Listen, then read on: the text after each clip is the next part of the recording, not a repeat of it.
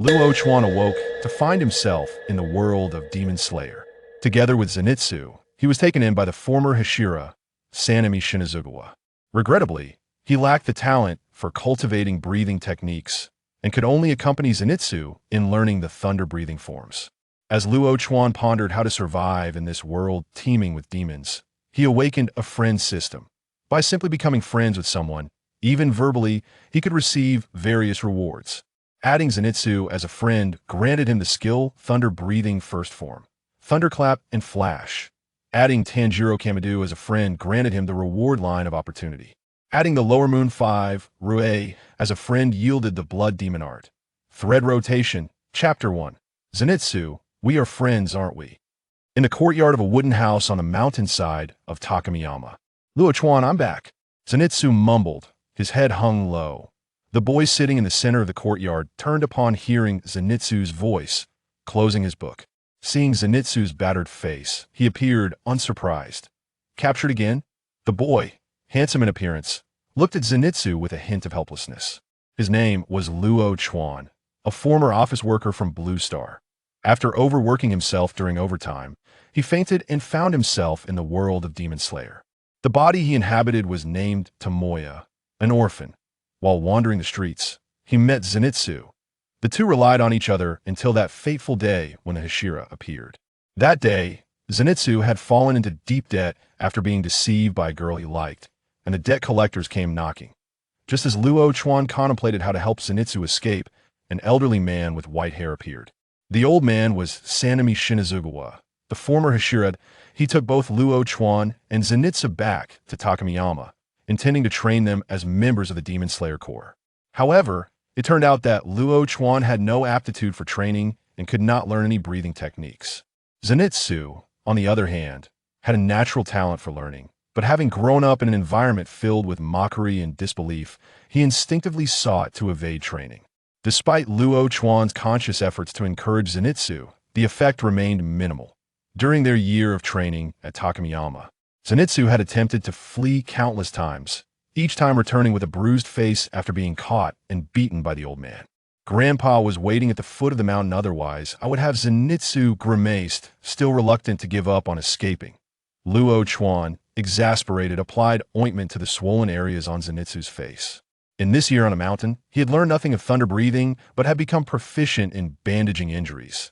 Don't rush, we should be nearing the time. Luo Chuan calculated how long he and Zenitsu had been on mountain. In Demon Slayer, Zenitsu had trained under the Hashira for only a year before participating in the final selection, that if he recalled correctly, it was likely to happen in the next few days. Thinking of this, Luo Chuan felt anxious. When Zenitsu descended the mountain, relying on a single technique of thunder breathing to protect himself, he would undoubtedly create many memorable moments. But Luo Chuan was different. He was utterly powerless. In this world filled with various demons, surviving alongside Zenitsu would be considered a stroke of luck.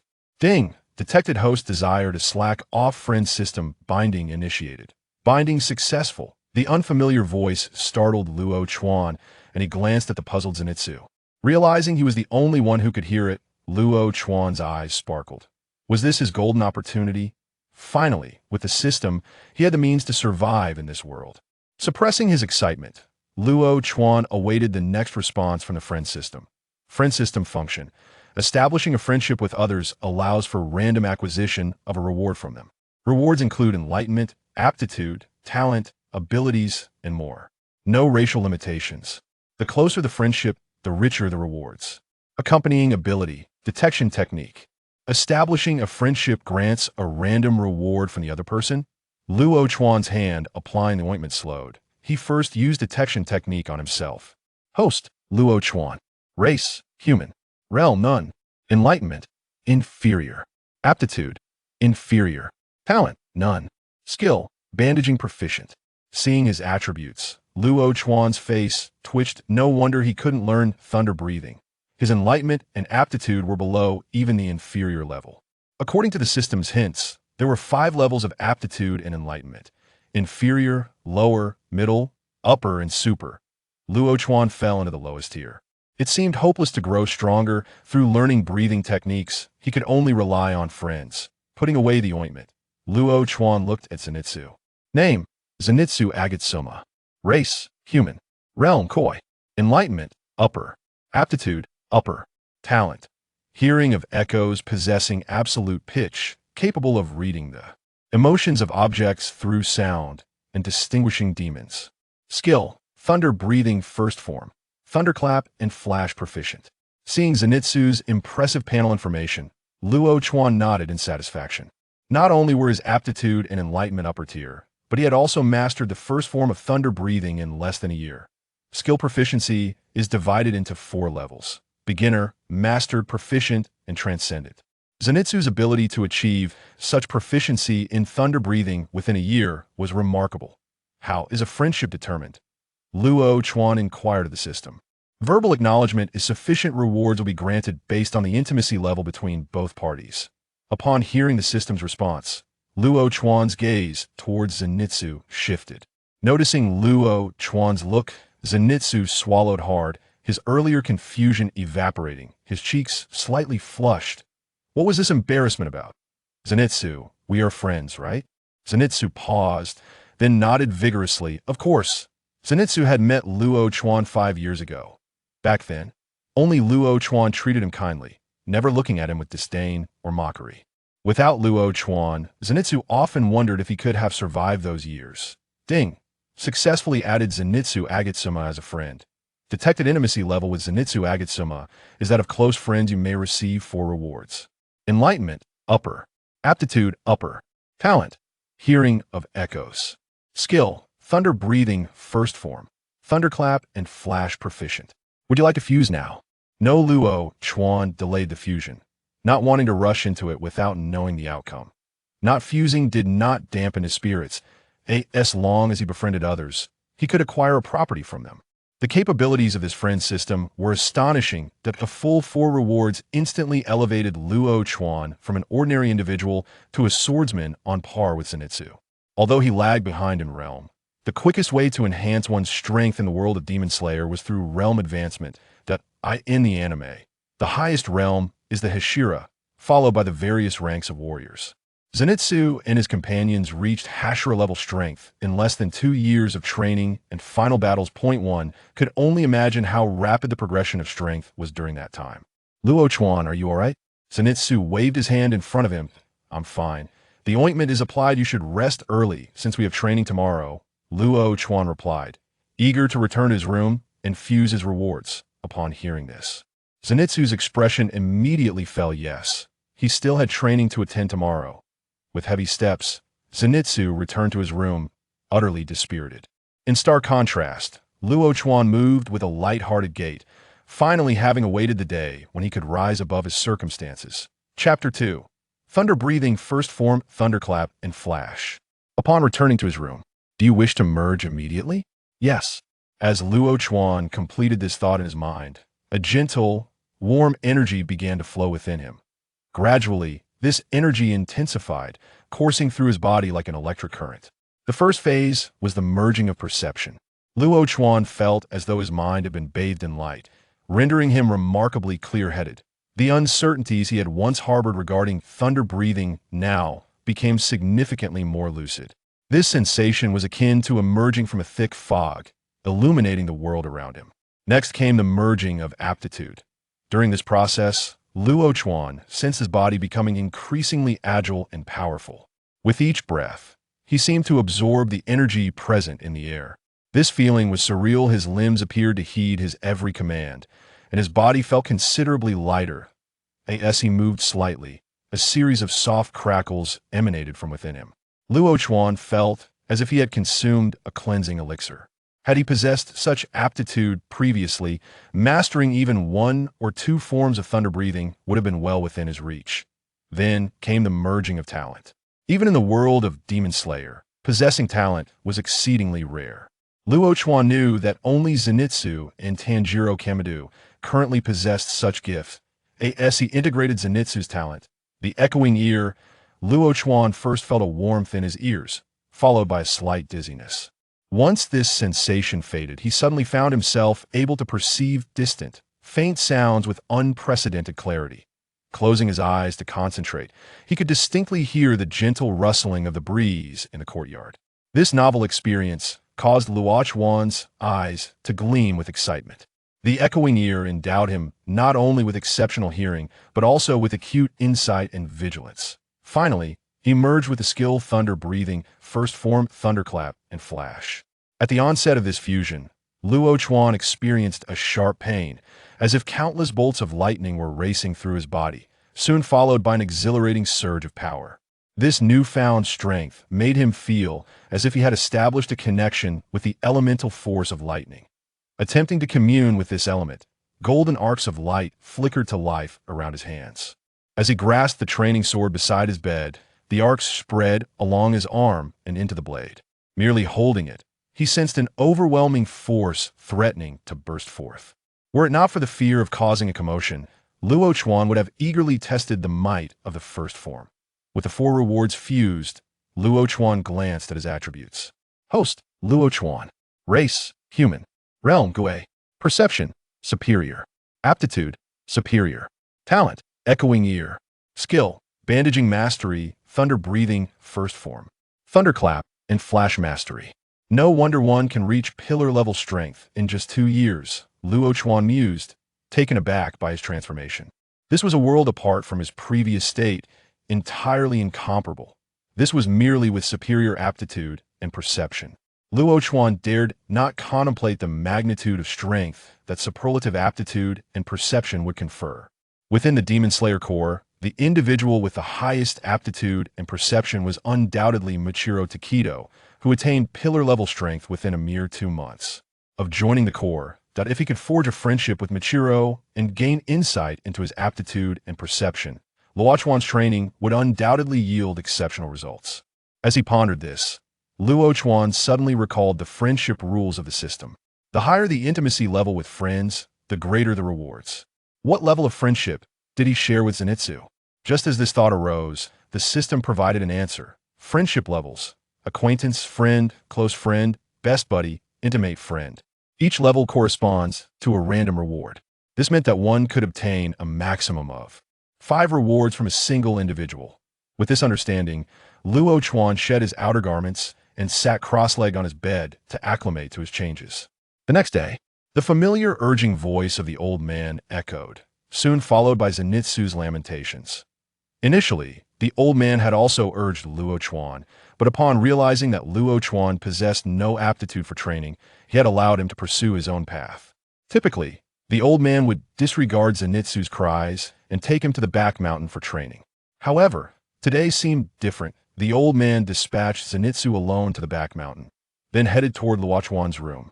Hearing that the old man wanted him to go to the back mountain alone, Zenitsu paused in his cries. Wasn't this the perfect opportunity to flee? With a crafty glint in his eyes, Zenitsu complied and dashed out the door, sprinting towards the mountain base. Meanwhile, Luo Chuan, still in his room, sensed a shift. Had the old man stopped in front of his door? Rising, he opened the door to find the old man leaning on his cane. Come out, I have something to discuss with you. Luo Chuan nodded, having some inkling of what the old man intended to discuss, likely the final selection for the Demon Slayer Corps. The old man stood in the middle of the courtyard, speaking without turning around. Do you know why I brought you and Zenitsu up a mountain? To train us and provide fresh blood for the Demon Slayer Corps. The selection for the Demon Slayer Corps is about to begin, and Zenitsu is set to participate tomorrow.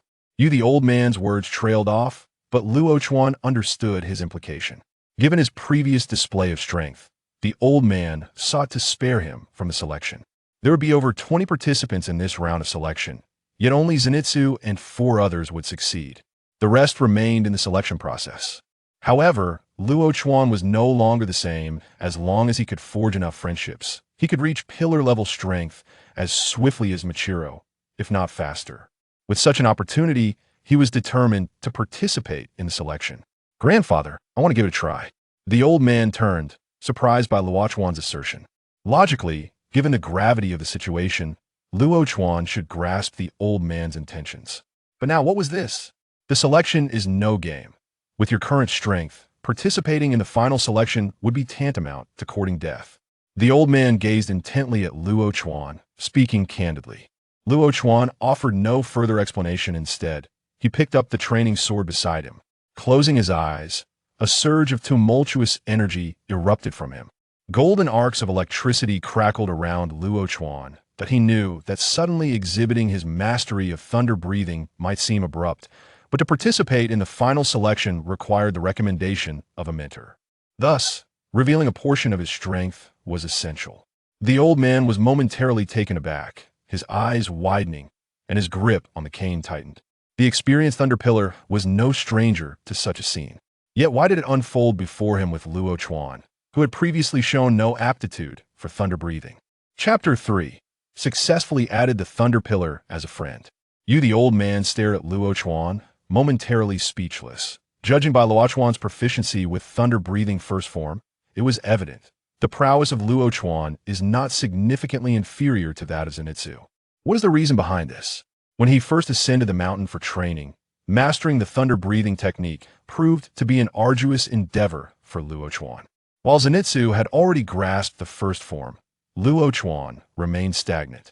Yet now, how could Luo Chuan suddenly have mastered the first form? An unexpected epiphany, Luo Chuan replied nonchalantly. The concept of enlightenment is nebulous and difficult to scrutinize, making it a convenient excuse. An epiphany? The old man was taken aback. It was plausible enough. However, it seemed rather coincidental that this realization occurred just before the Demon Slayer core selection began. Now, demonstrate the first form to me, the old man beckoned to Luo Chuan. While he found it odd that Luo Chuan had suddenly learned thunder breathing, he would not mind recommending another capable individual if Luo Chuan's strength warranted it. Luo Chuan glanced at the old man, who was merely holding a cane, and silently employed his probing technique. Name: Sengoku Jiwu. Race: human. Rank: middle pillar damaged. Comprehension: superior. Talent: superior. Gift: none. Skills: thunder breathing first form. Thunderclap mastered, second form. Rice Soul mastered, third form. Gathering mosquitoes in a thunder mastered, fourth form. Distant thunder mastered, fifth form. Heatwave. Thunder proficient, sixth form. Electric shock thunder proficient, total concentration. Constant breathing proficient. Middle pillar? Are there different levels of power within the pillar ranks? Luo Chuan pondered silently. The system delineated 4 levels of pillar strength. Super pillar, upper pillar, middle pillar, and lower pillar. The old man was classified as a middle pillar, and the damaged likely referred to his injured leg. Yet even with a broken leg, he could easily handle Luo Chuan's current capabilities. Luo Chuan steadied himself, leaning slightly forward, his feet firmly planted on the ground. His breathing began to develop a rhythmic quality, deep and powerful. With each breath, the electric charges in the air seemed to be drawn to his presence. In the midst of the electric light, Luo Chuan's figure appeared notably erect. He closed his eyes, his steady breathing resonating with the surrounding lightning. For a moment, the air around him felt saturated with static electricity, subtly trembling and emitting soft, crackling sounds. The electric charges were drawn into Luo Chuan's body, only to erupt in arcs of electricity as he exhaled.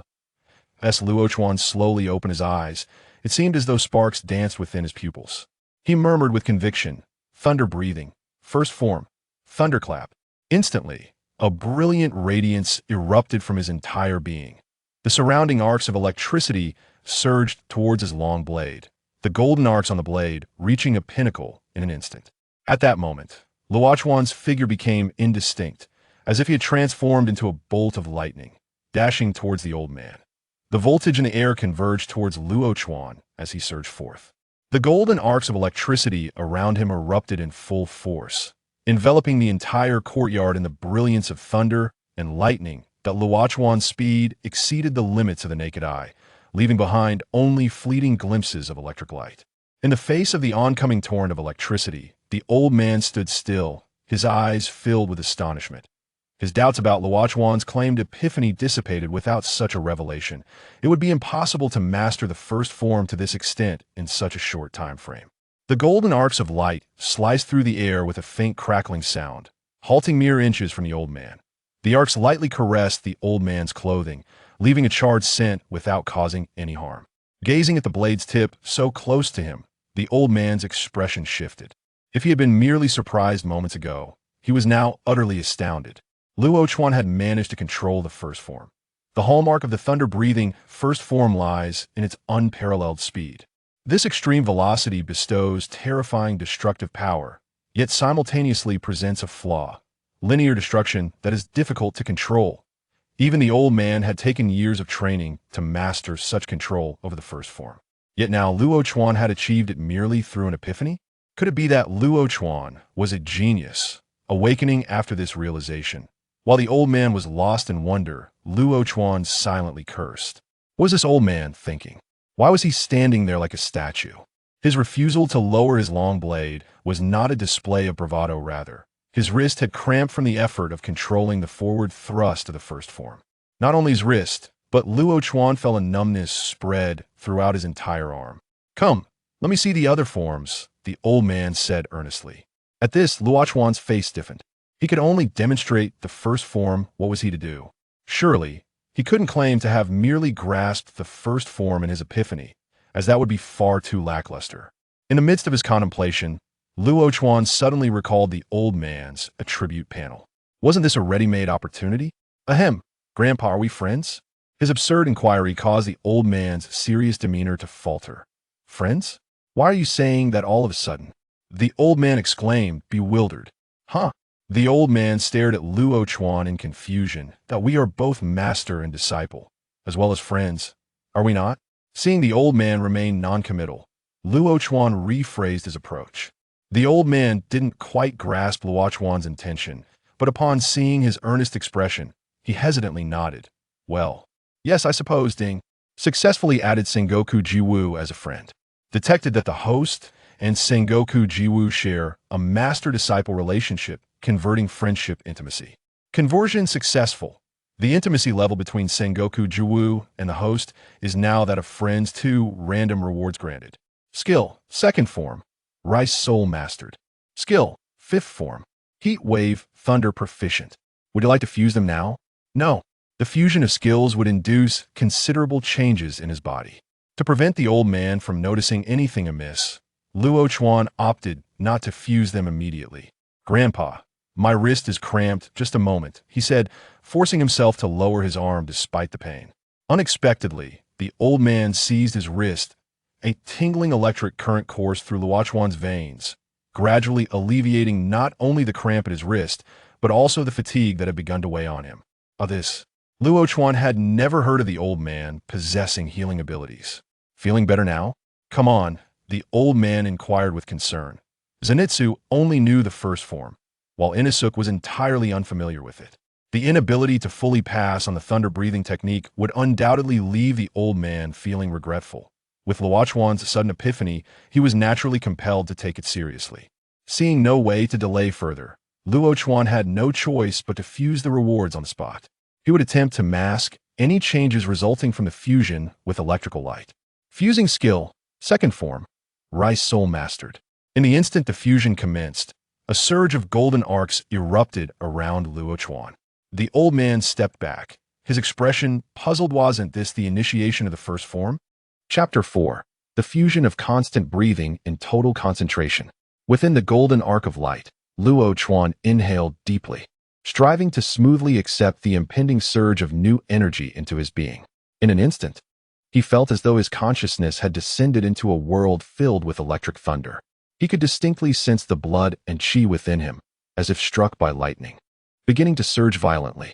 The once tranquil flow of his vital energy became restless, akin to vibrant flames dancing within his veins.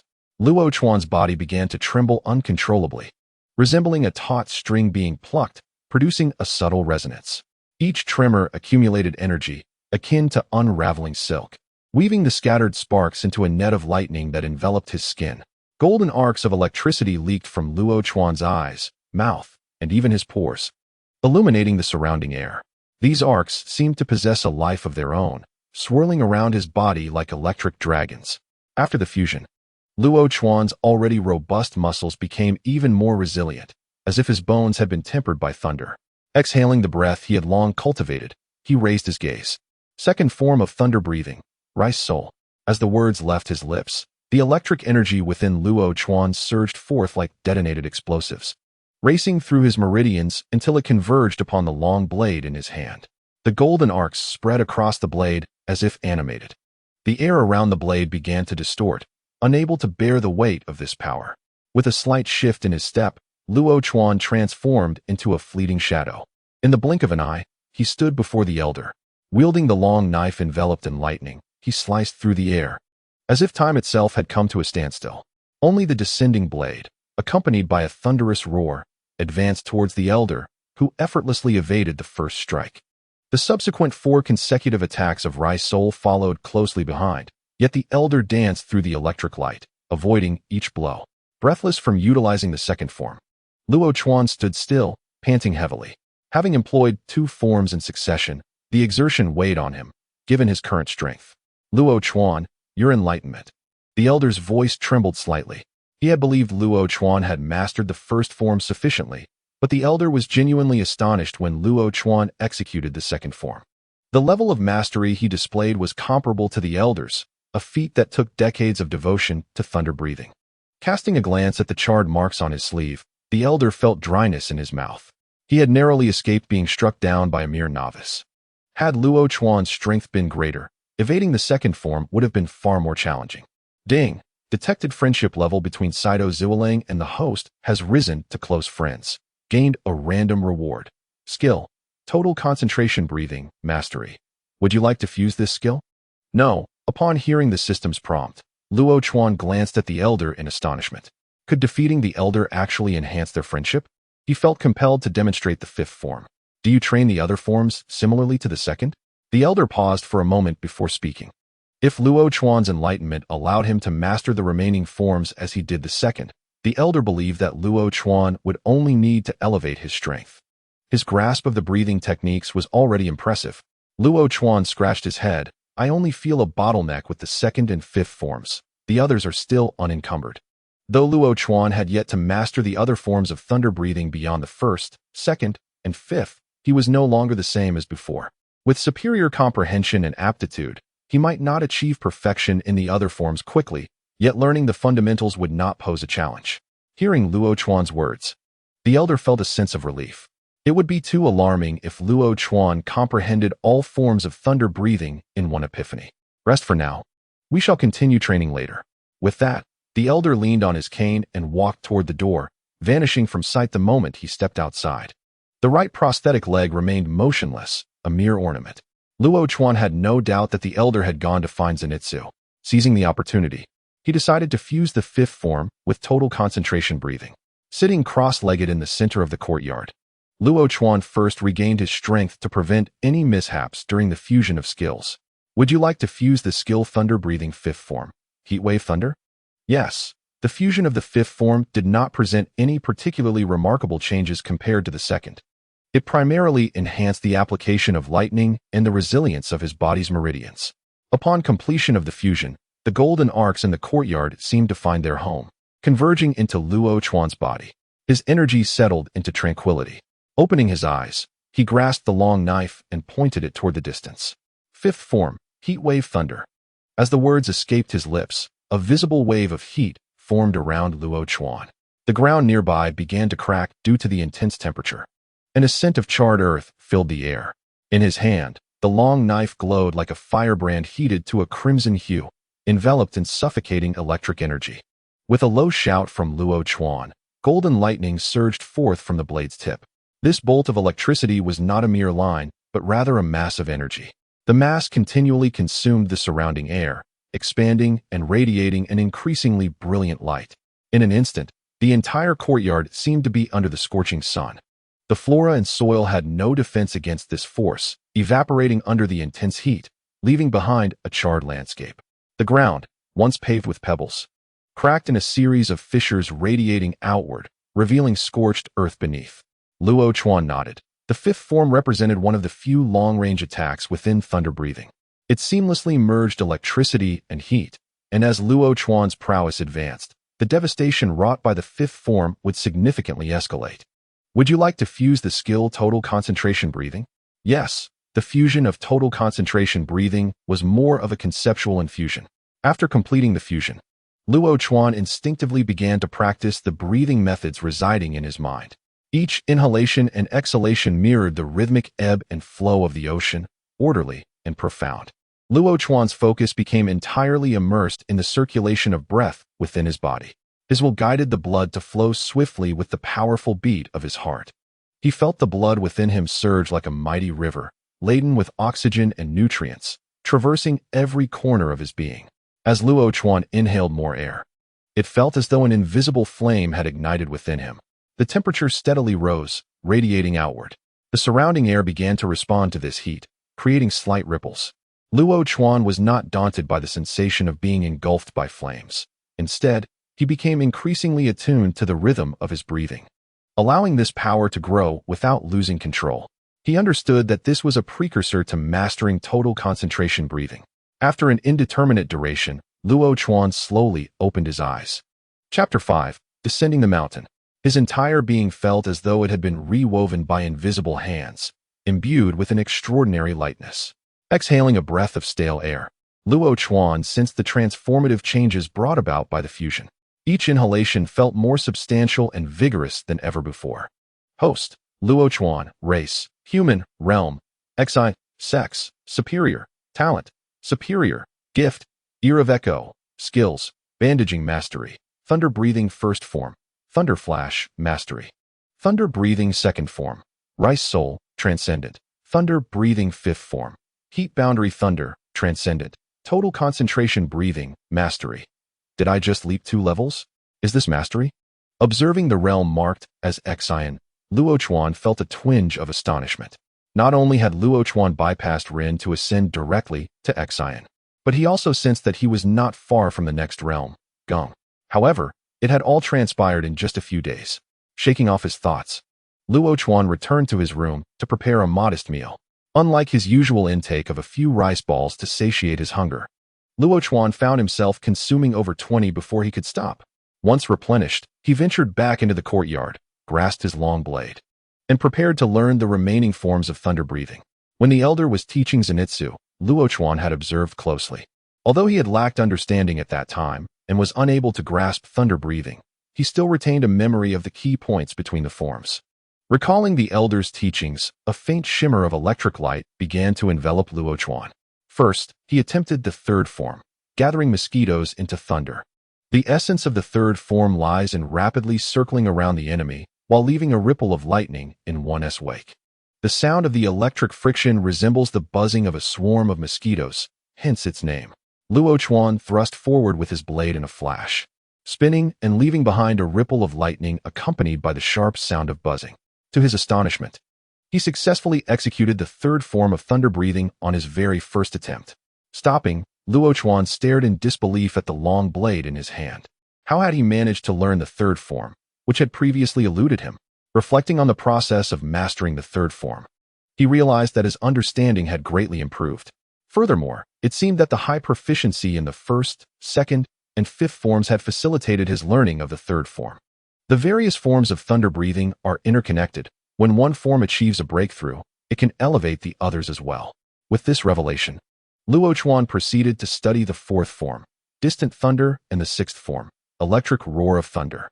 During the learning process, his hypothesis was confirmed as he successfully manifested both forms on his first attempts.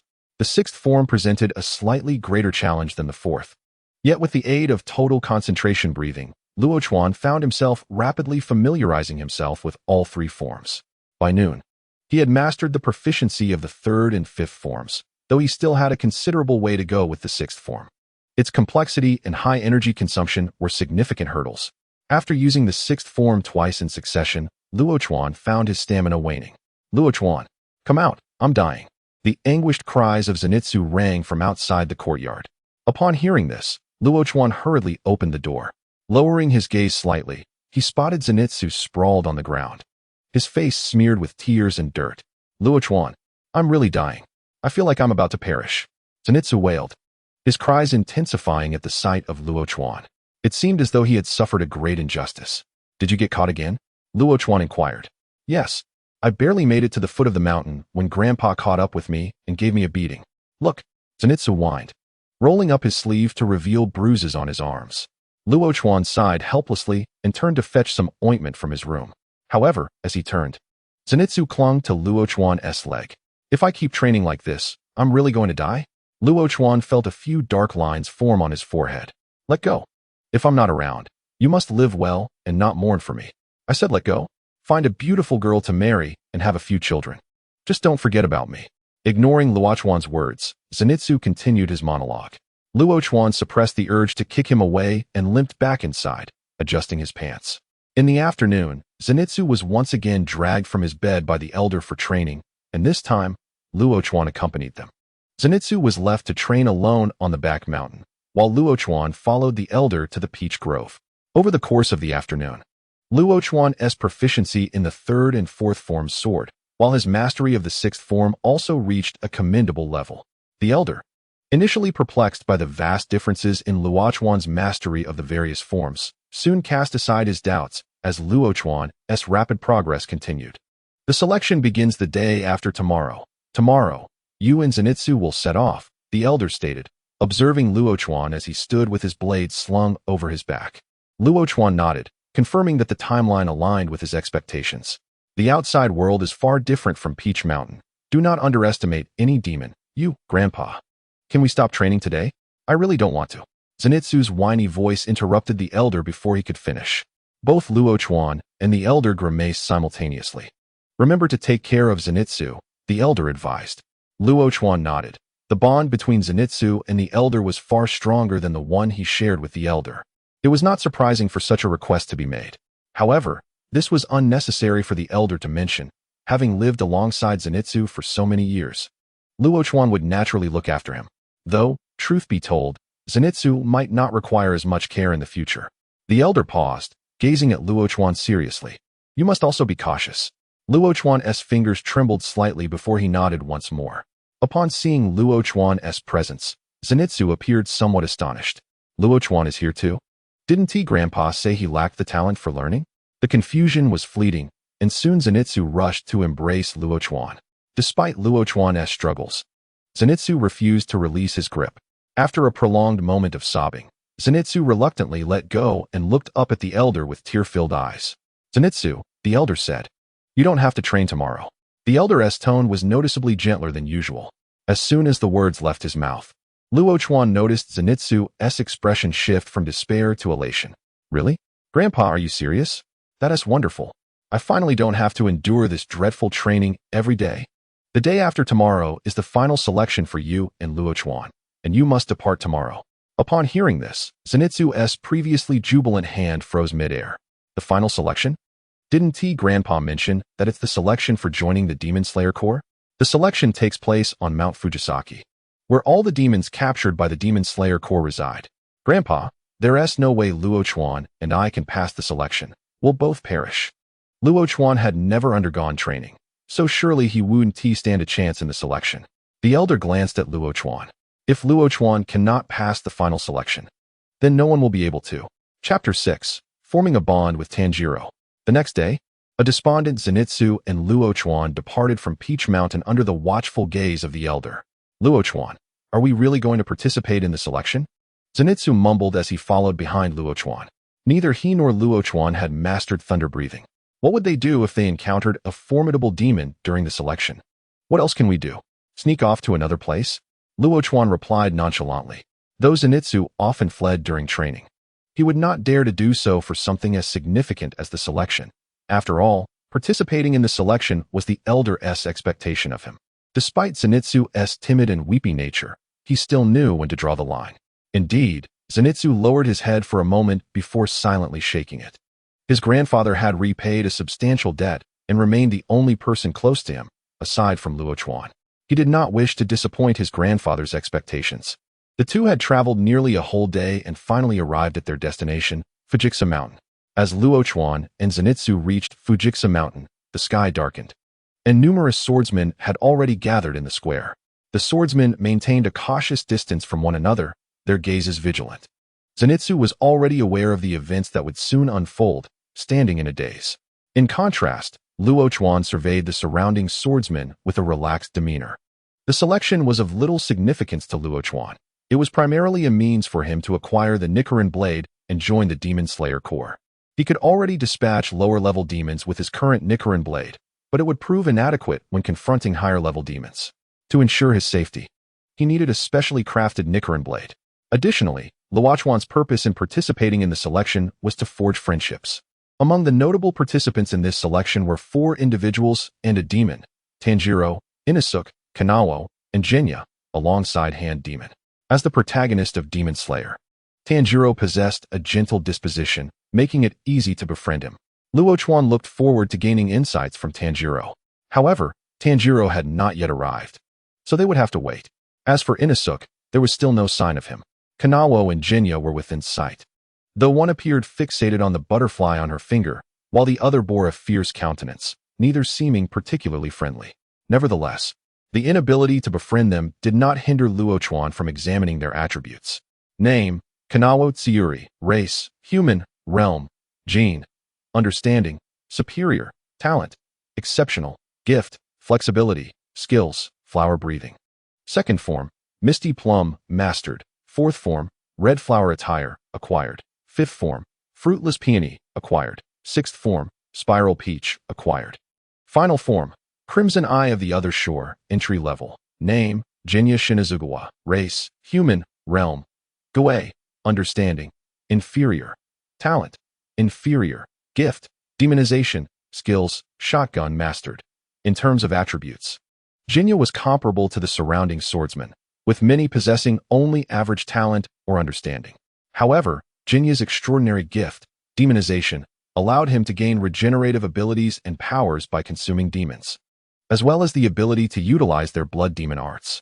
While demonization was undoubtedly powerful, Luo Chuan remained unperturbed, as he could not accept the idea of devouring demons. Moreover, he wished only to learn blood demon arts and forge friendships with demons. Should they resist, Luo Chuan would insist. Speaking of befriending demons, he recalled the peculiar hand demon residing in Fujitsu Mountain, which was also one of his friend's targets. He was particularly curious about how blood demon arts could be applied to humans. After a while, the steady sound of footsteps echoed from the stairway behind him. Luo Chuan turned to see Tanjiro Kamado, who was observing the surrounding swordsmen as he approached. Name: Tanjiro Kamado. Race: human. Realm: Gue. Understanding: superior. Talent: line of gap. Headbutt. Skills: water breathing. First form: water surface slash, mastered. Second form: water wheel, acquired. Third form: flowing dance, acquired. Fourth form: striking tide, acquired. Fifth form: blessed rain after drought, acquired. Sixth form: whirlpool, acquired. Seventh form: droplet wave piercing, acquired. Eighth form: waterfall basin, acquired. Ninth form: water flow splashing, acquired. 10th form: constant flux, entry level. Transparent world, incomplete, entry level. Indeed, Tanjiro had mastered all 10 forms of water breathing. Wait, transparent world? Had he already grasped it? Wasn't that ability revealed during his battle with Upper Moon 3, Akaza? Did he fully comprehend transparent world at that time? Noticing Luo Chuan's gaze, Tanjiro looked at him in confusion. Luo Chuan smiled slightly. With such an impressive attribute panel, he was determined to befriend Tanjiro. Seeing Luo Chuan smile at him, Tanjiro returned the gesture. At that moment, 2 little girls, Nichika and Hinaki Tsujikuni, appeared before the wisteria tree. The 2 girls spoke in unison, expressing gratitude to everyone for attending the final selection for the Demon Slayer Corps that night. They then took turns explaining the requirements to pass the selection, to survive for 7 days on Fujitsu Mountain, where demons roamed. After finishing, the 2 bowed to the crowd and slowly retreated. Upon hearing the requirements, the swordsmen began to ascend the mountain, and Tanjiro was no exception. Observing Tanjiro's actions, Luo Chuan stepped forward. The target was online. It was time to act. Leaving Zenitsu, who remained in a daze, behind, Luo Chuan stopped Tanjiro. Hello, I'm Luo Chuan. May I befriend you? Tanjiro paused his steps upon being halted. I am Tanjiro Kamado. It would be a pleasure to be friends, he replied, shaking Luo Chuan's outstretched hand. Beep. Successfully added Tanjiro Kamado as a friend. Detected that the intimacy level between Tanjiro Kamado and the host is at acquaintance. Randomly obtained 1 reward. Acquired talent. Line of gap. Would you like to fuse it now? No. Hearing the system's notification, a wider smile spread across Luo Chuan's face. Excellent. He had achieved one of his objectives for the selection. If others were as easy to convince as Tanjiro, he would soon be able to turn the head of a demon and kick it like a ball. Go for it. Tanjiro, I know you can pass the selection. Luo Chuan cheered him on. Tanjiro nodded earnestly, thinking, what a kind person Luo Chuan is.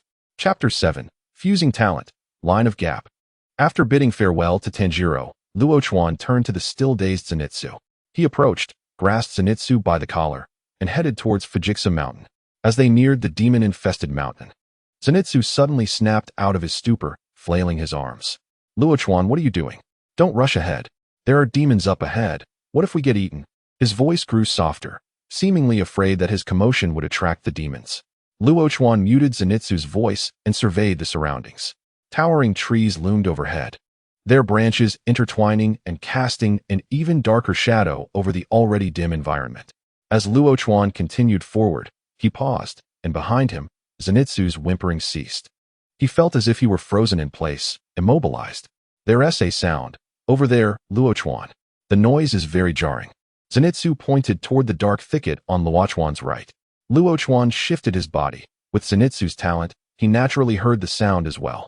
However, for Luo Chuan, this was his first time witnessing a demon, and he felt a twinge of curiosity. Emerging from the thicket was a gaunt demon, its blood-red eyes bulging slightly, with a long row of white bone spikes protruding from its arms. The bone demon, classified as a ghost of the lowest tier, possessed only subpar attributes and no remarkable talents. Fortuitously, it encountered two young boys, and the demon's tongue flicked across its lips, expressing its anticipation for a hearty meal. However, upon reviewing the demon's information, Luo Chuan's initial curiosity evaporated. Befriending a ghost was one thing, but one of such inferior caliber was simply not worth his time. The bone demon's almost non-existent brows furrowed slightly upon observing Luo Chuan's expression. What was this boy's demeanor? Disdain or contempt? Shouldn't a normal person be quaking in fear at the sight of him? The demon's irritation grew, clenching its fists, causing the bony spikes on its arms to protrude further. Run, Luo Chuan. It's about to pounce. Zenitsu instinctively urged, wanting to pull Luo Chuan away. Aware of Luo Chuan's physical capabilities, he knew that even basic training was a struggle for him, let alone the rigorous training that lay ahead. Yet, when Zenitsu grasped Luo Chuan's arm, he found it as immovable as stone. Zenitsu had no time to ponder why Luo Chuan's arm was so rigid and powerful. He stepped forward, positioning himself protectively in front of Luo Chuan. Drawing his long sword from his side, he swallowed hard, while keeping his gaze fixed on the bone demon. No, we can't flee. If we do, Luo Chuan will be in danger. Seeing Zenitsu trembling slightly in front of him, Luo Chuan felt a surge of warmth. Rather than collapsing in fear, Zenitsu stood resolutely in front of him. Luo Chuan felt an inexplicable sense of gratitude. The bone demon, witnessing Zenitsu's trembling stance with a sword, scoffed derisively. A pitiful swordsman from the Demon Slayer Corps was merely fodder for them. The bone demon licked its bony spikes with its long tongue, then lunged forward. The proximity of the demon made Zenitsu's breath hasten involuntarily. The glimmering blade moved in tandem with the demon. Stay calm, my grandfather once said. Yet before Zenitsu could finish his thought, the bone demon was nearly upon him, its foul, exposed tongue ready to strike. In that moment, a flash of golden lightning illuminated the forest. In an instant, Zenitsu witnessed the bone demon split in two at the neck, collapsing before him. The creature's body lurched forward a few steps before it fell, its severed head rolling to rest at Zenitsu's feet. Staring blankly at the demon's head, he wondered if it had truly perished. Had that sound been the unsheathing of a blade? The source seemed to originate from behind him. Zenitsu mechanically turned to see Luo Chuan sheathing his long sword, his throat dry. Was that you who struck? How could it be? Luo Chuan had struggled even with the basics of training.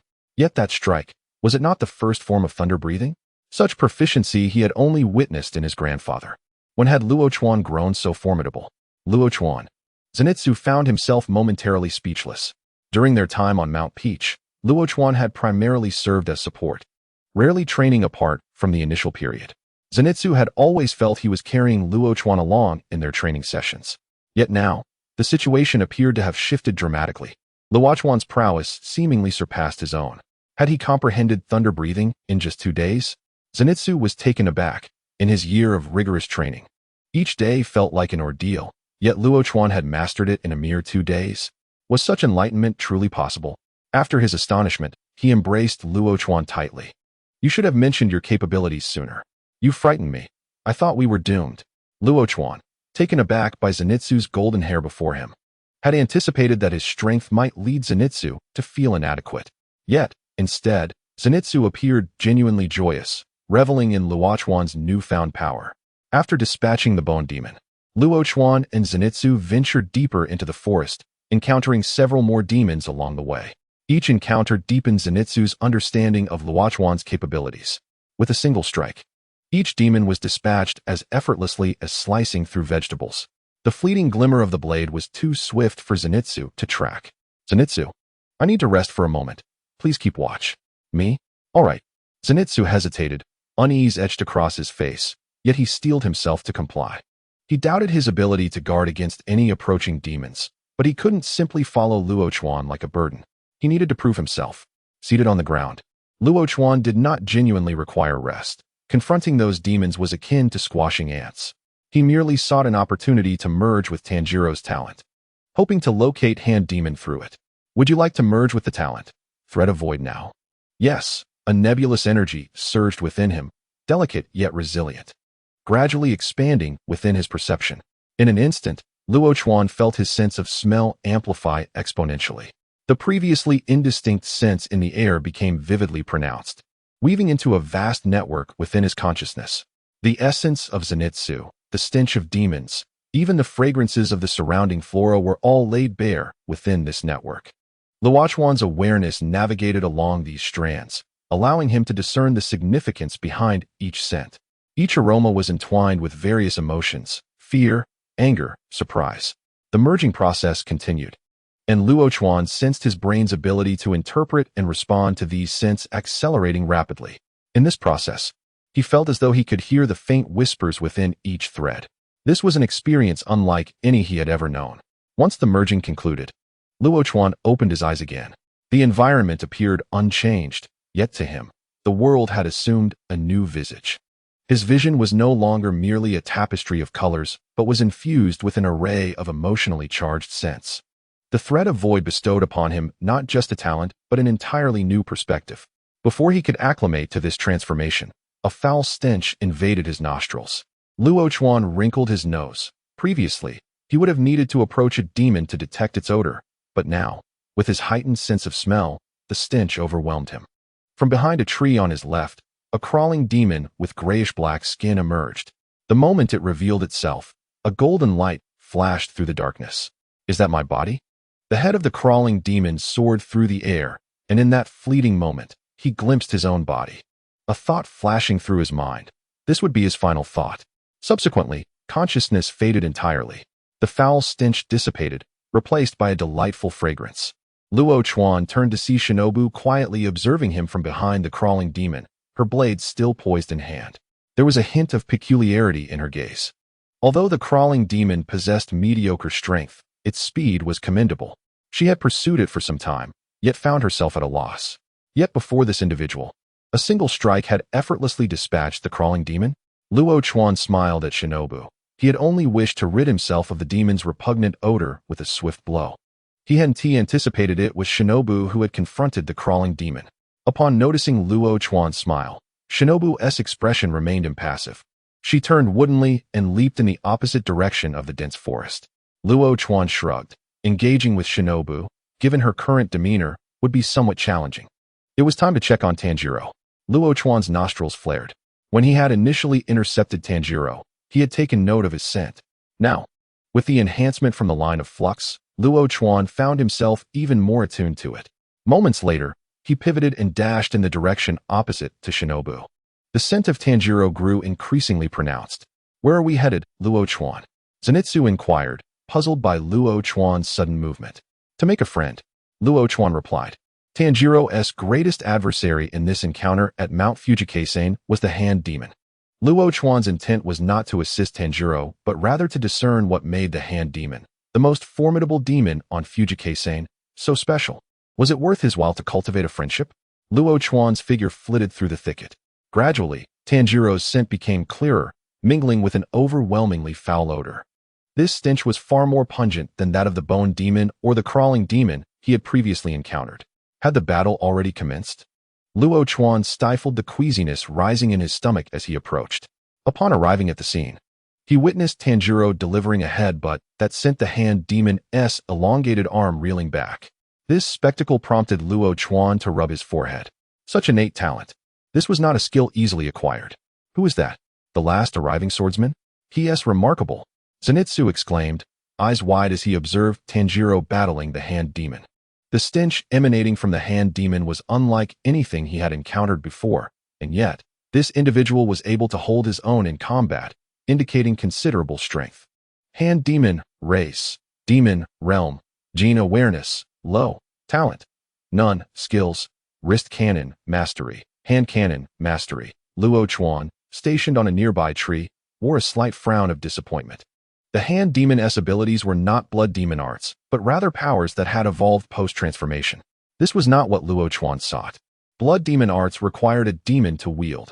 However, with the friend system at his disposal, if a demon became his ally and acquired blood demon arts, Luo Chuan would be able to utilize them. Regrettably, the hand demon's powers were restricted to manipulation and regeneration, lacking any unique blood demon arts. Thus, the prospect of friendship seemed unnecessary. To intrude upon the hand demon recklessly would not only yield no rewards, but might also arouse Tanjiro's suspicion, proving counterproductive. Concentrate. Water breathing, first form. Water surface slash. With Tanjiro's final shout, his blade, glistening with aquamarine waves, successfully severed the hand demon's head. As the hand demon succumbed to death, its body began to dissipate into nothingness. Witnessing Tanjiro place his hand to his forehead as the hand demon was reduced to ashes, Luo Chuan couldn't help but click his tongue. He recognized Tanjiro's kindness, yet the sight of his action evoked a sense of admiration. Tanjiro's rite of absolution, demons slain by him, are said to find peace. With the hand demon defeated, Luo Chuan lost interest in lingering further. Let us go, Zenitsu exclaimed, bewildered. Weren't we supposed to make friends? Why are we leaving? As Luo Chuan's figure receded, Tanjiro's gaze shifted in his direction. Was that the scent of Mr. Luo Chuan? Tanjiro sniffed the air, detecting both Luo Chuan's aroma and an unfamiliar scent. Was it merely a figment of his imagination? In the days that followed, Luo Chuan diligently scoured Mount Fujikase. Not a single demon possessing blood demon arts could be found. However, he did encounter a demon endowed with talent. Hidden demon, race, demon, realm, Goe, awareness, low, talent, concealment, diminishes one's own presence and energy fluctuations, skills, stealth, mastery, silent steps, proficient. Initially, the hidden demon failed to discern Luo Chuan and Zenitsu's forms before a flash of lightning streaked from their direction, causing the scenery before the hidden demon to whirl. Upon regaining consciousness, he found a foot pressing down on his head. Care to make a friend? The hidden demon mumbled, teeth clenched against the ground, struggling to articulate. Upon hearing Luo Chuan's words, his gaze momentarily froze. Make a friend? Was this truly how one befriended another? With a foot on his head, demanding he agree? While the hidden demon pondered this, Luo Chuan abruptly seized his head. Refuse, and you shall perish. Gazing into the smiling face before him, the hidden demon gulped and nodded. Ding, successfully added hidden demon as a friend. Detected initial intimacy level with hidden demon. Randomly awarded 1 reward. Upon hearing the system's notification, Luo Chuan's blade fell. The hidden demon, bewildered, could only stare in disbelief. Was this person insane? Kill whether he agreed or not. Luo Chuan glanced at the information displayed on his panel. Rubbing his hands together, a rare sense of tension washing over him. This hidden demon might very well be the only demon with talent on Fujikase. He likely had only recently transformed. Otherwise, with such talent, he would have consumed several souls and not be significantly weaker than the hand demon. Should he randomly receive a reward of low awareness or poor quality, the talent for concealment would be squandered. Acquired talent, concealment. Would you like to fuse it now? Yes. Chapter 9. Selection concluded. Luo Chuan did not hesitate this time. Zenitsu was resting, and he was not concerned about him noticing the fusion process. Over the past 2 nights, he had allowed Zenitsu to hone his abilities by confronting demons. Initially, Zenitsu could only faint in fear. But after Luo Chuan intentionally revealed a vulnerability, allowing a demon to strike, Zenitsu finally transformed. The figure that had once relied solely on brute force to wield his sword now became a dazzling bolt of lightning, dispatching the demon that had attempted to ambush Luo Chuan. Though later Zenitsu faltered again, Unable to utilize the first form due to his fear, Luo Chuan remained patient. To help Zenitsu fully overcome the psychological scars of his childhood, a gradual approach was necessary. The fusion of concealment was far less tumultuous than that of line of flux or echoing years. Instead, it was remarkably subtle, as if a bottomless pool of water flowed quietly through every muscle and vein of Luo Chuan. During this process, he sensed his own presence gradually diminishing. It was not merely physical. Even the energy fluctuations within him underwent a quiet transformation, merging seamlessly with the surrounding air. As the fusion concluded, Luo Chuan's breathing slowed, and his heartbeat became almost imperceptible. His body felt as though it had vanished, akin to a stone submerged in the depths of the night. Even if someone were to pass by, they would remain oblivious to his existence. The art of concealment may merely serve to soften one's presence. Yet achieving true invisibility remains an elusive endeavor. Nonetheless, it is indeed a talent. Who would ever complain of possessing an abundance of gifts? At the house of Kanu, a raven adorned with a violet ribbon gracefully entered the estate. Kanu Yose, whose visage was largely obscured by a pale lavender hue, sat serenely upon the ceremonial platform. Upon sighting the raven, Yose extended his hand, gently cradling the creature. Is it true? A child who has reached this level even before participating in the selection? Yose mused, slightly taken aback by the message conveyed by the raven. Could it be yet another prodigy akin to Michiro? After a moment of contemplation, he shook his head. Such exceptional talent as Michiro's is exceedingly rare. One cannot expect an abundance of it. However, this child is not without merit, given sufficient time. They may very well contribute another Hashira to the Demon Slayer Corps. Recommended by Kazuki. Indeed, that is impressive. Ahem. However, I may not live to witness this child ascend to the rank of Hashira. Yose covered his mouth, and despite his body racked with pain, his voice remained as gentle as the warmth of the winter sun. 7 days later, Rokukawa returned with Zenitsu to the original assembly point for the selection. Unsurprisingly, aside from Rokukawa, only the same 5 individuals remained. The rest of the swordsmen had permanently departed from the treacherous peaks of Fujisaki Mountain. My heavens, I've finally made it out alive. I nearly perished within.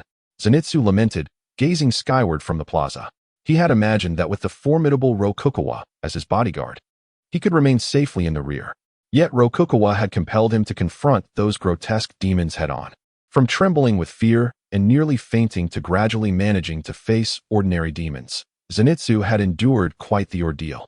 Those days on Fujisaki Mountain proved far more arduous than his training in Tachiyama. Welcome back. Kanu, Hikaru, and Hina once again made their appearance. After exchanging pleasantries, the two began discussing uniforms and the rankings within the Demon Slayer Corps. Before they could finish, Jinya impatiently interjected. Where's my sword? Where's my sword? Can't this be done faster? The two children ignored Jinya and clapped their hands. Several ravens descended from the sky. From now on, these ravens will accompany you. They are primarily for communication, Rokukawa announced, observing the raven that had perched upon his shoulder. The ravens were of a size comparable to ordinary crows, but their feathers were a deeper, more lustrous black, and their eyes were an even purer shade of black than those of common crows. Stop joking. I want my sword. Where is it? Just as Rokukawa was engaged in a silent stare down with the raven, Jinya's anxious shout shattered the tranquility of the moment. He advanced, seizing Hikaru by her hair, demanding, Where's my sword? Where is it? Hand it over now. Tanjiro and Rokukawa moved simultaneously. Kana briefly diverted her gaze from the butterfly perched on her finger to observe Rokukawa, who had seemingly teleported beside Jinya. The speed was astonishing, reminiscent of the day he had slain the crawling beast. Mind your manners, Rokukawa said with a smile, gripping Jinya's wrist. Release the child, or I shall have to break your hand. Tanjiro soon arrived, his expression serious as he regarded Jinya. Jinya, however, did not look at Tanjiro but instead fixated on Rokukawa. Swallowing hard, he gradually loosened his grip. Tanjiro was taken aback by the ease with which Rokukawa had persuaded Jinya. What is happening here? Something was amiss. Tanjiro's nose twitched. Is Jinya afraid? What could he possibly fear? Following Jinya's gaze, Tanjiro observed Rokukawa gently untangling Hikaru's disheveled white hair. So, Jinya fears Mr. Rokukawa? Watching Jinya take a few steps back, still regarding Rokukawa with trepidation, Tanjiro felt a twinge of confusion. Rokukawa caught Tanjiro's gaze and offered a faint smile. During the selection, In the subsequent nights, Zenitsu had engaged in slaying demons, while by day, he practiced diligently. By the third day, he had successfully broken through to the rank of the 7th level, surpassing Jinya by 3 ranks, even though Rokugawa had not exerted himself too much. Nonetheless, there remained a significant disparity in their strengths. Yet Rokugawa found it perplexing. Had he truly exerted so little effort? Why, then, did Jinya react so intensely? Jinya did not elaborate, but cast a fearful glance at Rokugawa. He had experienced the terror of demons firsthand, leading to his heightened intuition. He was certain that Rokugawa's apparent strength was but a fraction of his true capability. Moreover, the glimmer of murderous intent that had flashed in Rokugawa's eyes moments ago was unmistakable. Chapter 10. The first mission. Having witnessed Rokugawa's prowess, Jinya dared not challenge him again. He stood off to the side, his eyes betraying an urgency that he could not conceal. Now, please, each swordsman, select your tamagane, Hina instructed, revealing a selection of over 10 stones behind her. The group approached the table, scrutinizing the tamagane, eager to discern the differences among them. After all, this choice would determine the weapons they would wield in the future, so it warranted careful consideration. As they deliberated, Rokugawa stepped forward, casually picking up a piece. The others paused, glancing at the tamagane in his hand, which appeared unremarkable, seemingly chosen at random. Did he not need to consider his selection? Noticing the collective gaze upon him, Rokugawa shrugged. These tamagane do differ, but not to the extent you might expect. As long as one possesses sufficient strength, even a sword forged from the poorest tamagane can still vanquish demons with ease. Seeing Rokugawa's certainty in his choice, Zenitsu too cast aside his hesitations and selected a slightly larger piece of tamagane. Once everyone had made their selections, the examination concluded. Rokugawa and Zenitsu were assigned to nearby accommodations by the Demon Slayer Corps. The area boasted blooming wisteria and patrolling members of the Corps, ensuring safety.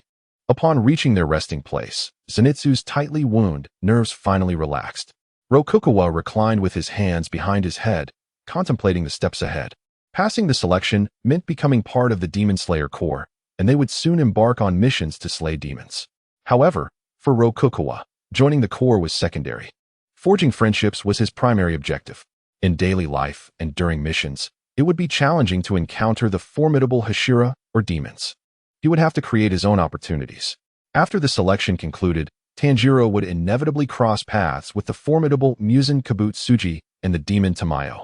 Muzan's strength was indisputable, representing the pinnacle of their current phase. Forming friendships, irrespective of any potential rewards, would undoubtedly yield benefits. Yet, the accompanying risks were equally significant. While Rokugawa had experienced some growth in strength, he was still no match for Muzan, who could eliminate him in an instant. Muzan had appeared seeking connections to Lady Kocho's extensive network in order to gather intelligence on the blue spider lily. To avoid exposing his identity, Muzan had refrained from directly killing Tanjiro. This, in fact, presented Rokugawa with an opportunity to forge a friendship. Given that Muzan wished to keep his identity concealed before Lady Kocho, Rokugawa could find reasons to approach him, aiming to establish himself as a friend without resorting to violence. As for Tamayo, Rokugawa was deeply intrigued by her blood demon art, particularly her ability to control others through the alluring scent of her blood. However, Tamayo was exceedingly cautious, and he would need to utilize Tanjiro as a conduit to cultivate a friendship with her.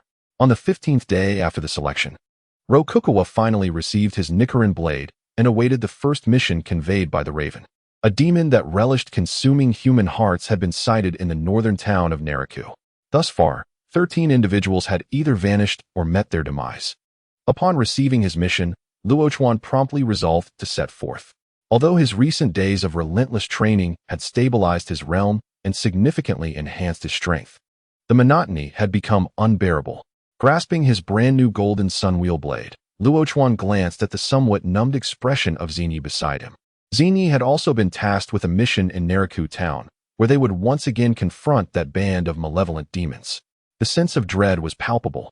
As Luo Chuan and Zenitsu arrived in Naraku town, dusk had settled, casting an ominous shadow over the streets. The deepening darkness made the townsfolk instinctively quicken their pace, as if lingering outdoors was fraught with peril. Before long, only Luo Chuan and Zenitsu remained on the deserted streets. Luo Chuan, where shall we search for the demons? Zenitsu asked anxiously, his voice trembling in the eerie silence. The streets felt hauntingly desolate, and he feared that remaining silent might invite danger. They pressed on, aware that the distance limit of the line of interstice made locating the demons within the expansive town a formidable challenge. As seconds ticked by, Luo Chuan's nose twitched suddenly. In a flash, he darted towards a dim alleyway. What? Zenitsu stammered, bewildered, as Luo Chuan's figure vanished from sight. What an intense scent, Luo Chuan murmured uncertainly. The odor emanating from the demon was even more pungent than that of the hand demon, a stench so foul that it made him grimace. The noxious scent coiled through the air like an invisible thread. After navigating several intersections, Luo Chuan finally halted before a courtyard. The foul aroma unmistakably wafted from within. Before he could act, a scream erupted from the garden. Luo Chuan leaped into the courtyard, only to witness a man frantically scrambling to escape, pursued by an elderly woman adorned with vividly painted red lips. The old crone approached the man languidly, cornering him with malicious intent. The man's face was a portrait of terror as he attempted to cry out for help, but no sound escaped his lips. Luo Chuan scrutinized the old woman. Were it not for the overwhelming stench emanating from her, he might have mistaken her for an ordinary human. Blood demon, sound eater, species, demon, rank, Shin intelligence, low, talent, moderate, abilities, blood demon art, sound eater, mastered, blood demon art, carnage, mastered, sound blade, mastered. Breath control, understood. Indeed, a Shin-level demon, Luo Chuan mused, realizing that the illustrious Wizai must have been aware of his situation. It was unlikely that his first mission would involve a demon of such caliber. Nevertheless, Luo Chuan had been seeking a demon proficient in blood demon arts. As the man saw the old woman loom closer, ensnared in despair, he witnessed her abruptly whip her head around. Before her head had fully turned, a flash of golden light surged past him, striking the old woman against the courtyard wall with tremendous force, creating a gaping hole. Curiously, the impact rendered the scene eerily silent, as if the environment had been muted. The man stood dazed, momentarily stunned by the sight of the old woman being flung away, only to realize a figure had materialized before him. The figure wielded a long blade with a grace that sent shards of hair dancing in the air. Luo Chuan, fearing the old woman might be dispatched in one swift stroke, had yet to draw his blade from its sheath. The old woman struggled to rise from the rubble, casting a venomous glare at Luo Chuan. With a flick of her wrist, an invisible wave of air surged towards him. Still unrelenting, Luo Chuan mumbled. At that moment, the man witnessed a dazzling golden arc of light erupt around Luo Chuan. As the arc shifted, the sounds that had previously faded returned, accompanied by the thunderous crash of the impact. Following the sound, the man saw Luo Chuan hoisting the old woman before him. She was a wretched sight, her body marred by charred wounds, her hands limply hanging at her sides. How about we become friends, old woman? Luo Chuan inquired, prodding her with the hilt of his blade. Chapter 11, Blood Demon Art, Sound Eater. The old woman gazed at Luo Chuan in terror, although she was bewildered as to why he would wish to befriend a demon. The imminent threat of death left her with no power to refuse. The overwhelming dread of her impending demise compelled her to nod vigorously, as if her very life depended on it. This man's power was simply too formidable. She felt utterly incapable of withstanding even a single strike. Success. Added Sound Eater as a friend. Detected initial intimacy with Sound Eater. Random reward granted. Acquired skill. Blood Demon Art. Sound Eater mastered. Choose to fuse now. No. Having attained what he desired, Luo Chuan deemed the old woman's survival unnecessary. The man, witnessing Luo Chuan's intent to befriend a demon, felt a wave of weakness wash over him. Had he unwittingly stepped into a den of danger? Would this young man turn on him as well? Just as that thought crossed his mind, the old woman's head fell from her shoulders. In the instant she had nodded in agreement, her head had simply detached. The man was left bewildered, struggling to comprehend how it had happened. Had Luo Chuan done it? But hadn't he the blade remained sheathed? Luo Chuan. Wait. Zenitsu, who had just caught up, beheld the ruins and the dissipating form of the Sound Eater, his voice catching in his throat. Did all this happen because of you? I was only gone for a moment. What did I miss? Is Luo Chuan's strength truly so excessive? Luo Chuan glanced at Zenitsu, then inhaled deeply, ensuring no other demons lurked nearby, before making his way towards him. Let us depart. The mission is complete. Zenitsu stood there, bewildered. The mission is over? But I didn't even see who the target was. Eager to assess the effects of his newly acquired blood demon art, Luo Chuan hurried back to the nearest division of the Demon Slayer Corps in Naraku Town. Sitting down, he opened the system panel. Choose to fuse skill, Blood Demon Art, Sound Eater, Mastered. Yes. A stream of unfamiliar information flooded into Luo Chuan's body, detailing the nature of Sound Eater. This Blood Demon Art allowed the user to absorb all sounds within their vicinity, thereby enhancing their own abilities. The higher the realm and proficiency, the more sounds could be consumed, resulting in a greater amplification of power. After digesting the information regarding Sound Eater and its usage, a peculiar wave of energy began to permeate Luo Chuan's being. It felt akin to the melting snow nourishing the parched earth during winter, quietly revitalizing him.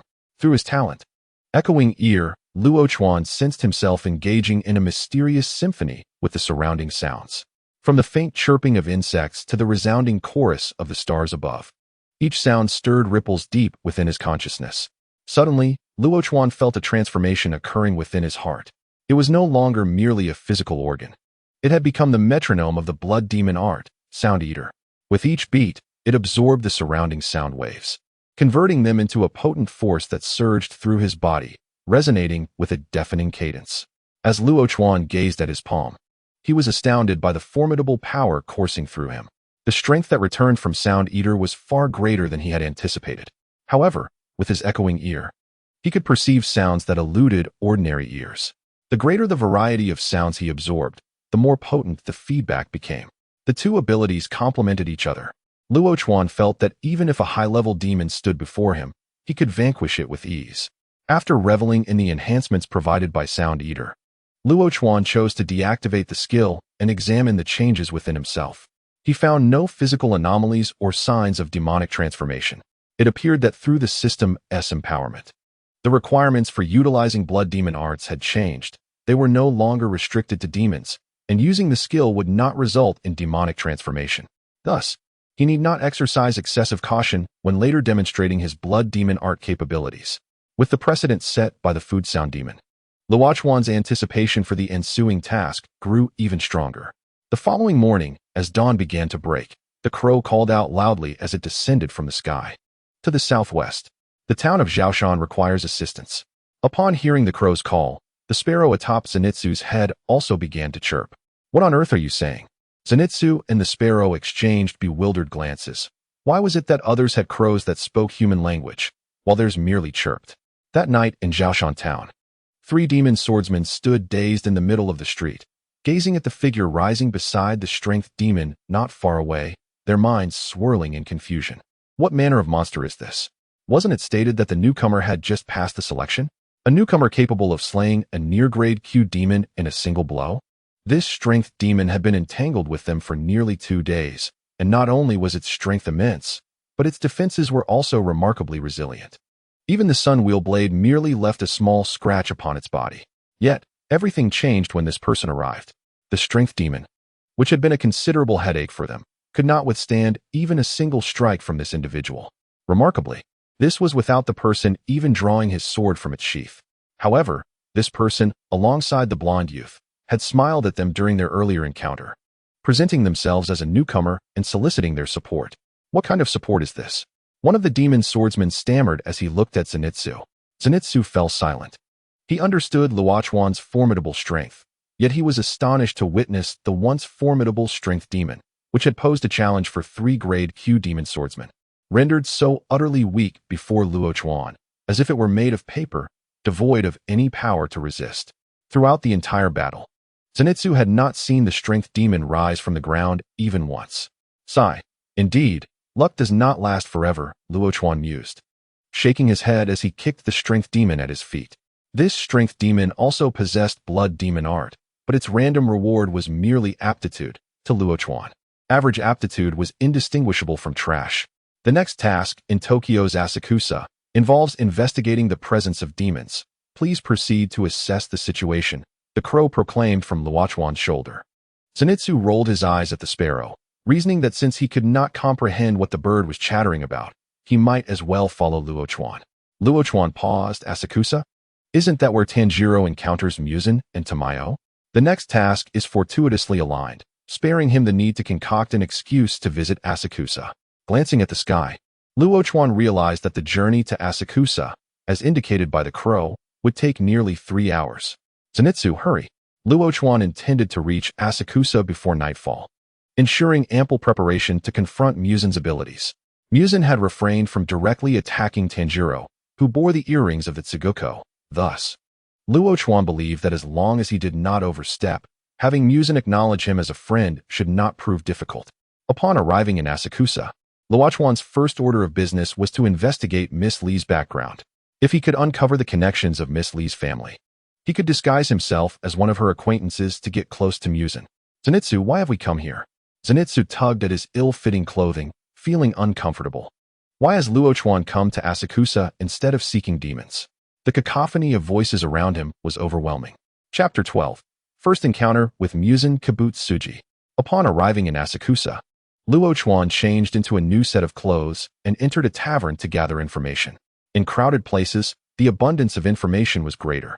Luo Chuan ordered a cup of ordinary sake, sitting at a table, gently swirling his drink while listening to the conversations of those around him. The clamor was a torrent of information, requiring Luo Chuan to constantly sift through and extract the valuable tidbits. However, diligence bore fruit, as details regarding Miss Li began to crystallize in his mind. First and foremost, Miss Li's family was far more extensive than Luo Chuan had anticipated. They were a renowned presence in Asakusa. However, not long ago, Miss Li's husband had been murdered. As for the identity of the murderer, Luo Chuan had not overheard. But he needed not inquire. It was undoubtedly Musen's doing. Following her husband's death, Musen, under the guise of Tsukihiko, approached Miss Li and successfully won her favor. Now, Miss Li was in a state of complete trust toward Musen. Even the little girl born to Miss Li and her late husband referred to Musen as father. Indeed, I have been assisting Miss Li in procuring medicinal herbs lately. Luo Chuan turned to see a rotund man boasting to others in the crowd. Yet, the surrounding individuals displayed evident disbelief. How could a family of such prominence associate with them? Noticing their skepticism, the portly man grew visibly anxious. Why would I deceive you? I'm telling the truth. It seems they are currently searching for materials for the Higanbana, and the price they are offering is quite high. Upon hearing this, while the expressions of others remained largely unchanged, Luo Chuan's eyes lit up. A medicinal herb merchant? Connected to Miss Li's family? Hadn't he just sought the very identity he desired in Musen's circle? Luo Chuan inched closer to the man, eavesdropping on the ongoing conversation to glean a general understanding of the man's identity. The man, named K-Hiro, was the owner of a medicinal herb shop. Half a month prior, members of Miss Li's family had approached him inquiring about the availability of Higanbana. Although K-Hiro had none in stock, the purchase price offered by Miss Li's family was exceptionally high, prompting him to search far and wide. After days of fruitless searching, K-Hiro eventually gave up. Nevertheless, the collaboration with Miss Li's family became a topic of conversation for him. Having discerned the man's identity, Luo Chuan decided not to linger any longer. He exited, setting out to locate Tanjiro. Luo Chuan had never caught a whiff of Musen's scent, nor did he know if it bore any peculiarities. However, he distinctly remembered Tanjiro's scent. As long as he could find Tanjiro, he could locate Musen. The streets of Asakusa were bustling with activity at night, a stark contrast to the coolness of Naraku town. Luo Chuan navigated through the crowd alongside Zenitsu, and after a while, a familiar scent suddenly wafted into his nostrils, rapidly darting through the streets. Are we searching for Musen? Contemplating this, Luo Chuan gravitated towards Tanjiro's direction. When Luo Chuan and Zenitsu arrived, Tanjiro was atop the person on the verge of demon transformation. As Tanjiro subdued the individual on the ground, he cast a reluctant glance over his shoulder. Following Tanjiro's gaze, Luo Chuan saw Musen's figure gradually fading into the distance. Luo Chuan's nostrils flared slightly, and his expression froze. Musen's scent was not outright foul, yet it carried an unsettling quality that made one feel nauseous. Zenitsu, go lend a hand, Luo Chuan commanded before pursuing Musen's retreating form. As Luo Chuan closed the distance to Musen, his heartbeat quickened involuntarily. Musen's reluctance to kill and expose his identity was merely Luo Chuan's theoretical deduction. Who knew if Musen in reality would be capricious and eliminate him with a mere wave of his hand? Spotting Musen escorting Miss Li into a carriage, Luo Chuan exhaled. Realizing this was the opportune moment to introduce himself. K-Hiro may or may not have seen Miss Li, if he intended to approach Musen under K-Hiro's guise. He would have to wait for Miss Lee to depart. At that moment, with no identification from Miss Lee, Muzin would likely be somewhat cautious of her presence and refrain from acting recklessly. As the carriage began to roll away, Luo Chuan pretended to arrive in a flurry. Miss Lee! Miss Lee! Upon hearing the voice, Muzin turned around, his gaze fixed on the bent-over, panting Luo Chuan. As Luo Chuan watched the carriage move further away, he feigned disappointment. Preparing to leave, Muzin's eyes flickered as he stepped forward to block Luo Chuan's path. What business do you have with Miss Lee? Luo Chuan turned to face Muzin, his throat tightening as the overwhelming scent intensified alarmingly. Muzin Kibutsuji, race, demon, realm, upper moon, intelligence, extraordinary, qualities, superior, gifts, none, skills, perfect mimicry, blood curse, whip spear, giant arm, 8 pipe whips, 5 brains and 7 hearts, self-splitting, infant death form, blood demon technique, black blood thorn, blood demon technique, wide area shockwave. Muzin's attribute panel is extraordinarily lavish. All skills have reached the pinnacle of proficiency, except for his qualities, regardless of the random rewards received. Rikuchin can accept them. However, now is not the time for such thoughts. The key is to distract Muzin and befriend him. Who are you? My name is Tsukihiko. You must be the esteemed Rikuchin, Miss Lee's acquaintance. Muzin nodded slightly, a flicker of impatience passing through his eyes, though his expression remained composed. What brings you to seek Miss Lee? I heard that Miss Lee is searching for the blue, and I wish to inquire about the purchasing price. Upon hearing the term blue, Muzin's eyes glimmered with a hint of crimson. His voice lowered as he replied, if you can find it, I will pay you whatever you desire. Even during the day, Muzin cannot withstand the sun's rays. Relying instead on these humans, he looks down upon to seek out what he needs. Really? You don't seem like someone who would deceive a friend, Mr. Tsukihiko. Rikuchin's heart raced, as he was almost caught off guard. Of course, I never deceive friends, Muzin said with a feigned smile, his inner contempt not surfacing. Friends? No one is worthy of being his friend. Beep. Successfully added Demon King Muzin Kibutsuji as a friend. Detected that the intimacy level between Demon King Muzin Kibutsuji and the host is at acquaintance, insufficient. Randomly awarded a reward. Obtained Aura, Demon King Presence. Would you like to fuse the Aura, Demon King Presence now? No. Does Muzin possess the skill Demon King Presence? Acquaintance, insufficient. ISNT acquaintance, the lowest level of friendship? Rikuchin was filled with confusion, though he did not show it. Now that he has obtained the item, it is time to quickly distance himself from Muzin. That's great. I will do my utmost to find the whereabouts of the blue. I shall take my leave now, Rikuchin said, appearing somewhat anxious. In Muzin's eyes, Rikuchin's eagerness to seek the blue was apparent. Someone willing to assist him in his search, with the price being a promise that need not be fulfilled, was naturally welcomed by Muzin. Yet only Rikuchin knew what he was truly anxious about. Chapter 13.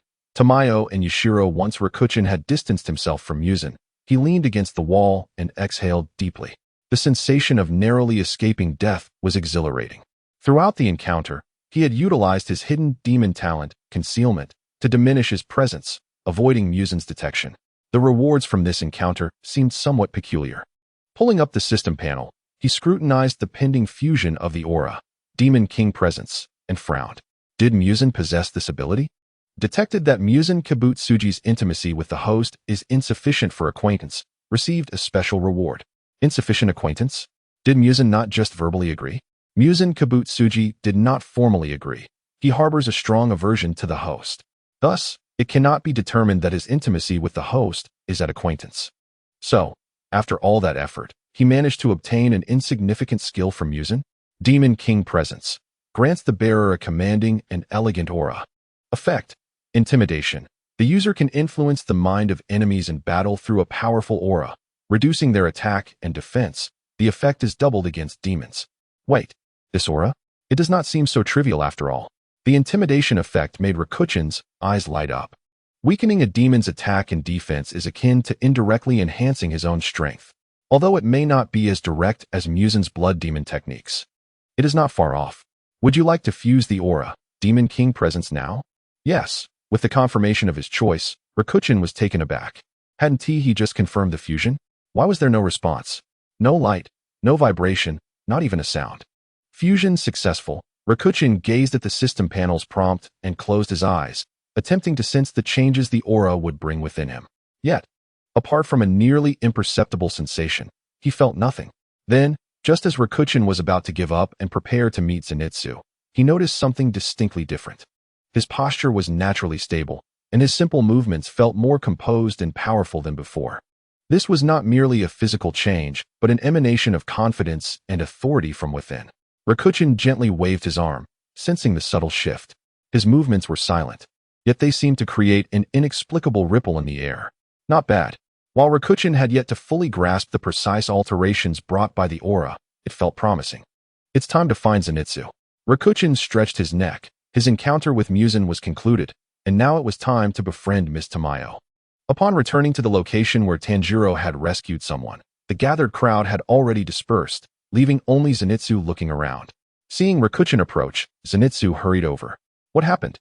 Noticing Zenitsu hesitating, Rikuchin found it curious. Just now, a demon appeared. They seemed to be assisting Tanjiro, Zenitsu said, anxiety evident in his demeanor. Could Tanjiro possibly be involved with the demon? However, that didn't quite add up. If Tanjiro were connected to a demon, why would he help someone about to undergo demon transformation? Did you see it? No, I heard it. Zenitsu shook his head. He hadn't seen it. But he had heard the sounds of two demons assisting Tanjiro. Which way did Tanjiro go? Zenitsu pointed to the left street.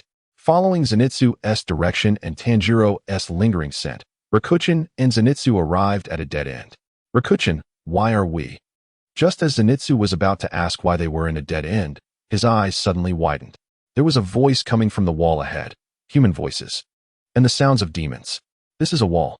Where could the voices be coming from? Let us go in. Hearing Zenitsu's words, Rikuchin grew more certain that this was Tamayo's hiding place. Extending his hand, his arm effortlessly passed through the wall before him. Zenitsu stared in astonishment as Rikuchin completely merged with the wall, and he hurriedly followed. He felt as though Rikuchin had anticipated everything happening before them. Yashiro, who had been seated inside, suddenly sat up, his expression turning vigilant. Someone's coming. Upon hearing this, Tamayo's expression also grew serious. Her identity was too special. Muzan could not tolerate her, and the Demon Slayer Corps could not accept her due to her demonic nature. Thus, regardless of who entered, she had to be cautious. Mr. Rikuchin and Zenitsu? The somewhat slow Tanjiro suddenly exclaimed in surprise. He was all too familiar with these two scents. One belonged to the Zenitsu who had just assisted him, and the other was to Mr. Rikuchin, who had left a positive impression on him. You two know each other. Yashiro looked at Tanjiro with suspicion. Could it be that Tanjiro had led them here? Sensing the aura of suspicion emanating from Yashiro, Tanjiro quickly shook his head. No. Mr. Rikuchin is a good person. And so is Zenitsu. Yashiro did not readily trust Tanjiro's words, but instead looked toward Tamayo. Jusher fixed her gaze upon Tanjiro's clear eyes, hesitating momentarily before nodding. Yu Shilang understood Jusher's intent and prepared to head to the courtyard to summon others. As he moved, footsteps echoed from the nearby stairs, and a figure slowly emerged in the stairwell. Leaning against the staircase, the figure smiled at Tanjiro and the others, addressing them with a courteous greeting. Miss Jusher, it is a pleasure to meet you. I look forward to your guidance.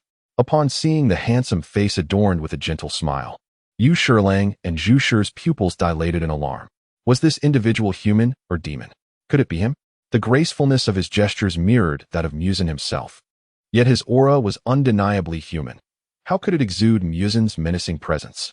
Instinctively, Yu Shilang's body tensed, and his hand subconsciously reached for the talisman at his waist. Although he had no intention of using it, this small gesture betrayed his inner turmoil and unease. Jusher took a cautious step back. All too familiar with this oppressive force, having once been in Muzan's presence, she was more sensitive to this pressure than most. The aura emanating from Luo Chuan overlapped with that of Muzan, both familiar and foreign. It was a pressure that belonged solely to the Demon King, now inexplicably residing within a human.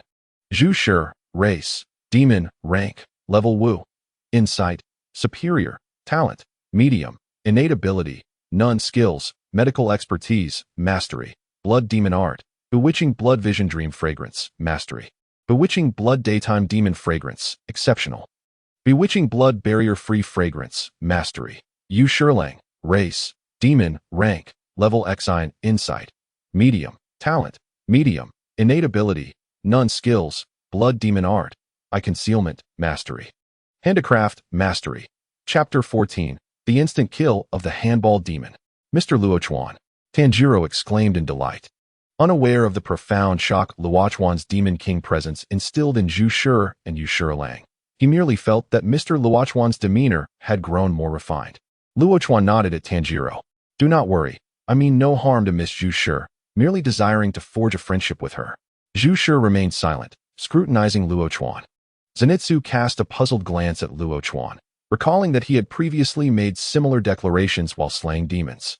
When a demon offers friendship, it marks the moment of their severance from the Demon King. Would these two demons face their demise as well? Observing the wary expressions of Zhu Shi and Yu Shilang, Luo Chuan shrugged, understanding the reason behind their vigilance. However, despite his efforts to temper the aura of the Demon King, the pressure of his presence was not easily altered. It appeared he must demonstrate further sincerity. With that, Luo Chuan leaned against the staircase, tilting his head slightly. Boom! A handball whizzed past Luo Chuan's ear, crashing into the wooden structure and creating a gaping hole. Following the resounding impact, countless handballs surged into the room. This time, however, the handballs caused no destruction. Clang! All the handballs that had passed Luo Chuan were cleaved in two, landing smoothly on the ground. Zhu Shi shuddered at the sight of the neatly sliced handballs. So swift. Was that his blade just now? She glanced at Zenitsu, who remained oblivious to the unfolding situation, before returning her gaze to Luo Chuan. It was indeed him. There was no mistaking it. Luo Chuan slowly turned, resolved to eliminate these two before discussing friendship with Zhu Shi. The handball demon, sensing the destruction of its handballs, narrowed its eyes. The demon hunters inside possess some skill. I find myself intrigued. What shall I do? The handball demon's grin took on a sinister quality. Be gentle. Don't soil my attire. The arrow demon beside it remarked disdainfully, shifting aside. Amidst the swirling smoke, a figure gradually emerged from the breach created by the handball. The handball demon, disregarding the identity of the silhouette, eagerly hurled two handballs once more. Clang! Noticing the handballs being sliced again, the handball demon, undeterred, quickened its throwing speed. Yet, inevitably, every ball aimed at the figure was split in two. The handball demon's eyes narrowed in disbelief. How is this possible? My handballs lack any predictable pattern. Hitting once could be attributed to chance, but consecutively cleaving her handballs was beyond mere coincidence. The arrow demon also sensed something amiss, positioning itself behind the handball demon. Its arrow aimed at the shadow cloaked in smoke. Handball demon, Zhu Shi, race, demon, rank, level XI, insight, medium, talent, inferior, innate ability, none skills, blood demon art, manipulation of handballs, mastery. Arrow demon, Yapayu, race, demon, rank, level XI, insight, inferior, talent, medium, innate ability, none skills, blood demon art, crimson pure arrow, mastery. As Luo Chuan's figure transitioned from obscurity to clarity, Zhu Shi and Yapayu froze in their movements. Their mouths instinctively moved, nearly uttering the word master. Who was this individual? How could he bear the shadow of Lord Muzan? No, it was not Lord Muzan. There were merely certain resemblances that were difficult to pinpoint, yet undeniably present. The expressions of the two demons shifted from brash arrogance to uncertainty, their gazes reflecting a complex mix of fear and reverence. Every action and glance from Luo Chuan invoked memories of the entity they both feared and revered, Kibutsuji Muzan. Although Yapayu's arrow remained steadfastly aimed at the encroaching Luo Chuan, the turmoil within had set his fingers trembling uncontrollably. Would you care to be friends? The light-hearted inquiry left Zhu Shi and Yapayu momentarily stunned. Friends? A human and a demon? Were their ears malfunctioning, or had this individual lost his sanity? Did he not comprehend the immense temptation a living human posed in their eyes? Zhu Shi inhaled deeply, launching the handball in her grasp with force. Regardless of why this person bore the aura of the Demon King, she believed in only one being as the true Demon King, Lord Muzan. This impostor must perish. The handball sped forth, but Zhu Shi, having learned from her earlier encounter, knew two handballs would likely be insufficient against him. Just as she prepared to throw another pair, she froze. Where had he gone? Wasn't he just there? Instinctively, Zhu Shi sought Luo Chuan's location, only to realize, to her horror, that her head was immobile. Moreover, a familiar face appeared before her. Next time, remember to refrain from interrupting others during a conversation. It's quite impolite. Gazing at the ever-smiling visage of Luo Chuan, Zhu Shaowan's gaze descended slowly. Below her neck, there was no longer her familiar form, but rather a bloodied hand. In the handball room, Tanjiro, poised to assist, stood frozen in place. Was this truly the Luo Chuan he knew? Observing Luo Chuan cradling Zhu Shaowan's head in his hand and whispering softly, Tanjiro's eyes widened in disbelief. If one were to focus solely on the head, they might mistake it for a couple in a tender exchange of affection. Yet, Luo Chuan's bloodied hand shattered that illusion mercilessly. The normally genteel and ever-smiling Mr. Luo Chuan was ruthlessly brutal when it came to slaying demons. Zenitsu, standing nearby, had long since lost the initial shock he felt upon first meeting Luo Chuan. Yet, astonishment was unavoidable. Thus far, regardless of the level of the demon, none can withstand a single strike from Luo Chuan. The entire process has become familiar to Zenitsu. Shall we be friends? The demon nods, and then it dies. Shall we be friends? The demon refuses, but after enduring a beating, it eventually nods again, only to meet its demise once more. Luo Chuan gazes at the dissipating figure of Zushuan, transforming into black smoke, then turns to the arrow demon and speaks in a detached tone. Have you made your decision? The blood demon art of the handball demon does not impress Luo Chuan. Throwing balls is simply beneath him. However, the arrow demon's blood demon art piques his interest. Yawaha swallows hard as he observes Luo Chuan. Although Zushuan had a playful demeanor, his strength was undeniable. Lord Muzin summoned both of them, indicating that their prowess was relatively equal. Yet now Zushuan has perished. The manner of Zushuan's death leaves Yawaha bewildered.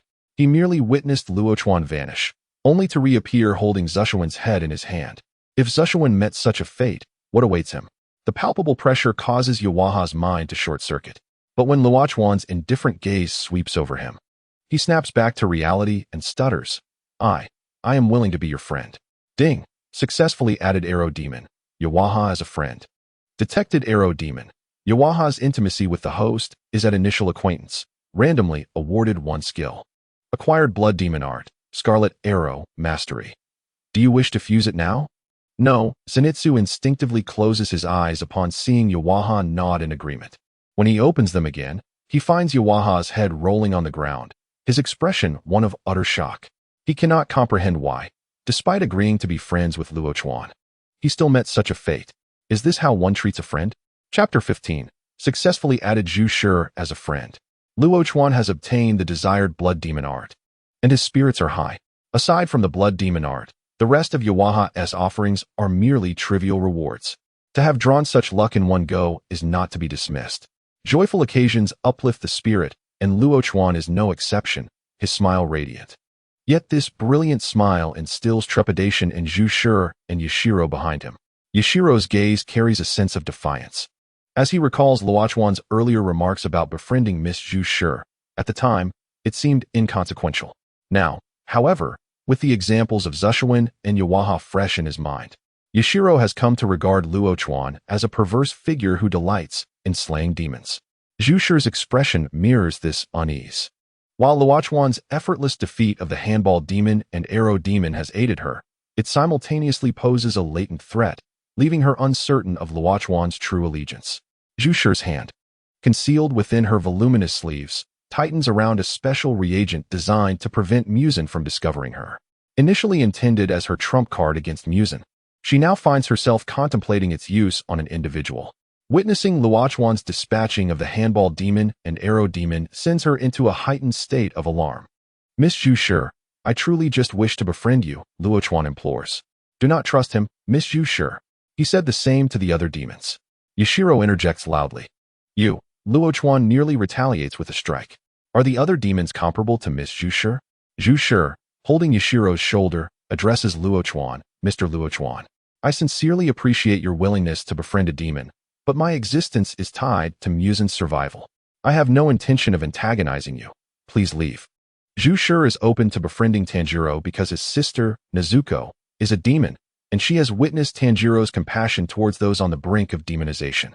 However, Luo Chuan is different. Such formidable strength cannot be swayed by mere words. Miss Zhu Shi, I am aware of your research. I can assist you, Luo Chuan offers. Zhu Shi shakes her head. Assist me? How?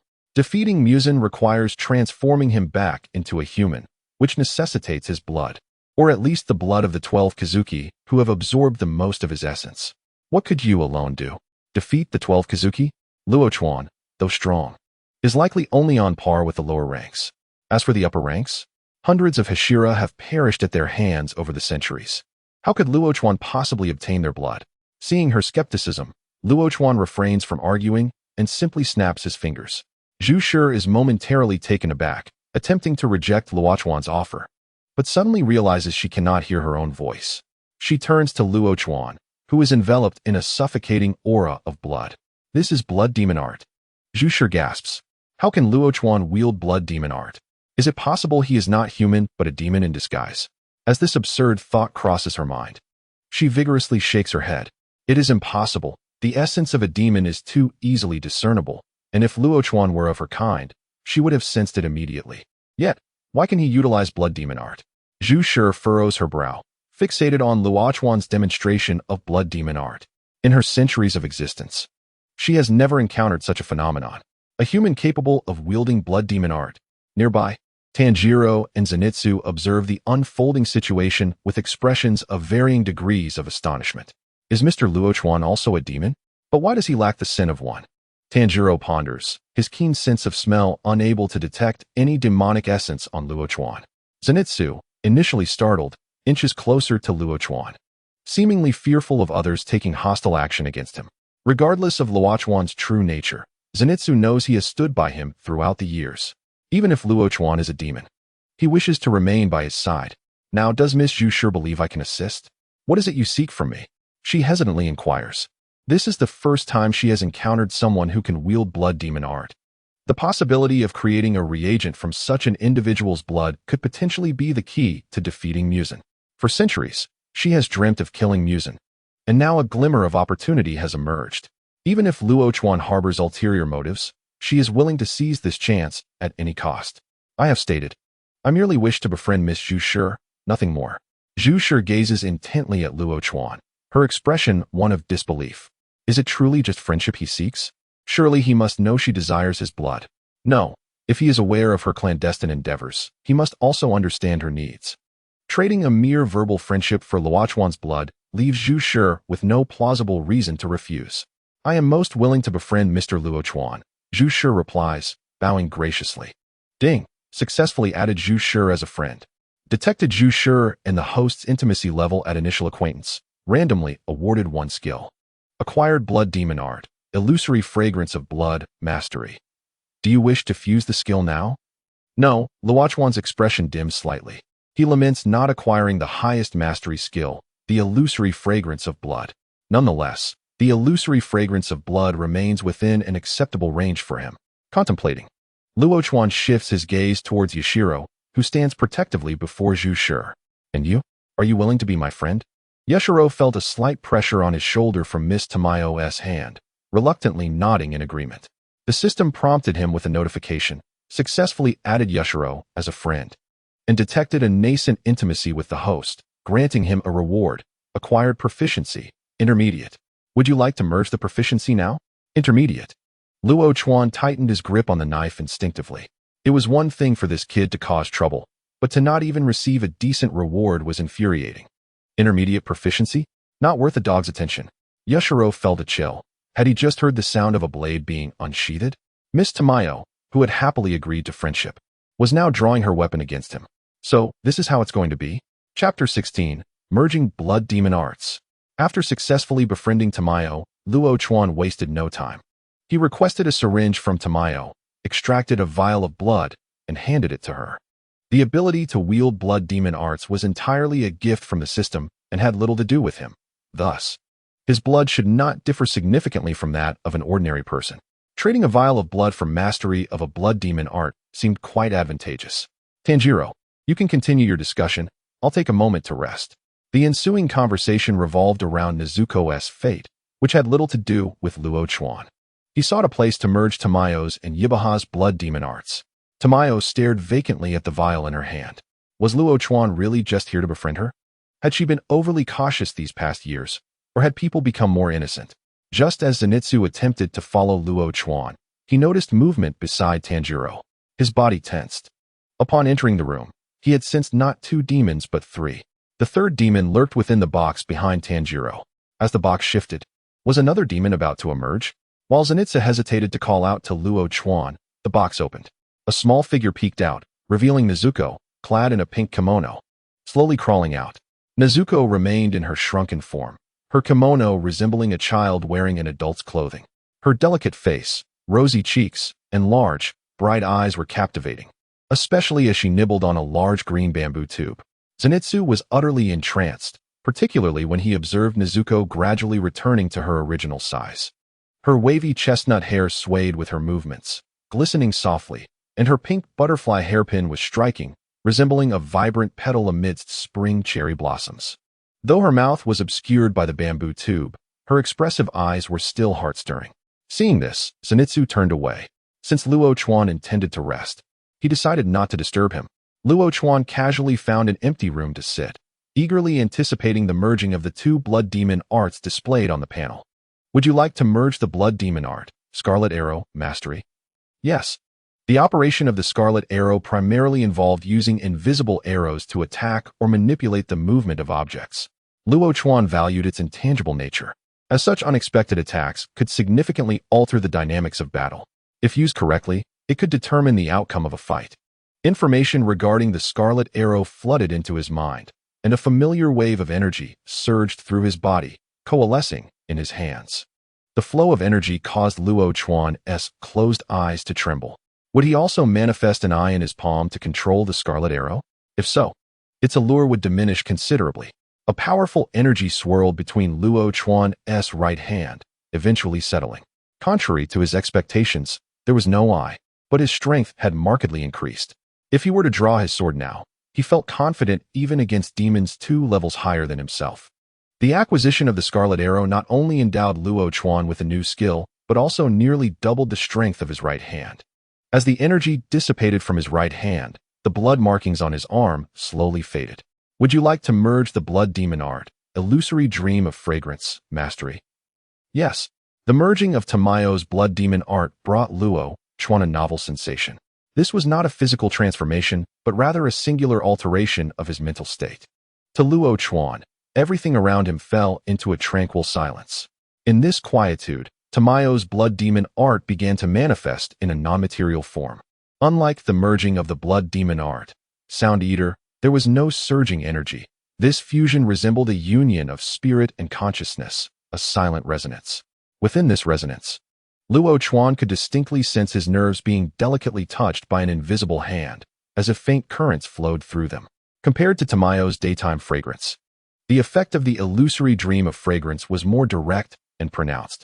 It could induce those who inhaled its scent to perceive astonishing patterns, rendering them immobile. As the merging gradually completed, Luo Chuan slowly opened his eyes, his cold gaze flickering. He had initially intended to prepare for the upcoming encounter with the lower moon, to forge more friendships before engaging in battle. After all, the drum demon, once a lower moon, still possessed significant strength. However, it seemed unnecessary now. With Tamayo's control and Yibaha's enhancement of his right hand's power, his capabilities had greatly improved. Confronting the drum demon would not be as arduous as before. The 6th lower moon, the drum demon, excelled at manipulating the room, with Tamayo's blood demon art. He just needed to seize the opportunity to use illusion to hinder the drum demon, making it effortless to deliver a fatal blow. Luo Chuan accessed his current attribute panel. Host, Luo Chuan, Race, Human, Realm, Gung. Comprehension, Superior. Proficiency, Superior. Talent, Echoing Ear, Thread of Gap, Concealment. Skills, Bandaging Mastery. Thunder Breathing. First form, Thunderclap, Mastery. Second form, Rice Spirit, Proficient. Third form, Gathering Mosquitoes into Thunder, Proficient. Fourth form, Distant Thunder, Mastered. Fifth form, Heatwave Thunder, Proficient. Sixth form, Electric Crash Thunder, Mastered. Blood Demon Art, Sound Eater, Mastery. Blood Demon Art, Scarlet Arrow, Mastery. Blood Demon Art, Illusory Dream of Fragrance, Mastery. Aura, Demon King's Presence. Luo Chuan's current attribute panel was incomparably superior to that of when he first bound to the friend system. In less than a month, thanks to the assistance of friends, he had grown to this extent. Luo Chuan rose to stretch, noticing that dawn was approaching outside. Tamayo and Yashiro had likely departed. It was time to embark on his next journey. Chapter 17, The Mansion. Luo Chuan tidied himself up and exited to meet with Zenitsu and Tanjiro. Zenitsu was insisting that Tanjiro carry Nezuko's box. Tanjiro, looking troubled, was hesitant. Although he knew Zenitsu, and he were both members of the Demon Slayer Corps, he felt uneasy about entrusting Nezuko to someone he barely knew. With a troubled expression, Tanjiro sought help from Luo Chuan with his eyes. Bang! Luo Chuan swiftly delivered a punch to Zenitsu's head. Luo Chuan, what are you doing? Zenitsu exclaimed, clutching his head, grimacing in pain. While Luo Chuan had never bested him in an arm wrestling match before, this punch felt like a hammer striking his skull. Given the immense strength Luo Chuan now possessed, girls do not appreciate boys who incessantly cling to them, remarked Luo Chuan with calmness. Zenitsu, taken aback by the complaint, immediately straightened his posture. Hidden behind Tanjiro, Nezuko quietly glanced at Luo Chuan. Detected that Tanjiro Kamado's intimacy with the host has increased to friends. Randomly awarded a skill. Acquired skill, water breathing, first form, water surface / mastery. Would you like to merge the skill now? No. Hearing the system's prompt, Luo Chuan looked at Tanjiro with surprise. Had they truly become friends? It seemed that increasing intimacy was not as challenging as he had imagined. Perhaps he should cultivate a few demons with blood demon arts to enhance his intimacy. This would increase the likelihood of obtaining the desired rewards. After some contemplation, Luo Chuan deemed it somewhat impractical. The rapid increase in intimacy with Tanjiro was largely attributed to Tanjiro's amiable nature and Luo Chuan's timely assistance in rescuing him, which had significantly closed the distance between them. However, fostering intimacy with demons would prove difficult, as they perpetually sought to devour Luo Chuan. While he could suppress their actions with his strength, the psychological aspects were far beyond his control. Under such circumstances, he believed that establishing initial connections with demons was more pragmatic. As dawn broke, Luo Chuan and his companions set out, when the crow called out loudly from afar. Southeast, southeast. The next mission location is southeast. Tanjiro, Zenitsu, and Luo Chuan were to embark on this mission together as the crow flapped its wings and called out before the trio. Zenitsu's sparrow perched atop his head also hopped along, seemingly responding to an unseen command. Observing this, Zenitsu sighed quietly, realizing that while Luo Chuan and Tanjiro's crow conveyed messages, his own sparrow merely chirped, and regrettably, he could not comprehend its calls. The drum house was not far from where Luo Chuan and the others were located. After over an hour of travel, Luo Chuan caught the distinct scent that belonged solely to demons. Tanjiro, standing nearby, also seemed to catch a whiff of the odor, his expression darkening slightly. Zenitsu, hurry up. We are almost there, Luo Chuan urged, quickening his pace. Zenitsu hesitated momentarily, although he was less terrified of demons than at first. A sense of tension still lingered. Tanjiro looked at Luo Chuan with surprise. Mr. Luo Chuan is aware of the demons ahead, he pondered. While Tanjiro relied on his naturally acute sense of smell, Luo Chuan's perception was seemingly derived from something else. Following the scent, the trio arrived at the entrance of a courtyard. In the woods before the courtyard, two children trembled with fear.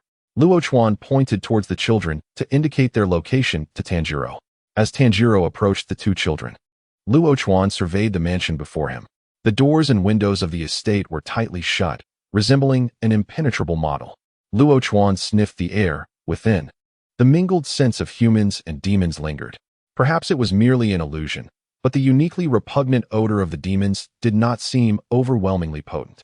The intensity of the scent often served as a gauge for Luo Chuan's assessment of a demon's strength. Based on what he could smell now, it appeared he had overestimated the capabilities of the drum demon. Pushing open the door to the mansion, Luo Chuan stepped inside. It was pitch dark, and he instinctively twitched his nose, sensing that there were no demons nearby for the time being. The door behind him closed automatically. The sound of the closing door snapped Tanjiro and Zenitsu, who had been focused on the siblings, back to reality. Mr. Luo Chuan has gone inside, Tanjiro exclaimed, unable to sit still.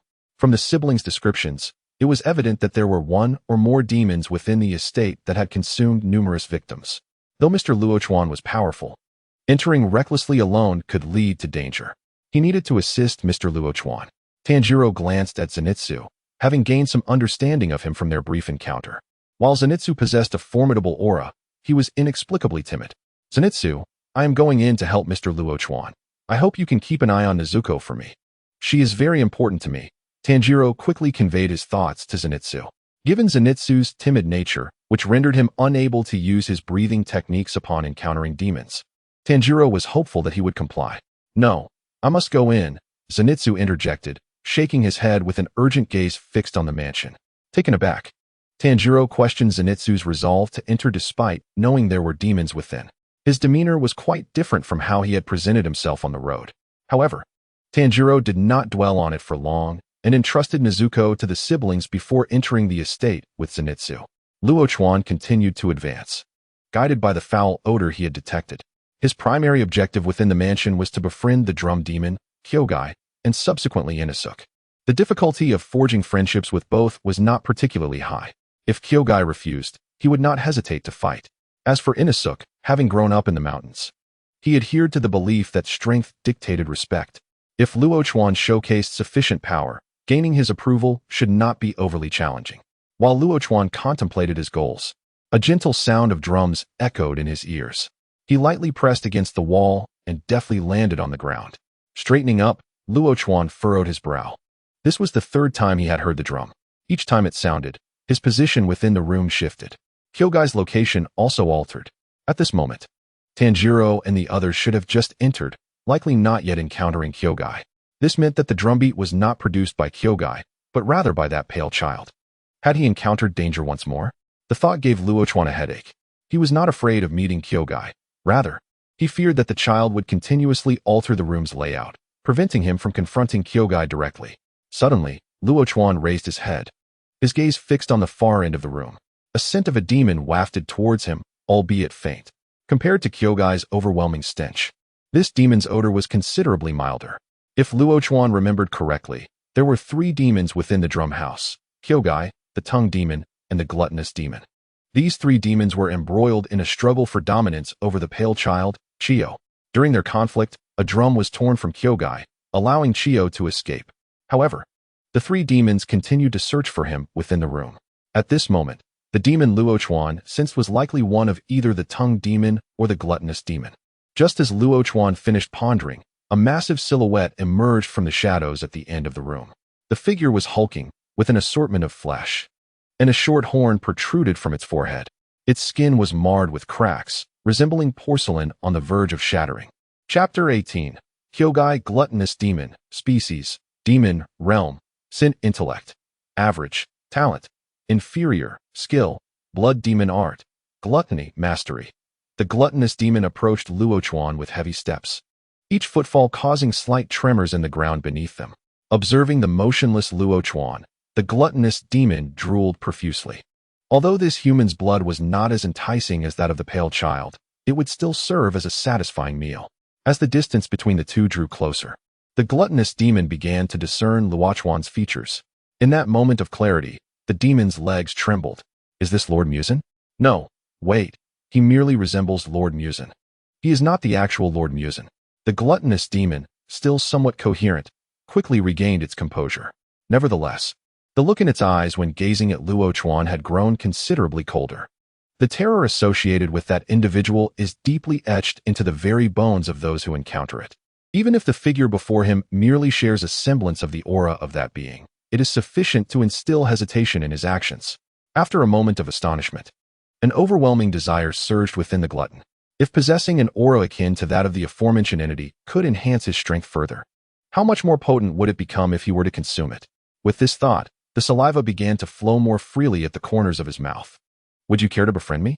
Luo Chuan inquired, his eyes glinting as he regarded the glutton. Although he remained unaware of the effects of the blood demon art of gluttony, he deemed it prudent to establish a connection first. The glutton, taken aback for a moment, wiped away the drool and responded with a smile. Of course, I would be delighted to. Such a trivial request posed no concern for the glutton, who was already lost in reverie regarding the exquisite taste of the succulent flesh soon to be within his grasp.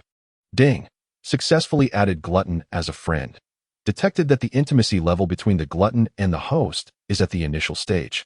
Randomly granted a reward. Acquired qualification.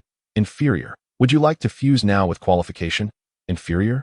Luo Chuan's expression changed abruptly. After engaging in polite conversation, he was rewarded with an inferior qualification? Had he perhaps extended too much friendliness? The glutton, perplexed by Luo Chuan's muttering, was at a loss. What had transpired? Hadn't he just been all smiles and eager to forge a friendship? Why the sudden shift? Was his approach to friendship flawed? Clang. Before the glutton could ponder the source of the problem, the sharp sound of a blade being unsheathed sent a jolt of alarm through him. A visceral sense of danger surged from the depths of his being. This boy poses a threat. As this thought crystallized, the glutton noticed the figure before him flicker momentarily. The moment the figure vanished, he heard a calm voice emanating from behind him. First form of thunder breathing, Thunderclap. The glutton attempted to turn his head, but found himself utterly unable to control it. His corpulent head rolled onto the ground, and as he gazed at Luo Chuan standing behind him, shock filled his eyes. Now he comprehended why the other had remained motionless upon his arrival.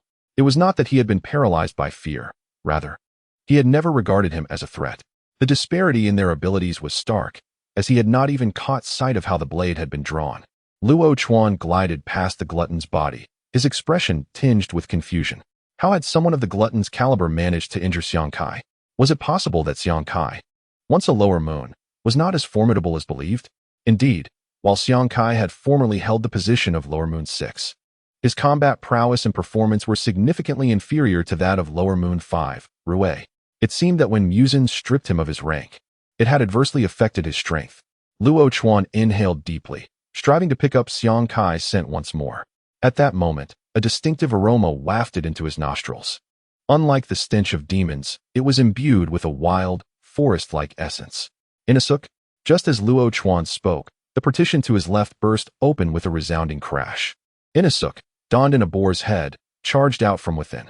Inasuk Hashira, race, human, realm, gene, understanding, superior, qualification, superior, talent, none, skills, first fong of beast breathing, piercing strike, mastered, second fong of beast breathing, cleaving slash, mastered, third fong of beast breathing, tearing fangs, mastered, fourth fong of beast breathing, shattering slash, mastered, fifth fong of beast breathing, frenzied tearing, mastered, sixth fong of beast breathing, irregular gnawing, mastered, seventh fong of beast breathing, spatial awareness, mastered, eighth fong of beast breathing, explosive charge, mastered, ninth fong of beast breathing, twisting eruption, mastered, 10th fong of beast breathing, circular rotation, mastered, danger prediction, mastered, agility, mastered.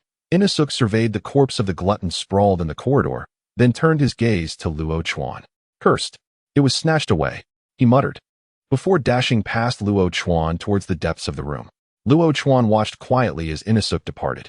Truly, having grown up alone in the mountains, he had not only created his own beast-breathing techniques, but had also mastered each form to perfection. While his understanding was on par with that of Tanjiro and Zenitsu, there was likely still a distinction. The potential rewards from befriending Inasuk far surpassed the quality of the glutton. However, this was not an opportune moment for forging a friendship with Inasuk. Displaying strength requires the right timing. Adjusting his attire, Luo Chuan continued to follow the scent towards Xiang Kai. Thud. The familiar sound of drums resonated once more, and Luo Chuan, accustomed to it, swiftly twisted his body mid-air. Thud. This time, the rhythm of the drums differed from before, the intervals significantly shortened. Had Tanjiro located Kiyo? This posed a problem. Kiyo was hiding with his sister in some room.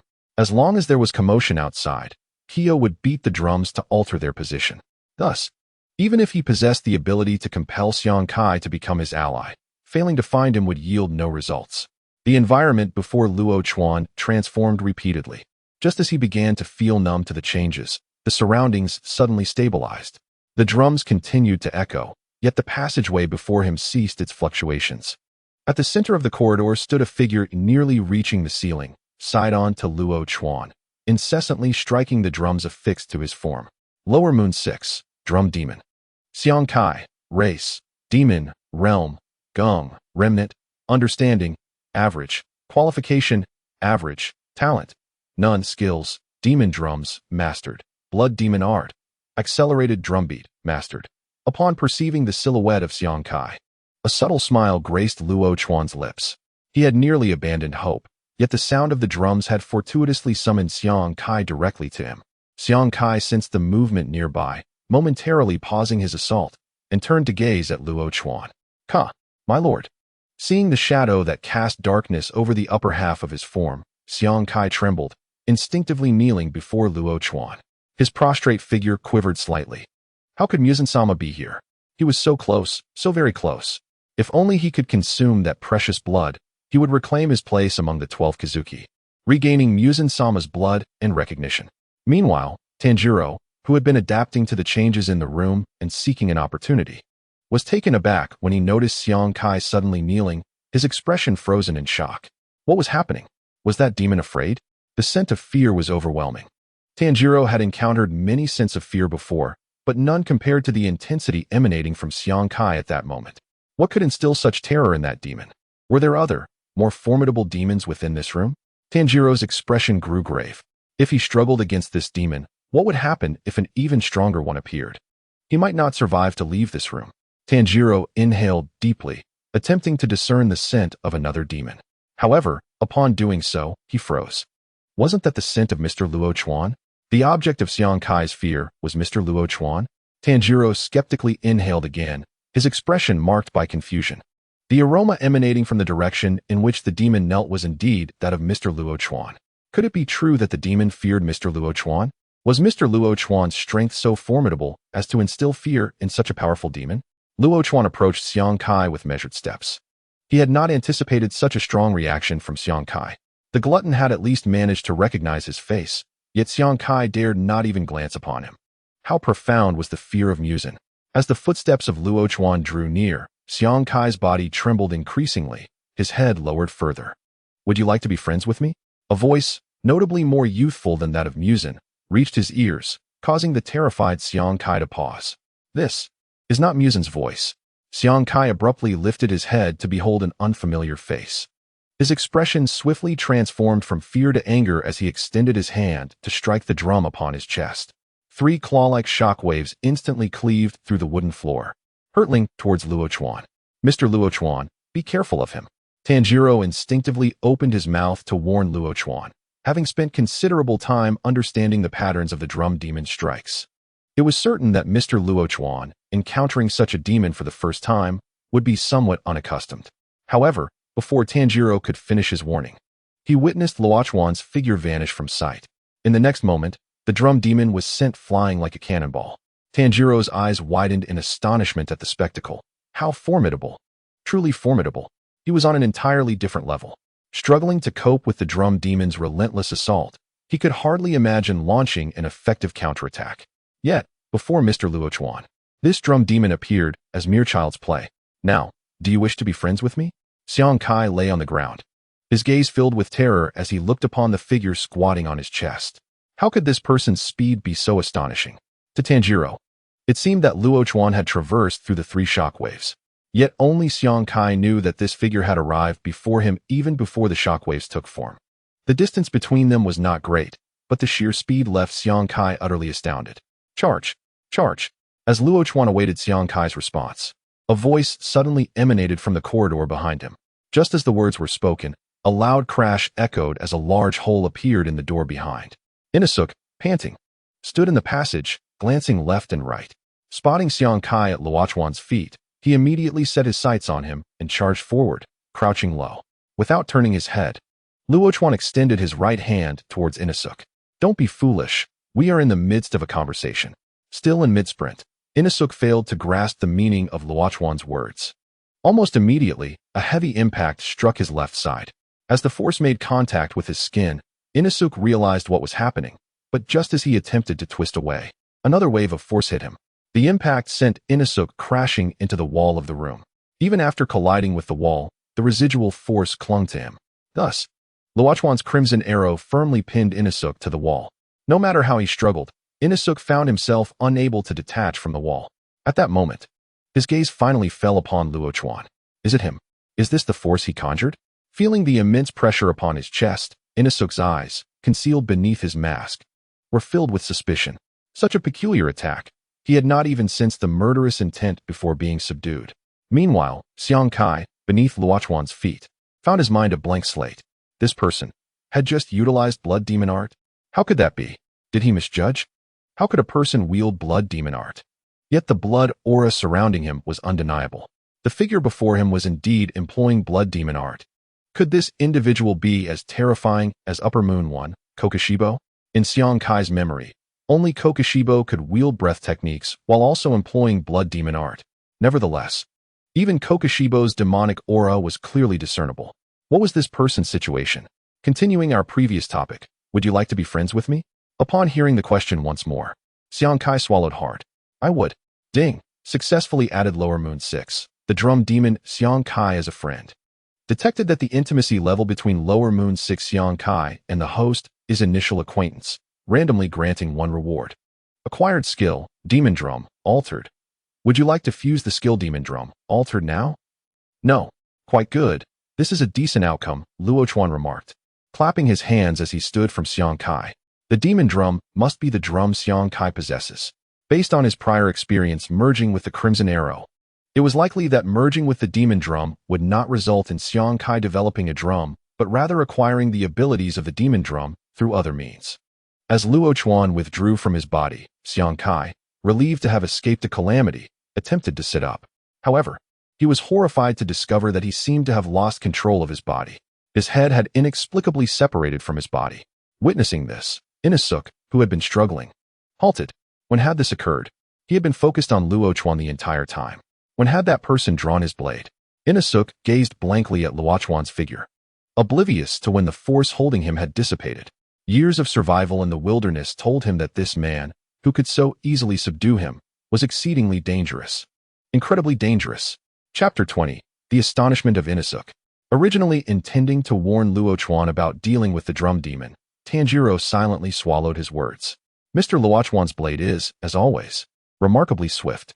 After neutralizing Xiang Kai, Tanjiro led his siblings away from the mansion. Inasuk trailed behind, his eyes fixated on Luo Chuan's figure, brimming with anticipation. Despite knowing Luo Chuan's strength and danger, he still yearned for a match against him. This gaze persisted until they exited the mansion. The moment they stepped out, Inasuk's head suddenly snapped towards the box containing the beans. There was a demonic aura emanating from within. Inasuk's hands tightened around his Nichiren blade, his body suddenly springing into action. Seeing Inasuk's posture, Zenitsu stepped forward to shield the box. Tanjiro, witnessing this, could only fret, his injuries hindering his speed and causing him to react a moment too late. Luo Chuan, having anticipated the situation, extended his hand and gestured to the left. The charging Inasuk was struck by the Crimson Arrow, colliding with a nearby tree. We're allies, don't act recklessly.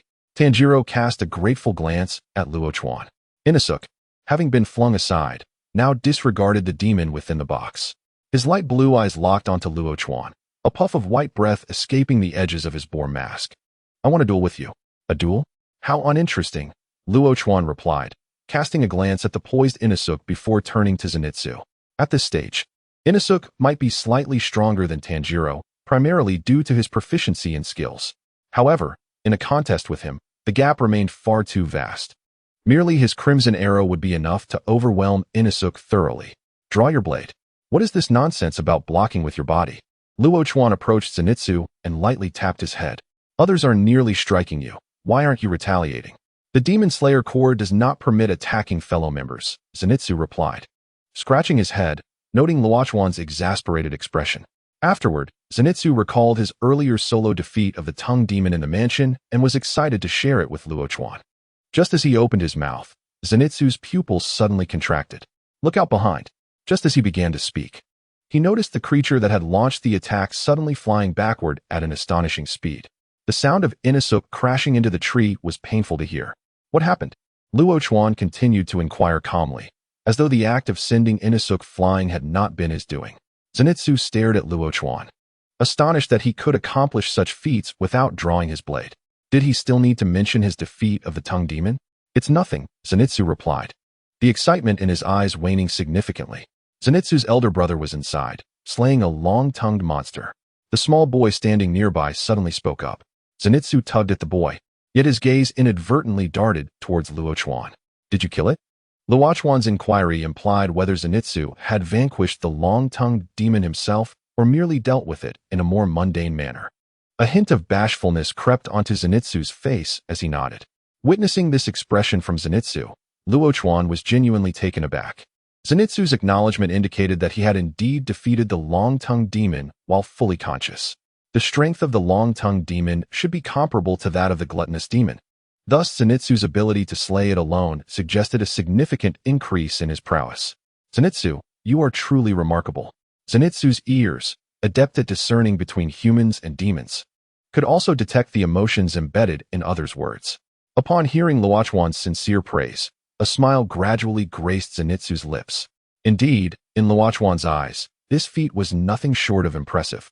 Dare to duel me fairly. Just as Zenitsu was about to share his joy with Luo Chuan, Inosuke's loud voice suddenly interrupted from behind. While Luo Chuan was engaged in casual conversation, Inosuke had launched over a dozen assaults against him. Yet, without exception, every time he drew near, an invisible force would send him flying. After repeated attempts, Inosuke's face, obscured by his boar mask, began to redden with frustration. A proper duel? Luo Chuan slowly turned around. Indeed. Do not use that, Inosuke struggled to find the right term to describe the force Luo Chuan wielded, but nothing suitable came to mind. If you wish to duel me fairly, then you must first become my friend. A glimmer flickered in Luo Chuan's eyes as he scrutinized Inosuke with a mischievous intent. Friend? Inosuke paused, attempting to comprehend the meaning of friendship, but clearly, he failed to grasp it. Nevertheless, this did not prevent him from agreeing to Luo Chuan. All right, I am your friend. Ding, function, added Inosuke Hashira as a friend. Detected that the intimacy level between Inosuke and host is acquaintance, rewarding a random gift. Acquired skill, Beast Breathing 7th Fong Spatial Perception Mastery. Would you like to fuse the Beast Breathing 7th Fong Spatial Perception Mastery now? No. Very well. Let us proceed. Upon hearing the system's notification, Luo Chuan waved his hand through the air, dismissing the ethereal red arrow. Excellent. This is the fortune that befits him. Seeing the control over his own power dissipate, Inosuke's eyes gleamed with excitement. He charged at Luo Chuan wielding 2 serrated Nichiren blades. The blades glinted with the remaining light of the setting sun as they slashed towards Luo Chuan. Standing firm, Luo Chuan gently placed his left hand on the sheath of his sword and flicked his thumb. With a crisp sound, Inosuke felt a refreshing breeze sweep across his face. To his astonishment, he realized that Luo Chuan, who should have been at a distance, was now right before him.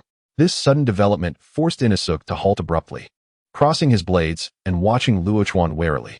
This man's speed is astonishing, faster than any beast I have encountered. It was nearly imperceptible to the naked eye. Had he reacted even a moment slower, his opponent could have easily dispatched him with merely a pointed blade. You have lost, Luo Chuan stated calmly before turning away. Inosuke was taken aback. He acknowledged his opponent's speed was impressive, yet he had not been defeated. When did I lose? Bang! The noise behind him caused Inosuke to instinctively turn to assess the situation. Upon witnessing the scene behind him, the words he had yet to finish were abruptly silenced.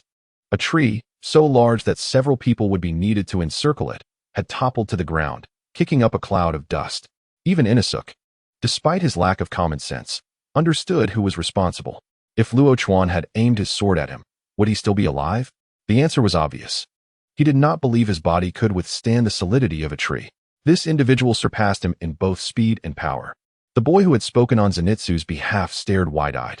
Initially, he had thought Zenitsu's victory over the long-tongued demon was impressive, but the strength displayed by this older brother seemed beyond mere impressive. It was extraordinary. With a single stroke, he had effortlessly severed a tree that required multiple individuals to encircle. Such a feat exceeded the boy's comprehension. Chapter 21. Fusion of Skills, Enhancement of Power. At the house of Tsujikuni, Tsujikuni caressed the feather of the crow in his embrace, listening intently to the information conveyed by it. Upon hearing that Luo Chuan had dealt with the former 6th lower moon, his hands froze momentarily. How many days had it been? Luo Chuan had already managed to slay a former lower moon? Such a rate of growth rivaled even that of Machiro, it seemed. Machiro had taken 2 months to become a Hashira. How long would it take Luo Chuan? The crow, sensing the comforting touch cease, cast a somewhat aggrieved glance at Yoya before continuing to report. It appears Luo Chuan utilized blood demon art during his duel with Inosuke. The crow's voice was tinged with uncertainty. After all, witnessing a person employing blood demon art was a first for him. Yoya's eyes narrowed, fixating intently on the crow, eager to ascertain the veracity of this information. In contrast to the notion of a human wielding blood demon art, he found the idea that the crow had misreported far more plausible. Yet, the crow provided no further explanation, its dark pupils locking with Yoya's. Blood demon art? The crow nodded. Upon receiving the crow's affirmation, Yoya's mind began to swirl. He had no doubts about the crow's judgment. It had been by his side for many years and had encountered countless demons. Distinguishing the fluctuations in demonic energy produced by blood demon art was well within its capability. But why could Luo Chuan wield blood demon art? Was he perhaps a creation of Muzan? A transformed demon? Unthinkable. Luo Chuan's ability to navigate the wisteria-laden mountains with ease was ample proof of his humanity. Even Muzan could not traverse such an expanse of wisteria so effortlessly. Yet, why could Luo Chuan employ blood demon art as a human? Yoya found himself yearning to witness Luo Chuan firsthand. What transformations would a being capable of using blood demon art bring to the Demon Slayer core? Meanwhile, Luo Chuan and his companions followed the crow to the wisteria house. After sharing a sumptuous feast with Tanjiro and his comrades, Luo Chuan requested a private room from the elderly lady. The skills acquired from the drum house had yet to be fused. Luo Chuan planned to utilize this time of respite to merge his skills. Pending fusion, skill, water breathing first form, water surface / mastery. Skill, demon drum, mastery. Skill, beast breathing seventh form, spatial perception, mastery. The three skills awaiting fusion on the panel represented the entirety of Luo Chuan's gains from the drum house. He chose to disregard the gluttonous demon's inferior attributes. Would you like to fuse the skill, water breathing first form, water surface / mastery now? Yes. As Luo Chuan confirmed, a refreshing energy coalesced around him.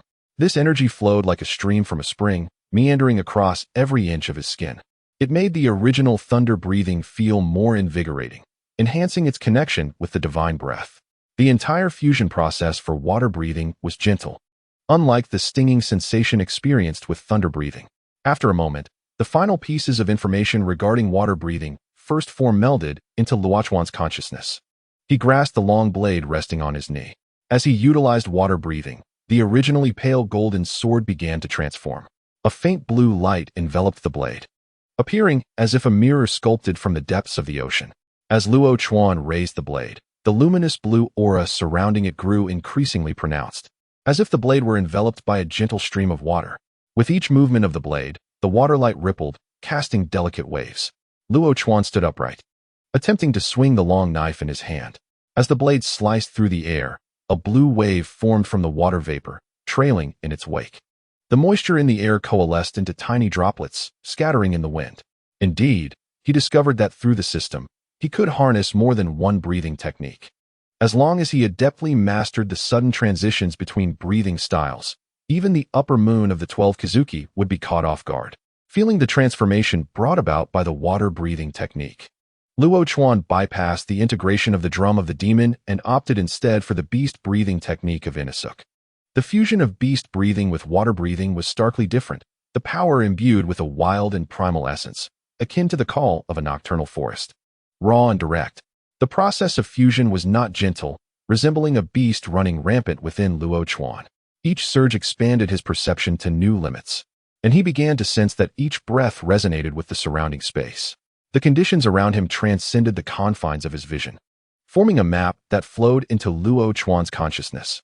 The integration of beast breathing primarily enhanced his perceptual acuity, though the color of his Nichiren blade remained unchanged. He could distinctly perceive the trajectory of the blade slicing through the air and the minuscule whirlwinds it stirred. Such subtle awareness granted him more precise control over his sword during the execution of thunder breathing, effectively augmenting his prowess. Having familiarized himself with the changes brought by the water surface / and spatial awareness, Luo Chuan's gaze fell upon the last skill awaiting integration, the drum of the demon. Drum of the demon, modified, alter the structure within a room through specific sounds, with control range depending on the user's strength. Judging by the description of the skill, Luo Chuan harbored little expectation due to its limitations. It could only be used within a room, rendering it almost useless in other combat scenarios. However, it did possess some utility. At least it would prevent him from being rendered passive during his decisive battle with Muzan in the Infinity Castle due to the abilities of the drum demon. The fusion of the drum of the demon was remarkably smooth, and Luo Chuan hardly felt any discomfort. Once he fully grasped the information regarding the drum of the demon, he sensed a subtle change in his perception of the surrounding space. This alteration was not as overt as that induced by beast breathing. Rather, it resembled an intuitive understanding of spatial structures. Opening his eyes, Luo Chuan snapped his fingers, producing a crisp sound. This seemingly mundane action was his chosen method to activate the power of the drum of the demon. Through the sound of his snap, Luo Chuan's consciousness established a delicate connection with the space around him. He distinctly felt as if the room had become a part of him. With mere thought, he could guide and alter the spatial structure within. To test whether his intuition held true, Luo Chuan snapped his fingers once more. At the moment the sound resonated, an invisible force surged within the room, causing a slight deformation in one corner according to Luo Chuan's will. The change was subtle, as he intentionally controlled his power. Were he to unleash his full strength, even the mightiest of the upper moons would stand no chance against him in his prime. Satisfied with this outcome, Luo Chuan acknowledged that while the drum of the demon had limited applications in combat, it could provide unexpected tactical advantages under specific circumstances. 3 days later, in the courtyard of the Wisteria family, Luo Feng, I challenge you to a duel, Inosuke shouted, pointing at Luo Chuan. A vein throbbed on Luo Chuan's temple. My name is Luo Chuan. Fine, Luoan, I challenge you to a duel. Hearing yet another new name, Luo Chuan took a deep breath, reminding himself not to lose his temper. There was no need to argue with the fool. Throughout the 3 days of rest and recovery, Inosuke had yet to pronounce his name correctly, and the names he conjured were never repetitive. Just as Luo Chuan was about to dismiss Inosuke casually, he suddenly heard a faint sound, turning his gaze toward the courtyard entrance. Finally, they had arrived. During the past 3 days, Zenitsu and the others had been receiving treatment, and Luo Chuan had focused solely on his training, without receiving any assignments. With his superior aptitude and the enhancement of total concentration breathing, Luo Chuan's training progressed at a remarkable pace. Not long after breaking through to the kin level, he sensed the faint signs of another impending breakthrough. Initially, he had hoped to achieve the next level before heading to Mount Natagomo, but with the arrival of the crow, he suspected he might not make it in time. Nevertheless, rapid improvement in strength paled in comparison to forging friendships. On Mount Natagomo, he aimed to befriend Rue, the Lower Moon 5, as well as the several demons bound to him through false ties. These were his targets for friendship. Additionally, after the events on Mount Natagomo, he would have the opportunity to meet the water Hashira and the insect Hashira. While the prospect of befriending the water Hashira seemed slim upon their first encounter, the insect Hashira's gentle yet resolute nature might make it feasible to secure a verbal promise of friendship. Northeast, northeast. The next mission's direction lies in the northeast. The familiar sharp voice of the crow echoed from the sky. Luo Chuan looked up, pondering whether it was merely delivering a task or if there were specific instructions aimed at him. Was his previous display insufficiently conspicuous? No. When he had openly utilized his blood demon art, the Crimson Arrow, to teach Inosuke a lesson, he had not concealed his bloodlust in the slightest. If the crow could not discern that as a blood demon art, it would be rather disappointing. His open use of blood demon art against Inosuke served a dual purpose: to teach a lesson and to gauge the stance of Ubuyashiki Yoya towards him. Did this imply tacit acceptance? Or was it an act of feigned ignorance? Feigned ignorance held no significance. The fact that he, as a human, utilized blood demon art was an established reality. It was merely a matter of time before it became known. This indicated that Ubuyashiki Yoya acknowledged his existence, which was a positive development, allowing Luo Chuan to wield blood demon art before the Hashira without excessive trepidation. The four bid farewell to the Wisteria family and set forth towards Mount Natagomo. Along the way, Inosuke clamored incessantly for a duel with Luo Chuan. Finally settling down somewhat upon reaching the foot of the mountain, Luo Chuan glanced at Zenitsu, who appeared somewhat downcast. Compared to the Zenitsu of the original tale, he had grown significantly. His ability to utilize thunder breathing, first form, to independently slay the tongue demon was something Luo Chuan had not anticipated. However, this singular experience was insufficient to completely alter Zenitsu's character.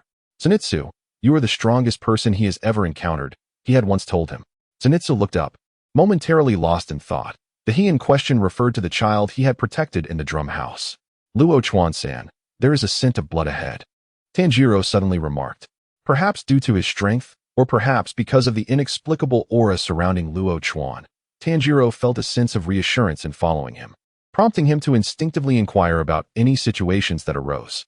Let us proceed, Luo Chuan nodded. The scent of blood Tanjiro detected was likely the result of a demon controlling a demon slayer, masquerading as Rue's mother within Mount Natagomo. Although Rue possessed the strongest power among the lower moons, the other four spider demons were not without their own value in forming connections. The blood demon art of the spider demon mother transformed individuals into puppets through her webs. The father's blood demon art enhances physical strength and grants extraordinary regenerative abilities. The brother's blood demon art transforms opponents into spiders through toxins. The sister's blood demon art utilizes spider silk to envelop and dissolve her victims within a cocoon-like structure. Among them, the father, a spider demon, lacks rationality and cannot form normal relationships, while the other three possess considerable potential for interaction. However, Luo Chuan cannot approach each of them individually. Forging connections with the others is of utmost importance. Help me, help me. The four of them had just arrived at the foot of the mountain when they encountered a terrified member of the Demon Slayer Corps, wailing on the ground. Tanjiro intended to assist the distressed slayer when suddenly, the warrior's body jerked into a mechanical state, rising as if manipulated by strings. In an instant, the slayer was flung backward into the dark, dense forest. Luo Chuan's eyes narrowed. He found it unacceptable that someone would treat him so dismissively. With a sharp sound, the severed spider silk and the small spiders on the slayer's body fell silent. The silk shimmered faintly in the air, catching Tanjiro and his companion's attention. Without time to admire Luo Chuan's prowess, Tanjiro rushed to aid the fallen slayer. Zenitsu remained vigilant, while Inosuke, tilting his pig-headed mask, stared curiously at Luo Chuan. What a swift blade, he thought. The sound was audible, yet the motion was elusive. Despite being nearly 100 meters away from the distressed individual, he still couldn't discern the trace of Luo Chuan's strike. How fast must that blade be to achieve such a feat? It seemed that Luo Chuan had not taken his duel seriously during his recent period of rest, which was frustrating. There are still many members inside, the rescued slayer stammered, pointing toward the forest, his voice trembling as if a great terror lurked within. Are there more demons in there? Tanjiro inquired, concerned. Luo Chuan scratched his face, regretting saving this slayer as it felt like a waste of time. While he might not be familiar with the terrain of Spider Mountain, he was well aware of the demons within. What could he hope to learn from a slayer who hadn't even seen the face of danger? Fortunately, the slayer's knowledge was limited, and after only a few exchanges, Tanjiro concluded the questioning. After positioning the slayer at the foot of the mountain, Luo Chuan and Tanjiro formally entered Spider Mountain. I despise this spider silk, Zenitsu complained as he pulled the web from his head. It's infuriating. Inosuke exhaled 2 puffs of white vapor from his pig mask, clearly impatient. Luo Chuan, on the other hand, remained unaffected, with his heightened spatial awareness. He effortlessly navigated the terrain, evading the webs that would ensnare others. Chapter 23, Lower Moon 5, Rue. Luo Chuan gestured discreetly toward a distant figure moving cautiously. Now that they had entered Spider Mountain, locating Rue was paramount. Rue's first appearance was after Tanjiro found the surviving demon slayer, Murata. Following Luo Chuan's indication, Tanjiro spotted a figure clad in the demon slayer uniform and moved toward Murata. Luo Chuan made no effort to conceal his footsteps, yet Murata remained oblivious to their approach. Observing Murata's lack of skill, Luo Chuan felt a pang of regret for Kaneo's demise. Murata had been selected alongside Kaneo, who had slain all the demons on Mount Fujisaki during that selection. Aside from himself and Shinobu, all other members had successfully passed. This meant that the quality of the surviving demon slayers varied significantly, and Murata was among the less capable. As Murata trembled while recounting the events that had transpired in Spider Mountain, Luo Chuan gazed at the glimmering spider silk entwined between the trees. If memory served, Rue would soon manifest amidst the webs above. He intended to test Rue's strength before feigning a bond to forge a connection. The thought filled Luo Chuan with a mix of anticipation and nervousness, as he had never directly engaged a lower moon before. His estimates of Rue's strength were based solely on his assessment of Kyogai's abilities. If Kyogai's prowess had been easily surpassed by Luo Chuan, then even if Rue were significantly stronger, there would be limits to his capabilities. It was likely that Luo Chuan's own strength exceeded Rue's. As long as he held the initiative, Luo Chuan had myriad ways to cultivate a friendship with Rue. There, Murata suddenly shouted, pointing at a swaying figure among the trees. His eyes filled with shadows of fear and a creeping despair. He had anticipated reinforcements, only to find a group of lower-ranking demon slayers. Their youthful faces a stark reminder of his own vulnerability. In this mountain, where the 12 Kazuki resided, what could a few lower ranks accomplish? They could not aid him and might even hinder his escape. Would he perish here today? Perhaps it was time. He had never truly earned his place in the selection on Mount Fujisaki. With a heavy sigh, Murata tightened his grip on his katana. Resolved to die with some semblance of value, at least to ensure these lower-ranked warriors could survive. The controlled members of the Demon Slayer Corps closed in. Tanjiro and his companions found their attacks hindered. Their strength was sufficient to deal with the controlled members, yet the controlled individuals still bore a pulse. And striking them would cause harm. It was precisely this aspect that allowed the Spider Demon Mother to easily dominate all but Murata. What is he doing? Murata thought, gazing at Luo Chuan, who stood motionless, his expression inscrutable. While the other three lower-ranked slayers struggled to devise a plan, this individual seemed lost in thought, as if waiting for something to happen. Is this really the time to be daydreaming? The situation was already dire, and he had to babysit an immobile lower-ranked slayer? Such thoughts ignited a simmering anger within Murata. Tanjiro, the demon controlling them, is not here. Finding its location is crucial. Let the pig-headed one assist you. Luo Chuan stated calmly, maintaining his gaze upward. What good are words alone? Come help. Murata's frustration boiled over as he snapped at Luo Chuan. While he understood that the controlling demon was absent, the pressing concern was how to resolve their current predicament. Is this really the time for such discussions? Inosuke shouted, indignantly severing the threads and directing his ire at Luo Chuan. Murata felt overwhelmed. Was this truly the moment for idle chatter? Something's coming. Murata suddenly heard Inosuke mutter, his astonishment evident. But as a shadow appeared on the ground, Murata's awareness sharpened, and he slowly looked up. A demon floated in midair, exuding a terrifying aura that overshadowed all the demons he had encountered before. Just standing there made it difficult for him to breathe. Murata's stunned mind slowly registered the words, the 12 Kizuki. It had truly appeared. Tanjiro hesitated in his movements, sensing an overwhelming presence. The scent emanating from this floating demon was far more potent than any he had encountered before. Is this what Lady Tamayo spoke of regarding the 12 Kizuki? Can Mr. Luo Chuan handle it? Tanjiro felt a twinge of anxiety. He had witnessed Mr. Luo Chuan's formidable strength firsthand. Yet, the aura emanating from this demon was unlike any he had encountered before. Rue stood atop the spider silk, his eyes reflecting Luo Chuan's figure. A look of disbelief etched on his face. Sir, is that the presence of the Great One? He pondered. How can a mere human possess the aura of Muzan-sama? That presence is born from centuries, even millennia of amassed power.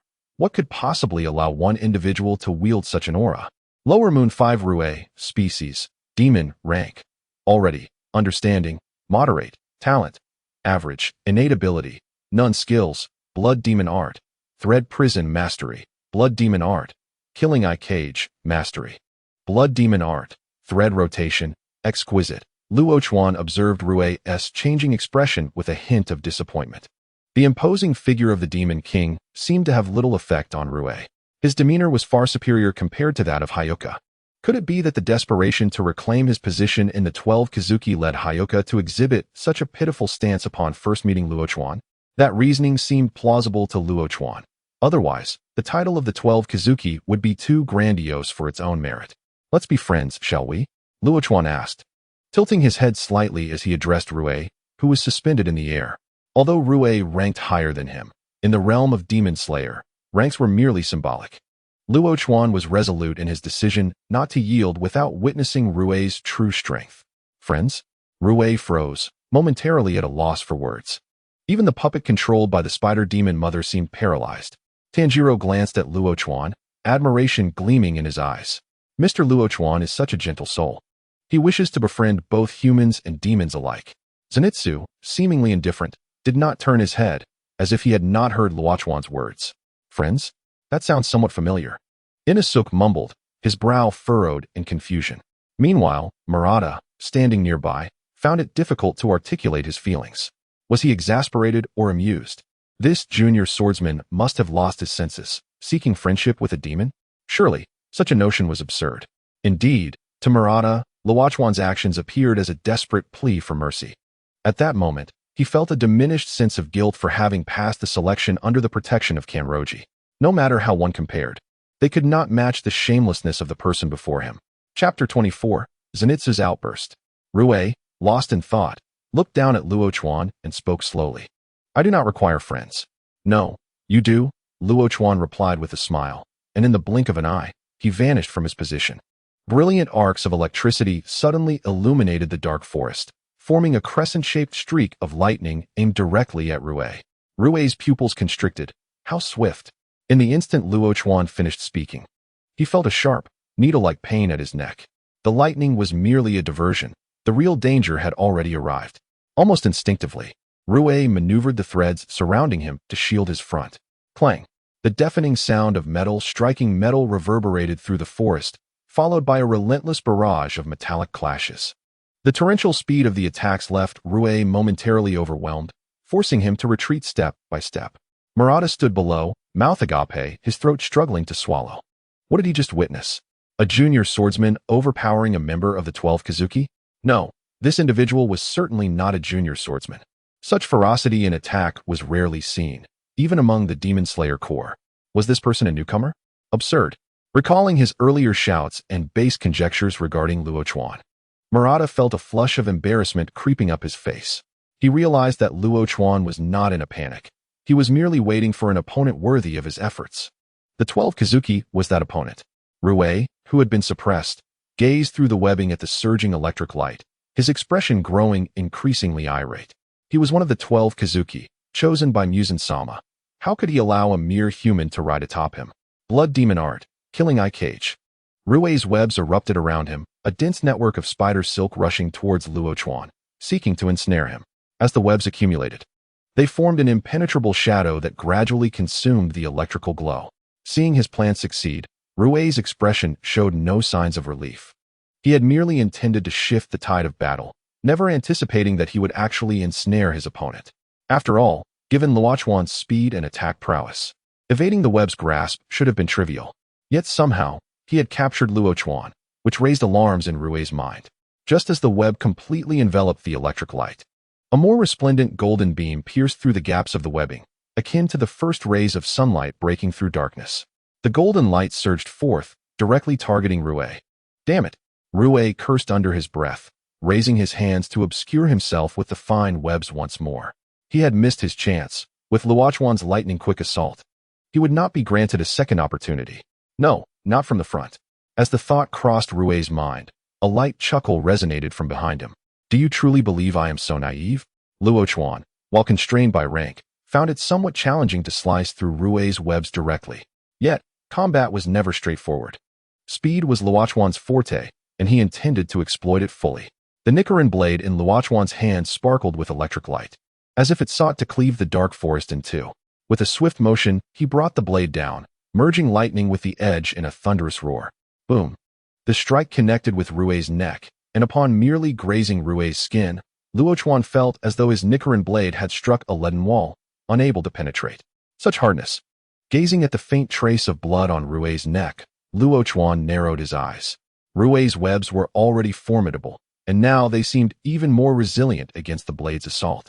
It truly was a challenge to slay him.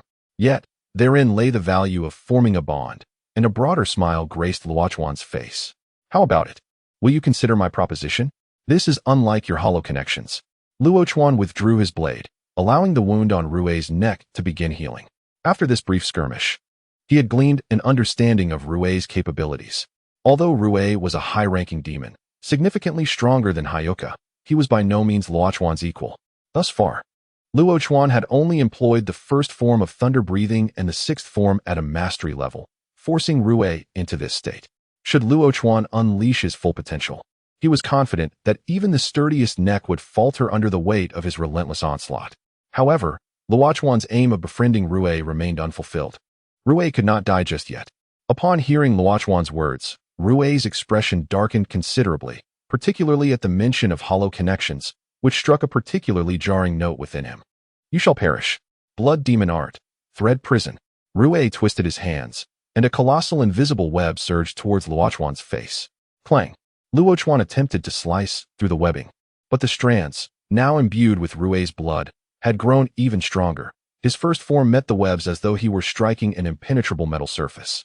Reluctantly, Luo Chuan opted to evade, yet with Rue holding the advantage, he would not allow Luo Chuan to escape so easily. With hands in constant motion, Rue summoned the threads to ensnare not just Luo Chuan, but also the other Demon Slayer Corps members. The threads, being transparent, could easily go unnoticed, even when numerous strands lay in hand, unless one observed them closely.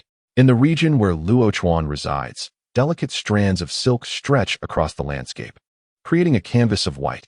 These transparent threads gather incessantly, reminiscent of a spider inching closer to its prey. Luo Chuan. Seeing Luo Chuan ensnared by the myriad threads, Zenitsu felt a surge of urgency. The silk encircling Luo Chuan was unlike that of the demon-controlled strands. It sliced through wood and stone with an ease that defied their solidity. Could Luo Chuan possibly survive such a predicament? Zenitsu drew his sword, his mind racing back to the process of employing the first form of thunder breathing. Although fewer demon slayers were under control, they were not absent. Each time Zenitsu began to formulate a plan, he was interrupted by their relentless assaults, causing his anxiety to mount. Stand aside. No longer content with merely severing the threads binding the approaching demon slayers, Zenitsu used the hilt of his sword to forcefully strike one aside. Exhaling gently, he glanced at the relentless silk threatening Luo Chuan. The hissing of steam escaping caught Tanjiro's attention. What is happening with Zenitsu? Tanjiro's senses detected a more potent aroma emanating from him than usual. He longed to assist Mr. Luo Chuan. Yet the persistent demon slayers made it impossible for him to intervene. If Zenitsu faltered now, the entire situation would collapse. First form of thunder breathing, Thunderclap. Just as Tanjiro's concern flickered in his mind, a dazzling flash of lightning illuminated the dense forest. This bolt, though not as swift as Mr. Luo Chuan's, was still formidable. Clang. Zenitsu's blade struck fiercely at Rue's neck. The dull thud reverberated in his hands, sending a tremor through his grip. The Nichiren blade seemed to reach its limit, cleaving into two at the point of impact. For a fleeting moment, Zenitsu's eyes reflected confusion. Was this truly the hardness expected from a demon's neck? No wonder Luo Chuan had struggled to cut through it. Rue, with a cold gaze, glanced at Zenitsu. Is this how you wield the same breathing style as that wretched fellow? Rue mused as he traced the faint wound, acknowledging that while it was less severe than the previous one, breaking through his skin was no easy feat. Are they sworn brothers? Rue pondered, recalling Zenitsu's claim that his bonds were fictitious. What then of their connection? As Rue wiggled his fingers, the world spun before Zenitsu's eyes. When he regained clarity, he found himself suspended in midair. Now, let us see how genuine your so-called bonds truly are, Rue murmured, gazing down at Luo Chuan ensnared in the threads. With a flick of his fingers, the silk binding Zenitsu constricted tighter. An unexpected laughter from Luo Chuan startled Rue. He had envisioned countless expressions of pain and regret on Luo Chuan's face, yet a smile was something he had not anticipated. Had he lost his mind? Or was it mere theatrics? Rue narrowed his eyes, commanding the dense threads to envelop Luo Chuan. This time, Luo Chuan made no attempt to resist the encroaching silk. However, just as the threads were nearly a meter away, they disintegrated as if severed by an unseen force, drifting helplessly to the ground. The sudden turn of events made Rue's pupils contract. What had just occurred? Had the opponent struck? Was it a wide-area attack or some other form? Rue's expression grew serious as he clapped his hands together, summoning the waiting threads around him. The multitude of silken strands swarmed like serpents, wrapping around Luo Chuan. Yet, Luo Chuan remained unmoving. No matter how the threads closed in, they could not breach the 1-meter barrier surrounding him. Rue stared intently, his gaze thick with suspicion. Compared to Luo Chuan's astonishing speed, this bizarre method unsettled him even more. What makes you think you can threaten me? A calm voice resonated amidst the strands. Suddenly, Rue realized Luo Chuan's figure had vanished without a trace. Alarm bells rang in his mind as he searched frantically for Luo Chuan's location. What are you looking for? The voice startled Rue, and he turned sharply to see the calm expression of Luo Chuan beside the captured yellow-haired boy. When had he rescued him? Why had he not sensed the severance of the silk? Luo Chuan regarded Rue with a gaze devoid of warmth. The reason he had appeared to be at a disadvantage was that he had been contemplating how to befriend Rue. Yet, Zenitsu's sudden outburst had taken him by surprise. While it had not inflicted substantial harm on Rue, it still provided Luo Chuan with a sense of solace. He could discern that this instance of thunder breathing's first form had been entirely orchestrated by Zenitsu. In other words, even without a pressing situation, Zenitsu could utilize the first form. As for Rue, Luo Chuan's side, had his repeated concessions led Rue to believe he could manipulate him at will? If he wouldn't listen to reason, then he should not be surprised when force was employed. Luo Chuan had his boundaries when it came to friendship, and Zenitsu was one of those rare limits. Clang. The clear sound filled Rue with an unprecedented sense of impending doom. The blood-soaked threads enveloped him entirely, despite his defenses. The piercing sensation of danger lingered. Rue scrutinized the unmoving Luo Chuan, a weighty seriousness settling upon him. Was it merely his imagination? Or did it seem Luo Chuan was deliberately waiting for him to establish his defenses? A gentle breeze swept through, and Rue realized the figure he had been focusing on had vanished. Indeed, it had disappeared, leaving him momentarily bewildered. Though Luo Chuan had been quick, he had still managed to catch glimpses of residual shadows. Yet now, Luo Chuan's presence seemed to have entirely faded from his sight. In that moment of confusion, a crackling bolt of lightning surged forth. Time appeared to freeze. In Rue's eyes, only the approaching light of thunder remained. He wished to move, to flee. But his body felt as though shackled by an invisible force, immovable. With a soft hiss, accompanied by thunder, Luo Chuan's Nichiren blade sliced cleanly through Rue's neck. The razor-sharp edge clashed against the blood-infused silk, and the outcome was undeniable. The threads, once hardened, crumbled like tissue paper beneath Luo Chuan's might. Rue's head and torso were nearly severed, leaving only a few fragile threads of silk, the last vestiges of his life, swaying precariously in the air. It seemed they would shatter in the next heartbeat, heralding Rue's complete demise. Throughout the entire ordeal, Luo Chuan's expression remained as tranquil as water, his gaze penetrating through Rue's broken form as if contemplating an already concluded tale. He had exercised restraint, delivering a fatal blow without extinguishing Rue's life entirely.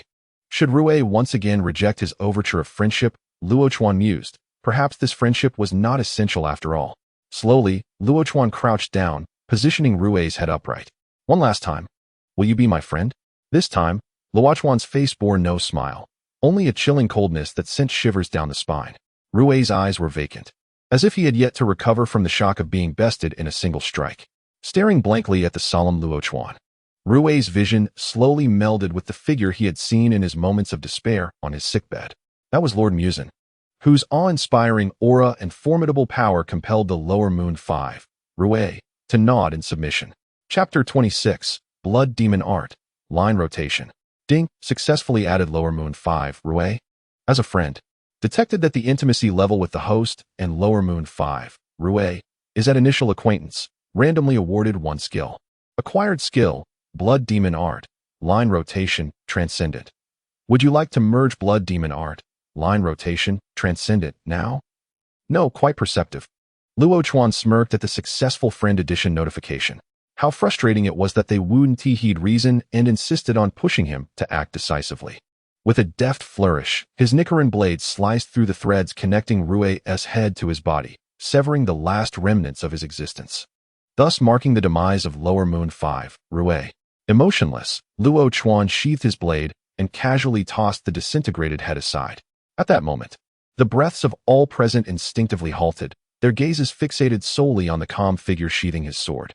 Murata found his mind utterly blank. Consumed by a singular thought, the 12 Kazuki have fallen?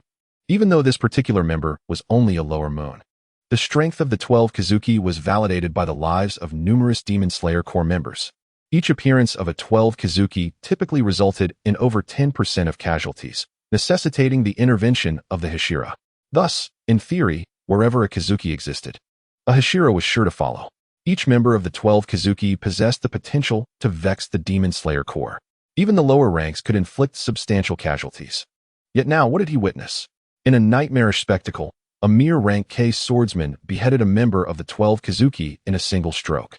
This utterly incomprehensible scene left Murata in a daze, a chill shooting up from his feet. Terrifying. Truly terrifying. He had thought Luo Chuan was cornered, that all members of the Demon Slayer Corps were on the brink of annihilation. Yet unexpectedly, Luo Chuan erupted with power, dispatching the 12 Kazuki as if it were a mere game. Recalling the words exchanged between Luo Chuan and Rue, Murata swallowed hard, pondering whether Luo Chuan acted out of frustration at Rue's refusal to befriend him or in response to Rue's threat to the blonde boy, or perhaps both. Regardless, one thought dominated his mind.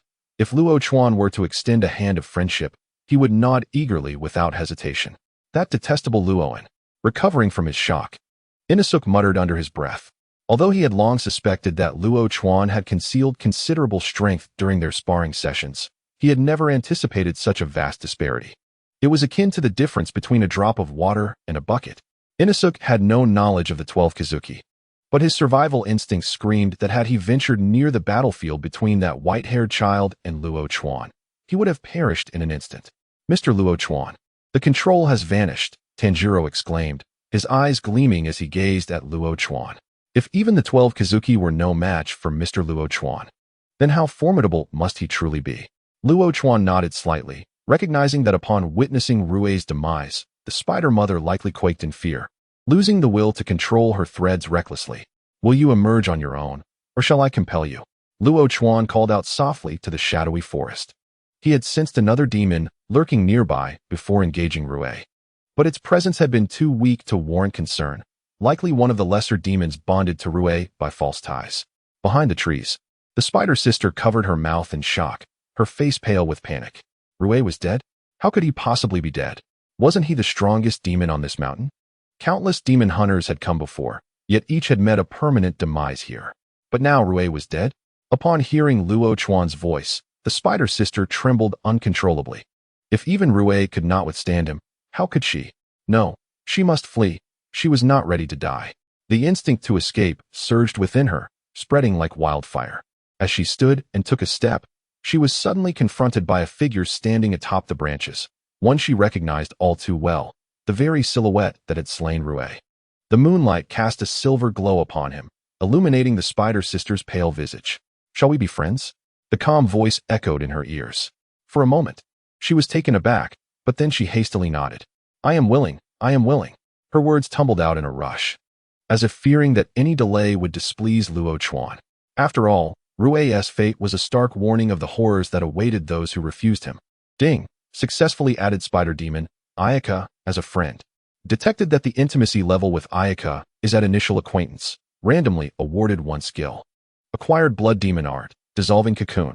Would you like to merge Blood Demon Art, Dissolving Cocoon, Mastery, now? No, excellent. Luo Chuan's eyes widened slightly in surprise. Ayaka possessed only 1 Blood Demon Art of any value. To his astonishment, he had hit the jackpot. With 2 Blood Demon Arts acquired in succession, Luo Chuan had achieved half of his objective for venturing into Spider Mountain. Now he simply needed to await the arrival of the insect Hashira and water Hashira. Luo Chuan's figure flickered as he rejoined Tanjiro and the others, observing the silhouette in the trees vanish. Ayaka stood stunned for a moment, then erupted with joy. Had he truly departed just like that? It seemed that as long as she complied with his requests, she would not meet her end. She had not made a mistake after all.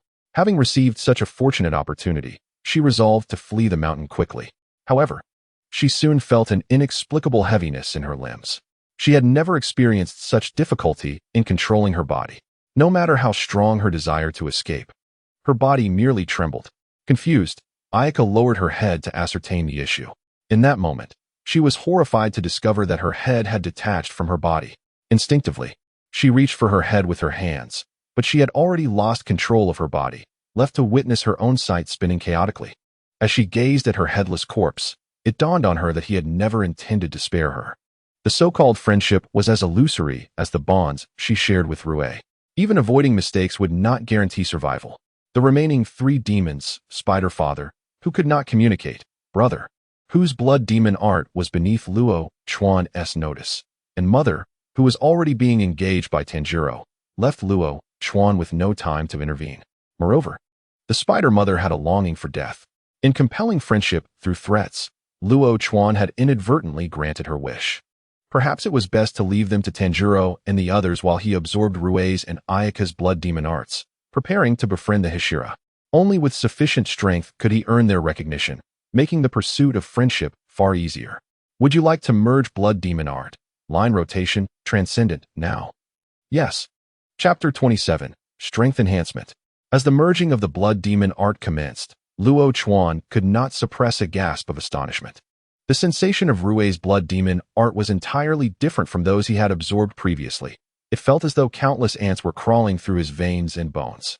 The unbearable itch was accompanied by intense swelling pain, as if something were festering within Luo Chuan. He instinctively sank into a trance, realizing that after enduring severe pain in a particular area, a white cocoon would emerge from the depths of his flesh and blood. Spider silk? Luo Chuan stared at the cocoon in astonishment, believing that this time, during the fusion of the line rotation, the system would transform it into a form suitable for his use. However, he never anticipated that it would actually generate spider silk within him. The cocoon's surface shimmered with a warm, jade-like hue, and Luo Chuan could distinctly feel the connection between himself and the cocoon, as if it were another arm of his own.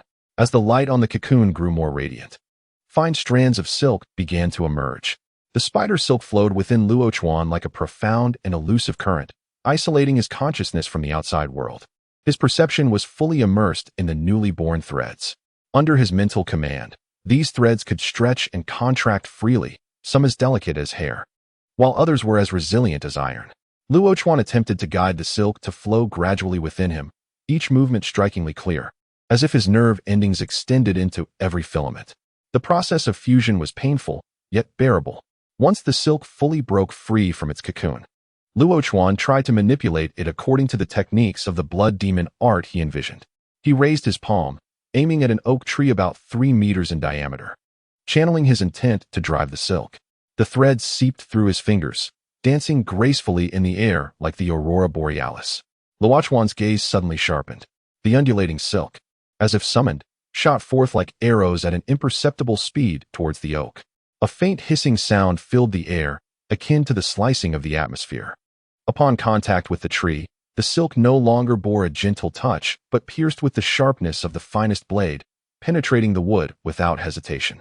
With a slight tug of his fingers, the silk began to exhibit its astonishing power on the tree's surface, leaving behind delicate cuts akin to hairline fractures. As Luo Chuan's intent shifted, the marks transformed, ultimately coalescing into an intricate design. Finally, with renewed force, he shifted from refined cutting to outright destruction. The once nearly transparent threads thickened instantly, resembling a multitude of iron chains pulling simultaneously. A resounding crash echoed as the massive oak tree snapped as if toyed with by a giant, its breaks smooth as glass. The surrounding air seemed to freeze. Enveloped in silence, the fallen oak whispered of the power displayed by the silk. Retrieving the threads, a glimmer of satisfaction flickered in Luo Chuan's eyes. Indeed, the blood demon art of the 12 Kazuki bestowed upon him formidable combat prowess, enabling him to exhibit remarkable strength even without the Nichiren blade in hand. Moreover, the current intensity of the silk was without the infusion of his blood. Once Luo Chuan infused it, the strength of the threads would undergo a qualitative transformation. Judging by his perception of the power enhancements following each breakthrough, he believed that should he fully utilize the blood demon art and the line rotation, even the Hashira would need to exert considerable effort to contend with him. Would you like to choose to fuse the blood demon art, dissolution cocoon, mastery? Yes, with the fusion of the line rotation, merging the dissolution cocoon became considerably simpler. The internal changes within Luo Chuan were minimal, mainly concerning the usage information of the dissolution cocoon, resembling another application of the spider silk. It appeared that there were hierarchies among the different blood demon arts. Luo Chuan mused as he stroked his chin. He had fused 6 blood demon arts, with the most arduous being the accumulation art, which was also the most challenging process. However, correspondingly, the enhancement to Luo Chuan's strength was the greatest. Was it due to the disparity in power levels, or was it simply that the accumulation blood demon art, being the 5th lower moon, was so strong? Wouldn't the other 12 Kazuki be even more formidable? As this thought crossed his mind, Luo Chuan's eyes glimmered with excitement, the desire to forge friendships intensifying. Meanwhile, the insect Hashira, Shinobu Kocho, and the water Hashira, Jutomioka, arrived on the scene. Upon observing the evidently rescued members of the Demon Slayer Corps, they exchanged puzzled glances. Did not their lord indicate that a 12 Kazuki was present here, and that the Demon Slayer Corps had suffered heavy casualties? While the members bore injuries, their relaxed expressions suggested that the battle had concluded. Could it be that the information received by their lord was erroneous? Was there no 12 Kazuki in the Spider Mountain? Merely a group of relatively strong demons that had already been dealt with by the Demon Slayer members? It was not that they underestimated the strength of the Demon Slayer members. They had simply never heard of anyone below the Hashira level defeating a 12 Kazuki. Perhaps their lord's information had indeed been flawed. Shinobu, filled with curiosity, called over Murata, who was nearby, assisting other members. What transpired here? Her voice was gentle, but Murata felt an overwhelming tension, trembling nervously. The woman before him was a Hashira, among the strongest in the Demon Slayer Corps, with only 9 Hashira in total. Murata's mind struggled to process the situation. Swallowing hard, Murata stammered. There are 12 Kazuki on this mountain. 12 Kazuki? Where are they now? Upon hearing Murata utter those 4 words, Shinobu's expression hardened, interrupting him. It was impolite to cut someone off, but this was not the time for courtesy. Every single member of the 12 Kazuki posed a significant threat to both the Demon Slayer Corps and ordinary people. Instead of listening to Murata's stammered account, Shinobu deemed it far more urgent to eliminate the 12 Kazuki. Ju, standing behind her, shared the same sentiment, hand resting on his sword hilt, as if ready to spring into action at the slightest indication of the 12 Kazuki's whereabouts. Murata, already on edge, began to sweat profusely as he noted the seriousness etched on the faces of the 2 Hashira. The 12 Kazuki are dead. Dead? The tension in Shinobu and Ju's demeanor relaxed, astonishment reflected in their eyes. The 12 Kazuki are dead? Did other Hashira come? Yes. If another Hashira had been active near Spider Mountain, their lord would not have sent the 2 of them. But if not a Hashira, then who could have vanquished the 12 Kazuki? Relying on a group of Demon Slayer swordsmen? As this thought arose in Murata's mind, Shinobu shook her head. Lower-ranking demons might win through sheer numbers, but not the 12 Kazuki. Numbers would not pressure the 12 Kazuki. Instead, it would only enhance their strength. Chapter 28. The astonishment of the water Hashira and insect Hashira. Who was the one that killed them? Ju suddenly inquired. It was Mr. Luo Chuan. Upon mentioning this name, Murata felt an immense sense of relief wash over him, as if the thought of Luo Chuan brought him inexplicable comfort. This was a notion he could scarcely entertain upon their first encounter. However, having witnessed Luo Chuan single-handedly defeat a 12 Kazuki, Murata's perception of him had undergone a complete transformation. Referring to someone younger than himself as Mr. spoke volumes about his newfound respect. Luo Chuan. Shinobu furrowed her brow, the name sounding unfamiliar. She had heard of higher-ranked swordsmen in their ranks, yet Luo Chuan was a name she had never encountered. Was he an unknown swordsman? Shinobu Kocho cast a glance at Ju Tomioka, who silently shook his head. He had never heard of the name Rokuchuan. Yes, it is Mr. Rokuchuan. He single-handedly vanquished a member of the 12 Kazuki, Murata hastily explained, noticing the doubt etched on Shinobu's face. Single-handedly vanquished? Not only Shinobu, but Ju's brow also furrowed. Did this swordsman of the Demon Slayer Corps truly comprehend the gravity of his words? Was it possible he had mistaken a slightly more powerful demon for one of the 12 Kazuki? Are you certain the demon you encountered was one of the 12 Kazuki? Shinobu gently inquired, striving to remain tactful. Indeed, that was lower 5, Murata nodded emphatically. Initially, he had doubted whether the demon was truly one of the 12 Kazuki. But when Mr. Rokuchu encountered, he had seen the demon's eye, obscured by hair, clearly displaying the numeral 5.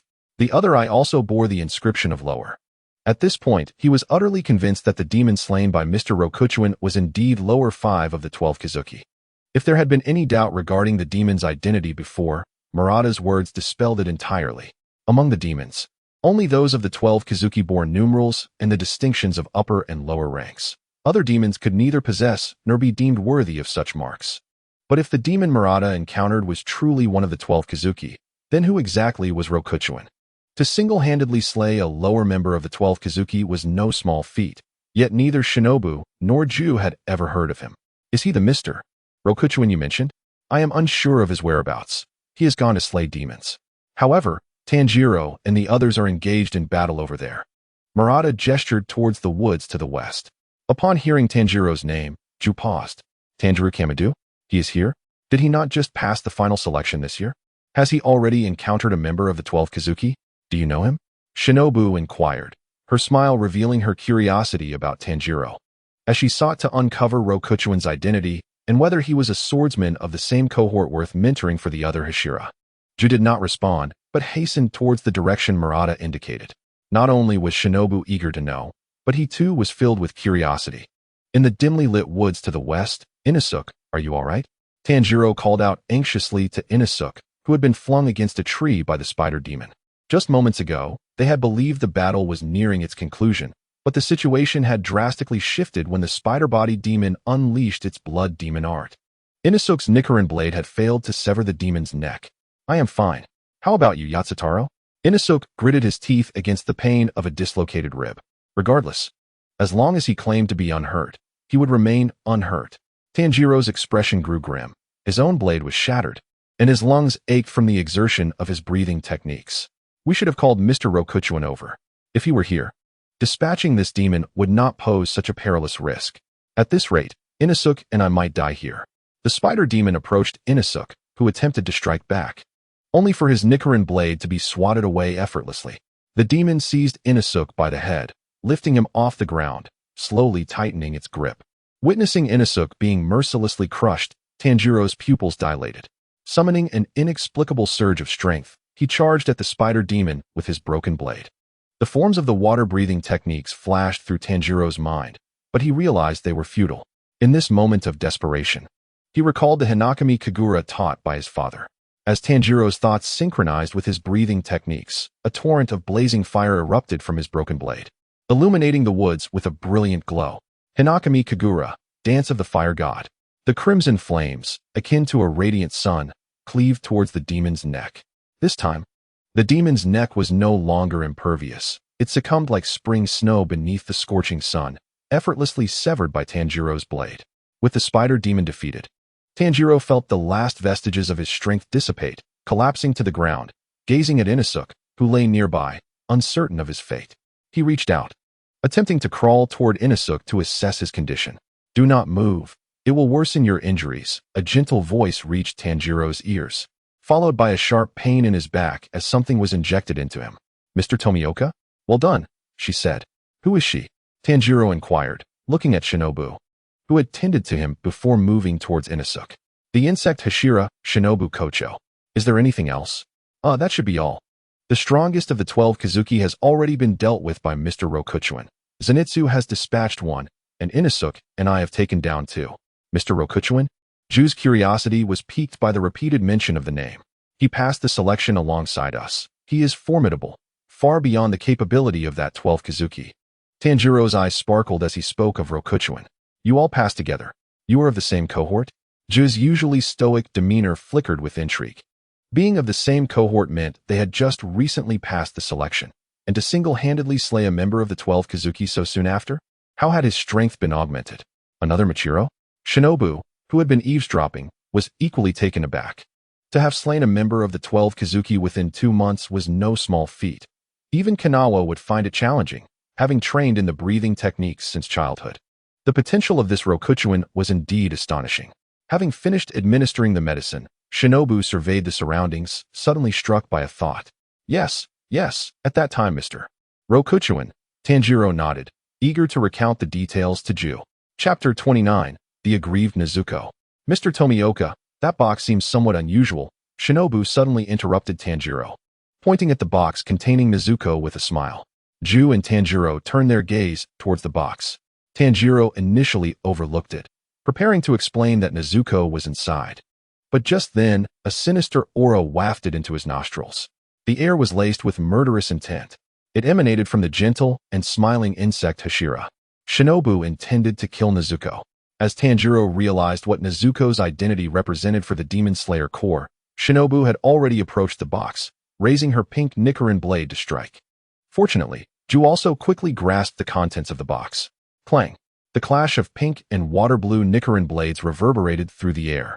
Shinobu raised her head, her smile unwavering. Yet the emotions in her eyes had grown decidedly colder. Mr. Tomioka should know what lies within, correct? Ju did not respond, using one hand to parry Shinobu's attack, while the other grasped the box's strap, hurling it towards Tanjiro. Shinobu watched Ju's actions with cold eyes, her blade glinting ominously. Was Ju shielding a demon? Was he not the one who loathed demons the most? In truth, it was not just Ju. The other Hashira shared an innate aversion to demons.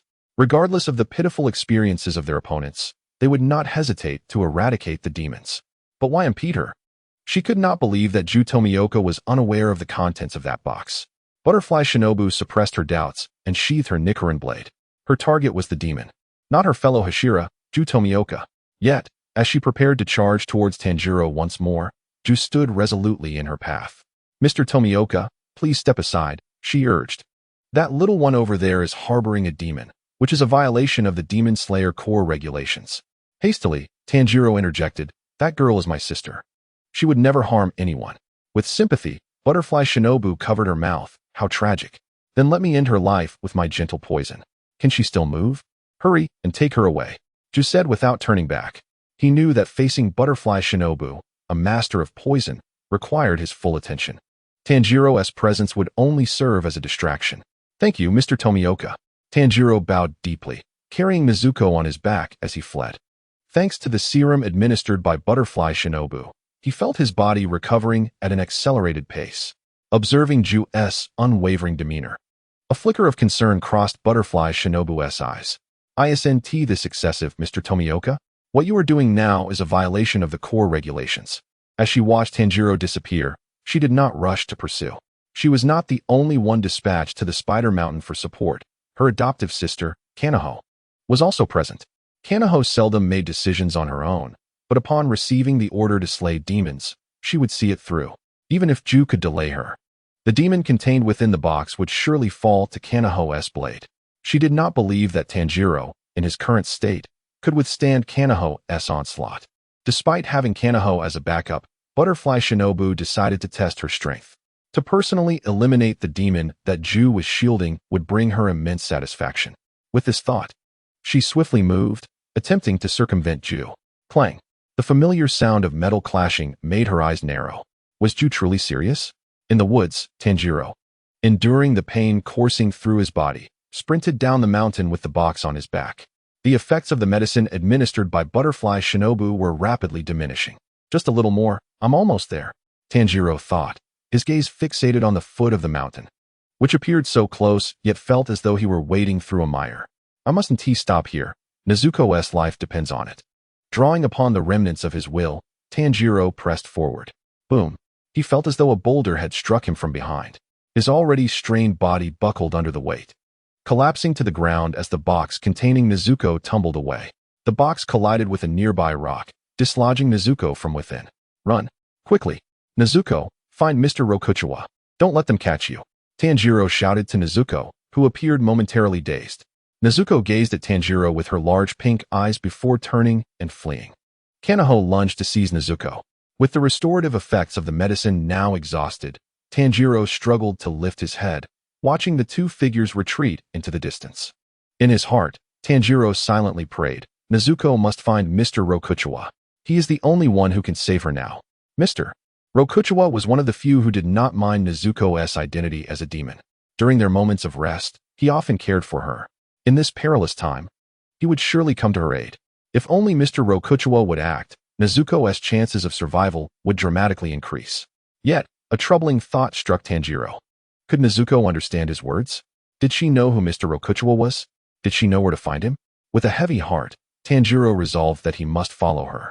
Zenitsu's condition was improving steadily. Mr. Rokuchiwa crouched beside the unconscious Zenitsu, poking at the poison spots on his face. Delicate threads emerged from his fingertips, entering Zenitsu's body. The dark purple toxin was meticulously extracted, strand by strand. Considering the situation with the spider demon, Mr. Rokuchiwa felt confident that Tanjiro and Inosuke could handle it, so he had come to check on Zenitsu. Upon arrival, he witnessed Zenitsu, despite being unconscious, utilizing thunder breathing to deliver a six-fold strike against the spider demon, though he succumbed to unconsciousness immediately after. This was a significant improvement compared to his previous struggles to execute even the first form while awake. Seeing Zenitsu's complexion gradually returning to a healthy hue, Mr. Rokuchiwa retracted the threads, contemplating the strands that danced at his command. Raising an eyebrow, he noted that while the threads could extract the poison from Zenitsu's body, they could not be weaponized. In other words, the threads possessed strength but lacked toxicity. It was somewhat disappointing. If only he could harness both strength and venom, his options would expand significantly. Oh well, one must not be overly greedy. Calculating the time, he presumed that the water Hashira and insect Hashira had also arrived. It was time to make their acquaintance. Just as Mr. Rokuchiwa stood, a small figure, roughly the height of his thigh, dashed out from the woods. The figure, arms outstretched and dragging oversized clothing, sprinted towards him. Is that Nezuko? Upon seeing the figure rush towards him, clutching at his clothing, Mr. Rokuchiwa was momentarily taken aback. Nezuko, upon hearing her name, looked up with her large pink eyes, filled with an expression of distress, and pointed towards Kanoho, who had come to a halt. It seemed to convey, she has been trying to hurt me. You must intervene. Chapter 30. The departure of the Hashira meeting. Mr. Rokuchiwa gently patted Nezuko's head to comfort her. He had nearly forgotten about the predicament between Nezuko and Kanoho. Kanoho, brandishing her blade towards Mr. Rokuchiwa, spoke not a word, but her intent was clear. She aimed to slay the demon. She did not understand why Nezuko did not resist. Yet that did not hinder her from executing her orders. Mr. Rokuchiwa remained still. Although uncertain how Nezuko had made her way to him, he could not allow her to endure such injustice. Seeing that Mr. Rokuchiwa showed no intention of yielding, Kanoho leapt forward, aiming directly for Nezuko behind him. She had received the command to slay demons, so attacking Mr. Rokuchiwa was not her intention. Mr. Rokuchiwa's right hand remained resting on Nezuko's head, showing no inclination to draw his weapon. As Kanoho's blade was merely a meter away from him, a sudden arc of electricity surged through the air, deflecting her attack. With a light step, Kanoho's eyes reflected confusion as she gazed at Mr. Rokuchiwa. She recalled him from the selection process, where his speed in slaying demons had been astonishing, yet at that time, she could clearly perceive his movements. Now, she questioned whether the bolt of lightning had truly originated from him. In her line of sight, Mr. Rokuchiwa's hand remained firmly placed upon the demon's head, devoid of any signs of movement. Had his speed become so swift that it could not be perceived by the naked eye? After contemplating for a moment, she sprang forth once more, this time moving even faster, yet the outcome remained unchanged. Just as she was about to close in on Mr. Rokuchiwa, another brilliant arc of electricity flashed. Unlike the sound of metal clashing, Kanoho felt as if her blade had struck a piece of iron being forged at high temperatures. The hardness of the iron block is not particularly high, yet its elevated temperature effortlessly neutralizes her attacks. Kana tightened her grip on the blade, realizing that once could be a coincidence, but twice certainly could not. Her opponent must have attacked. It was simply that she could not discern the movement. With the second form of breath, Maikijumi, she determined that if her opponent's speed surpassed hers, she would unleash multiple strikes simultaneously. No matter how swift her adversary's draw might be, it was implausible for them to deflect every single assault. As her words fell, the Nichiren blade emitted 4 arc-shaped slashes in an instant. The paths of these strikes were erratic, reminiscent of falling plum blossoms. After employing the second form, Kana's gaze remained fixed on Roku-chan. If she could seize the moment her opponent struck, she would have the opportunity to vanquish that little demon. With a sharp sound, the Nichiren blade was drawn, and Kana's body tensed as she prepared to charge at Roku-chan. However, the unfolding situation caused her to hesitate. This time, no electric arcs manifested. Yet her slashes inexplicably vanished, as if they had dissipated into thin air. Kana was acutely aware that Maikijumi had a limited range of attack, but it was inconceivable for her strikes to vanish at such a short distance. Thus, only one possibility remained. Her opponent had struck again, and with a speed that far exceeded before. Gazing at Roku-chan, the smile that had graced Kana's face slowly faded. The unpredictability of Maikigumi's attacks was countered with remarkable precision, as Roku-chan dismantled each of her 4 strikes in an instant. This velocity and accuracy were beyond her previous experience. Should she continue? Had they encountered each other during the final selection, Roku-chan might have been able to evade Kana for a time, yet defeating her would have been exceedingly improbable.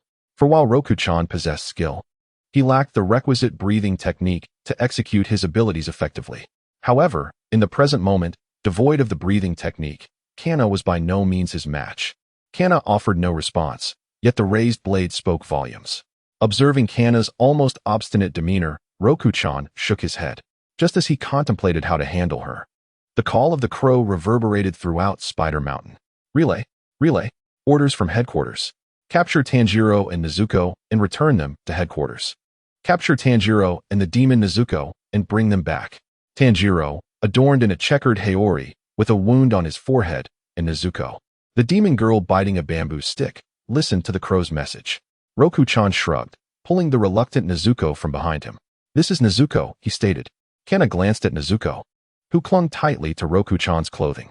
Comparing Nezuko with the description relayed by the crow, Kana gradually sheathed her Nichiren blade, remaining motionless. Although she was no longer required to slay the demon named Nezuko, the mission necessitated bringing her back to headquarters. Thus, escorting Nezuko back became her current task.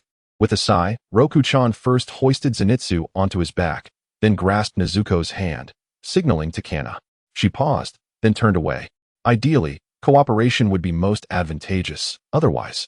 Given their speed, she might struggle to prevent their escape. Roku-chan followed closely behind Kana, contemplating the events that would unfold next. Nezuko would be returned to headquarters, where Oyakata would convene the Hashira meeting.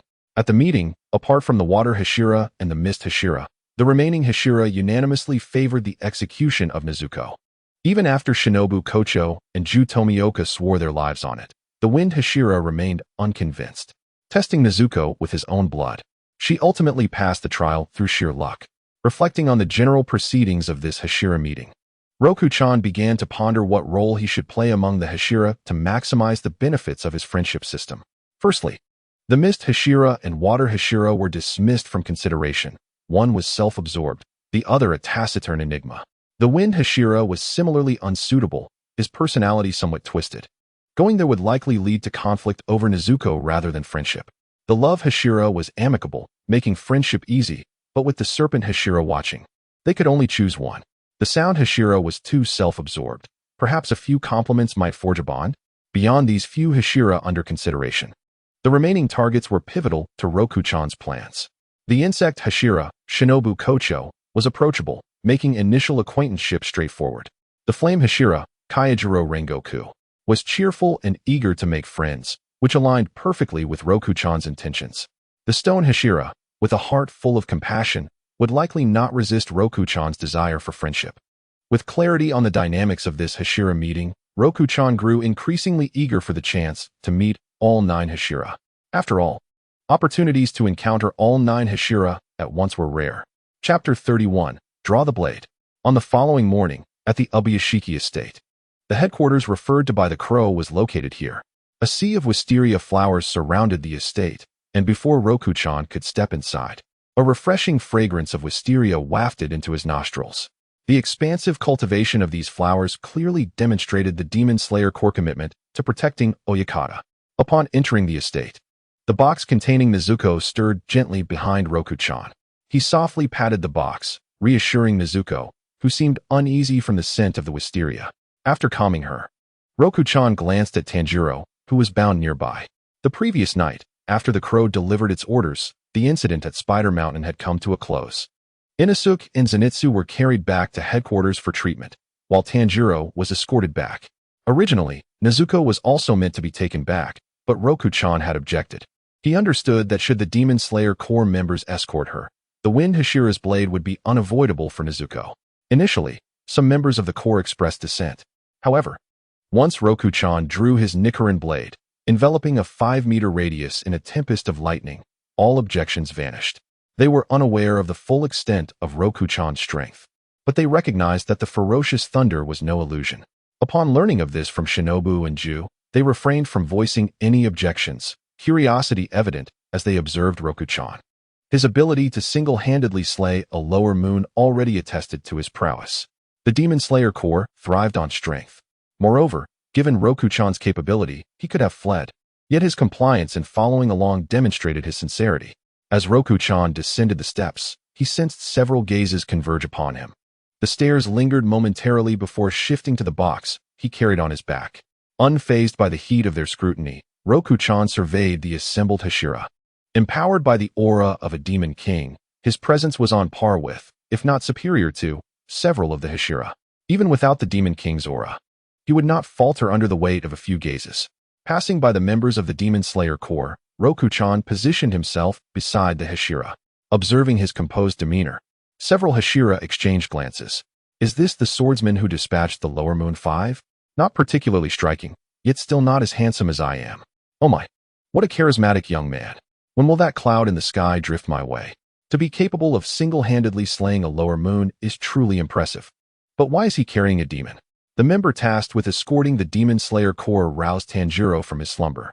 As Tanjiro awoke, his gaze sharpened, swiftly comprehending the situation. Where's Nezuko? Where's Nezuko? He exclaimed. Do not speak. You are in the presence of the Hashira. The member hastily covered Tanjiro's mouth. Hashira? What Hashira? The strongest swordsman in the Demon Slayer Corps. The strongest? Then what about Nezuko? Tanjiro's expression turned frantic. Had it been any other time, he might have taken a moment to grasp the significance of the Hashira's status. Now, his gaze is solely fixed on Nezuko. Where is Nezuko? Has Mr. Rokuchuan taken action? Is Nezuko alive or dead? These questions hold far greater importance than understanding what a Hashira is. Tanjiro, Mr. Rokuchuan called out as he observed Tanjiro looking around anxiously, then turned to present a box before him. Mr. Rokuchuan, Tanjiro exclaimed, turning his head to see Rokuchuan, and the heavy weight in his heart lifted instantly. Mr. Rokuchuan had intervened. Nezuko was unharmed, thank goodness. However, that relief was short-lived as another weight began to rise again in his chest. Before him stood 6 figures, each exuding a formidable and terrifying aura. Tanjiro had a faint premonition that regardless of which among these 6 chose to strike, it would be as effortless as squashing an ant. Was it truly wise for Mr. Rokuchuan to bring Nezuko here? What if they refused to accept her and sought to slay her? Could Mr. Rokuchuan withstand such a threat? Their presence was undeniably stronger than his. Now, I shall commence your judgment. There is no need for a trial, is there? Harboring demons is clearly a violation of our code, and if we are to handle this, it means executing both you and the demon, exclaimed Kyojuro Rengoku, the flame Hashira, with wide, spirited eyes. Rokuchuan regarded the enthusiastic flame Hashira, noting that he hadn't blinked since their encounter. Did he sleep with his eyes open?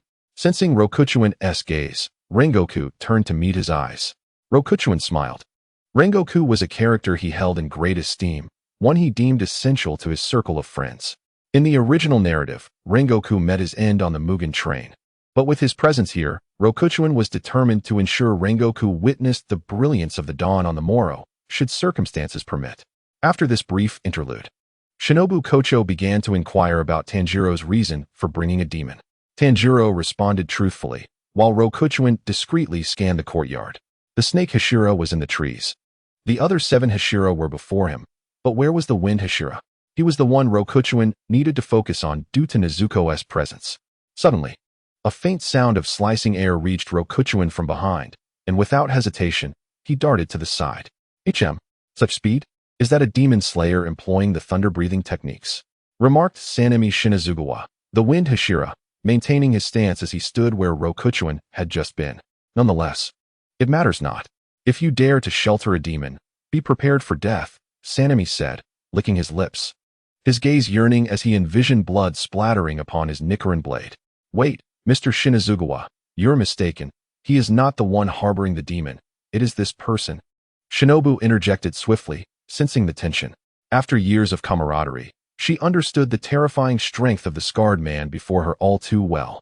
Even among the Hashira, he was among the most formidable. If he were to strike at Rokuchuan, one misstep could lead to Rokuchuan's demise. Although Rokuchuan had evaded Sanemi's previous attack, it was evident that Sanemi had barely exerted a fraction of his power. No, I am as well, Rokuchuan stated calmly, drawing his long blade.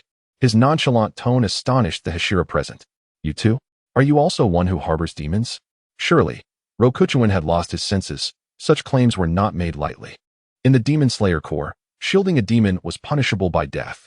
Just moments ago, Shinobu had managed to dissuade Sanemi. Yet with that statement, her efforts were rendered null. Shinobu stared at Rokuchuan in shock, unable to comprehend his motives. He could easily distance himself from this affair. With a growth rate capable of slaying a lower moon in under 2 months, he would soon secure a place among the Hashira. His future, so bright in Shinobu's eyes, was now buried by Rokuchuan's flippant remark. Chapter 32, Clash. The Wind Hashira, Sanemi Shinazugawa. Now, I must be mistaken, am I not?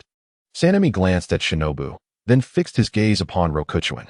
Shinobu sighed and refrained from further words. While she wished to add another Hashira to their ranks, she could not accept one who would protect demons. If Rokuchuan insisted on this path, there was no need to press the matter. It was a pity. Such talent was rare. Wind Hashira, Sanemi Shinazugawa. Race, human. Rank, upper Hashira. Comprehension, superior. Talent, superior. Innate ability, none. Physique, rare blood, drunk. Skills, first form of wind breathing, dust whirlwind / mastery. Second form, claw of the wind, mastery. Third form, clear gale wind tree, mastery. Fourth form, rising sandstorm, mastery. Fifth form, cold autumn descent wind, mastery. Sixth form, black wind smoke storm, mastery. Seventh form, gale tengu wind, expert. Eighth form, initial flame wind / mastery. Ninth form, Vaishravana gale, expert. Upon viewing Sanemi's attribute panel displayed by the system, Rokuchuan rolled his shoulders and secured the box on his back. Sanemi was undoubtedly the strongest opponent he had encountered thus far, aside from Muzan Kabutsuji. Even the former Flame Hashira had not reached this level. Though he had achieved the upper rank before arriving, there remained a 4-rank disparity. Without a full commitment, he anticipated a severe setback. Having concluded his thoughts, Rokuchuan transformed into a bolt of lightning, charging towards Sanemi. Given the vast difference in their strengths, seizing the initiative proved far more effective than passive defense. A smirk crossed Sanemi's lips as his azure Nichiren blade gleamed in the sunlight. The essence of the Hashira-level wind breathing began to unfold before Rokuchuan. Clang! With a single strike, Rokuchuan was sent flying. Golden arcs of electricity danced around him, hinting at a volatile release. Gripping his sword with both hands, he crouched low, channeling the thunder breathing to its zenith. With a determined gaze, he exhaled sharply, "I'm almost there." Tightening his grip on the long blade, Rokuchuan propelled himself towards Sanemi once more, covering 10 meters in an instant. His already dazzling speed escalated, and his aura surged with intensity. Boom! Sanemi raised his hand effortlessly to block the attack. Had it been any other Hashira, they might have found Rokuchuan's peculiar speed troublesome, but as the wind Hashira, he too excelled in speed, perhaps even surpassing that of the thunder breathing. Again, Rokuchuan's tone remained eerily calm, like still waters. Sanemi's eyes flickered. Were this man not harboring demons, he would undoubtedly be a genius akin to the late Tamayo. At such a young age, he wielded the thunder breathing with such finesse. Were it not for his appearance, Sanemi might have mistaken him for the former Thunder Hashira. What a shame, standing with the demons. He must be prepared for death at any moment. Electric arcs danced around Rokuchuan, each strike representing the ultimate application of the thunder-breathing techniques. Every flash of electricity was met with a dull clash. Yet, regardless of the breathing style or angle Rokuchuan employed, Sanemi remained enveloped in an imperceptible veil, rendering him untouchable. All of Rokuchuan's assaults were deftly countered by Sanemi, who appeared to find little excitement in the exchange. While defending against Rokuchuan's onslaught, he began to close the distance between them. The vacant space in the courtyard was limited, forcing Luo Chuan's area of movement to shrink. It was no wonder he could defeat the 12 Kazuki. His speed and sustained explosive power were remarkable, mused the sound Hashira, observing Luo Chuan's almost imperceptible figure.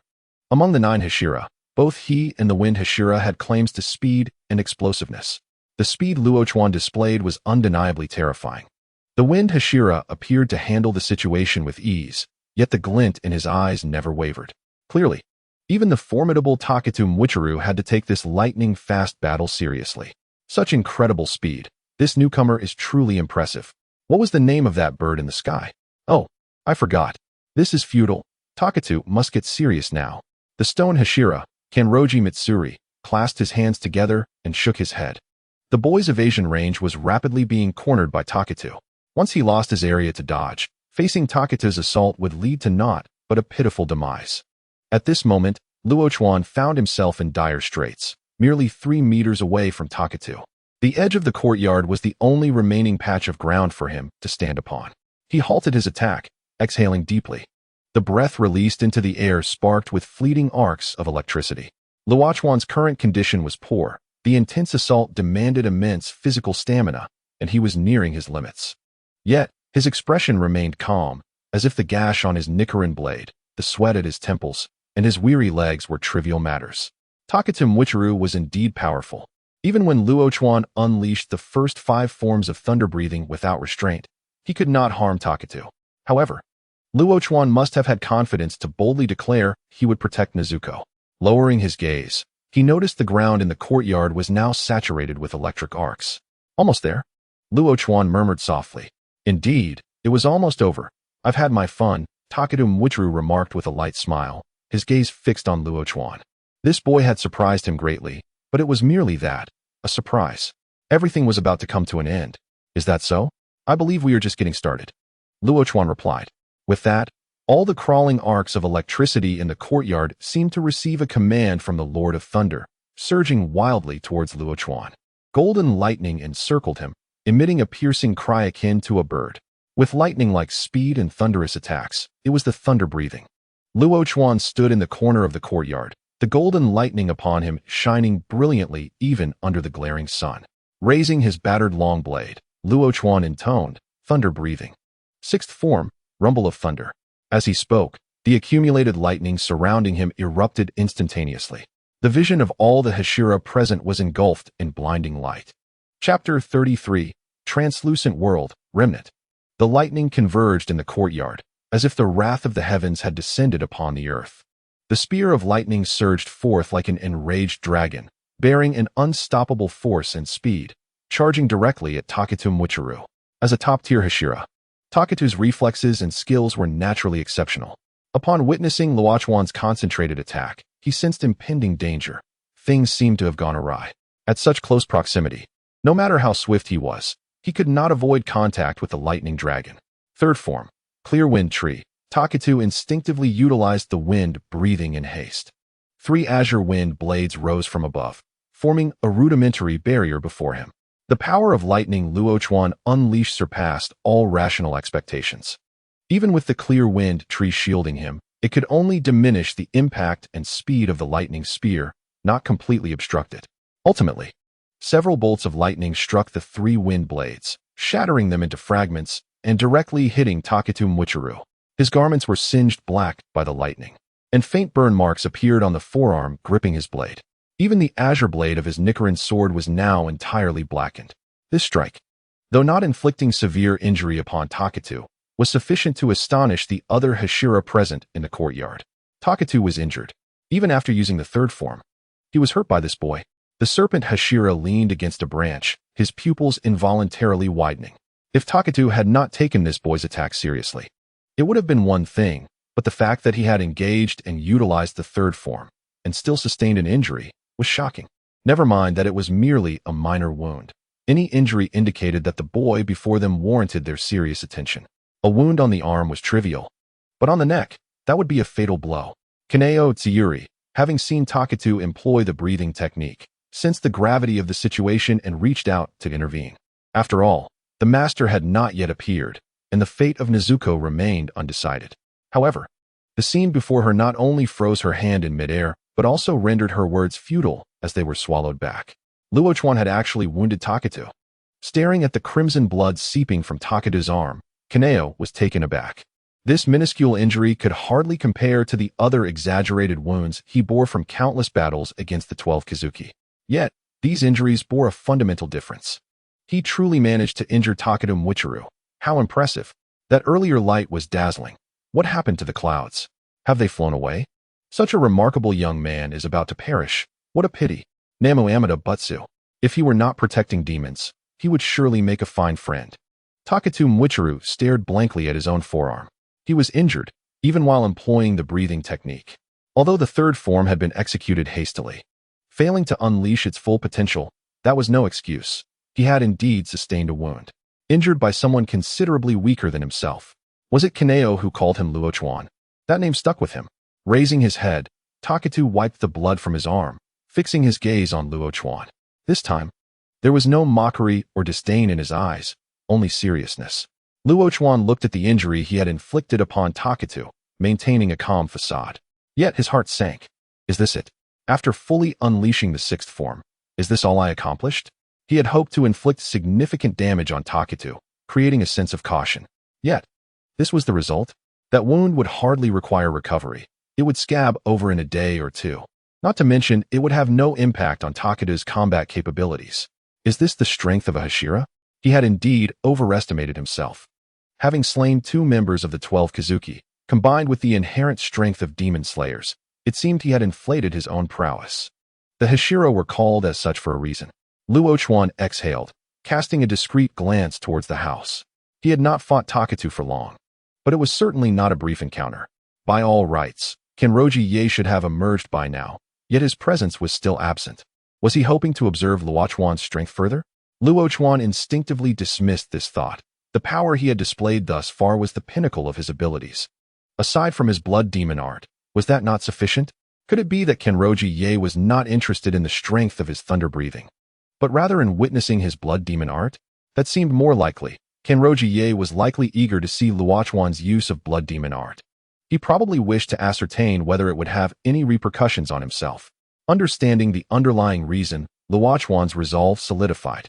Although Luo Chuan harbored some dissatisfaction towards the attitude of Tsutsumi, he still managed to understand it.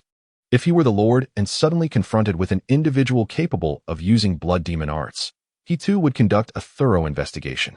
Luo Chuan naturally lowered the Nichiren blade, preparing to utilize the blood demon art, line wheel, which he had acquired from Rue.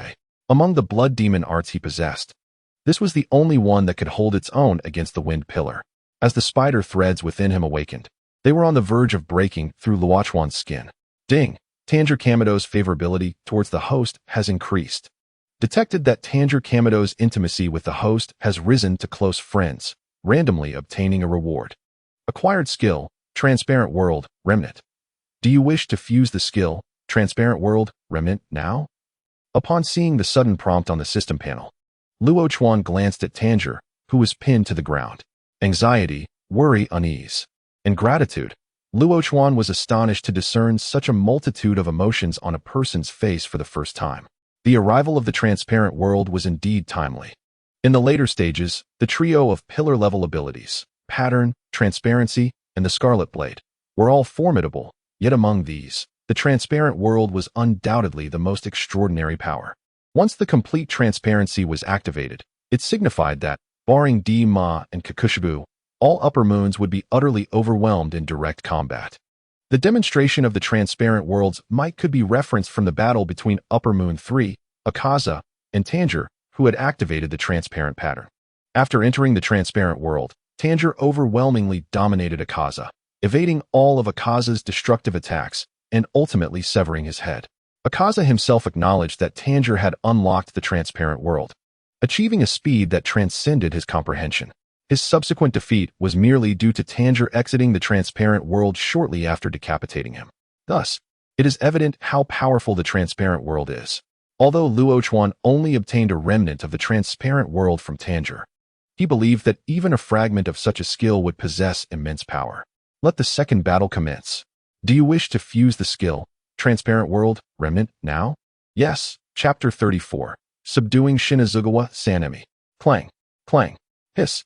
As they observed the renewed clash in the courtyard, the remaining pillars ceased their sidelong glances and turned their attention to the unfolding situation. The wind pillar, Shinazugawa Sanemi, had sustained injuries at the hands of this individual named Luo Chuan, prompting them to no longer regard him with disdain. Amidst the fierce combat, the beginning of the Transparent World merged seamlessly with Luo Chuan. This process did not conflict with his battle against Sanemi. In fact, it accelerated Luo Chuan's mastery and integration of the Transparent World to a certain extent. A warm glow seemed to blossom within Luo Chuan's limbs and the depths of his spirit, heralding the onset of the Transparent World's fusion, a sign that he was advancing toward a higher realm. His breathing gradually stabilized, and as he assimilated the information regarding the Transparent World in his mind, Luo Chuan meticulously adjusted his breath to achieve perfect harmony with his movements. Each inhalation felt akin to practicing a discipline requiring exquisite precision. Throughout the fusion process, Luo Chuan's movements became increasingly accurate, with each strike honing in on its target. As the battle raged on, Luo Chuan began to sense waves of pain emanating from deep within his body, a necessary phase in the fusion. Every blood vessel and sinew seemed to be undergoing a relentless trial. Gritting his teeth, Luo Chuan struggled to fend off Sanemi's assault while enduring the monumental transformation within him. The pain surged like a tide, only to recede in equal measure. After enduring the agony, Luo Chuan's senses sharpened drastically, not only visually, but across all his bodily organs. He became acutely aware of every movement within him, even detecting openings in Sanemi's attacks. Though uncertain, he felt an instinctive urge to strike at those perceived weaknesses. With that thought in mind, Luo Chuan's hands were already in motion. Clang. Following the impact of their clash, Sanemi paused, sensing something amiss. Was it merely an illusion? Why did it feel as though Luo Chuan's attack had intensified in both power and speed, shifting the rhythm of the battle? Furrowing his brow, Sanemi charged forward once more. Clang. The familiar discomfort washed over him again, leaving Sanemi bewildered. Since their last encounter, Luo Chuan seemed to have transformed entirely, as if endowed with some enhanced state. As the fusion approached its climax, Luo Chuan's movements became increasingly refined, a challenging process demanding exceptional self-control and profound understanding of his body. He could not afford to relent at this moment. His aim was to reach the realm of the transparent world and behold that transparent existence. At the moment the fusion was complete, a clearer world unfolded before Luo Chuan's eyes. Every offensive and evasive maneuver appeared instinctive, devoid of any superfluous action. The dynamics of the battlefield shifted. The once easily manageable Luo Chuan's assaults began to impose pressure on Sanemi. Could it be that Mr. Shinazugawa is being suppressed? The love pillar covered her mouth, her fluttering eyelashes quivering slightly. The transformation in Luo Chuan was perceptible not only to Sanemi, but to all. Although Sanemi had refrained from employing his breathing techniques again, the force of his strikes had intensified. Under normal circumstances, this individual named Luo Chuan should have been defeated long ago. Yet, in the brief span of less than a minute, Luo Chuan's evolution was visibly striking. His swordsmanship escalated from rudimentary to exquisite in under a minute, a feat that had taken them years, even decades, to refine. A higher realm? The flame pillar, Kaijiro Rengoku, murmured softly. Over the past few years, he had sensed that his strength had plateaued, yet he found himself at a loss for how to break through. He understood he lingered on the precipice of a breakthrough, but could not discern the path forward. Now, the state Luo Chuan exhibited seemed to echo the very realm he yearned to reach. How had this child, yet to attain the rank of a pillar, accessed such a state? Sanemi, compelled into a defensive posture, was now devoid of the openings to employ his breathing techniques. Luo Chuan's strikes were not only precise, but alarmingly frequent. The moment he attempted to invoke his breathing techniques, his vulnerabilities would be readily exploited by Luo Chuan. Fortunately, this state of Luo Chuan's lasted less than half a minute before Sanemi felt the oppressive pressure around him ease. In their final collision, Luo Chuan withdrew from the transparent world state.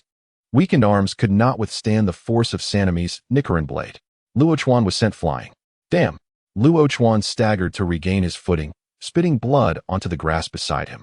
The transparent world was undeniably powerful. Once immersed in that state, he could even suppress the wind pillar. However, its duration was far too brief. It was unrealistic to expect to vanquish Sanemi in such a fleeting moment. Upon witnessing Luo Chuan's sudden decline, Sanemi narrowed his eyes, gathering his strength for a charge. The previous moments of being pressed down by someone weaker than himself were undeniably frustrating. Now it was his turn, and he would not grant Luo Chuan another opportunity. The Lord has arrived. The swift and immortal Kawaguchi came to a halt, gazing at the man who emerged from the dim shadows. Finally, he appeared. Kawaguchi exhaled in relief as he beheld the azure Nichiren blade less than a meter away from himself, although he still held the trump card of blood demon art. Manipulating such powers required considerable stamina, and the recent state of clarity had drained him significantly. Greetings, everyone. Today is indeed a splendid day, and I am delighted to witness the semi-annual Hashira meeting without any changes in our members, he remarked. The 9 Hashira, upon seeing their leader emerge, instantly formed a line and knelt before Kagaya Ubuyashiki. Their speed was so remarkable that even Kawaguchi could not discern how swiftly the wind Hashira had vanished. Was that truly all of his power just now? It is wonderful to see our esteemed leader in good health. I sincerely wish for your continued well-being, he said. Thank you, Shinazugawa. Forgive my boldness, but before we commence the Hashira meeting, I would like to address 2 swordsmen by the names of Tanjiro Kamado and Kawaguchi. What are your thoughts on this? I acknowledge both Tanjiro and Nezuko, and I hope everyone else will do the same. As for Kawaguchi, he is as unique as Nezuko. Kagaya spoke lightly. Even Kawaguchi had to admit that his words were indeed comforting, filling the room with warmth. Chapter 35, Unveiling Blood Demon Art. Upon Kagaya's words, several Hashira began to react, not against Kawaguchi, but against Nezuko. They had seen and slain too many demons. It was difficult for them to accept Nezuko's existence based solely on their leader's word. At that moment, Kawaguchi found himself overlooked by several Hashira. Unique like Nezuko? They did not comprehend. No matter how unique, it could not surpass the exceptional nature of demons. Hearing the consecutive objections, Kagaya remained silent. Once they finished speaking, he instructed his daughter to present the letter from Sakanji Urokadaki for reading. Listening intently to the contents of the letter, Tanjiro stared blankly at the side profile of Ju Tomioka. What could seppuku possibly signify? If one wished to die, they could simply do so, It hardly constituted any guarantee. Just as Kawaguchi had said, waiting for demons to feast upon humans would lead to irrevocable consequences. The slain would not return. Even with the assurances from two Hashira, Shinazugawa and Rengoku, acceptance remained elusive. Indeed, there was no guarantee that she would attack humans, nor could one prove she would not. Nezuko had not consumed any human flesh for over 2 years, and 3 individuals had staked their lives on her behalf. To deny this fact, the opposing party must present something of greater value. Kawaguchi clicked his tongue in contemplation. Without a doubt, Kagaya's persuasive prowess was exceptional. Moreover, I have another matter to address with my fellow swordsmen. Tanjiro and Kawaguchi had a prior encounter with Muzan Kibutsuji, and Kawaguchi even engaged in a brief exchange with him. Feeling the sudden focus of attention, Kawaguchi raised an eyebrow. Hadn't he sent the crow away during his preparation? How did Kagaya know? Could the crow have been nearby? Such audacity. As the Hashira posed their bewildered inquiries, Kawaguchi turned to Kagaya. Kagaya placed a finger to his lips, silencing their discussion. Muzan Kibutsuji is pursuing Tanjiro. This is the first time he has revealed his intentions, and I do not wish to forfeit this opportunity. Something must have occurred with Nezuko that even Kibutsuji did not anticipate. I still do not comprehend, esteemed leader. If she were human, it would be permissible to spare her, but not a demon. Until now, our Demon Slayer Corps has fought under the conviction of eradicating demons, with many sacrificing their lives for this cause. Therefore, I cannot agree. Kagaya remained silent. Shinazugawa, slashing his wrist, continued, "Allow me to prove myself to you, esteemed leader." Upon concluding, Shinazugawa turned his gaze toward Kawaguchi, who understood this was a trial Nezuko had to undergo. Steadying the box on his back, he leaped towards the interior. "My apologies, esteemed leader." Shinazugawa followed suit, the intoxicating scent of blood wafting through the room. Kawaguchi cautiously released Nezuko. Observing her sudden aversion to the allure of Shinazugawa's blood, he exhaled in relief, lowering his Nichiren blade. While he anticipated this outcome, being in the midst of it still elicited a twinge of tension. This should demonstrate that Nezuko will not attack others. Correct? Tanjiro, you must also prove to the other Hashira that Nezuko will not consume humans in the future while showcasing your own strength. With Tanjiro's matters concluded, it was time to discuss Kawaguchi's affairs. Mr. Kawaguchi? He exited the house carrying Nezuko and stood in the courtyard, facing Kagaya. He did not kneel like the other Hashira. Although he held great respect for Kagaya, he had not received any favors or life-saving grace from him, so kneeling was unnecessary. Kagaya, unconcerned with such trivial formalities, spoke. As I previously mentioned, Mr. Kawaguchi is as exceptional as Miss Nezuko. This is because, although Mr. Kawaguchi is human, he can wield blood demon art. Can he use blood demon art? The moment Kagaya's words left his lips, the expressions of the Hashira shifted dramatically. The 12 Kazuki and Muzan Kibutsuji were terrifying due to their prolonged lifespans and formidable blood demon arts. Now, their leader was stating that a human could wield such power? How could that be possible? A human's body lacks the blood of Muzan Kibutsuji. How could they manifest blood demon art? As the other Hashira stood aghast. Astonished by Kawaguchi's ability, Shinazugawa was taken aback. Kawaguchi could use blood demon art? Why had he not employed it during their earlier battle? Was that not his full strength? What a clever lad, concealing his true abilities. Kawaguchi, resolute, summoned the threads within him before the gathered crowd. Transparent threads emerged from his palm, swaying in the sunlight. The flickering glimmer caught the attention of those present, all of whom had battled demons and understood the significance of the bloodlust surrounding Kawaguchi. Blood demon art, the manifestation of a demon's power. However, was this blood demon art not rather impractical? It seemed to lack significant combat prowess. But then again, if a human could wield blood demon art with the same strength as a demon, it would indeed be too formidable. An entity unafraid of the sun, yet possessing blood demon art, was undeniably terrifying. Before the sound Hashira could finish his thought, he witnessed Kawaguchi's once light and ethereal threads suddenly tighten and straighten. With a simple flick of his hand and a soft exhalation, the transparent threads plunged toward the ground beneath him. In that moment, the threads transformed from almost invisible to an unmistakable presence. They resembled resilient steel wires, piercing through the air with a faint whistle. With a sharp hiss, the threads sliced through the ground as effortlessly as a hot knife through butter. When the dust settled, a chilling sight greeted the onlookers. The once solid sandy surface was now riddled with numerous tiny holes, each one precisely formed as if drilled by a miniature bit. Every hole bore the mark of the threads piercing the ground, consistent in depth and evenly spaced. Indeed, this is blood demon art, the sound Hashira remarked, his eyes widening. His throat suddenly dry. The disdain he had previously held for the swaying threads was now replaced with awe at their power. The sandy ground, which had remained largely unscathed during the battle between Kawaguchi and Shinazugawa, now appeared as fragile as tofu beneath the weight of Kawaguchi's threads. The formidable power of the spider silk, combined with the speed of Roshun, instilled a sense of unease behind the sound Hashira. Had Roshun employed his blood demon art against the undying Chuan, what would the outcome of the battle have been? This thought compelled the sound Hashira to glance at undying Chuan Simi. Not only the Hashira, but the others also began to realize the gravity of the situation. Had Roshun utilized this blood demon art while subduing undying Chuan Simi, would he still be standing here unscathed? They contemplated this from a different perspective, silently dismissing the notion. Had they been aware beforehand that Roshun could wield blood demon art, they would not have believed that his strength could triumph over undying Chuan. Yet, the crux of the matter lay in the fact that who could foresee an individual possessing such an ability?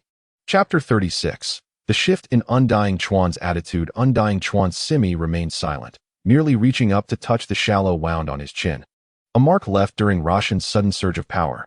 In truth, it was more akin to a faint red mark, reminiscent of a whip's lash than an actual wound. Had Roshun attacked with that spider silk at that moment, would he have survived? Undying Chuan pondered, but in an instant, he arrived at an answer. Perhaps his combat instincts would have alerted him in time, but a significant loss of blood would have been unavoidable. With this thought, his gaze towards Roshun grew exceedingly complex. He had initially assumed that the battle had devolved due to his own lack of focus. To his astonishment, Roshun had not even exerted his full strength. I can extract blood demon art from the blood of demons, albeit with a certain probability of failure. This spider silk is derived from my extraction from the lower moon 5, Roshun explained, retracting the spider silk and addressing Ubuyashiki Yoya. This unique ability of the friend system was not something to be casually revealed. Yet, he needed to fabricate a plausible explanation for his use of blood demon art. And this seemed the most fitting. It concealed the existence of his unique ability while aiding Tamayo in accelerating the blood acquisition process. Extracting blood demon art from demon blood? Ubuyashiki Yoya mused. Although it sounded somewhat implausible, it was not entirely beyond the realm of possibility. Undying Chuan Simi's brother, Jinya, also grew stronger by consuming demons. Roshun was likely of a similarly unique constitution. However, Ubuyashiki Yoya did not inquire further, as his relationship with Roshun was not as close as that of other Hashira. Excessive questioning might arouse Roshan's suspicion. The notion of extracting blood demon art from blood piqued the interest of Shinobu Kocho, who glanced at Tanjiro. During Tanjiro's rescue, she had witnessed him utilize a blood extraction device on the deceased spider demon. Was that device meant for Roshan's extraction of blood demon art? Roshun observed Ubuyashiki Yoya's pale eyes, awaiting his response, completely unaware that Shinobu had conjured an elaborate narrative regarding Tanjiro's blood extraction.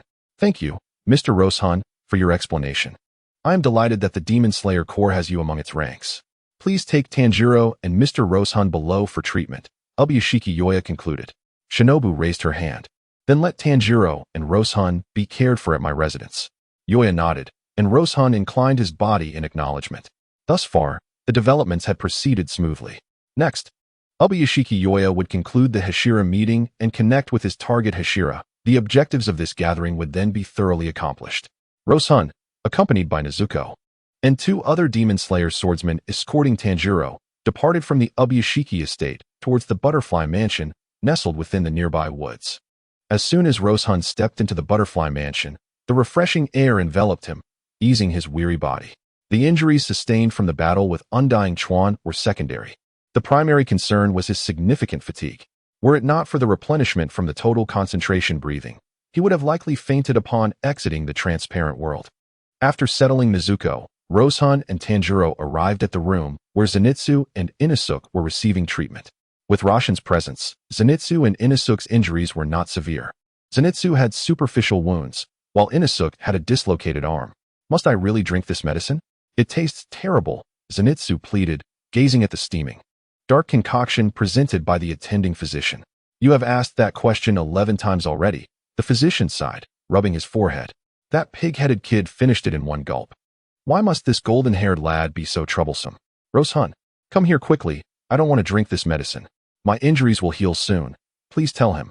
Upon seeing Rose-hun, Zenitsu appeared to find a source of support. Having spent considerable time with Rose-hun, he felt somewhat disoriented when waking without him. Fortunately, the caretaker was there to explain the situation. Allow me, Rose-hun offered, taking the medicine from the physician and sitting by Zenitsu's bedside. Rose-hun, I really don't want to drink this. It's so bitter, Zenitsu whined, shrinking his neck. How did you manage to defeat that demon on Spider Mountain? Rose-hun casually inquired. By the way, I almost forgot. Rose-hun, I discovered a method to alter the trajectory of the first form of thunder breathing, Zenitsu exclaimed. But first, drink your medicine. Rose-hun urged, moving the concoction towards Zenitsu's lips.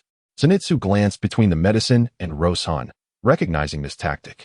He had fallen for it before. Rose-hun insisted he drink it before allowing him to speak. Childish, yet it worked on him. Pinching his nose, Zenitsu swallowed the medicine in one gulp, his expression contorting. At that moment, I intended to use the first form against that demon. Having seen Zenitsu finish the medicine, Rose-hun found another bed to lean against, listening intently as Zenitsu recounted his experience. The six-fold flash of thunder is a variation of the flash of thunder. The ability to execute this move signifies that Zenitsu is nearing mastery of the flash of thunder, Rose-hun reflected.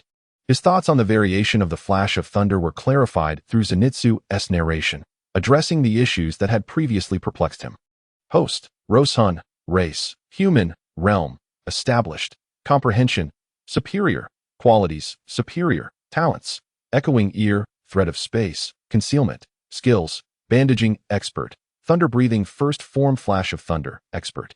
Six-fold flash of thunder, second form rice spirit, mastery. Third form gathering mosquitoes into thunder, mastery. Fourth form distant thunder, mastery. Fifth form heatwave thunder, mastery.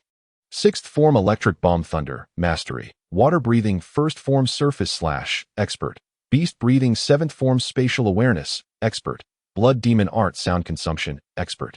Blood demon art scarlet arrow, expert. Blood demon art visual dream fragrance, expert. Blood demon art engraving line rotation, mastery. Blood demon art dissolving cocoon, expert. Transparent world, fragmented. Aura, Demon King's presence. Seeing the gradually solidifying six-fold flash of thunder on the system panel, Roshan's lips curled into a smile. A person sits upon the bed, and skills surge from the heart. The six-fold flash of thunder did not have a differentiation in proficiency. It was a variation of the flash of thunder. The higher the proficiency in the flash of thunder, the greater the power of the six-fold flash. Unlike during his time at Peach Mountain, Rose-hun now possessed exceptional comprehension and quality. Mastering the first form to perfection was merely a matter of time. Soon, the eightfold and tenfold would come naturally. Closing his eyes, Rose-hun began to recuperate. The Hashira meeting would likely take another half hour. During this time, he needed to adjust his state swiftly in preparation for adding friends. After all, these were Hashira-level connections. Despite the appearance of having matched Undying Chuan in battle, Rose-hun was far from complacent. However, Rokuchuan was acutely aware that Tamashika had likely not even exerted 30% of his true strength. Aside from the 30 seconds of suppression from the transparent world, the remainder of Tamashika's combat was akin to unleashing an ocean of water. Initially dismissive of Rokuchuan, he was later too proud to employ other breathing techniques. Had Tamashika committed himself from the outset, Rokuchuan surmised he might not have even had the opportunity to merge with the transparent world. Chapter 37. Adding pillar-level friends. At the Kanroji residence, a pillar meeting was underway. The discussions had progressed significantly, primarily focusing on the expansion of the Demon Slayer Core Swordsman. The incident at Spider Mountain had starkly illustrated the current deficiencies in the quality of the Core Swordsman, rendering them nearly ineffective. Is that boy who injured you of no use? The sound pillar, Yuzui Tenjin, jested while stroking his chin. Tamashika cast a sidelong glance at him, surprisingly refraining from rebuttal. If the Corps were to recruit members akin to Rokuchuan, I would wholeheartedly support the expansion of swordsmen. The flame pillar, Rengoku Kyujuru, declared, his spirit invigorated. What struck him most profoundly today? Certainly, the demon who could withstand Tamashika's blood was noteworthy, but without a doubt, it was Rokuchuan. Not only had he injured Tamashika, but he also wielded blood demon arts. Each aspect lingered vividly in Rengoku's memory. The other pillars exchanged glances at Rengoku's words, questioning the sincerity of his statement. Recruiting swordsmen similar to Rokuchuan? How could that be feasible? Merely achieving the highest rank within 2 months through selection was no ordinary feat, let alone possessing the ability to utilize blood demon arts. Such a pace of cultivation and talent was comparable to the mist pillar Taketu Mwichiru, if not surpassing it. Ubuyashiki Yoya shook his head. Mr. Rokuchuan is rather exceptional. We should first recruit ordinary Demon Slayer Corps swordsmen. Ubuyashiki knew well that even finding someone like Tanjiro among the ranks would prove to be a challenge. A flicker of disappointment flashed in Rengoku's eyes, soon replaced by renewed vigor. With the unexpected appearance of Muzan Kabutsuji and the disturbance caused by the Lower Moon 5, he sensed impending action, urging his comrades to be battle-ready. Once the opportunity arises, we shall strike down Muzan Kabutsuji with all our might. By the conclusion of the pillar meeting, twilight had deepened. Rokuchuan stood guard at the entrance of the Ubuyashiki estate, his gaze fixed upon the open door. The first to emerge was the mist pillar. Rokuchuan observed him and shook his head. The mist pillar is not quite there. His mind seems clouded, fixated solely on our leader, which is a pity given his exceptional potential. Initially, Rokuchuan believed that Mwichiru's talent and insight were extraordinary, considering his rapid ascension to pillar-level status. Yet the systems panel revealed the truth. Mwichiru possessed exceptional talent, but only above-average insight. As anticipated, Mwichiru passed by without acknowledging Rokuchuan, as if he were no more than a wisp of air. Following him were the Serpent Pillar and the Love Pillar, walking side by side. Rokuchuan smacked his lips. While it seemed reckless to make friends with Kanroji Mitsuri in front of the aloof shinobu, he steeled himself for the challenge. Given Mitsuri's nature, as long as Rokuchuan did not commit any heinous acts, she would likely welcome his overture. May I be so bold as to ask for your friendship, Miss Kanroji? Rokuchuan inquired, already sensing the piercing gazes of the nearby shinobu and doma.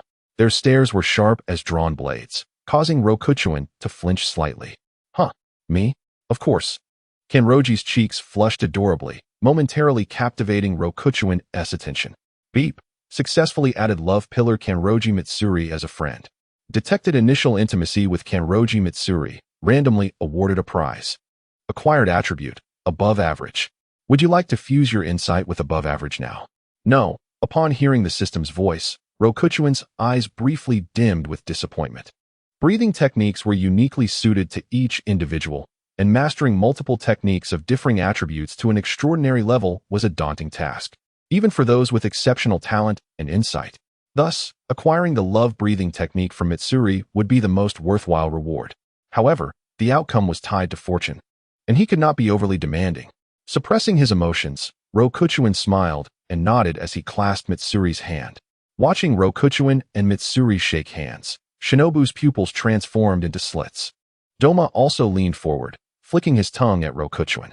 Sensing the chill emanating from his side, Rokuchuan released Mitsuri's hand and turned to Shinobu. Ahem. May I ask for your friendship? Shinobu paused momentarily before turning away to continue her path. After a few steps, she noticed Mitsuri had not followed and turned back to wait for her. Rokuchuan shrugged. Shinobu had not been part of his plans, and having chosen Mitsuri, he would not be able to befriend Shinobu in the short term. He bid a hasty farewell to Mitsuri and shifted his attention to the other pillars present. The insect pillar, Kochu Shinobu, and water pillar, Turiyu, had already distanced themselves. There would be ample opportunities to cultivate friendships with Shinobu at the Butterfly Mansion, and Turu would not be easily approached either. Remaining were the Stone Pillar, Sound Pillar, Flame Pillar, and Wind Pillar. After their earlier encounter, Rokuchuan had little desire to pursue friendship with the Wind Pillar, Tamashika. The Flame Pillar, Rengoku, would present more opportunities for camaraderie during their next encounter aboard the Mugen train, so there was no rush. The Sound Pillar, like Rengoku, was also a potential ally. As for the Stone Pillar, he likely would not have the chance to engage until the decisive battle at Infinity Castle. Thus, it would be prudent to forge a connection sooner rather than later. Having clarified his thoughts, Rokuchuan approached the Stone Pillar, Kanamigomii, clasping his hands together and bowing slightly. He respected Ubuyashiki Yoya for his selfless nature, while his admiration for Hayumi stemmed solely from his formidable prowess. Hayumi was widely acknowledged as the strongest pillar in the Demon Slayer Corps, no exceptions. During the battle at Infinity Castle, Even the formidable Kokoshibo had been temporarily subdued under Hayumi's might. Respected stone pillar, may I be so bold as to ask for your friendship? Poor child, of course, Hayumi responded, noticing the bandages on Rokuchuan's wrist, tears flowing freely down his cheeks. Rokuchuan's heart soared at Hayumi's reaction, feeling that his meticulous bandaging had not been in vain. Though his wrist was injured, it was not severe enough to warrant wrapping it in bandages. Yet, in order to secure Hayumi's friendship, he had deemed it necessary, while it might have seemed shameless. Seeking strength was never disgraceful. Beep. Successfully added stone pillar Kanemu Hayumi as a friend. Detected initial intimacy with Kanemu Hayumi. Subsequently awarded a prize. Acquired skill, stone breathing third form, stone skin, mastery. Would you like to fuse the skill, stone breathing third form, stone skin, mastery, now? No. A triumphant glimmer sparkled in Rokuchuan's eyes. If memory served him correctly, Hayumi had utilized this technique to block Musen's blood demon art, the Black Blood Thorns. During their climactic battle, the ability to withstand even Musen's blood arts spoke volumes of its strength. Moreover, Rokuchuan was in dire need of a defensive breathing technique, making the stone skin skill an ideal addition. Suppressing his eagerness to fuse the new skill, Rokuchuan engaged in polite conversation with Hayumi before ultimately watching him depart. Chapter 38. No. Are you out of your mind? After bidding farewell to the stone pillar, Rokuchuan's gaze fell upon the flame and sound pillars. As for the wind pillars standing aloof beside them, he chose to disregard him entirely. Although the reasons behind Nishikawa's reluctance to depart remain unclear, the aftermath of their recent skirmish left their relationship in a state that could be described as neither particularly poor nor exceptionally good. Luo Chuan, may I be your friend? Just as Luo Chuan grappled with the decision of befriending either the flame Hashira or the sound Hashira, a large hand, calloused and aged, suddenly appeared before him. The resounding voice startled Luo Chuan, leaving him momentarily speechless. What was happening? Ding! Detected a friend request from flame Hashira Kaijiro Rengoku. Do you accept? Luo Chuan gazed at the options visible only to him, feeling somewhat bemused by the system's inquiry. Was there any doubt? Yes. Successfully added Kaijiro Rengoku as a friend. Detected that the friendship intimacy level between Kaijiro Rengoku and the host is at acquaintance. You have received a reward. Acquired skill, 9th form of flame breathing, purgatory. Do you wish to merge the skill, flame breathing, 9th form, purgatory now? No. Luo Chuan grasped the hand of the flame Hashira, his pupils trembling slightly. He had drawn the most potent breathing technique from his elder in a single attempt. Such a bounty made Luo Chuan feel that all was worth it. Why? In his elation, he could not help but inquire of his elder. Given the strength and uniqueness displayed today, he felt unworthy of initiating such a friendship. No reason. You are a friend worth trusting. And I am more than happy to be your friend. Kaijiro Rengoku released his grip and patted Luo Chuan on the shoulder. Why did he wish to befriend Luo Chuan? Perhaps it was due to Luo Chuan's unwavering priority to ensure the safety of the box behind him during their battle with Nishikawa, even at the cost of his own injury. Or perhaps it was because Luo Chuan had protected those weaker than himself, even if that happened to be a demon. It could also be that Luo Chuan's gaze towards Tanjiro, filled with reassurance, had touched something within him. Kaijiro Rengoku could not pinpoint what exactly in Luo Chuan had moved him. However, his mother had once told him that the strong have a responsibility to protect the weak, and Luo Chuan undoubtedly embodied this principle. Let us go. The master has assigned me a task, Kaijiro Rengoku said, his bright eyes fixed on the night ahead. Feeling the lingering warmth on his shoulder, Luo Chuan marveled at his elder's undeniable charisma. Based on Kaijiro's actions today, there was no doubt he would survive the Infinity Train. He had said so himself. Once he calmed his excitement, Luo Chuan turned his attention to his final target, the sound Hashira, Tenjin Yuzui. With Kaijiro's reward in hand, Luo Chuan's eagerness to befriend the sound Hashira had diminished. No reward from Yuzui could possibly rival that of Kaijiro's. With lowered expectations, Luo Chuan approached Tenjin Yuzui, who stood waiting, his gaze seemingly filled with anticipation, as if he were hoping for Luo Chuan to initiate a friendship. Seeing that look in Yuzui's eyes, Luo Chuan raised an eyebrow. Could it be that there was a chance? With a mindset of cautious optimism, he approached Tenjin Yuzui. Would you like to be friends? Sound Hashira? Yuzui did not respond immediately. Instead, he turned aside, sliding his hands through his hair and cradling the back of his head. Witnessing this flamboyant gesture, Luo Chuan felt a slight unease. Ah, so my dazzling essence has finally captured your attention. I never doubt my allure. Where are you going? Aren't we supposed to be friends? Seeing Tenjin Yuzui turn to leave without a moment's hesitation left Luo Chuan momentarily stunned. Was he not going to be friends anymore? Few had the privilege to befriend someone as striking as him, and if Luo Chuan were willing to plead, perhaps he could reluctantly accept this friendship. Luo Chuan rolled his eyes, questioning his own sanity for wanting to befriend such a self-absorbed individual. Wasn't this just inviting humiliation upon himself? Initially, the addition of Kaijiro as a friend had brought Luo Chuan joy, not only granting him the strongest breathing technique, but also the elder's approval. However, his spirits were swiftly dampened by Yuzui's dismissive demeanor. Perhaps if he patiently endured Tenjin Yuzui's self-indulgent introduction, there might still be a chance to forge a friendship. But alas, patience was not something he possessed. With a sigh, he concluded the task of befriending the Hashira and decided it was time to merge his newly acquired skill. Ignoring the disgruntled sounds behind him, Luo Chuan made his way towards the butterfly mansion. After taking only a few steps, he suddenly halted. It was not due to any ailment of his own body, but rather because someone was obstructing his path. Squinting, he recognized the figure before him, Nishikawa Sanemi. Luo Chuan sidestepped, attempting to continue on his way. With his current energy levels, it was best to avoid conflict if possible. Yet, Nishikawa seemed unwilling to let him pass. "What is the matter? Do you want to fight?" Luo Chuan asked, his gaze steady as he regarded the blocking figure. He had no desire to provoke trouble, but he was not one to shy away from it either. Should Nishikawa choose to fight, he was prepared to retaliate. "Why didn't you ask me?" Nishikawa Sanemi suddenly blurted out. Luo Chuan was taken aback. "Ask you? Ask what? Didn't you come here looking for trouble?" After a moment of contemplation, was Nishikawa inquiring why he hadn't asked about friendship? Was that what he meant? But hadn't they just fought? Their wounds still fresh? Had he undergone a personality shift in the time since they last saw each other? Or was this truly the so-called notion of no pain, no gain? Reflecting upon the original work's depiction of Nishikawa as fierce in appearance yet gentle at heart, had he misjudged him? Was he merely seeking to befriend him? Feeling a twinge of guilt, Luo Chuan finally asked, "Would you like to be my friend?" "I don't want to," Nishikawa replied bluntly, shaking his head. Luo Chuan's expression froze in disbelief. "Wait, what? Why ask if you don't want to be friends?" Luo Chuan felt as though a red ball had landed squarely on his nose. He was the true fool in this scenario. Taking a deep breath, he slowly suppressed the impulse to draw his sword. If he could best Nishikawa, he would certainly deliver 2 strikes in retaliation. So this was how it was going to be? Just wait. Once he had the strength, Nishikawa would be the first target of his wrath. Casting a fierce glare at Nishikawa, Luo Chuan turned away, deciding it was a waste of time to linger around both the wind Hashira and the sound Hashira. One was a narcissist, and the other was a lunatic.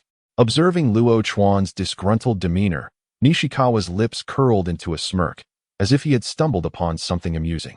"Ask me again, and I might just agree to it," Nishikawa called out to Luo Chuan's retreating figure in a nonchalant tone. Luo Chuan halted momentarily, then quickened his pace. Was he serious? Did he truly think he could toy with him? All that talk of tenderness was merely a ruse. Chapter 39. A significant increase in power. Part 1. Seeing Luo Chuan distance himself, Nishikawa paused momentarily before stating, "I would like to be your friend." The distinctive voice of Nishikawa, filled with a rebellious charm, echoed from behind. Luo Chuan froze, taken aback. Was this real? Was his ear deceiving him? Ding! Detected a friend request from Wind Hashira Sanemi Nishikawa. Do you accept? Yes. Ding! Successfully added Wind Hashira Sanemi Nishikawa as a friend. Detected that the friendship intimacy level between Sanemi Nishikawa and the host is at acquaintance. A random reward has been granted. Acquired skill, 6th form of wind breathing, black wind mist, transcendence. Do you wish to merge the skill, wind breathing, 6th form, black wind mist, transcendence now? No, Luo Chuan turned around, astonished as he regarded Nishikawa. He had expected Nishikawa to attempt yet another jest, but to his surprise, it seemed that Nishikawa indeed wished to befriend him. Why? Had humanity not entirely faded from him? Confronted with Luo Chuan's skeptical gaze, Nibu Chuan appeared somewhat embarrassed by his earlier words, his eyes subtly evasive. However, this moment of hesitation was fleeting. He then let out a light exhale, bent his legs slightly, and leaped gracefully into the wisteria grove. Watching Nibu Chuan vanish from sight, Luo Chuan pinched his chin thoughtfully. Although he felt a twinge of irritation at being toyed with by Nibu Chuan, he was ultimately satisfied with the result. The breath of wind, the breath of rock, and the breath of flame comprised the 5 fundamental breathing styles. Their formidable power became abundantly clear during his battle with Luo Chuan today. The ferocity and indiscriminate area of attack were comparable to the breath of thunder, perhaps even possessing unique advantages in certain aspects. Upon returning to the Butterfly Mansion, Tanjiro and the others were already resting in the infirmary. Luo Chuan located the room that Awoke had arranged for him. Sitting cross-legged on the mat, he began to reflect on the day's gains. The transparent world had already merged, and further refinement was all that remained. Through the state he experienced upon entering the transparent world today, Luo Chuan sensed that a qualitative change would occur once he fully mastered it. Currently, the transparent world was severely incomplete. Next, he recalled the superior talent he had acquired from the love Hashira. He instinctively considered bypassing this reward-awaiting fusion. But as his gaze swept past, he suddenly halted. The superior talent reward was glowing? Luo Chuan glanced at the other rewards pending fusion. Only the edges of the superior talent shimmered with a faint luminescence. Concentrating his mind on the talent, superior. Equal talents can merge for promotion. Current talent is superior. Requires an additional superior talent. 25 for promotion to exceptional talent. After silently absorbing the system's prompt, Luo Chuan's eyes gleamed with anticipation. Equal talents could indeed merge for advancement. Gaining 5 superior talents would elevate him to exceptional talent. Thus, his acquaintance with the love Hashira was not in vain. Luo Chuan now needed merely 3 more superior talents to attain exceptional status. Superior talents were plentiful around him, although the random acquisition might not guarantee precision. At least he need not fear that superior talents and comprehension would become obsolete. The thought of exceptional talent felt almost surreal. Nibutani, relying on his exceptional talent, had reached Hashira-level strength within 2 months, ranking among the upper echelons of the Hashira. If Luo Chuan were to obtain exceptional talent, his growth would surely surpass Nibutani's. Shaking his head, Luo Chuan suppressed the excitement bubbling within him. He still had 3 breathing styles to merge tonight. Completing the fusion of these 3 styles would bolster his chances of rescuing his elder brother during the upcoming Infinity Train mission. Would you like to merge the Rock Breathing's 3rd style, Rock Skin, Transcendence, now? Yes, Luo Chuan exhaled a deep breath. Merging a new breathing attribute would be a lengthy process, significantly altering his body. Closing his eyes, he focused on the surging new power within him. His consciousness gradually sank into an illusory realm adorned with rocky textures, blurring the line between his state of being. Did he feel like an inconspicuous stone? Or perhaps a fragment of rock? As the fusion deepened, Luo Chuan's breathing rhythm began to shift subtly. The alteration in his breath prompted changes throughout his body. A faint layer of stone-like texture enveloped his skin, the pale limestone hue rendering Luo Chuan a living sculpture. His arms, legs, and even spine grew sturdier and more robust under this newfound power. Suddenly, he was struck by an excruciating pain emanating from his very marrow, as though countless tiny needles were stimulating every cell within him. Luo Chuan gritted his teeth, beads of sweat trickling down his forehead. The breath of rock and the breath of water were polar opposites. The latter had enveloped him in tranquility and serenity, while the former felt like he was a mold being relentlessly forged. The pain began to subside after approximately 2 minutes, replaced by a peculiar tingling sensation. Luo Chuan could distinctly feel something akin to stone being infused into his bones, muscles, and blood, as if innumerable minute rocks were growing within him, reshaping every inch of his being. Upon completing the fusion, Luo Chuan inhaled deeply and raised his arm for inspection. Had it grown a bit thicker? Previously, his arms were not particularly muscular, rather lean and capable, yet now, they were visibly bulkier. No wonder Kokushibo remarked that the physique of Kaneo Tsuyuri had been honed to perfection.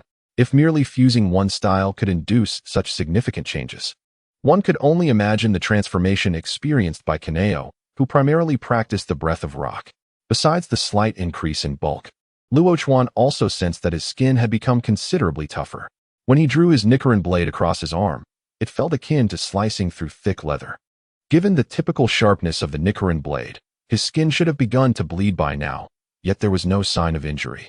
After observing the changes brought about by merging the breath of rock, Luo Chuan's gaze fell upon the flame breathing's 9th style, Purgatory. The transformation from just one breath of rock was substantial, the flame breathing, being another of the 5 fundamental styles, surely held promise as well. This was an advanced-level breathing style. Would you like to merge the flame breathing's ninth style, Purgatory, now? Yes. At the instant, Luo Chuan mentally assented. The power of his breathing method surged violently within him. It felt as though an invisible heat wave surged through his veins, seeking an outlet. A profound warmth spread throughout his body, surpassing any previous fusion experience. This power seemed intent on merging with the existing thunder-breathing energy within him. However, the starkly different natures of the two forces rendered the fusion process exceptionally arduous. Luo Chuan sensed that the power of flame breathing was forming a vortex within him, incessantly tugging at his muscles and bones, attempting to reshape his very existence. His skin began to exhibit a peculiar rosy hue, as if brushed by flames. Yet this did not inflict the agony of burns, but rather a deep-seated warmth and resilience. Each breath he took felt as if he were absorbing the heat from his surroundings, while each exhale carried a hint of searing warmth. As the fusion process progressed, Luo Chuan began to confront a trial of extremes, not merely physical limits, but the boundaries of his understanding of flame breathing. Chapter 40. A significant increase in power. Part 2.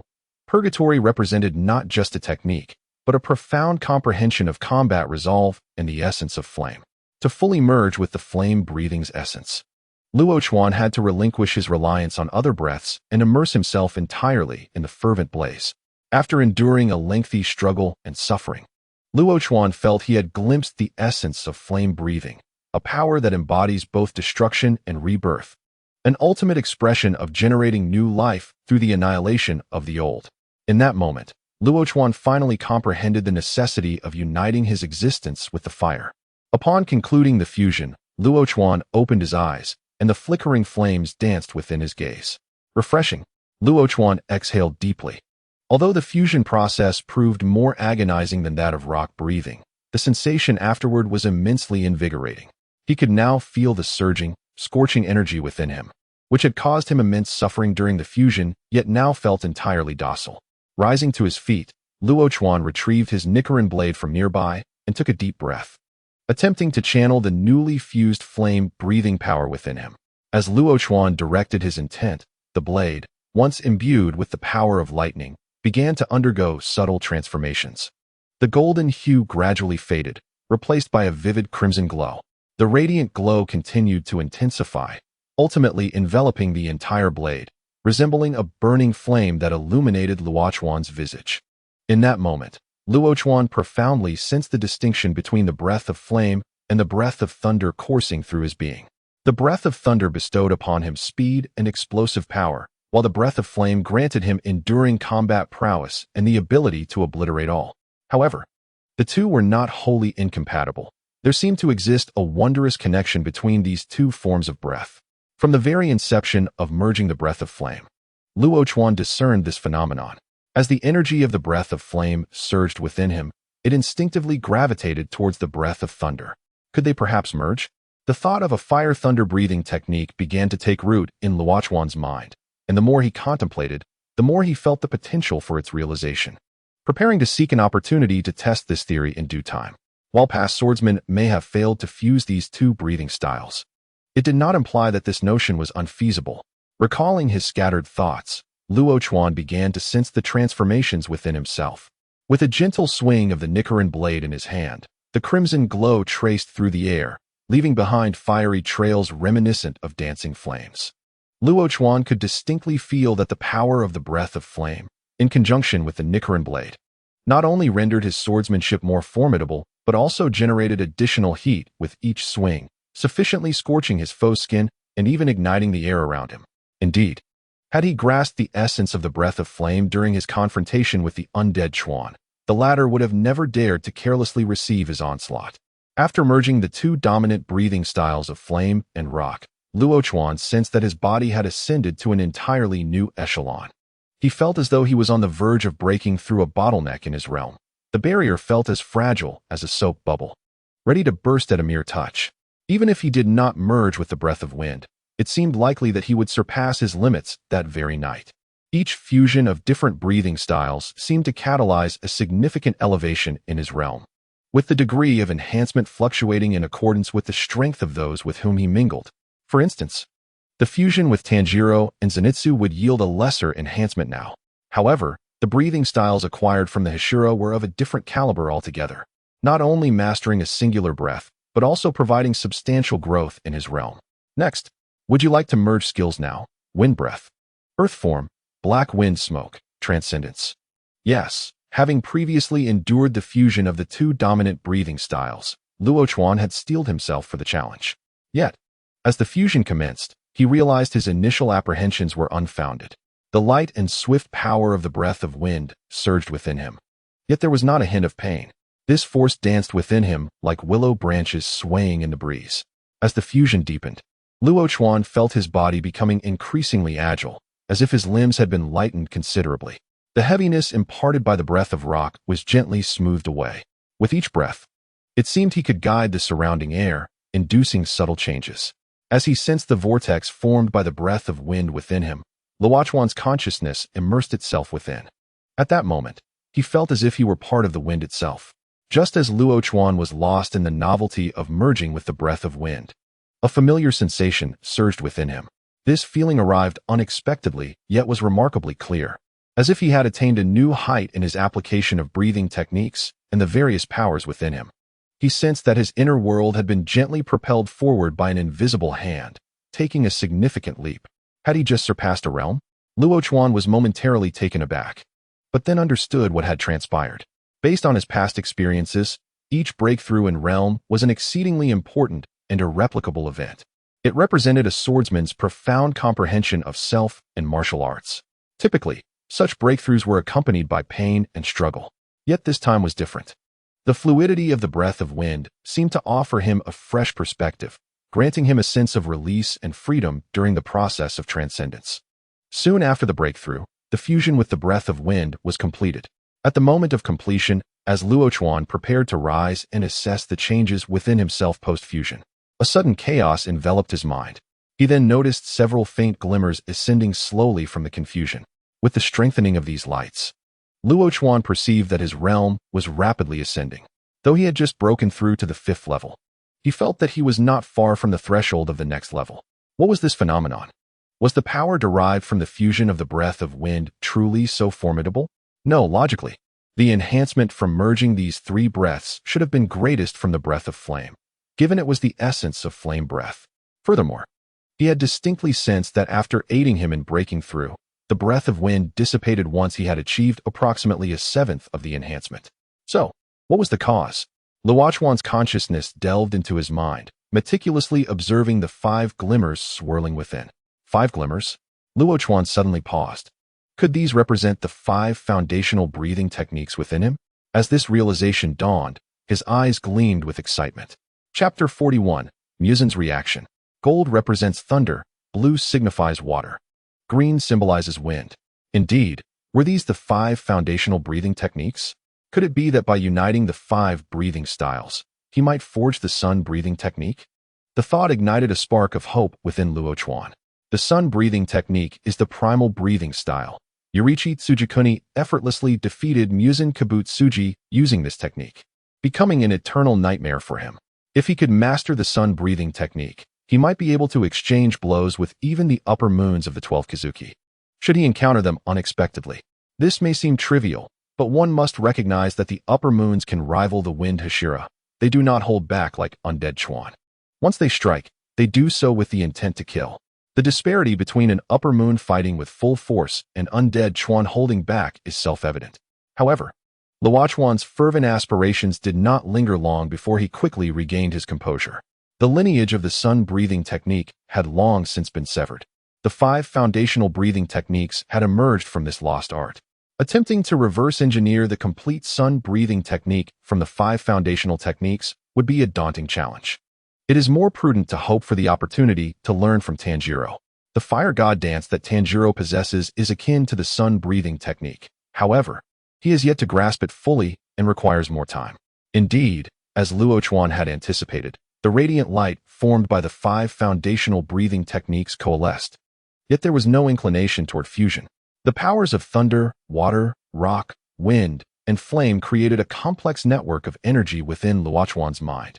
This network resembled a microcosm of a pentagram, With each breath Luo Chuan took, the pentagram glimmered faintly.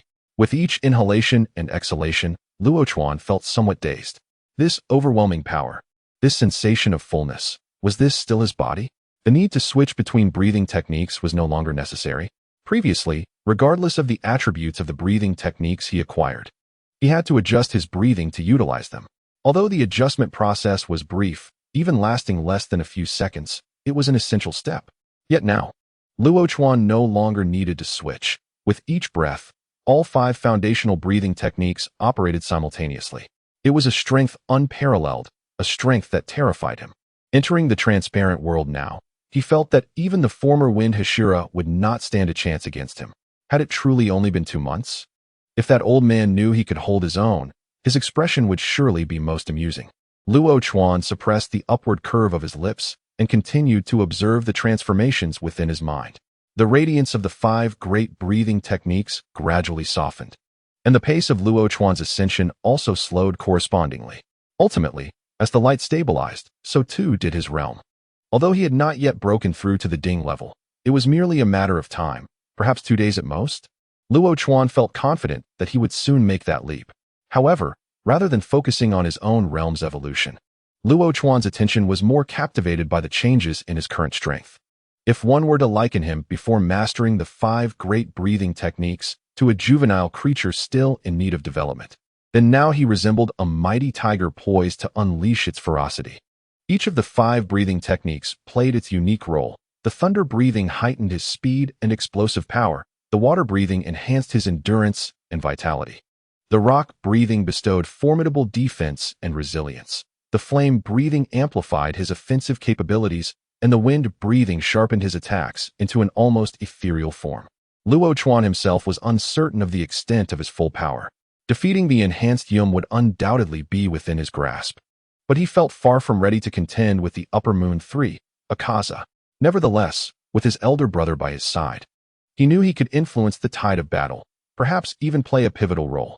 Even if he could not vanquish Akaza, ensuring his brother's safety was certainly within reach. Currently, only the insect Hashira, Shinobu Kocho, remained unadded as a friend.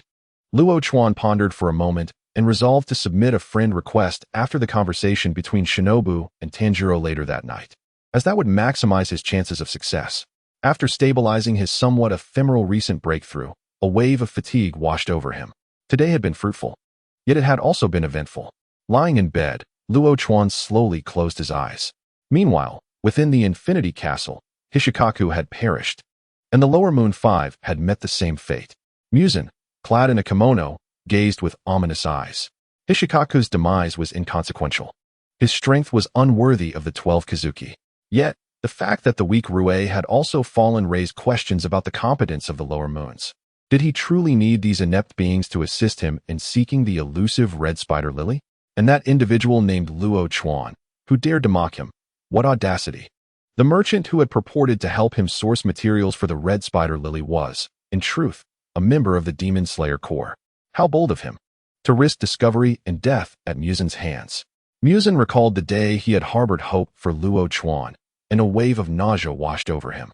If even the swordsmen of the Demon Slayer Corps could not handle him, then the Lower Moons had no reason to exist. His blood was meant for demons of worth, not for a band of useless failures. Gather the Lower Moons. His voice echoed through the Infinity Castle, laced with a chilling undertone. In response, a clear sound of a peeper resonated. 5 figures emerged in various locations within the castle, and as the female demon strummed again, they materialized on a platform. Apart from Yum, the other 4 bore expressions of alarm. Kneel, Muzan commanded darkly, his patience waning as he observed the foolishness of the Lower Moons. I apologize, but due to your demeanor and presence, the Lower Moon 4 began to salvage the situation. Did I permit you to speak? Do not waste my time with your trivial remarks. Answer only what I inquire of you. Muzan interrupted, his voice like ice. Exhausted, the Lower Moon 5, Kageyama, spoke up. I merely wish to ask, why are you all so weak? Becoming a member of the 12 Kazuki does not signify an end. Rather, it is merely the beginning. One must consume more souls, grow stronger, and become of use to me. In the past century, the Upper Moons have remained unchanged while the Lower Moons have been replaced numerous times. Muzan continued. exerting an escalating pressure upon the gathered demons. His red vertical eyes brimming with malice. "What do you wish to say to us?" he queried, his gaze narrowing at Kageyama, who dared to voice his thoughts. Without a word, Muzan extended his hand. A grotesque arm infused with flesh and eyes seized Kageyama by the lower half. "I beg your pardon, Lord Muzan. Please forgive me," Kageyama pleaded. With a slight grip, Muzan silenced his cries, and Kageyama was obliterated into a rain of crimson. The gruesome scene prompted the Lower Moon 4 to beg for mercy, yet they were met with the same fate. Lower Moon 3, Shitakiri, attempted to flee, but Muzan's dark gaze flicked to his wrist, and in an instant, Shitakiri's head appeared in his hand. In the future, only the upper moons will be needed. The lower moons shall be disbanded. "Is there anything else you wish to say?" Muzan declared, discarding Shitakiri's head as though it were refused before Lower Moon 2, Rokuro, and Lower Moon 1, Yum. Lower Moon 2 sought to prove his worth, but his words only further darkened Muzan's mood. The audacity of a Lower Moon to issue commands was unforgivable. With that, Lower Moon 2 met the same explosive end, leaving only Yum alive on the platform. "And you?" Muzan inquired, turning his gaze to Yum. "To be slain by your hand, and to hear the lamentations of others before their demise, is a great fortune." "I am grateful to be preserved until the end," Yum replied, arms outstretched in a sickly manner. Muzan scrutinized Yum, and after a moment, stated, "I have taken a liking to you. I shall grant you more of my blood to aid me. Slay the demon slayer adorned with a flowered Haori, and you shall receive an abundance of blood. Eliminate the one in the white cloud-patterned attire, and you will be rewarded with blood equal to that of the upper moons." From the visions transmitted by Kageyama before his demise, Luo Chuan's power evidently surpassed that of the flowered Haori demon. Thus, Muzan's promise of blood to Yum would be even greater. Chapter 42. Adding the insect Hashira as a friend. 5 days later, within the Butterfly Mansion training room, sunlight streamed through the skylight, bathing the entire space in a warm golden hue. Yet, amid this picturesque scene, a palpable tension lingered. Clang, clang. In the central training area, the figures of Luo Chuan and Shinobu Kocho moved swiftly, their blades flashing like lightning, tempestuous as a storm. The Nichiren blade in Luo Chuan's grasp radiated with golden arcs of electricity, each swing accompanied by a deep, resonant boom. His speed was such that the trajectory of his blade was nearly imperceptible. Shinobu gracefully wielded her slender pink Nichiren blade, her movements as elegant and fluid as her form. In the face of Luo Chuan's rapid strikes, she seemed to take flight, her agility lending her an ethereal quality. Although her speed did not match Luo Chuan's extraordinary swiftness, her refined technique rendered her every movement elusive. As their blades crossed in the air, they stirred up gusts of wind. When Luo Chuan's strike missed, he immediately altered his stance, arcs of electricity surging from the tip of his blade. Shinobu took a small step back, thrusting her Nichiren blade towards Luo Chuan's chin. A glimmer of intrigue flashed in Luo Chuan's eyes, and a knowing smile graced his lips. Not good, Shinobu thought, feeling a surge of caution at the sight of his expression. During the days of rest, Kanao had been responsible for training Tanjiro and the others, leaving Shinobu to focus on Luo Chuan's instruction. Yet, on the very first day of training, she was taken aback. She could not determine whether she was too weak or if Luo Chuan was simply too formidable. While she had observed his prowess against the indomitable Tanjiro, the moment he faced her, he seemed to have transformed entirely. His speed, strength, and mastery of breathing techniques had all seen a remarkable enhancement. Had she not held the rank of Hashira, she might have felt utterly humiliated in his presence.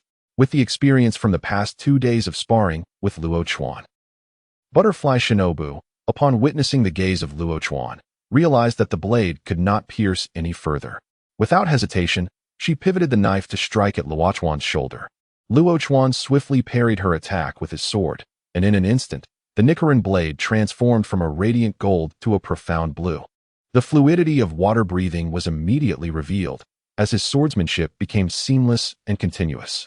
This time, Butterfly Shinobu did not falter. She retracted her Nichiren blade. Once again, it was the first form of water breathing. How had Luo Chuan mastered water breathing? Butterfly Shinobu furrowed her brow slightly. Although Luo Chuan's strength might not surpass hers, he proved to be more formidable than any demon she had encountered thus far. The speed at which he moved was elusive, and his shifting techniques were a constant source of frustration for her. Seeing Butterfly Shinobu's decisive retreat, Luo Chuan felt a pang of disappointment. If only she had reacted a moment slower, he could have seized her Nichiren blade. Without it, the strength of a demon slayer would significantly diminish, allowing him to wear her down and ultimately defeat the insect Hashira. Yet, Luo Chuan was not overly disheartened. If it were so effortless to conquer the insect Hashira, it would imply a significant deficiency in her abilities. The shadows of the two figures elongated upon the floor, and in the next moment, light and shadow intertwined as their forms collided once more. Each encounter resonated with a deep echo. This spectacle left Tanjiro and his companions, who were spectating from the sidelines, swallowing hard. Could Mr. Luo Chuan truly be this powerful? Even the Hashira-level shinobu was engaged in a balanced exchange with him. Tanjiro was no longer the novice he once was. He understood the caliber of butterfly shinobu, a Hashira, the strongest among the Demon Slayer corps. Had Luo Chuan truly grown stronger, exhibiting such brilliance? Zenitsu stared, mouth agape, somewhat entranced by the duel unfolding before him. He could occasionally catch glimpses of butterfly shinobu's figure, yet Luo Chuan's movements were merely flashes of lightning in the air. Inosuke, wearing his boar headgear, exhaled a plume of white breath. During the first 2 days of recovery, he had been rather despondent, the failure to defeat the spider demon father weighing heavily on him. However, that gloom dissipated entirely with Luo Chuan's visit on the 3rd day. Luo Chuan had, in his presence, shattered a gourd of similar size to his own and then approached, ruffling his headgear with a smile, saying, "Just practice more." At that moment, Inosuke erupted. For although he was illiterate and occasionally struggled to comprehend Tanjiro and the others, he understood the meaning behind those 4 words. From that day forth, Inosuke dedicated himself to training with unparalleled seriousness, daily proclaiming his intent to take Luo Chuan's head. The battle on the field continued for a while, ultimately concluding when Butterfly Shinobu executed the dance of the insect breathing, bee sting. Impressive. Your control over the transitions between the 2 breathing styles has improved remarkably. If you were to master another, even I would find it troublesome, Butterfly Shinobu remarked with a radiant smile, genuinely impressed. Although Luo Chuan's strength did not yet rival the Hashira, he was undoubtedly a source of significant concern for them. Flattery, Luo Chuan replied modestly, having only revealed water breathing while withholding other techniques. Displaying all his abilities might showcase his formidable talent, but it would also draw the attention of Muzan. His current strength was commendable, yet it was not sufficient to contend with Muzan. Is today a day of good spirits for you, Shinobu? Has your heart begun to unburden? Butterfly Shinobu paused, surprised at Luo Chuan's insight. Was her demeanor so evident? After speaking with Tanjiro last night, the weight upon her heart had indeed lightened significantly. Tanjiro had noticed. But what of Luo Chuan? Did he possess such keen perception as well? Indeed, I feel somewhat better, she replied with a genuine smile, one that lacked her previous hesitance and bore a hint of purity. Might I be permitted to befriend you? Luo Chuan seized the moment to express his true intention. Shinobu, taken aback once more, responded with a beaming smile, "Of course." Chapter 43, 2 Rewards, Ding. Successfully added insect Hashira Butterfly Shinobu as a friend. Detected closeness between insect Hashira Butterfly Shinobu and host. Friends. 2 rewards granted. Acquired talent. Superior. Acquired insight. Superior. Would you like to fuse the superior talent now? This time, it was Luo Chuan's turn to be astonished. Had the system malfunctioned? How had his relationship with Butterfly Shinobu escalated directly to the 2nd tier of friendship? He had scarcely interacted with her. Their sparring had been largely silent, and he had grown accustomed to her polite demeanor. Was it possible that her change in attitude towards Tanjiro was also influencing his own? As Luo Chuan pondered this, the notion seemed the most plausible. Training will resume at the same time tomorrow, Butterfly Shinobu said, noticing Luo Chuan lost in thought, as she playfully patted his shoulder before departing. As she brushed past him, the smile in her eyes turned reminiscent, recalling the moment when Luo Chuan stood unwavering before 9 Hashira, unsheathing his blade to protect the demon named Nezuko. In that instant, she saw a reflection of her sister, Kane. Her sister had harbored compassion for demons, yearning for harmony between humans and demons, yet ultimately fell victim to Doma's treachery. She could not relinquish her hatred for demons, yet she did not wish to let her sister's legacy fade away. Thus, she had suppressed her emotions, presenting only a smile to the world. However, upon witnessing Tanjiro and Luo Chuan, it seemed that her pent-up frustrations had finally found an outlet. Perhaps through Tanjiro and Luo Chuan. Her sister's wish for peace between humans and demons could be realized.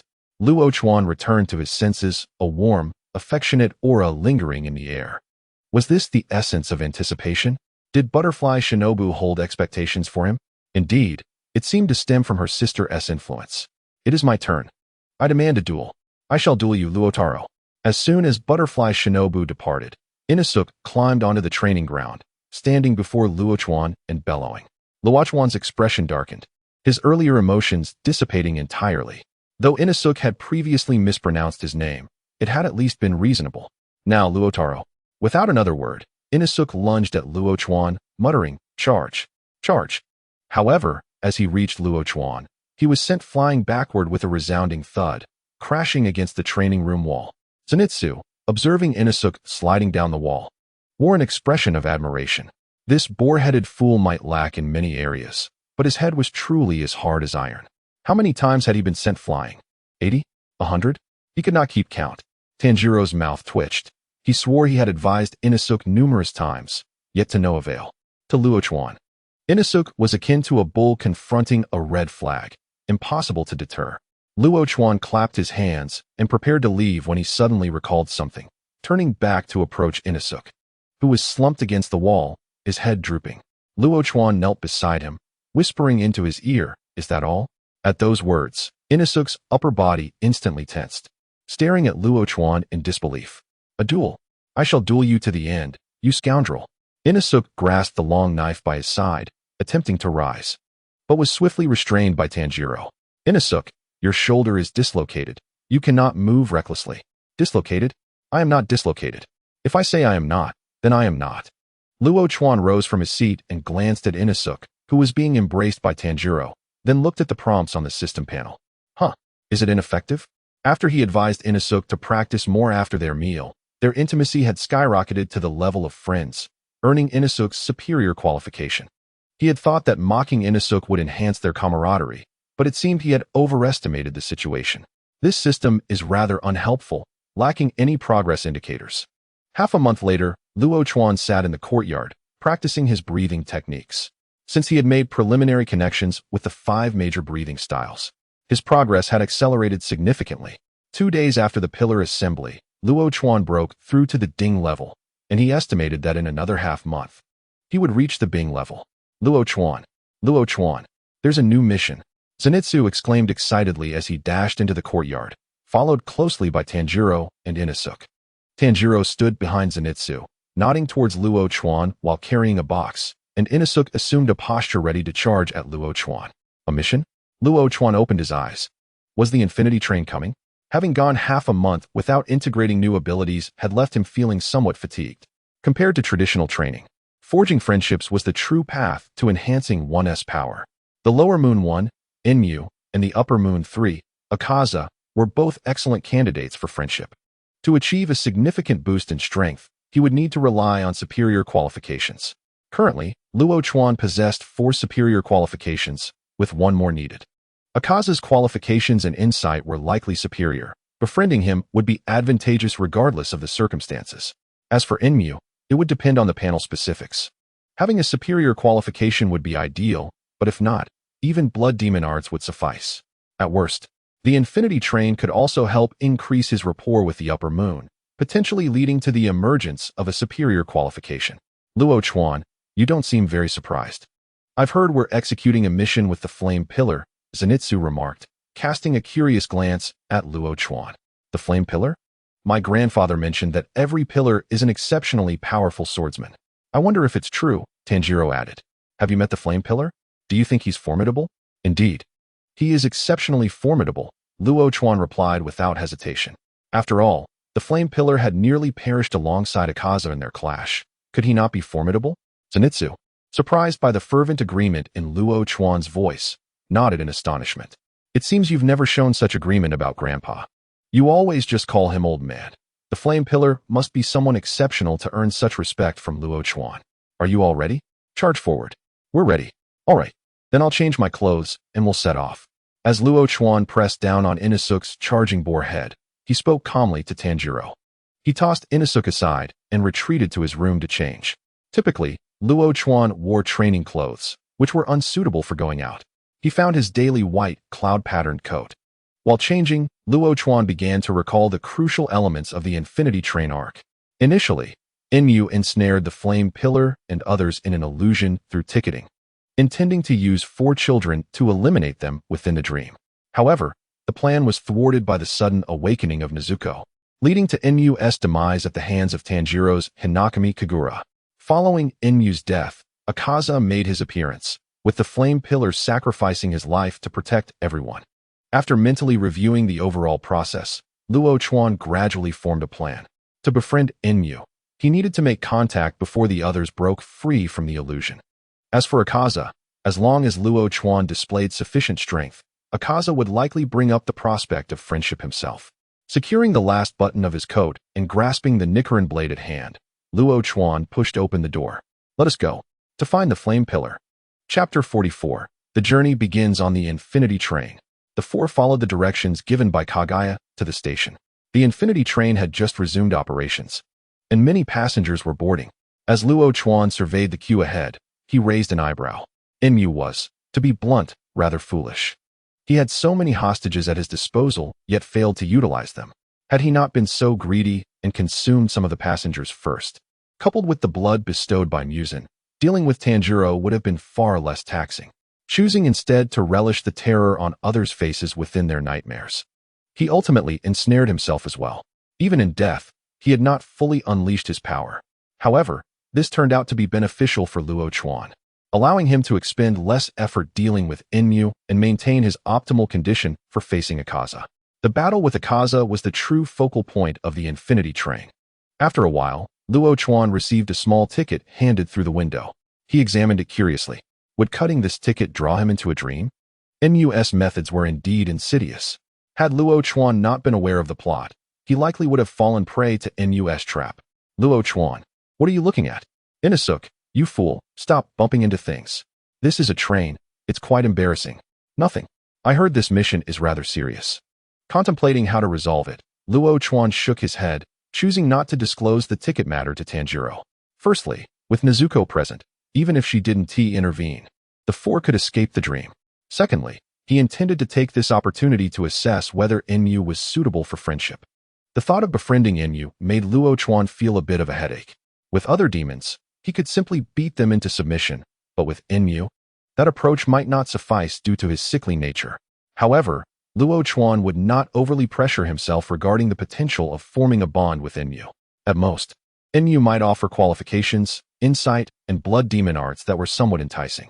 Should Enmu prove to be ungrateful, Luo Chuan would not indulge him.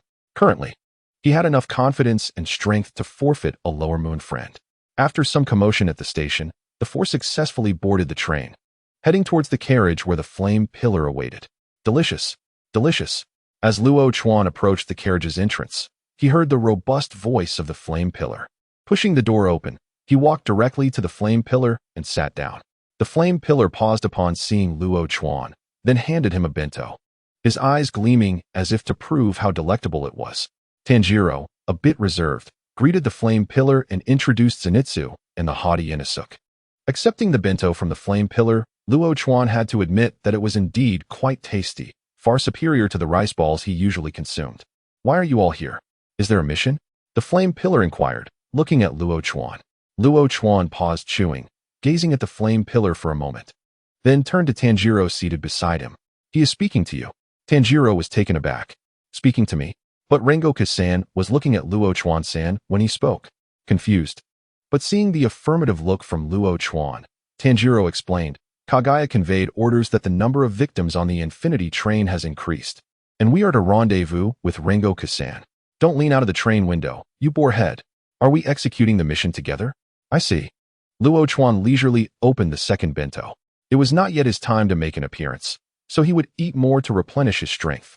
Additionally, I have something I wish to ask Rengoku-san regarding my father. Upon hearing Tanjiro's words, Luo Chuan's chopsticks paused. The Hinakami Kagura? Huh. In the original story, Tanjiro comprehended the Hinakami Kagura only after defeating Rue, but now that Rue had been slain by himself, how did Tanjiro gain that understanding? Was it during the battle with the spider demon father? As Luo Chuan chewed on the soft-boiled egg, he glanced at Tanjiro's attribute panel. In addition to the transformation of his realm to the level of Shin, the skill section indeed bore the name of the fire god Kagura. Your father? What has become of him? He is a frail man, yet he can perform the Kagura dance amidst the ice and snow. This is admirable. Therefore, I wish to inquire. Mr. Rengoku, have you heard of the fire god Kagura? It is a technique I subconsciously employed when vanquishing the spider demon's father. A sight I witnessed during my childhood. If you possess any knowledge regarding it, please share with me. Luo Chuan cast a glance at his elder brother, pondering what exactly he was observing. Was he watching him? Well, I don't know, his brother stated with righteous indignation. Luo Chuan's face twitched. He found it somewhat challenging to acclimate to his brother's manner of speaking. Come, be my adopted son. I shall take good care of you. Huh. Tanjiro was momentarily taken aback, struggling to keep pace with Mr. Rengoku's rhythm. Luo Chuan contemplated. Indeed, Tanjiro's fire god Kagura could qualify him to be the Flame Pillar's adopted son, yet the matter was interrupted by the demon, leaving it unresolved. So, is the plot about to unfold? Luo Chuan swallowed the last bite of his bento, wiped his mouth, and sat up straight. I am speaking to you, Luo Chuan. Luo Chuan was taken aback, looking at his brother. What did he mean by speaking to him? Was it about becoming his adopted son? As my adopted son, I can make you stronger. His brother gazed at him with fervor.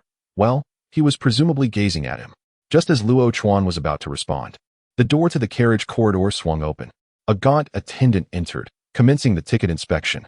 Luo Chuan's nose twitched. The attendant bore a faint scent of demons. Mingled within the ever-present subtle aura of demons in this infinite train, rendering it nearly undetectable.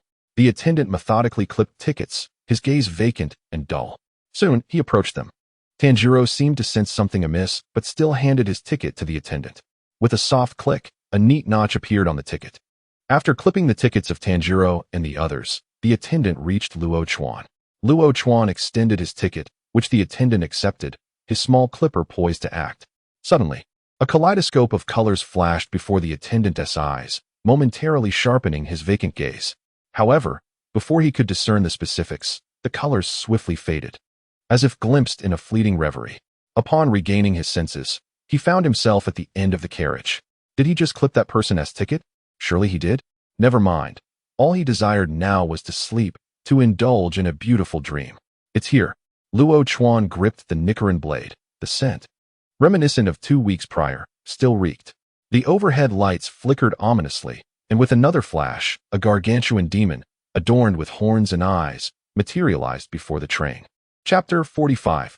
Lower Moon 1, Dream of Nightmares. The demon, leaning against the seat, slowly rose and lunged toward Luo Chuan and the others. First form, unknowing fire. Scarlet flames traced a long arc, instantly piercing through the carriage's corridor. The massive demon crumbled to ash before his brother, unable to withstand even a single blow. Such strength. Tanjiro and the others were enveloped in awe at their brother's might. Luo Chuan, however, raised his head to ascertain the position of the dream demon. With the demon's arrival, the scent of demons in the carriage intensified, as though a balloon had been punctured. Another demon emerged, his brother. Sensing the commotion from the preceding carriage, charged forward with his blade. Tanjiro and the others swiftly unsheathed their swords to follow, leaving only the vacant-eyed attendant and Luo Chuan behind. Luo Chuan cast a glance at the attendant and proceeded toward the junction of the two carriages.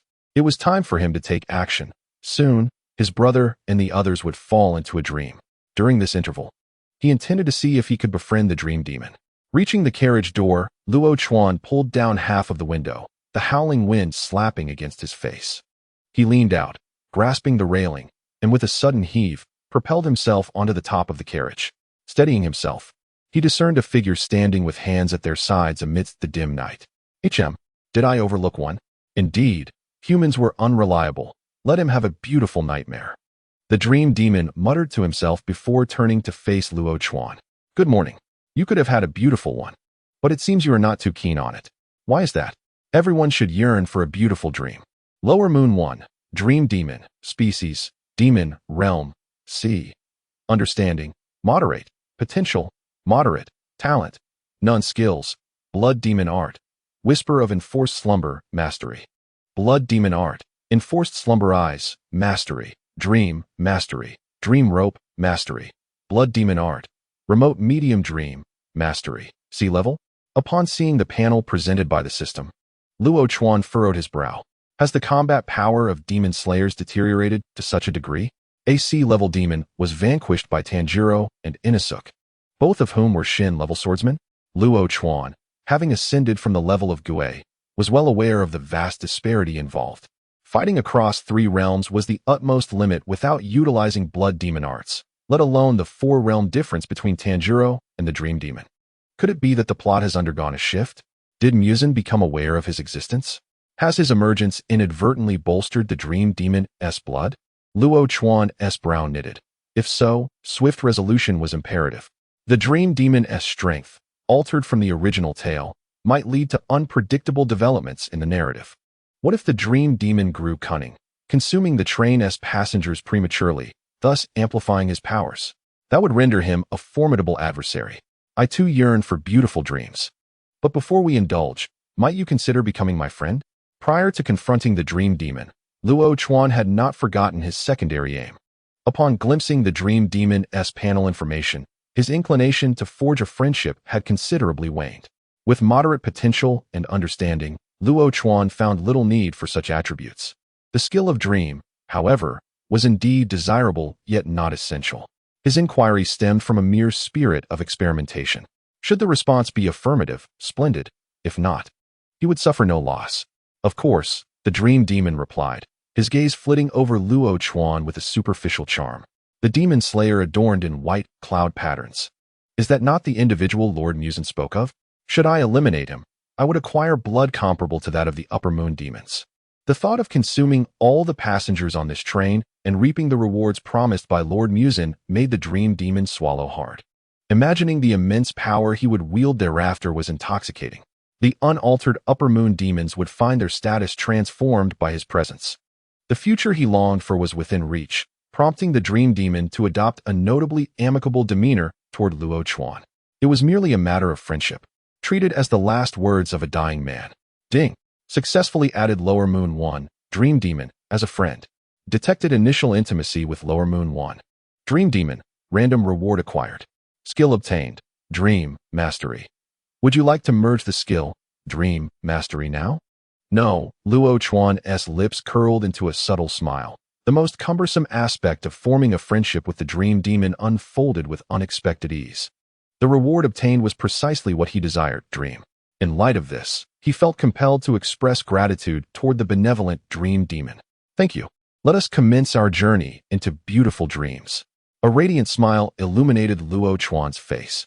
The Dream Demon's strength lay in his ability to unexpectedly draw individuals into dreams through the mouth on his hand, yet this tactic had already been unraveled by Tanjiro.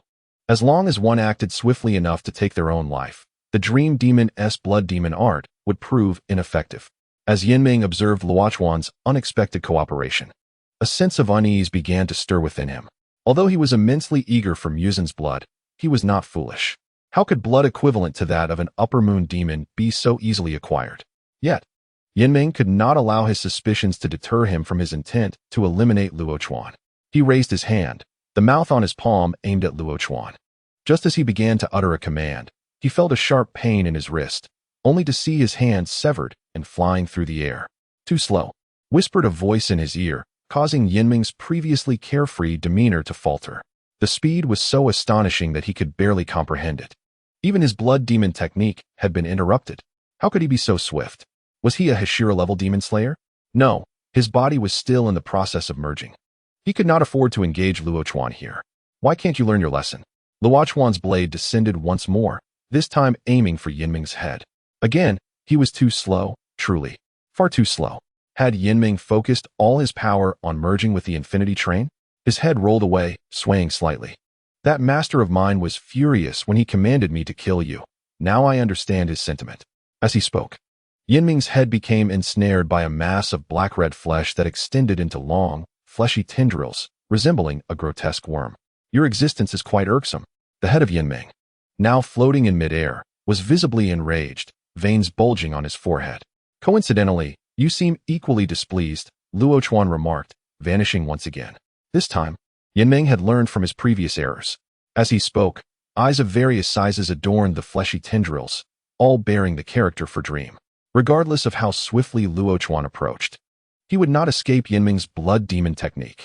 If he could draw Luo Chuan into the dream realm, everything would become manageable. With a sudden flash, Yinming's connection to the train was severed, causing his eyes to widen in shock. My blood demon technique has failed? Impossible. As long as we maintain eye contact, it should automatically take effect. There should be no chance of failure. My eyes cover every inch of my body, theoretically eliminating any blind spots. Yet why is this person unaffected? Yinming stared at Luo Chuan, a mix of confusion and suspicion swirling within him. Isn't it futile? Your neck isn't here, is it? Luo Chuan smirked at the recovering Yinming. The only way to eliminate a demon was by severing its neck. Striking elsewhere would only inflict minor wounds on a demon of Yinming's caliber. Locating Yinming's neck was paramount. At present, Yinming was still merging with the infinity train, making his neck a part of it. In the original tale, Tanjiro utilized Inosuke's breathing style to locate Yinming's neck. Fortunately, Luo Chuan possessed spatial awareness as well. Retracting his Nichiren blade, he clasped his hands together and closed his eyes, sending forth an intangible wave of spatial energy that enveloped the entire infinity train, swiftly pinpointing Yinming's next location at the junction of the train's fuel compartment. With the location identified, Luo Chuan sprang into action. Yinming had yet to fully merge. Thus, the position of his neck remained unchanged. However, once Yinming achieved complete fusion, even if Luo Chuan retained his spatial awareness, Yinming could alter the position of his neck in time. Seeing Luo Chuan's movements, Yinming visibly panicked. Not only could his opponent evade his blood demon technique, but he also seemed aware of Yinming's merging with the train. How was this possible? This merger had been his long-conceived plan, known only to himself and Muzan, who could read his innermost thoughts. How did this boy know? Bam! Although Yinming was uncertain whether Luo Chuan knew the precise location of his neck, he dared not take the risk. Dozens of purplish-red tendrils burst through the train's roof, attempting to obstruct Luo Chuan's advance. The eyes on the tendrils covered every path Luo Chuan might take. It was evident that Yinming still refused to believe his blood demon technique had failed. Clang! Another tendril was severed, and Yinming grasped the reason behind his technique's ineffectiveness. Yet, the realization left him momentarily stunned. This person knew how to commit suicide within the dream realm and escape from it? Who exactly was he? Yinming felt as though he was laid bare before Luo Chuan. At the very moment he fell into the dream, Luo Chuan had decisively severed his own neck. Even in a dream, such resolute self-harm required immense courage, did it not? Crucially, this was not an isolated incident. Every time Yinming's gaze fell upon Luo Chuan, he could swiftly extricate himself from the dream. Initially, Yinming could perceive the effect of his illusion, witnessing Luo Chuan's brief moment of daze. However, as time passed, Luo Chuan became increasingly adept at self-mutilation, displaying no hesitation even when ensnared by Yinming's blood demon technique. As Luo Chuan drew closer to the location of Yinming's neck, panic consumed Yinming. Countless purple flesh tendrils erupted from the train, charging toward Luo Chuan. Although the incessant barrage of tendrils slowed Luo Chuan's pace, Yinming's expression only grew darker. Excessive use of his abilities would delay his merging with the train, yet refraining from using them would allow Luo Chuan to swiftly locate his neck. Sleep. Yinming's severed hand rose from the train compartment, addressing Luo Chuan. This time, unimpeded by Luo Chuan's interruptions, the mouth on the back of his hand successfully unleashed his blood demon technique. Under the dual manifestation of his abilities, Luo Chuan lingered longer within the dream realm. However, before Yinming could revel in his small victory, Luo Chuan broke free once more. I'm almost at the right spot. I won't play with you any longer. Sensing the steel components beneath him and the potent scent of demons, Luo Chuan halted. As the purplish-black tendrils converged upon him, a spark ignited in Luo Chuan's eyes. Arc-like flashes began to flicker around him. After a moment of stillness, Luo Chuan surged forth with a speed that left Yinming nearly blinded. Amid the encroaching tendrils, a glimmer of golden light radiated outward, gripping the hilt of his blade. The sword gleamed with a golden lightning in the night. The purple-black tendrils surged toward Luo Chuan like an unstoppable tsunami. Yet Luo Chuan moved like a flash of lightning amidst a storm, slicing through each tendril with an impossible grace. Breath of thunder, first form, Thunderclap. This declaration coincided with his explosive movement, leaving no time for Yinming to react. Luo Chuan's body propelled forward as if driven by lightning. becoming an elusive bolt aimed directly at its target. The blade pierced the veil of night, leaving arcs of brilliant light in its wake, each arc resembling a thunderclap splitting the darkness. Luo Chuan's speed rendered the surrounding world motionless, with only his blade cleaving a direct path toward Yinming's neck. In that instant, even time seemed to freeze. The assault of the purple tendrils became utterly insignificant against this overwhelming speed, each one sliced cleanly in two, unable to even graze the hem of Luo Chuan's attire. Like a deity commanding thunder, Yinming's attempts to obstruct him appeared laughable. Finally, amid the seemingly endless labyrinth of darkness and purplish tendrils, Luo Chuan reached his destination, empowered by the lightning.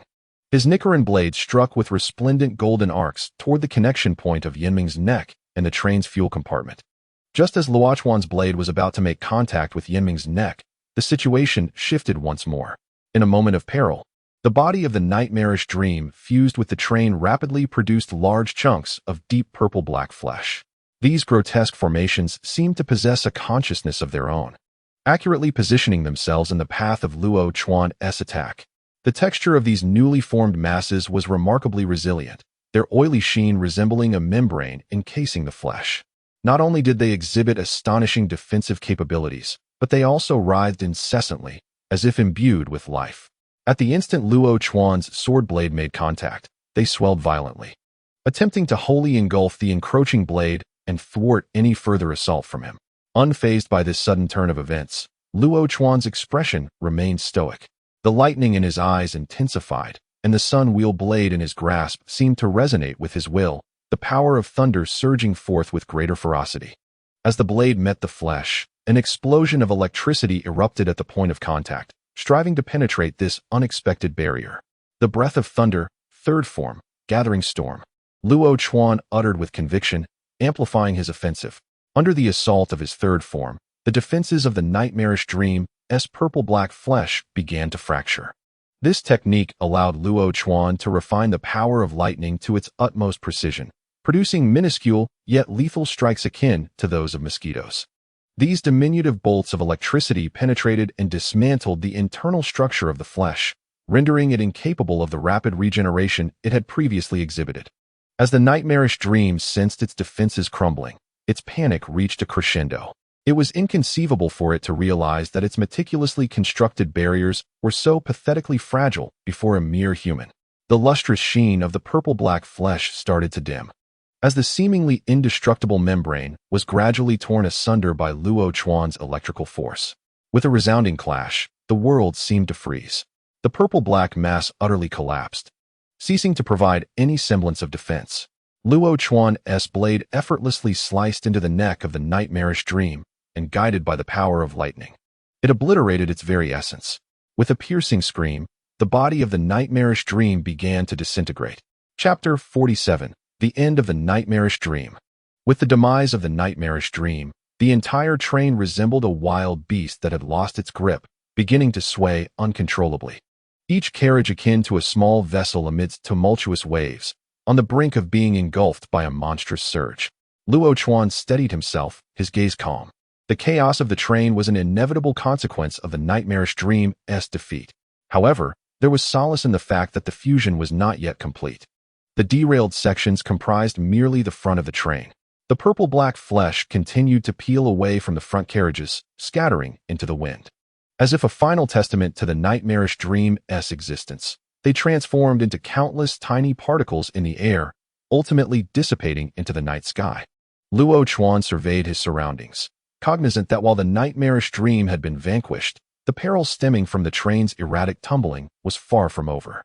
He swiftly navigated through the various compartments of the train, utilizing the extraordinary speed granted by the breath of thunder to rescue ordinary passengers ensnared in danger.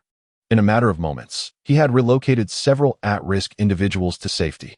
The train gradually ceased its violent shaking, enveloped in an eerie silence. Only the sound of the wind and the distant flicker of unextinguished flames punctuated the night. Luo Chuan's gaze shifted slowly, observing the carriages billowing with black smoke. He inhaled deeply. The aftermath of the nightmarish dream's defeat was proving to be a greater headache than the battle itself. Though he did not consider himself a great sage, he could not stand idly by while so many innocents perished. What is happening? How did I get out? One of the 4 children sent by the nightmarish dream suddenly awoke, confusion evident in his eyes. Looking around, he found his companions equally bewildered. Just moments ago, he had been searching for the spiritual core. How had he suddenly emerged? Without destroying the spiritual core, would that being allow him to experience a pleasant dream? Tanjiro and his companions also regained consciousness, the flame Hashira releasing his grip on the girl's neck, his demeanor cautious. Had he just fallen victim to a demon's illusion? The demon capable of affecting him must possess considerable strength, at least one of the upper-ranking lower moons. Indeed, the demon aboard this infinite train was not ordinary. But why had the dream dissipated so suddenly? Wouldn't it have been easier to slay him while he was ensnared within the dream? Did this demon have an alternate agenda? Tanjiro's gaze wandered, feeling the surroundings were somewhat surreal. He had realized that the method to escape the dream was through self-harm. Yet crucially, he had not taken such an action. Why then had the dream vanished? Just as he had poised the blade at his throat, steeling himself to strike. The scene before him transformed. What was happening? Dying wouldn't be so bad, sighed the child bound to Tanjiro by the dream's tether, his pallid face regaining a hint of color. Dead? The other 3 children were momentarily stunned, struggling to comprehend. The delicate-looking figure who had spoken so kindly had left a significant impression upon them. Thus, upon learning that their controller had perished, their expressions reflected little joy. They were simply exhausted and yearned for a peaceful slumber. What do you mean dead? Rengoku inquired of the child. Did a demon die? Who killed it? Aren't we all here? No. Wait, Luo Chuan is missing. Did he do it? The one who bound us with the dream tether, the child replied, his eyes vacant. A person? Did he have any peculiar features? Rengoku mused, knowing that the one who ensnared them in the illusion was certainly no ordinary individual. The child looked up at the flame Hashira, blinking innocently. He had words above his eyes, lower moon, 1. Just as he spoke, the air around them began to heat up abruptly. The expressions of the 4 individuals turned grave.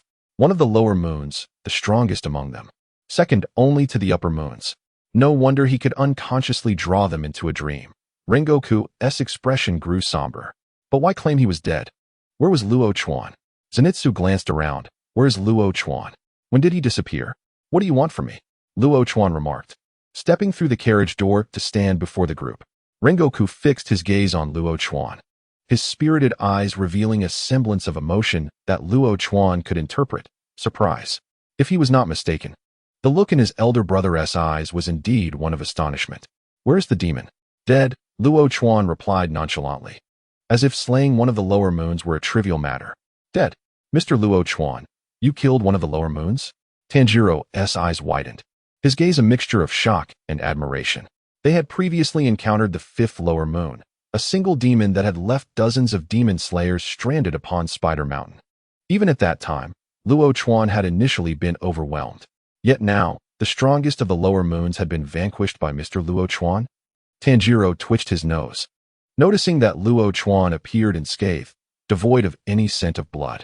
This indicated that Mr. Luo Chuan had slain the lower moon without sustaining a single injury. How formidable! Not only the lower moon 1, but even the 5th lower moon from their last encounter would likely pose a significant challenge for him now. Indeed, Rengoku nodded solemnly, acknowledging the truth of Tanjiro's observation. He, too, recognized that Luo Chuan was in an exceedingly robust state, entirely unlike someone who had just emerged from battle. He instead resembled a warrior poised to confront a formidable foe. Luo Chuan gently shook his head, offering no response to his elder brother. He gazed towards the direction of the rising sun, stating softly, "It is not over yet. The true challenge lies ahead." The nightmarish dream was merely a prologue. Akaza is where the climax awaits. Luo Chuan would not underestimate Akaza simply because he had effortlessly dealt with the nightmarish dream. To compare the two would be an affront to Akaza's prowess. In the Battle of Infinite Castle, Akaza had faced 2 opponents, the water Hashira Tomioka and Tanjiro. Had it not been for the moment when Akaza recalled the fleeting images of his own disintegration, the tale of Demon Slayer might have reached its conclusion in haste. This time, Luo Chuan's objective was crystal clear, to safeguard his elder brother, the flame Hashira, and to attempt to forge a friendship with Akaza. The essence of befriending Akaza lay in demonstrating formidable strength. Should Luo Chuan exhibit sufficient prowess, it would not be a daunting task for Akaza to acknowledge him. However, The notion of assisting his brother in ensuring Akaza's eternal entrapment here had never crossed his mind. The original narrative seemed to suggest that his brother was on the verge of dragging Akaza into the light of day for a mutual demise. Yet, upon deeper contemplation, it becomes evident that Akaza could never succumb alongside his brother. The grip his brother had on Akaza was merely a hand, not the entirety of his being. Akaza could sever his own arm at will to escape. As an upper-rank demon, regenerating a severed limb would merely take the blink of an eye. Not finished yet. His brother was momentarily taken aback, scanning the surroundings with a puzzled expression. Hadn't one of the lower-ranked demons been vanquished? Why then the assertion that it was not over? Were there other demons lurking? Chapter 48. The third upper rank, Akaza, makes his entrance. A thunderous crash interrupted Rengoku's thoughts as he turned his gaze towards the train window. The tremendous sound reverberated through the entire train, sending tremors that penetrated the hearts of all aboard. The scene outside appeared apocalyptic, with dust and debris seemingly hurled into the air by a merciless force, creating a vast circular shockwave. At the epicenter of this disturbance, the ground seemed to have been violently struck, forming a deep crater. Soil and shattered rock danced in the air, while the swirling dust cast ominous shadows in the dim light of the carriage, instilling fear. As the tremors gradually subsided, a thick layer of dust settled like a delicate veil, rendering the entire scene akin to a slow-motion tableau, heightening sensory awareness. Amidst the dust, a shadow emerged, one that seemed capable of consuming all light. The air around it appeared distorted, creating a visual illusion as if even space itself yielded to its presence. This figure crouched at the center of the crater, akin to a demon arising from the abyss. Its stillness evoked a greater terror than its previous movements, for silence often heralds the storm's approach. When the dust finally cleared, what was revealed was Akaza's indifferent visage, adorned with intricate patterns. His eyes betrayed no emotional fluctuations. That frigid gaze was as piercing as a winter's night wind. Akaza's form appeared untouched by the chaos around him, his garments drifting gently in the breeze as the dust was whisked away, leaving no trace upon him. This unperturbed demeanor stood in stark contrast to the devastation surrounding him, accentuating his extraordinary nature. In that moment, Akaza raised his head, his eyes, capable of piercing the soul, locked onto Luo Chuan and his companions. His gaze bore no tremor, yet it exerted a palpable pressure upon the air, akin to the weight felt by prey under the gaze of a predator. The atmosphere grew oppressively heavy, as if time itself had slowed. Akaza's presence was the fulcrum of the impending conflict. Every minute gesture of his carried an undeniable aura of dominance. Luo Chuan exhaled deeply, acutely aware of Akaza's formidable strength, but he had not anticipated that a mere glance would evoke such an overwhelming sense of pressure. Could he truly protect his brother? A flicker of doubt surfaced within Luo Chuan's heart. Yet, this momentary hesitation was swiftly quashed by his resolute determination. He would safeguard the flame Hashira today. Upper rank 3? Tanjiro's voice trembled as he articulated the number reflected in Akaza's eyes. At that moment, Tanjiro no longer needed to discern the demon's scent to grasp its overwhelming power. The sheer force emanating from Akaza sent chills coursing through him. The lower-ranked demons paled in comparison. In Akaza's presence, they were mere trifles. Merely standing still, Akaza could instill breathlessness. Get out. Do not involve the people on the train. His brother nodded gravely and leaped through the train window. Tanjiro, Zenitsu, and Inosuke intended to follow suit, their bodies poised for action when a solemn voice resonated nearby. Stay put. You are to ensure the safety of those aboard. The trio froze, for it was the first time they had heard Luo Chuan's voice imbued with such seriousness. Usually, a smile graced his features, but now it had vanished. Inosuke, surprisingly, refrained from contradicting Luo Chuan, seemingly aware of the gravity of the situation. Zenitsu looked at Luo Chuan with concern. This demon is exceedingly powerful. Since his appearance, my ears have been bombarded with chaotic static, causing my head to ache. Can Luo Chuan and the flame Hashira truly contend with him? Fear not, I shall return swiftly. Luo Chuan cracked his neck, pressed his hand against the window frame, and leapt forth. Upper rank 3. Akaza, race, demon, potential, superior, comprehension, superior, talent, none, skills, fighting spirit, transcendence. Blood demon art, destruction killing needle, transcendence. Chaos style, transcendence. Void style, transcendence. Foot style, crown first cut, transcendence. Foot style, flowing flash of radiance, transcendence. Foot style, flying star thousand wheels, transcendence. Fragmented style, myriad leaf flash willows, transcendence. Annihilation style, transcendence. Demon core, eightfold core, transcendence. Final style, azure silver chaotic light, transcendence. Akaza gradually rose to his feet, his movements elegant and deliberate, each detail exuding an air of unassailable majesty. He lifted his gaze, penetrating the shattered train window, locking onto Luo Chuan and his companions. His eyes reflected neither anger nor excitement, only an unfathomable indifference, as though scrutinizing his prey.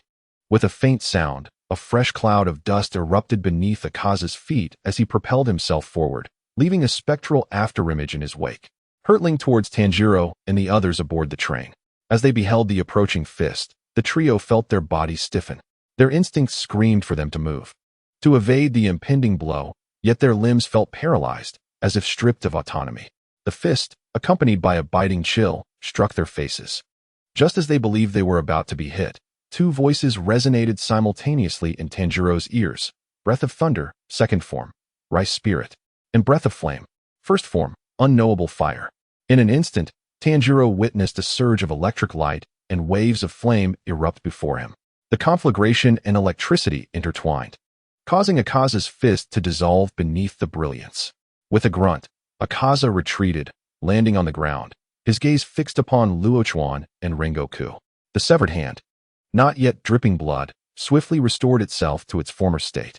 Not bad, a fine blade, Akaza remarked, licking the residual blood from his wrist with a hint of satisfaction.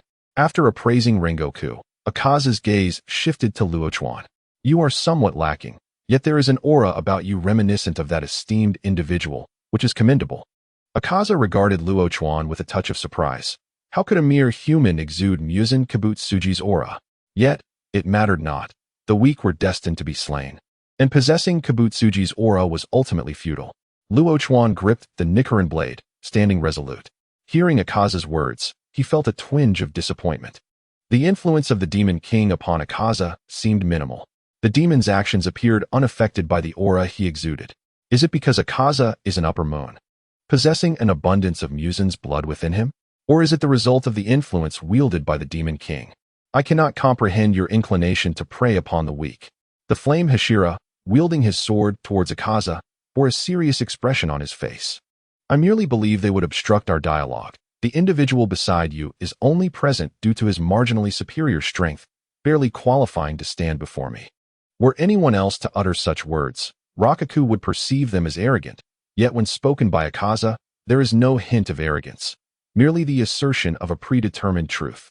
I have nothing to discuss with you. Although this is our first encounter, I have already begun to detest you. Rakaku listened attentively to the exchange between his elder brother and Akaza, finding no annoyance in their discourse. Rather, he wished for their verbal sparring to last a while longer, as it would bring the dawn closer. Chapter 49. The Attention of Akaza.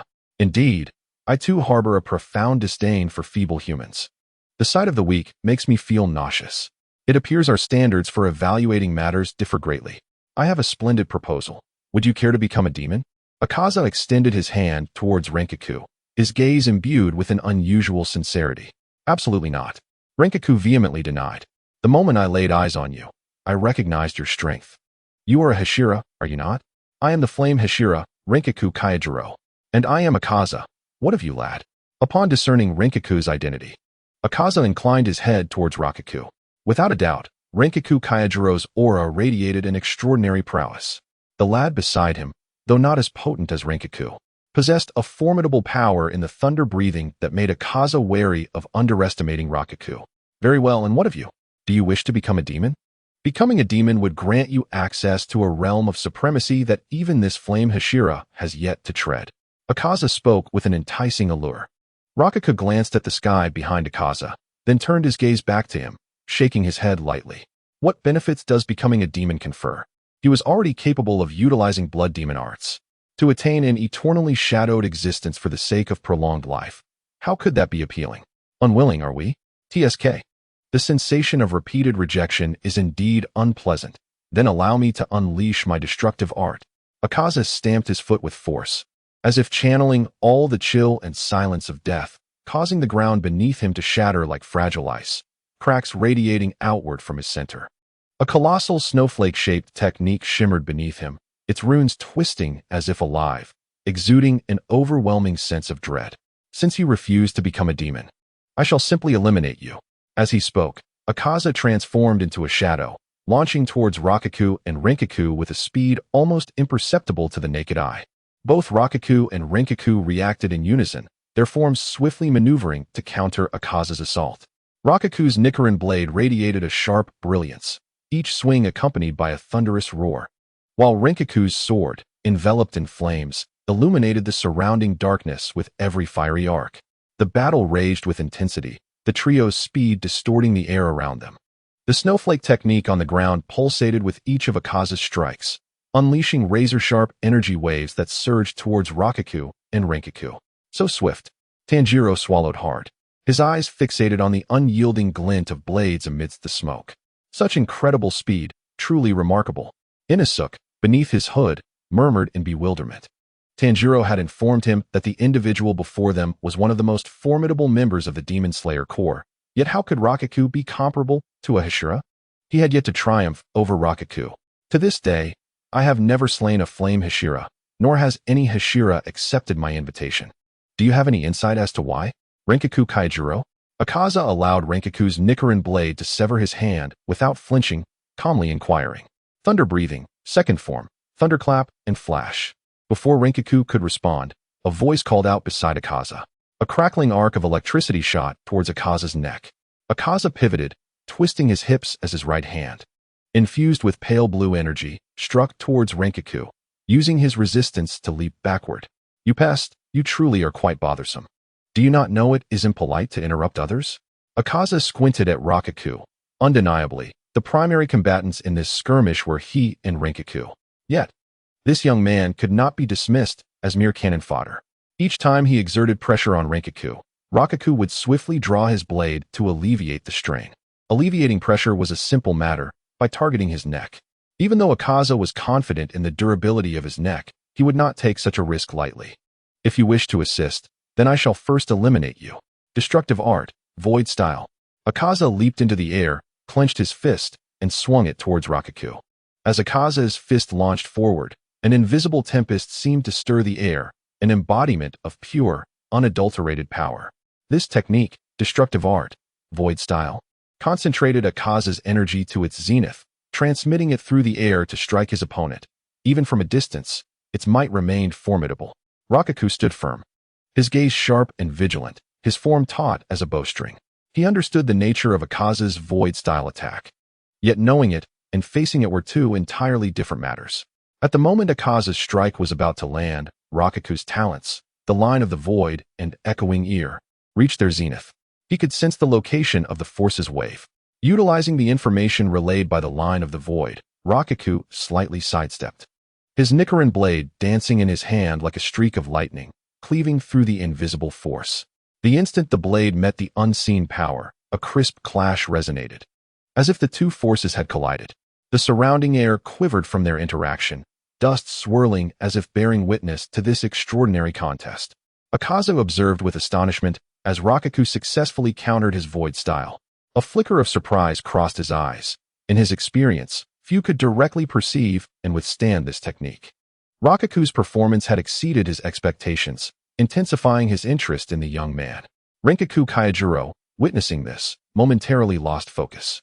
He had recognized the shift in Akaza's attack, but could not immediately ascertain its nature. Desiring to aid Rakaku, he could only move closer to his position. Yet, how could Rakaku know the nature of Akaza's assault? Through an air-based attack, its speed formidable. Feeling his elder brother's astonished gaze, Rakaku flexed his numbed palm and remarked, "Experiencing Akaza's strength firsthand is indeed astonishing, yet it has also ignited within me a fervor for combat. Since awakening my friend's system, battles have only yielded two outcomes. Either I effortlessly vanquish my opponent or engage in a drawn-out struggle against an immortal foe employing blood demon arts. Neither was particularly satisfying. However, facing Akaza has instilled a sense of exhilaration." Chapter 50, Thunder Breathing, First Form, Thunderclap and Flash, Tenfold. Akaza retracted his fist, wearing a smile. as if thoroughly pleased with the preceding exchange. Well done, young one. You exceed my expectations. Yet, this is merely the beginning. As the words fell, Akaza's figure vanished once more, reappearing at the opposite side of Rengoku, his fighting spirit coalescing anew. This time, the destructive attack was no longer a mere probe, but a relentless onslaught akin to a torrential downpour. Observing Akaza's movements, Rengoku shielded Rengoku with his own form. Breath of Flame, fourth form, Raging Inferno Vortex. Rengoku's voice echoed through the night, as if intending to ignite the very air surrounding them. In that moment, Rengoku Kaijiro's Nichiren blade resembled a divine weapon tempered in fierce flames. Fiery tendrils swirled around the blade, expanding as he swung, forming a colossal vortex of flames. In an instant, the clash of these two powers created a visual and sensory spectacle. The collision of fire and intangible energy produced a series of explosive sounds, radiating light that illuminated the encroaching darkness. Rengoku's fiery vortex and Akaza's attacks engaged in an intense aerial duel, with flames acting as shields, absorbing every invisible strike. With each collision between their forces, the flames erupted with greater brilliance, while Akaza's relentless assaults gradually depleted the vortex's strength, both sides seemingly entangled in a fierce tug-of-war. Amidst this tumult, the surrounding air warped completely, swirling dust and sparks like a miniature tempest, lifting clods of earth from the battlefield. For a moment, the entire arena was enveloped in a charred atmosphere. As their powers continued to clash and negate each other, the fiery vortex ultimately dissipated in a particularly fierce impact, vanishing alongside Akaza's assault. The massive energy release thickened the dust and smoke enveloping the battlefield, obscuring visibility momentarily. Rengoku peered through the haze at Akaza's indistinct silhouette, then glanced at his brother's form. Soon, his brother would engage in close combat. It was from this point that his brother would begin to suffer injuries, leading to his demise. In such moments, haste was ill-advised. He must assist his brother in minimizing his wounds. When Akaza faced his brother in their final confrontation, he would enter the transparent world to safeguard him. Before mastering the three major pillar breathing techniques, he could momentarily suppress the undead Shinazugawa. Now, having integrated those techniques, Rengoku's strength had surged significantly. Entering the transparent world again, subduing Akaza and allowing his brother to fight was no longer a daunting task. Rengoku, be cautious. With that, Rengoku's form flickered and vanished, leaving behind a swirling trail of flames. Buzz. Rengoku materialized before Akaza, his crimson Nichiren blade igniting a wave of fire directed towards Akaza's chin. Impressive reflexes. Akaza chuckled lightly, tilting his head slightly as the flames grazed his cheek. Unfazed by his missed strike, Rengoku's movements continued unabated. He retracted his blade, gripping it horizontally, and slashed forward once more. Bang! An unending barrage of strikes, far more intense than Akaza's previous assaults, erupted between them. Blue energy and crimson flames clashed with fervor. Kaijiro, if you continue to resist, your exceptional swordsmanship will perish alongside you. Will you mourn that loss? I have stated my refusal. I hope your countdown to oblivion proves entertaining. Akaza flashed a sinister smile, revealing his gleaming teeth, then swiftly executed a kick towards Rengoku. Akaza's offensive intensified, each movement slicing through the air as if to rend it asunder. Though Rengoku countered each of Akaza's strikes, he gradually began to falter under the relentless barrage. Rengoku's flames, though fierce, began to wane against Akaza's icy and razor-sharp energy. Amidst a flurry of clashes, Akaza seized an opening, his fist crashing down like a harbinger of doom upon Rengoku's Nichiren blade, sending him hurtling away. Rengoku crashed heavily to the ground, dust billowing, his face pale as he propped himself up with his sword. The air quivered from the impact, as if time itself had momentarily halted. Akaza approached Rengoku, his eyes devoid of battle's ferocity, replaced by profound sorrow and pity. Do you still refuse to become a demon, Kaijiro? This is the chasm between us. If you embrace the darkness, you could fight alongside me.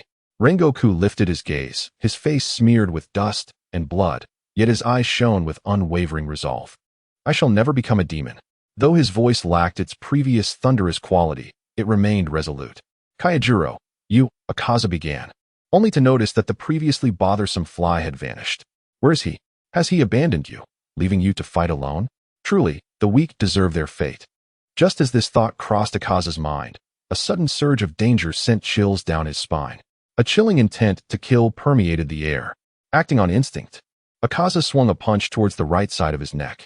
Breath of Thunder, first form, Thunderclap and Flash, tenfold. The sound emanated from behind Akaza, a position notoriously difficult to defend. Akaza's reaction was swift, yet his strike came too hastily. Under Rengoku's long-prepared first form, Akaza's defense proved woefully inadequate. The Nichiren blade shimmered with arcs of lightning, slicing cleanly down Akaza's fist until it halted at his wrist. Gazing at Rengoku, whose aura had transformed dramatically, Akaza's expression turned to one of astonishment. He had been wounded. This boy had actually injured him? However, Rengoku wasted no time allowing Akaza to process that shock. The subsequent 9 strikes descended upon him like a tempest, each swing of the Nichiren blade accompanied by the roar of thunder. Rengoku's form blurring into multiple afterimages that encircled Akaza with remarkable speed. Akaza attempted to retaliate, but Rengoku's velocity made it nearly impossible to pinpoint his target.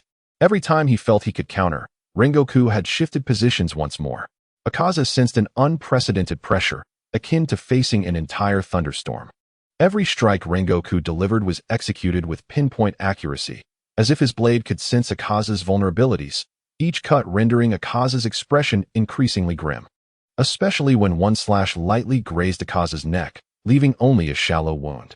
Yet, the pain and the looming threat of death stirred within Akaza an unfamiliar sense of absurdity. This boy could sever his neck? In mere seconds, Rengoku completed his tenfold assault. When he ceased his onslaught, Akaza's arm was a gruesome sight, bloodied and mangled. A truly pitiful sight. The arm that should have clashed with the Nichiren blade felt utterly feeble against Rengoku's electric might. Chapter 51. Successfully added Akaza as a friend. Akaza stared blankly at Rengoku, as if witnessing something utterly inconceivable.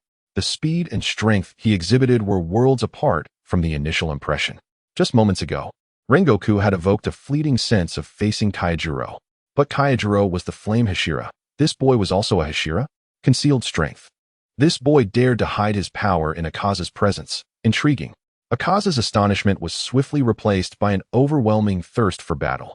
His face radiated a frenzied excitement, as if the power displayed by Yawazawa was the long-awaited battle he had yearned for. Blood trickled down Yawazawa's fully restored arm. Yet he appeared utterly indifferent to the physical harm. His gaze remained fixed on Luo Chuan, filled with acknowledgement and an insatiable thirst for combat. Now this is interesting. Yawazawa suddenly erupted into uncontrollable laughter, exuding a fervent zeal.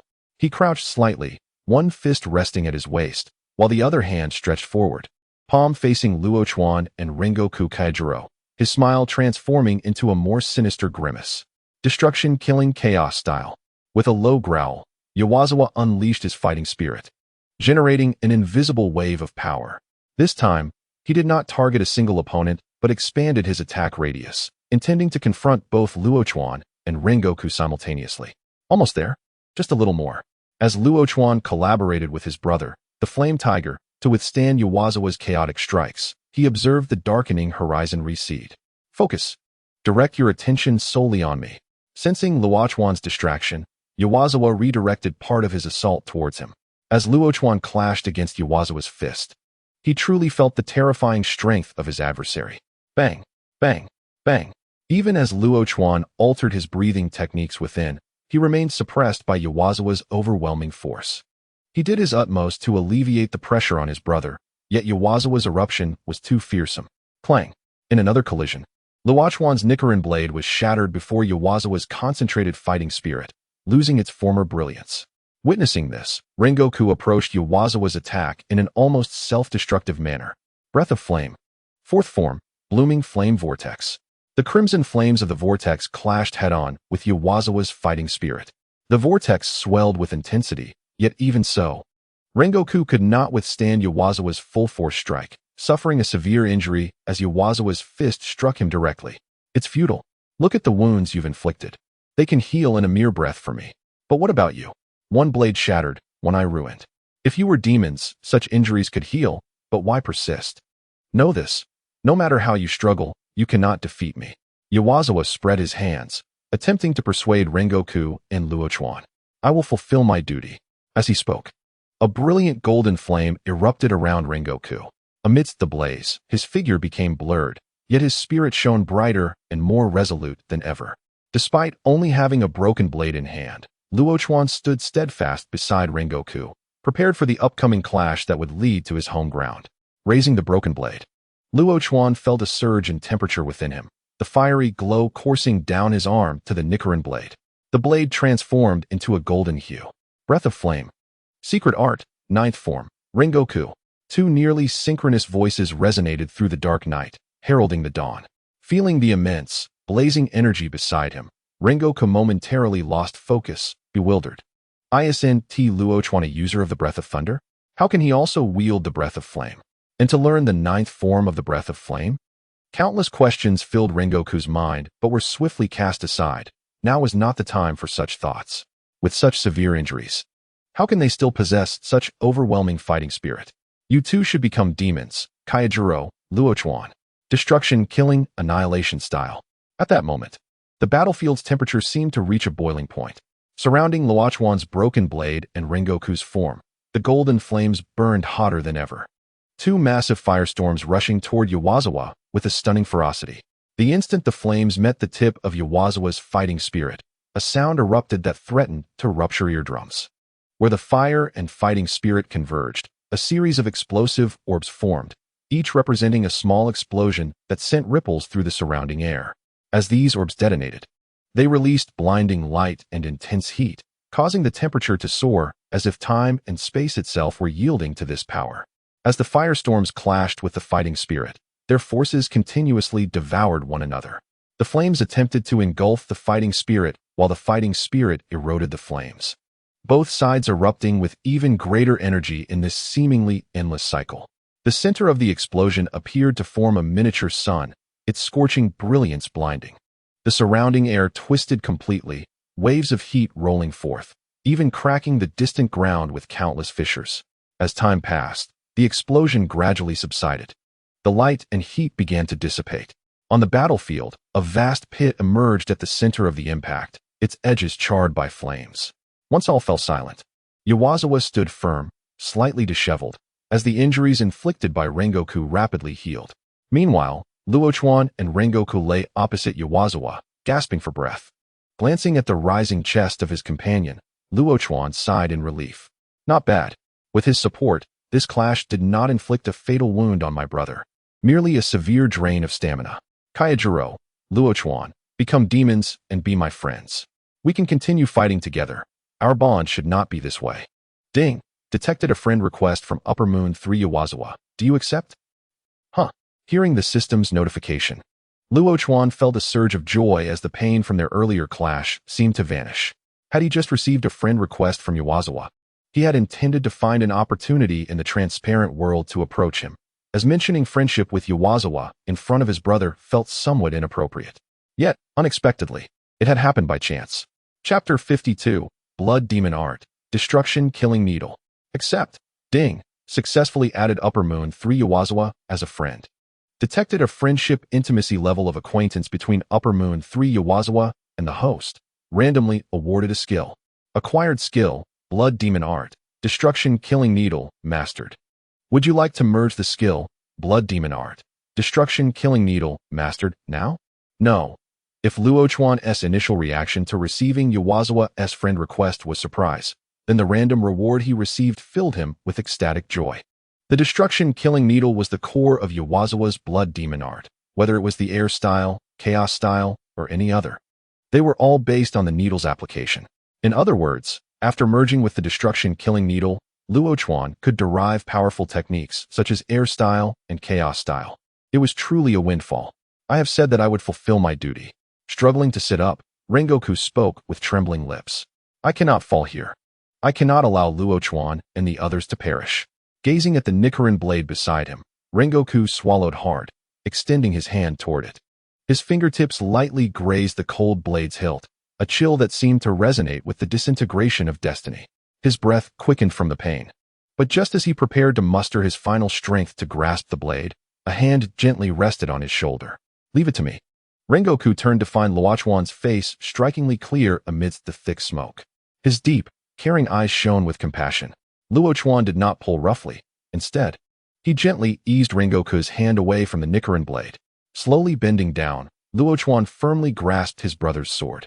At this moment, his movements were exceptionally cautious, as if fearing to disturb the tranquility of the moment, or perhaps out of profound reverence for the blade. Luo Chuan's fingers lightly grazed the hilt, savoring the lingering warmth, and a rare smile graced his face. "What are you doing, Luo Chuan?" A startled Lien, regaining his composure, saw the knife in Luo Chuan's hand and immediately panicked. What was Luo Chuan planning? To confront the third upper moon, Akaza, alone? How could that be possible? Such a jest was far from amusing. Lien could not even guarantee the safety of the others against Akaza's might, let alone that of Luo Chuan. Although he was astonished by Luo Chuan's display of strength, it did not equate to the ability to stand against Akaza. Still unwilling to concede, Akaza taunted, "Without Kaijiro's assistance, you are no longer worthy to face me." This statement was devoid of mockery or exaggeration. While Luo Chuan was undoubtedly powerful, it depended on whom he was compared to. He paled in comparison to Kaijiro, and even more so against Akaza. Furthermore, Luo Chuan bore significant injuries, leaving Akaza perplexed as to where his courage to stand before him originated. Worthiness? Is this what you mean?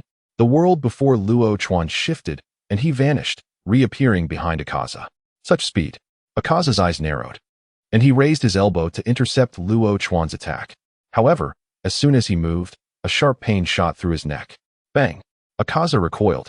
Feeling the sting at his throat, his eyes filled with disbelief as he regarded Luo Chuan, who stood poised with his blade. What was happening? A profound shock surged within Akaza. He had assumed victory over the injured Luo Chuan, only to discover that his opponent possessed such hidden strength. Luo Chuan moved like a specter across the battlefield, his speed so astonishing that Akaza's reactions faltered. How could he achieve such velocity? Akaza's mind raced. He attempted to sense Luo Chuan's position with his fighting spirit, but Luo Chuan's form flickered like a wavering flame, appearing unpredictably. Just moments ago, Akaza had sensed Luo Chuan's position and attacked, yet Luo Chuan seemed to anticipate his every move, evading his assault and inflicting further damage. Was this truly the extent of his opponent's power? No, moments ago he had nearly incapacitated Kaijiro. Such a concealed strength seemed excessively reckless. A brief surge of power? Akaza squinted, a grave expression settling upon him. From their fleeting exchange, he could feel the immense pressure Luo Chuan exuded. Not only was Luo Chuan's speed extraordinary, but in his heightened state, he could predict Akaza's actions. Each time Akaza attempted to counter or defend, Luo Chuan always arrived at his blind spots first, delivering lethal blows. What was this situation? With great difficulty, Kaijiro raised his head to behold the scene before him, frozen in astonishment. His already large eyes widened further. What was he witnessing? Had he fallen into a dream? How could he see Luo Chuan overpowering the third upper moon? Akaza? Weren't they supposed to be in dire straits? What had come over Luo Chuan? That speed and power. Was it truly beyond comprehension for someone of his caliber? Moreover, had Luo Chuan just unleashed the ultimate technique of flame breathing? What was happening? Clang. The speed, akin to a gust of wind, materialized vividly at that moment. Akaza's formidable self-healing abilities faltered under such relentless assault. He began to alter his tactics, attempting to envelop the entire battlefield with a broader wave of fighting spirit to capture Luo Chuan's movements. Yet, Luo Chuan seemed to be prepared. His figure danced through the fluctuations of Akaza's fighting spirit, always narrowly avoiding direct hits, as light-footed as a sprite. The rhythm of the battle was entirely in Luo Chuan's control, and Akaza found himself in an unprecedented position of passive defense, a rarity in his combat experience. Despite the strength of his fighting spirit, it appeared cumbersome and sluggish against Luo Chuan's unpredictable strikes. Each of Luo Chuan's attacks was accompanied by a searing tempest of flame. These flames not merely physical, but seemingly eroding Akaza's fighting spirit, drastically reducing his recovery speed. With every encounter, Akaza felt an unprecedented burn, awakening within him an unfamiliar fear. In the repeated clashes, he experienced pressure like never before. His fighting spirit was not significantly depleted, yet he could not land a blow on Luo Chuan, leaving him with a profound sense of helplessness. What was Luo Chuan? A transcendent realm? Akaza, firmly suppressed by Luo Chuan, pondered the state of his opponent, wondering if he had glimpsed the pinnacle of power he had pursued for so long within the form of this young boy. Yet, This was not a complete transcendent realm. If it were, Luo Chuan would not be so easily manageable. He could have severely injured or even killed Akaza. Chapter 53. Too slow, Akaza? Even if it was a fractured transcendent realm, why did it manifest in a mere child? Akaza struggled to comprehend, attributing it to some temporary method of power enhancement. Such methods typically have prolonged durations and significant side effects. He could only endure, waiting for Luo Chuan's elevated state to fade. But the simplicity of the thought frustrated him. As he remained under relentless assault, why should he, a stronger being, be subdued by someone ostensibly weaker?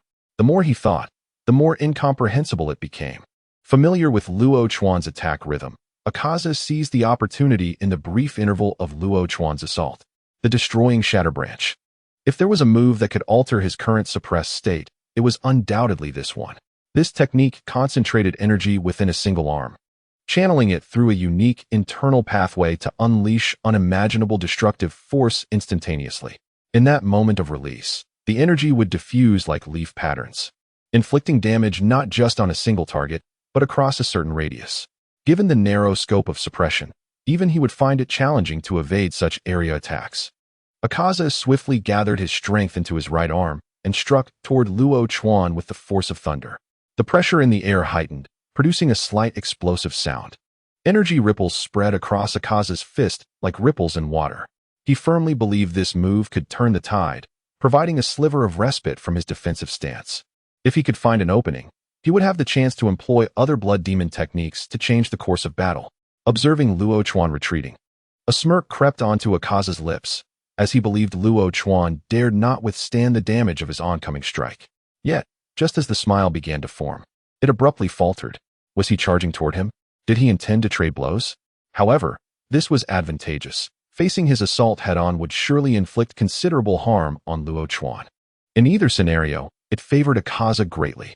At the moment Akaza thought this strike would alter the situation, Luo Chuan's figure flickered erratically, brushing past the weakest edge of Akaza's attack. Akaza was momentarily stunned, unable to comprehend why this youth possessed such speed and perception. Was this the result of the transcendent realm? However, he had little time to ponder, for Luo Chuan offered him no respite. In the fleeting moment before Yi Wozu could retract his fist, Luo Chuan had already appeared at his side, his weapon gleaming ominously and aimed directly at Yi Wozu. Too slow. Luo Chuan's voice was devoid of warmth, as if he were merely stating a fact with chilling calmness. The instant his words fell, Yi Wozu felt an excruciating pain coursing through one of his arms, swiftly followed by a disorienting sensation of weightlessness. Looking down, he was horrified to discover that one of his arms had been severed from his body, blood gushing forth as if it were a mere trifle. How could this be? Yi Wozu's mind buzzed with confusion, although he had not evaded the residual shockwaves of the attack. Luo Chuan had achieved something far more terrifying by pinpointing the most vulnerable point of the strike, something even Yi Wozu, the assailant, could not discern. Infuriating. The long-prepared attack had come to naught, and Yi Wozu was once again inexorably thrust into a state of suppression beneath Luo Chuan's might. On the train, the expressions of Tanjiro and his companions mirrored one another, their eyes fixated on the unfolding scene outside, mouths slightly agape. How could the situation have shifted so drastically? Just moments ago, Yi Wozu had been dominating Rengoku and Luo Chuan in battle. How was it that Luo Chuan now stood single-handedly against the third upper moon? Was Luo Chuan's strength truly so formidable? What Rengoku had failed to accomplish, Luo Chuan had achieved. What then was the measure of Luo Chuan's power? Inosuke exhaled a cloud of white breath, feeling the growing disparity between himself and Luo Chuan. Damn it! Zenitsu wiped the sweat from his palms. Initially, he had been terrified, contemplating rushing out to assist Luo Chuan. Yet, Luo Chuan's admonitions and the terrifying fluctuations on the battlefield had rooted him to the spot. Fortunately, Luo Chuan seemed to be unharmed. As time ticked away, Yi Wozu remained in a state of suppression, his body riddled with numerous minor wounds. Yet, even amidst this, he could keenly sense Luo Chuan's waning stamina and fluctuating condition.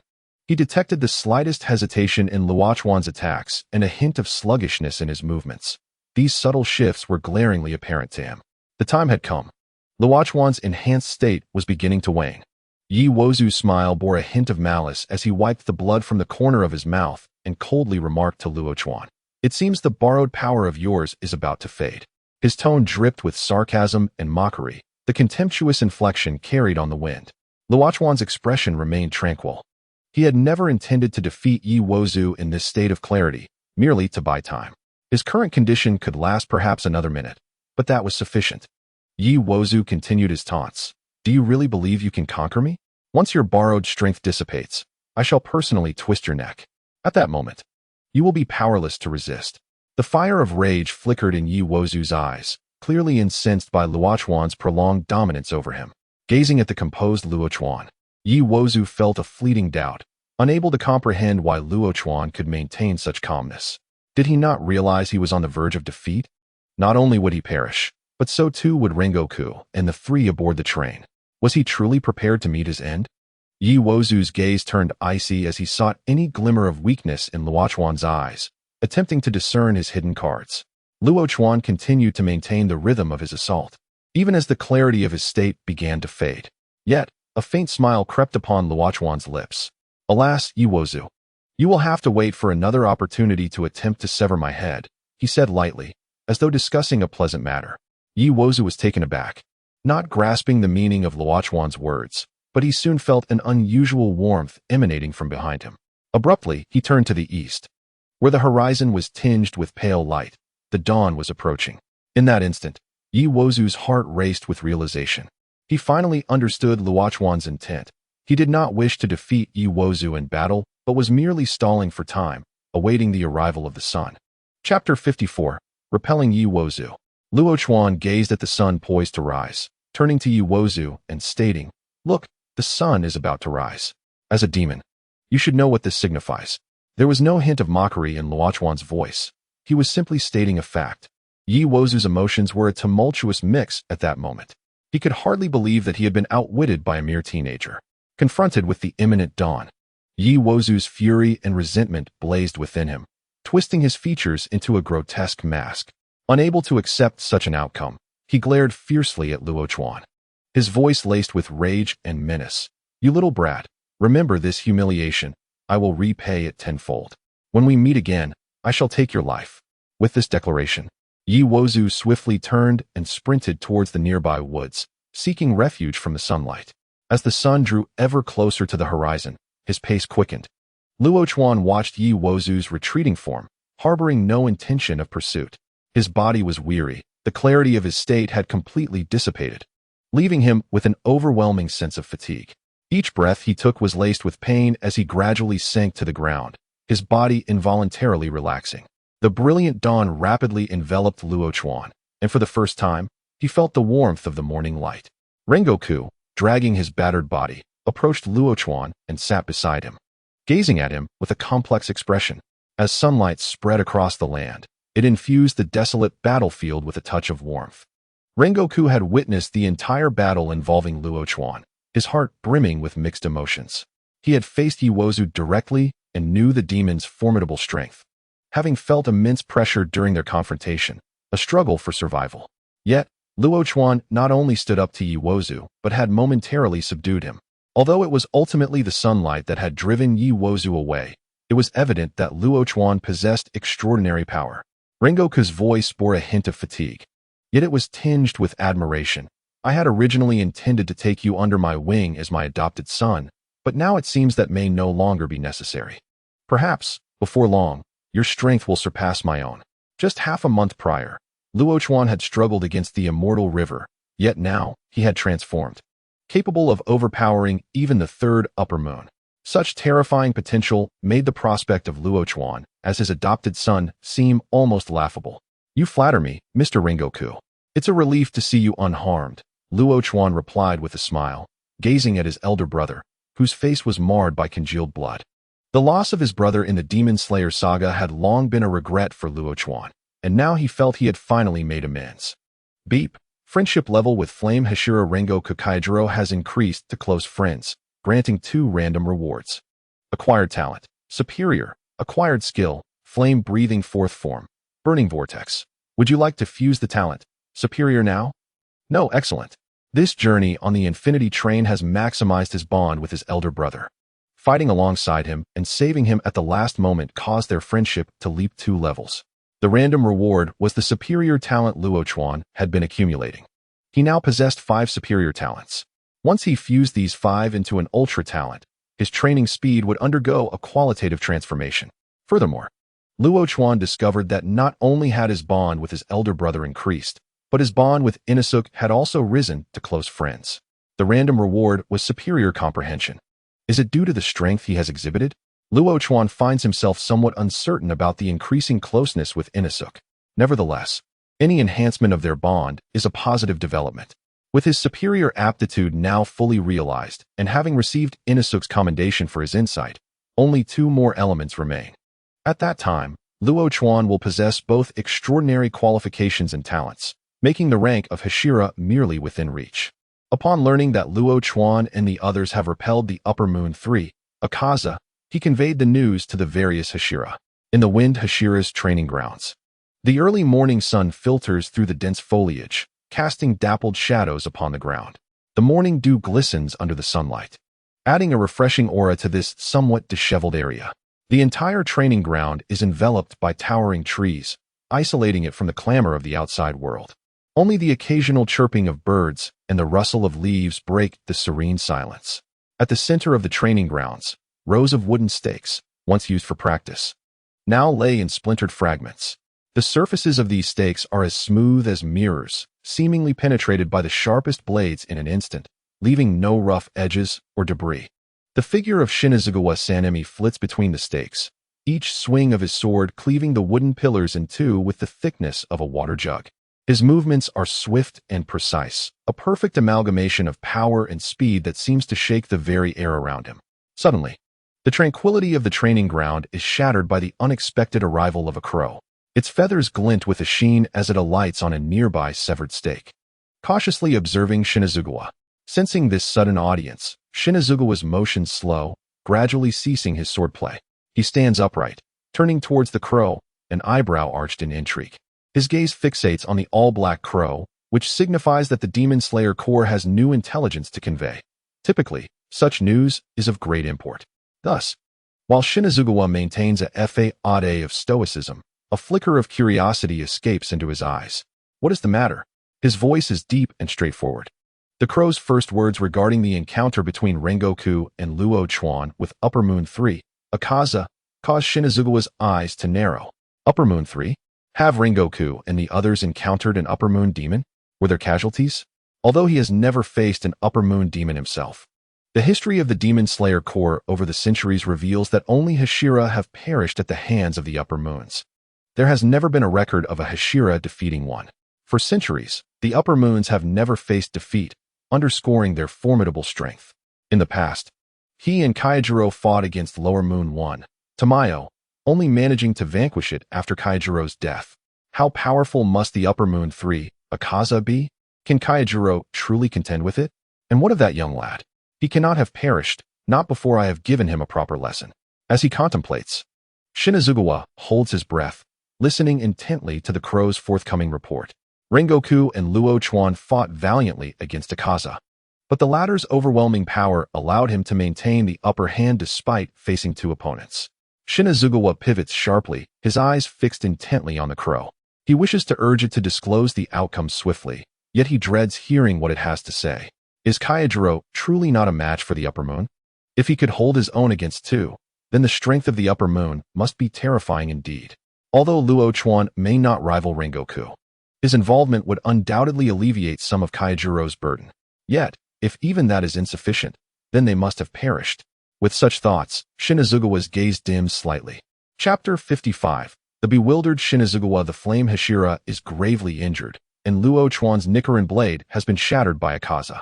Shinazugawa's expression reflects the realization that history has repeated itself, mirroring past encounters between Hashira and Upper Moons.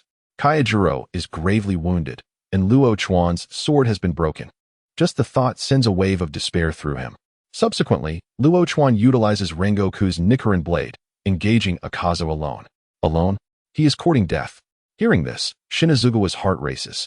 Instinctively cursing, Luo Chuan manages to suppress Akaza until dawn, ensuring the survival of all 200 individuals involved in the Infinity Train incident. What? Shinazugawa's expression transforms from its previous stoicism to one of shock, almost beyond belief. He had anticipated hearing a grim outcome, considering they faced Upper Moon 3, a foe even Kaijuro would struggle against.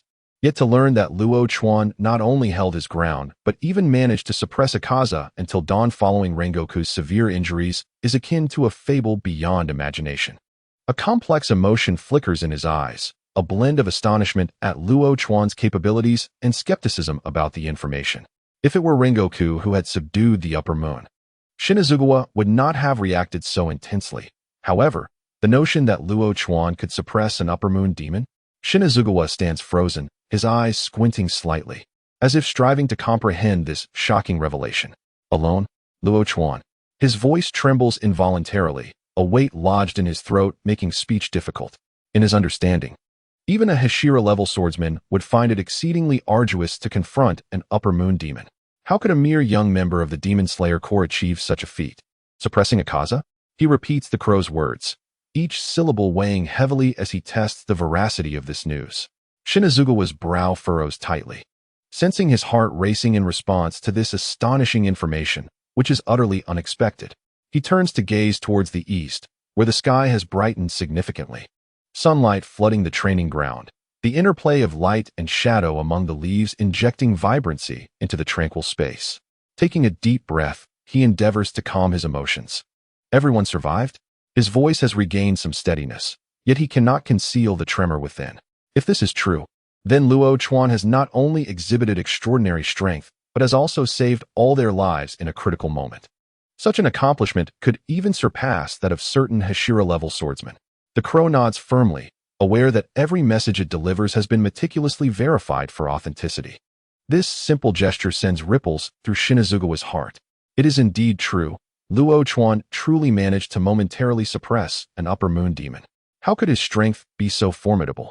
Given the power he displayed when facing Shinazugawa, it is inconceivable that he possesses the capability to subdue an Upper Moon demon. Has his strength increased during this time? Such an enhancement seems almost terrifyingly profound. Taking a deep breath of the fresh, earthy air, Shinazugawa regains his composure, his gaze solidifying with determination. If Luo Chuan can achieve this, then, as the Wind Hashira, he must strive even harder, refusing to be surpassed by Luo Chuan. He reclaims his sword, its blade reflecting a brilliant light in the sun. Standing at the center of the training ground, he aligns his breath, and then suddenly unleashes a flurry of swift and precise sword strikes. The wooden stakes again serve as his outlet for venting and honing his skills. But this time, each blow is more ferocious, each cut delving deeper. Wood shavings scatter as Shinazugawa's figure appears increasingly solitary and resolute in the sunlight. His movements accelerate, nearing a speed beyond the eye's capacity to follow. With each strike, his blade embeds itself deeply into the heart of the stakes, slicing through with precision, as if he wishes to inscribe his astonishment and rekindled fighting spirit into these lifeless wooden forms. Meanwhile, at the Tsujikuni estate, Wise-Eye also receives the news conveyed by the crow. His usually gentle voice carries a hint of surprise at this moment. Had Rakawa subdued Akaza? Wise-Eye contemplated deeply. Unlike other Hashira who had yet to confront the Upper Moons, his understanding of these formidable demons was profound. Time and again, Hashira had perished at the hands of the Upper Moons, a grim reality that had remained unchanged for centuries. Although he often appeared composed, a flicker of despair lingered within him regarding the annihilation of Muzan. The disparity in power between both sides was staggering. Were it not for Muzan's attention being diverted by the Higanbana, the casualties within the Demon Slayer Corps would have been catastrophic. Now, he had heard whispers that someone could restrain an Upper Moon, specifically, the formidable Akaza, ranked third among them. Even Wise-Eye, typically so reserved, felt a tremor of emotion stirring within him. Had Rakawa entered that peculiar state? He had observed the battle between Rakawa and the immortal Kawa. It seemed that Rakawa could access a unique condition that significantly enhanced his strength, momentarily overpowering his opponent. According to Tsujikuni's account, Rakawa indeed appeared to have entered that state. Was it a secret technique from the Warring States era? Slowly, Wise-Eye rose, sunlight streaming through the window, elongating his shadow. He approached a corner of the room, gently opening a drawer to retrieve an ancient tome, one of the few that recorded some of the secret arts and breathing techniques of the Demon Slayer Corps from the Warring States period. as he leafed through the pages. He sought any content that might relate to Rakawa's displayed abilities. If the Hashira could master and disseminate such techniques, Wise-Eye mused, the combat prowess of the Demon Slayer Corps would experience an unprecedented enhancement, potentially altering the tide of battle against the demons. However, the book contained scan information, and Wise-Eye sighed softly, realizing he had not found a description matching Rakawa's technique. He would need to find an opportunity to discuss it with Rakawa in the future. Should Rakawa agree, it would indeed be a cause for celebration. If he declined, Wise-Eye would not impose his desires upon him. The aspiration to eliminate Muzan was a dream he fervently pursued, yet he would never infringe upon another's rights for the sake of his own wishes. Standing by the window, he gazed at the azure sky and white clouds, nurturing a silent hope within. The occurrence of the Infinity Train incident had only solidified his convictions further. Chapter 56. Muzan's Attention. Within the estate of a certain apothecary, the childlike form of Muzan perused a volume detailing medicinal herbs. Each page chronicled the growth conditions and medicinal values of rare plants. Despite having read countless such tomes, he still harbored a glimmer of hope. What if he could uncover the whereabouts of the Higanbana? The flower held profound significance for him, as it was tied to his ability to withstand sunlight and live beneath its rays. Clutching this hope, Muzan's gaze meticulously scanned the pages. A gentle breeze rustled the curtains, and moonlight filtered through the sheer fabric, casting silhouettes of the night outside. As Muzan immersed himself in his reading, a figure suddenly materialized on the balcony. Kneeling on one knee, it was Akaza, the third upper moon. Akaza's arrival shattered the tranquility of the room. His cold, hard expression bore hints of tension and unease, for he knew he bore ill tidings. Clearing his throat, he endeavored to maintain a steady voice. "I have come to report, Lord Muzan." At these words, Muzan slowly set down the book in his hands, his previously calm black pupils abruptly transforming into deep crimson, the air around him seemingly solidifying. The atmosphere within the room shifted dramatically with Muzan's change in demeanor, akin to the oppressive stillness before a storm. "Have you found the items I requested?" Muzan's voice was low and calm, yet each word resonated with an unassailable authority. Akaza lowered his gaze, unable to meet the oppressive gaze of Muzan's ruby-red eyes. His voice slightly hoarse. "I have conducted an investigation, but I have not obtained any concrete information, nor can I confirm its existence. I have been unable to locate the blue Higanbana." And so, Muzan's expression remained inscrutable, as if the elusive blue Higanbana held little significance to him.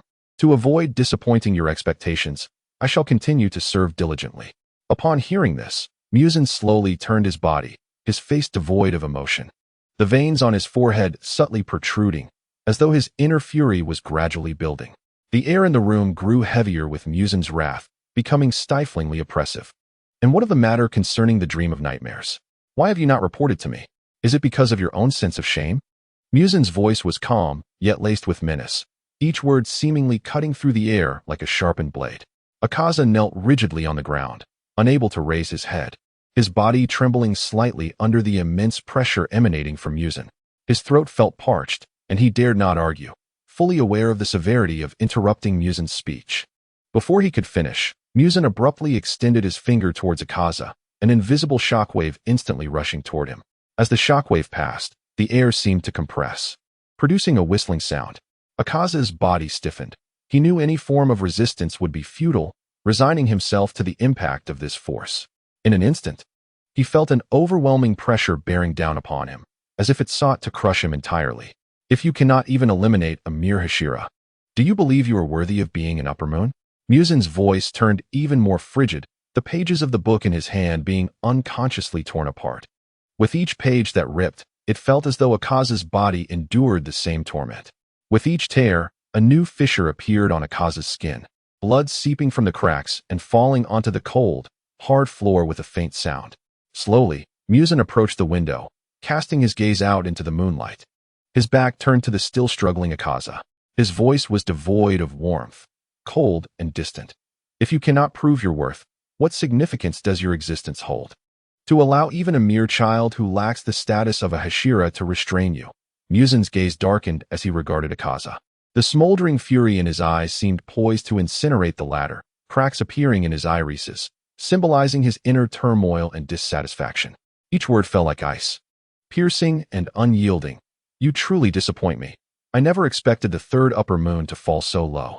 Subsequently, Muzan turned and stepped toward a nearby bookshelf. Each of his steps felt heavy and deliberate, as if he trod upon Akaza's very heart. Upon reaching the bookshelf, Muzan's hand lingered over a row of aged tomes, his slender fingers gently extracting a beautifully bound book. In that moment, he coldly commanded, his voice devoid of emotion, chillingly detached, "Leave." Without turning his head, he remained fixed on the newly retrieved book, as though Akaza's presence had receded into insignificance. The soft sound of turning pages echoed in the room, intertwined with the night breeze outside, creating an inexplicable sense of oppression. Akaza bowed his head, facing Muzan's coldness and command, with no room for rebuttal. Despite the wounds still oozing blood upon his form, he strove to retain a semblance of dignity, slowly rising and stepping back, leaping from the windowsill. Muzan opened the book in his hands, appearing to peruse its contents, yet his mind had already begun to wander. Has the transparent world reemerged? Wasn't the legacy of the Warring States era severed? Images of Rakawa and Akaza's battle flashed in his mind once more. Though Rakawa's transparent world bore flaws, it was indeed a manifestation of that very realm.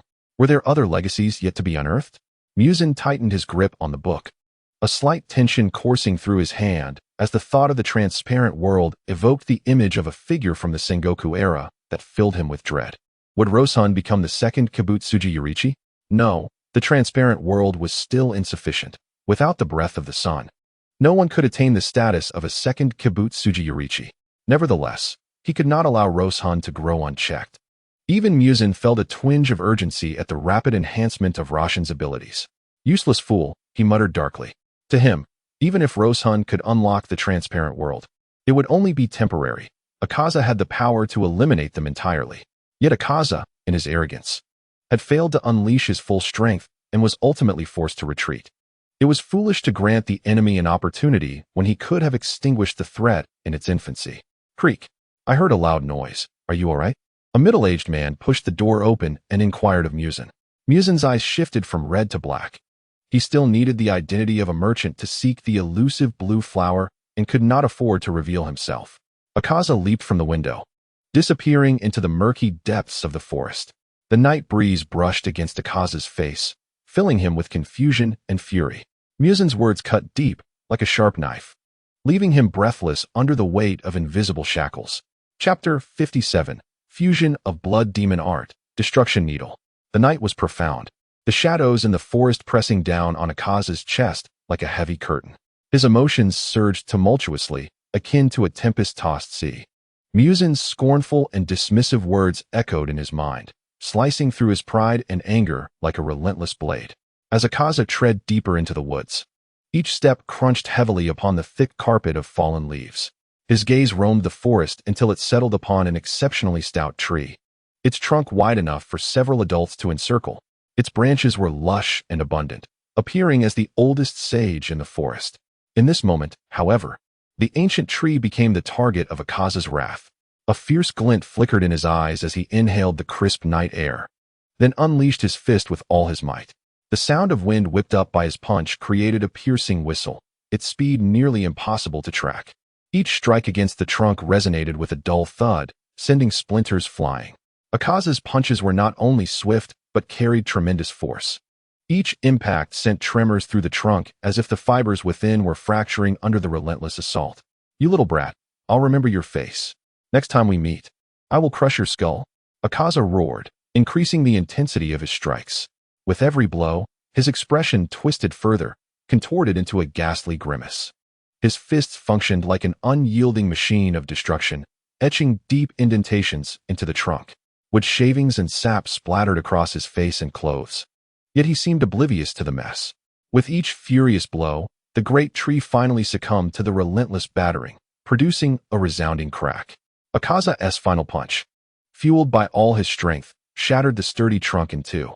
The upper half toppled slowly to one side with a thunderous crash, sending smaller trees and shrubs sprawling beneath its weight. The entire forest trembled under the force of this moment. The sounds of splintering wood and crashing branches echoed loudly through the tranquil night. Standing amidst the wreckage, Akaza breathed heavily, his gaze fixed on the slowly falling tree. Yet his anger remained unrelieved. intensifying rather than dissipating with the tree's collapse. At that moment, thoughts of having Roshun fight alongside him as a demon vanished, replaced solely by the desire to obliterate Roshun the next time they crossed paths. In the Butterfly Mansion, Shinobu praised Roshun while examining his injuries. To suppress an upper rank so effectively is truly remarkable. Although she lacked a precise understanding of the upper rank strength, she was well aware of the flame Hashira's prowess. The fact that an upper rank demon, who could not be matched even by the flame Hashira, was subdued by a boy who had only recently joined the Demon Slayer Corps was astonishing. Roshin's talent was indeed extraordinary. No, Miss Shinobu. One cannot solely attribute my success in restraining Akaza to my own strength. We cannot overlook the crucial role of Mr. Rengoku. Without him absorbing the majority of Akaza's attacks, I would have merely been struggling in desperation, Roshun replied, waving his hand dismissively. He was acutely aware of his own limitations and would not delude himself into thinking he could contend with Akaza simply because he had briefly managed to suppress him. Had Akaza focused his attention on Roshun from the outset, neglecting his elder brother, the outcome could have been dire. I understand that Mr. Rengoku suffered severe injuries, with multiple fractures and significant damage to his eyes. He will likely need a month or two to recover, Shinobu remarked with a sigh, reflecting on Rengoku's condition. The absence of a pillar from the Demon Slayer Corps would undoubtedly impact their overall strength, but at least he was merely injured. With time, he would heal. It was fortunate that Roshun had managed to hold Akaza at bay. After completing her examination, Roshun returned to his room. His injuries from the battle with Akaza were not as severe as Rengoku's, just a fractured rib and a minor dislocation of his arm. A period of rest would suffice. This time would be well spent merging his newly acquired rewards, the skill dream, blood demon art, destruction needle, and his exceptional aptitude awaiting fusion. With this thought, Roshun felt a newfound lightness in his step. Once he completed the fusion, his strength would surely rival that of an ordinary pillar. And with the transparent world, how remarkable that would be. Upon entering his room, Roshun poured himself a glass of water to soothe his throat, then seated himself on the tatami mat, adjusting his posture. He closed his eyes, took a deep breath, and began to concentrate. Do you wish to fuse the skill dream now? Yes. As his consciousness focused, Roshun felt a gentle tremor spreading throughout his mental realm. This tremor was accompanied by a gradual clarity, as if his awareness was being guided toward an entirely new plane. A surge of potent spiritual energy flooded into the depths of his consciousness, quietly reshaping his mental framework and sharpening his perception. During the fusion process, Roshun sensed a marvelous transformation unfolding within his mind. His thoughts became clearer, like intricate patterns being drawn with a fine brush upon a canvas. This change, though subtle, felt akin to piercing through a fog to glimpse a radiant light. As the fusion deepened, Roshin's mental realm became infused with new power, and he sensed the boundaries of his consciousness expanding layer by layer. This sensation was both wondrous and slightly unsettling, akin to stepping into an unknown territory. His mind appeared to establish a more direct connection with the world around him. Throughout this process, Roshin's spiritual strength seemed to undergo a purification and enhancement. He felt more attuned to his surroundings, even able to perceive the slightest shifts in the air currents.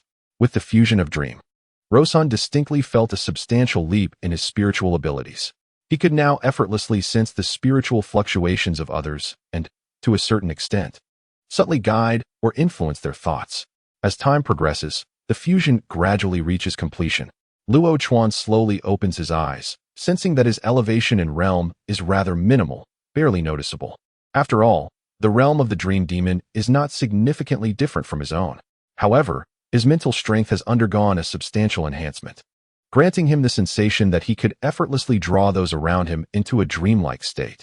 After toying with the mental fluctuations brought about by the dream, Luo Chuan's gaze shifts to the next skill awaiting fusion, the Blood Demon Technique, Destruction Kill, Luo Needle. Would you like to fuse the Blood Demon Technique, Destruction Kill, Luo Needle now? Yes. Chapter 58, Superlative Qualification.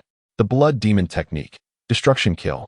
Luo Needle is the skill that Luo Chuan anticipates the most among all the Blood Demon techniques he has fused. This is the pivotal skill that makes the Upper Moon 3, Akaza, formidable. It allows the user to sense the flow of their opponent's fighting spirit, making both their attacks and evasive maneuvers as precise as if drawn by magnetism. The stronger the opponent's fighting spirit, the more responsive the Luo Needle becomes. enhancing both its strength and accuracy correspondingly.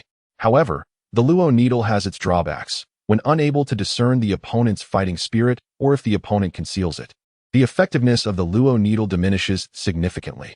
At that time, when Luo Chuan entered the transparent world, his fighting spirit was in a concealed state, preventing Akaza from discerning it, thus allowing Luo Chuan to suppress him. Luo Chuan closes his eyes, regulates his breathing, and feels the fluctuations within his heart gradually calm, the sea of his mind becoming as tranquil as a mirror.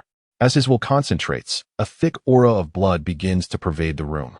The fusion of the upper moon skill has transcended beyond Luo Chuan himself, causing a notable transformation in his surroundings as well.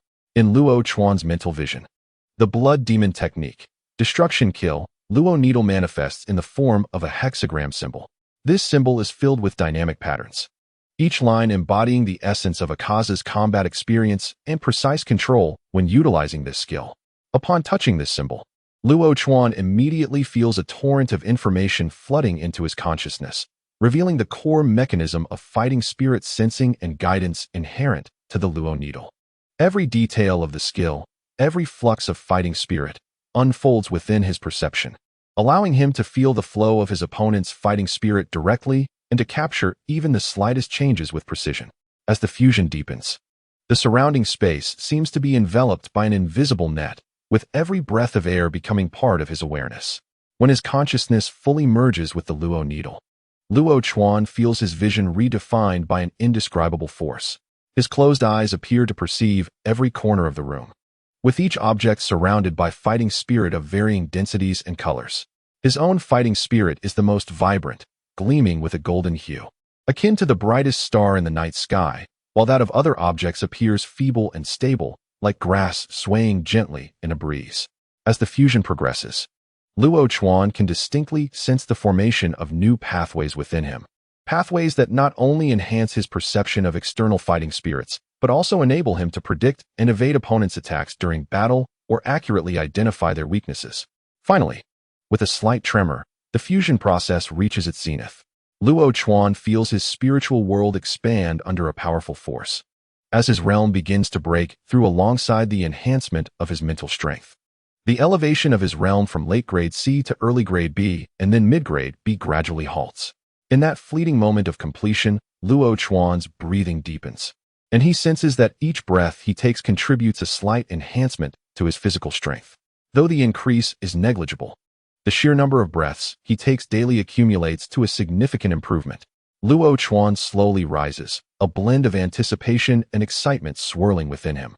Focusing his mind, he guides the fighting spirit within him to flow towards his feet, and as the fighting spirit moves, the ground begins to transform. Unlike Akaza's snowflake patterns when executing the blood demon technique, a hexagram pattern gradually forms beneath Luo Chuan's feet.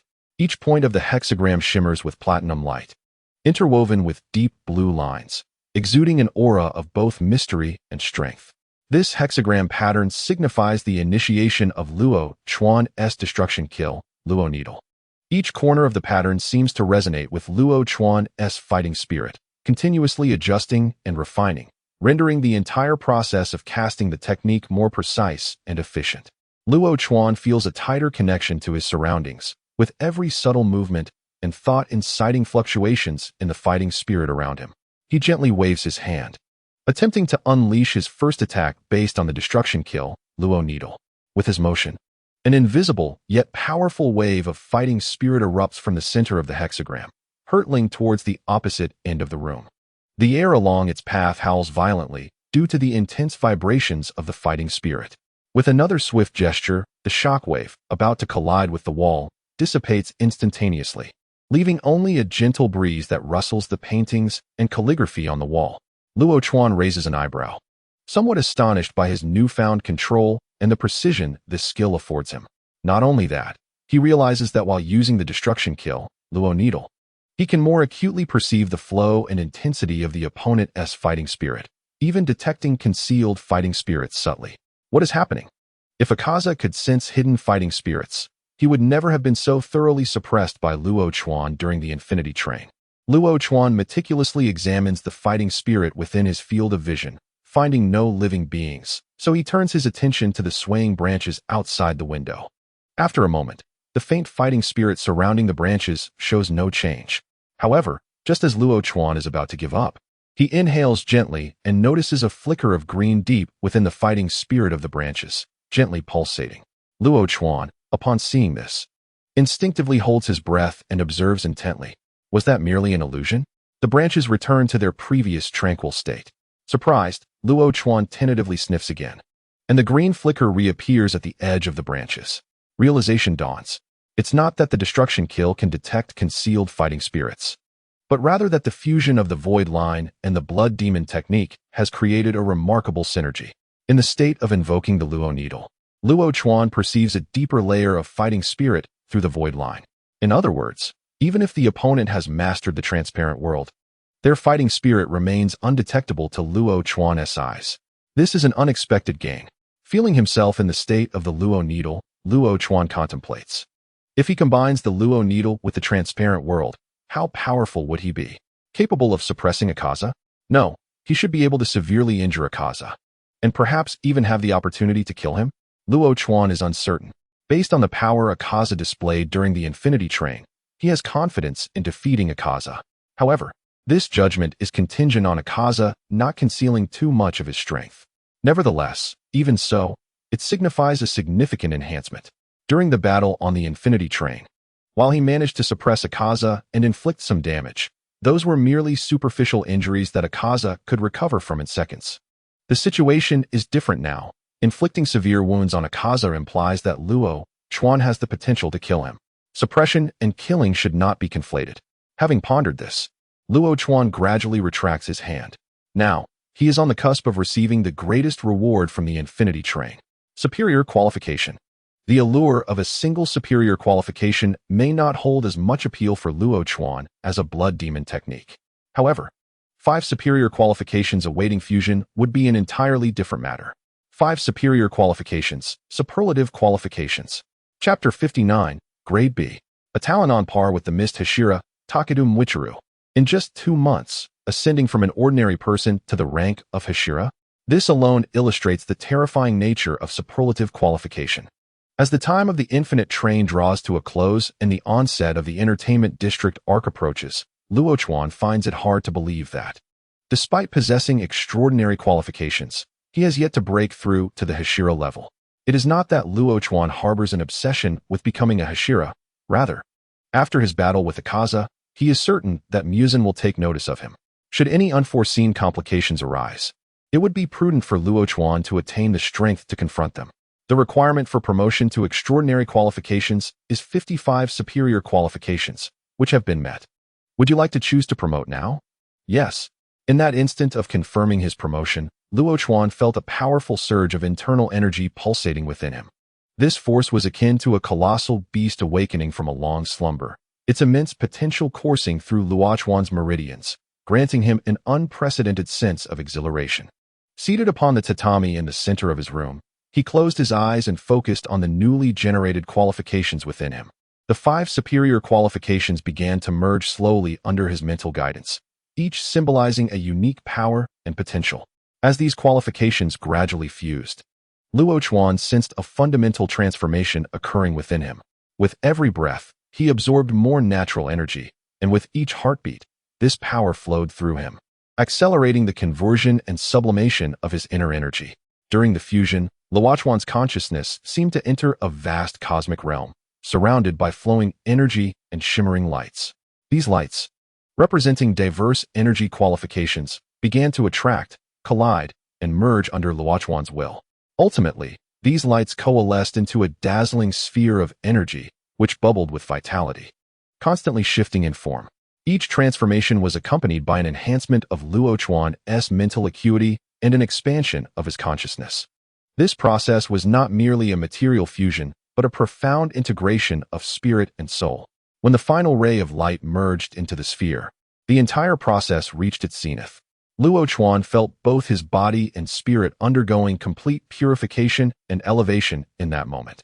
At the end of the fusion, Luo Chuan's inner world expanded into a new dimension. He could feel every cell in his body teeming with vigor, his breath powerful and robust. As this sensation deepened, his realm unknowingly ascended from the late stage of level C to the early stage of level B, finally stabilizing at the mid-stage of level B. Once the fusion was completely realized, Luo Chuan slowly opened his eyes, feeling an extraordinary lightness in his body, as if he could float on the breeze. His previously fractured ribs and dislocated arm seemed to have been miraculously restored. Before Luo Chuan could fully contemplate the specific changes brought about by his extraordinary qualifications, he wrinkled his nose at a pungent odor in the air. Following the scent, his gaze fell upon his arms. A thin layer of grayish impurities covered not only his arms, but his entire body. These impurities appeared to be waste expelled after a profound purification. They clung to Luo Chuan's skin, forming a fine layer of dust. Gently rubbing his arm, the impurities began to flake off with his touch, akin to shedding an old skin. Seeing this, Luo Chuan rose to his feet, the act accompanied by a series of cracking sounds throughout his body. It was painless, rather. It brought him a sense of relaxation and release. After changing out of his soiled clothes, he ventured outside to fetch a bucket of hot water. Luo Chuan used the hot water to cleanse the impurities from his body, droplets cascading along the contours of his lean muscles, whisking away the last remnants of impurity. His skin, after the cleansing, appeared smoother, exuding a powerful essence from within, brightening his gaze significantly. In the steamy confines of the bathroom, Luo Chuan closed his eyes and reveled in the warm, humid air.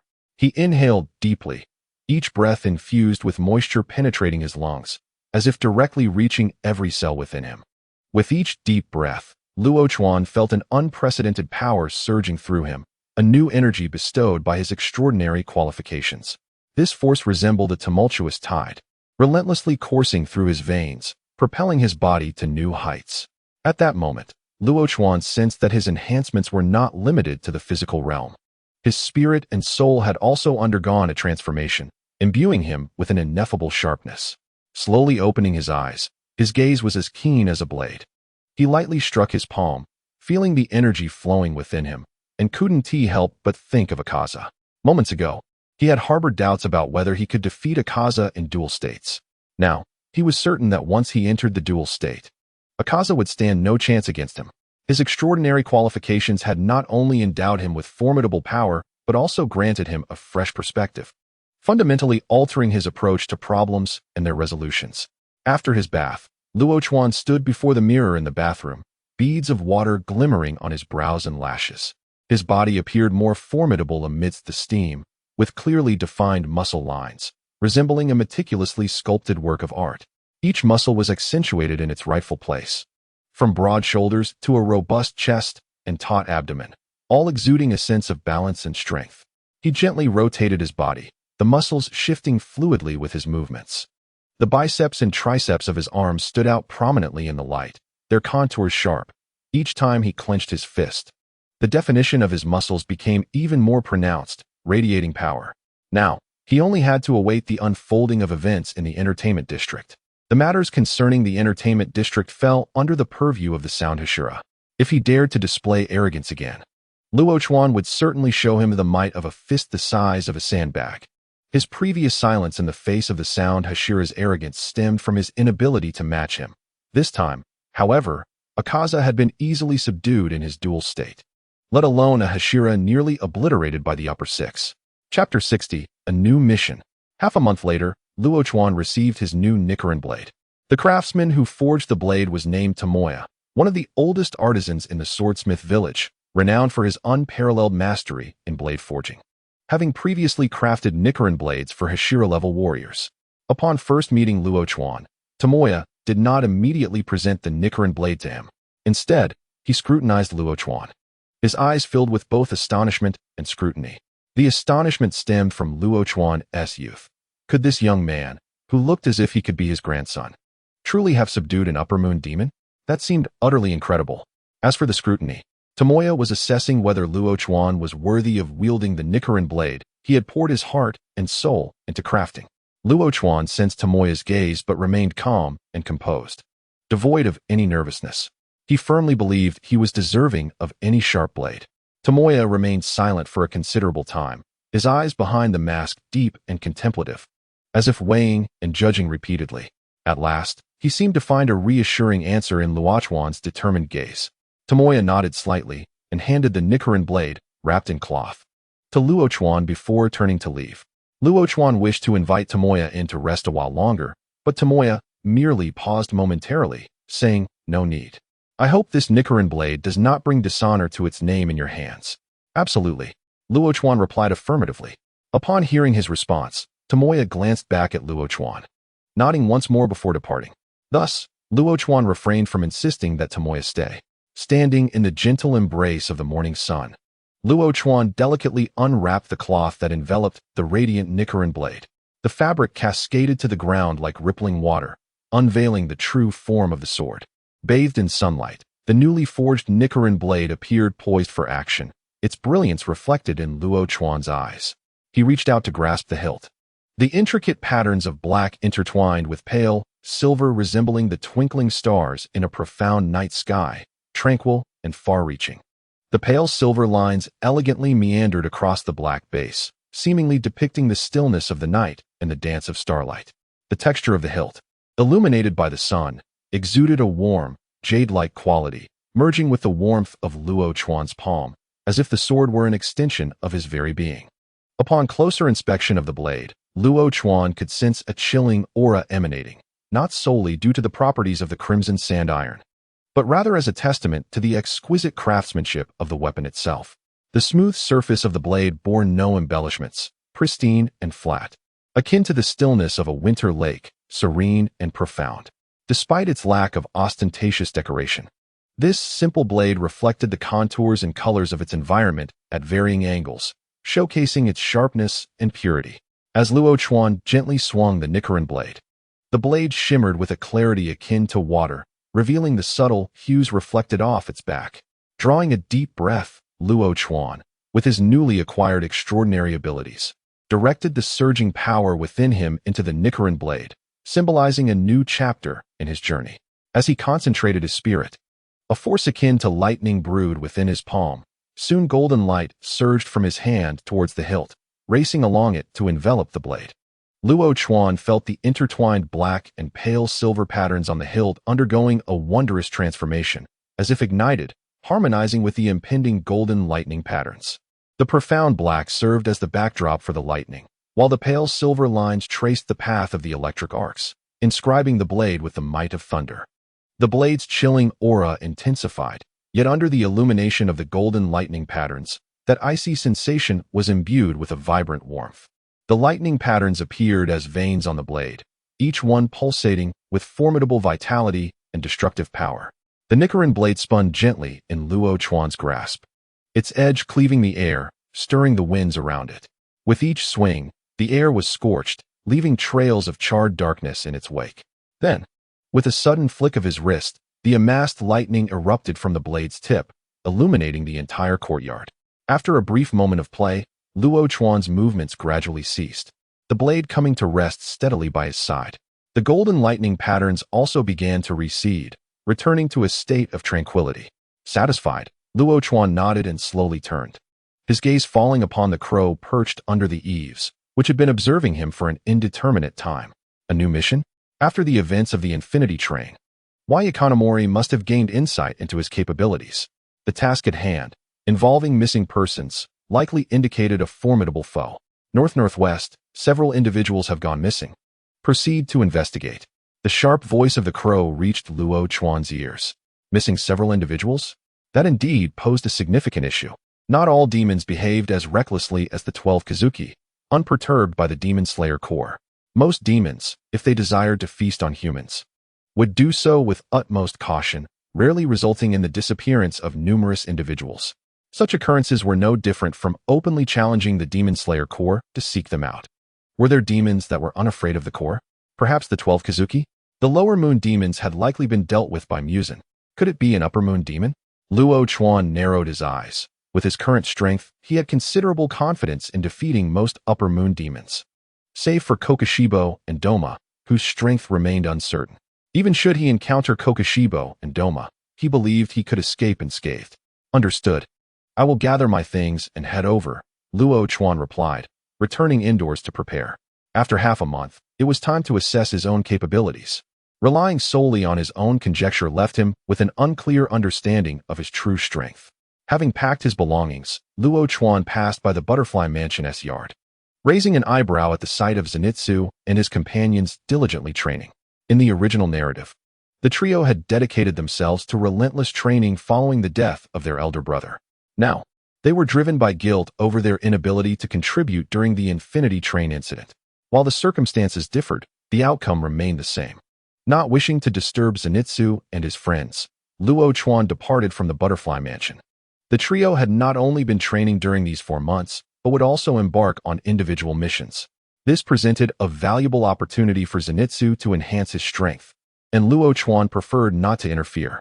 Boarding the train to Hirai, he closed his eyes, feigning slumber. The distance from the Butterfly Mansion to Hirai was considerable. Having boarded the train at noon, he barely arrived by nightfall. Upon disembarking, the bustling sounds of the crowd filled his ears. Although not as vibrant as Asakusa, it was still lively, with the evening air carrying a hint of festivity. With so many people, locating a demon would prove challenging. It will not be easy to find a demon amidst this throng, Luo Chuan murmured to himself, then turned his gaze towards the Crow's location, stepping forward. Attempting to locate a demon alone in Hirai was unrealistic, even with his enhanced abilities. He would need to connect with members of the Demon Slayer Corps stationed here to gather clues and narrow down his search. Following the Crow's guidance, Luo Chuan ambled through the bustling night market, where laughter and the sounds of vendors intermingled. Eventually, he arrived at an unassuming izakaya. The warm glow of the izakaya's lights emanated a cozy atmosphere, with laughter and clinking of glasses emanating from within, instilling a sense of belonging.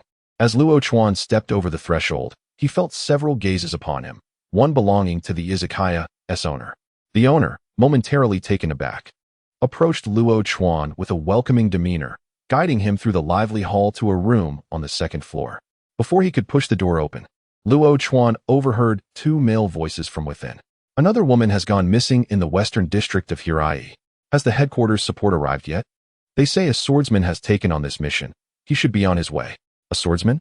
A swordsman has taken on this mission? Not a Hashira? You know the strength of that demon. 2 of us C-class swordsmen can barely hold one back. What use is a single swordsman?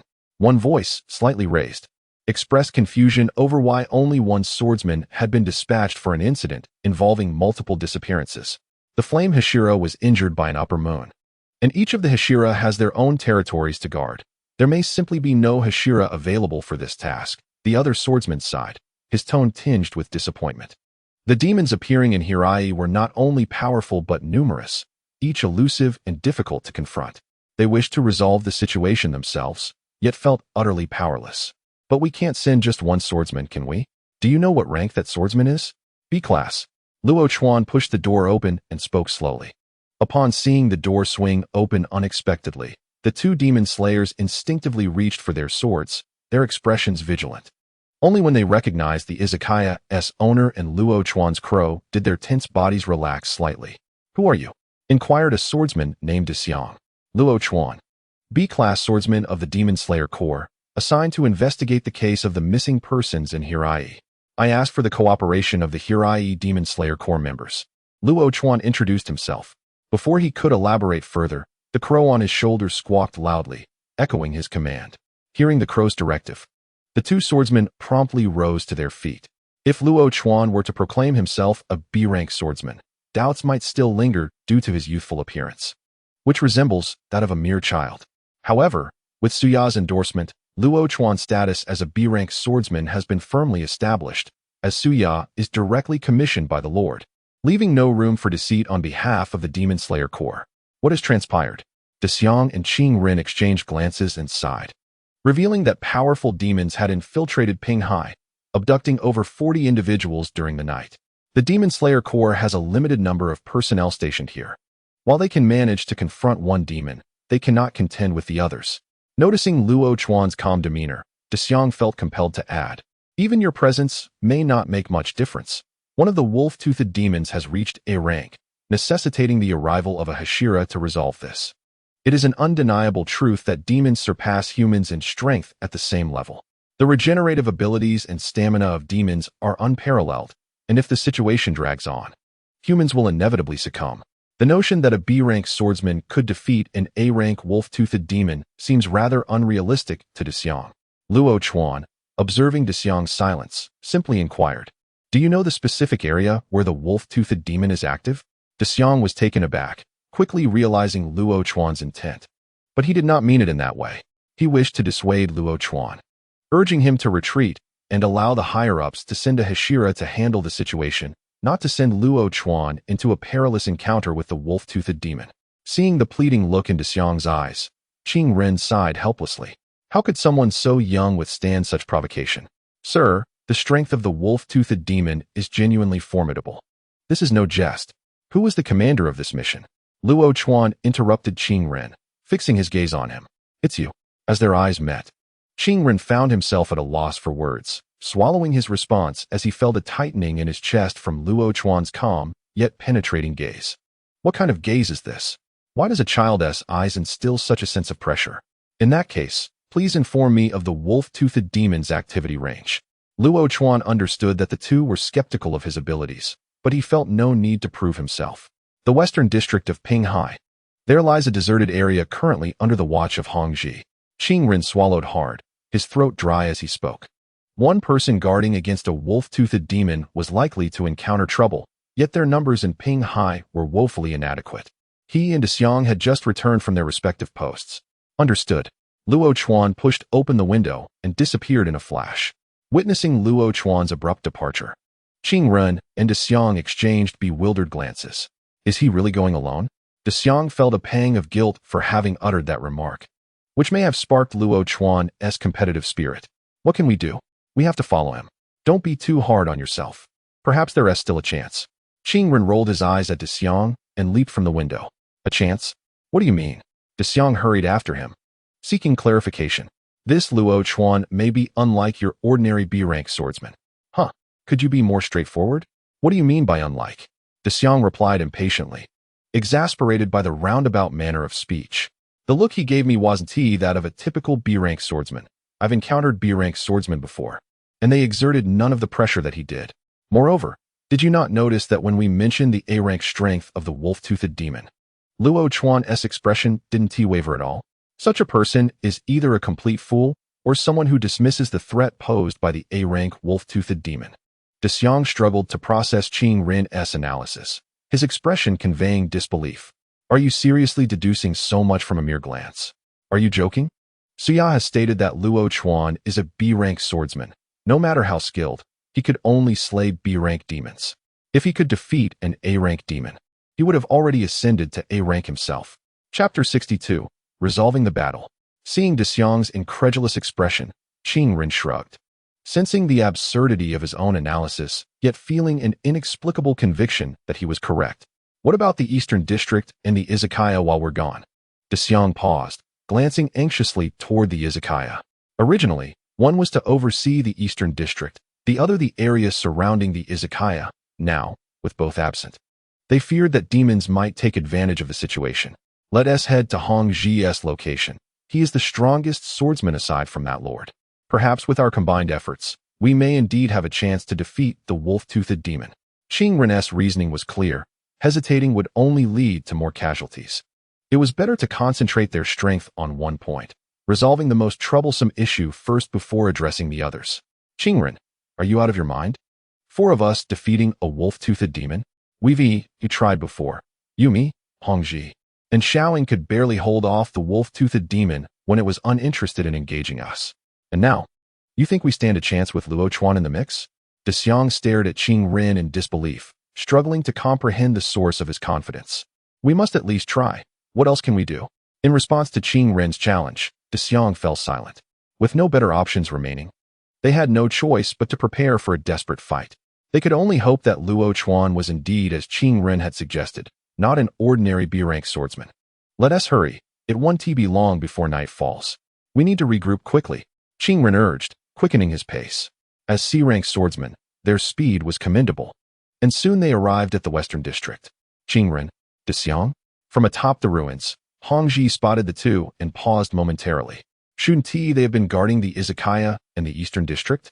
Why were they here? Could something have happened at the izakaya? If another incident occurs there, The situation in Pinghai will spiral out of control. Hongji jumped down from the ruins and approached the two to inquire. Are you alone? Where is Luo Chuan? Upon seeing only Hongji, Qing Ren was momentarily taken aback, craning his neck to look behind him. Given Luo Chuan's earlier speed, he should have arrived in the western district ahead of them. Yet where was he? Who is this Luo Chuan? Hongji was puzzled by Qing Ren's inquiry.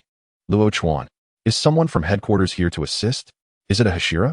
No, there is no one named Luo Chuan among the 9 Hashira. An A-rank swordsman? That seems unlikely. At best, he could only manage to temporarily suppress the wolf-toothed demon. Killing it would still require a Hashira. Wait, could it be that Luo Chuan has fled? Just as Qing Ren was about to explain, De Xiang, his expression darkening, interjected. Given Luo Chuan's speed, it was impossible for him to have taken this long to arrive, suggesting he had never intended to come to the western district at all. As this realization struck him, De Xiang's fists clenched slightly, his face reddening with an urge to curse. They had abandoned their posts at the eastern district and izakaya out of concern for Luo Chuan, only to find that he hadn't even considered coming. He had simply run away. Hearing De Xiang's conjecture, Qing Ren's mouth moved as he stubbornly scanned the surroundings once more.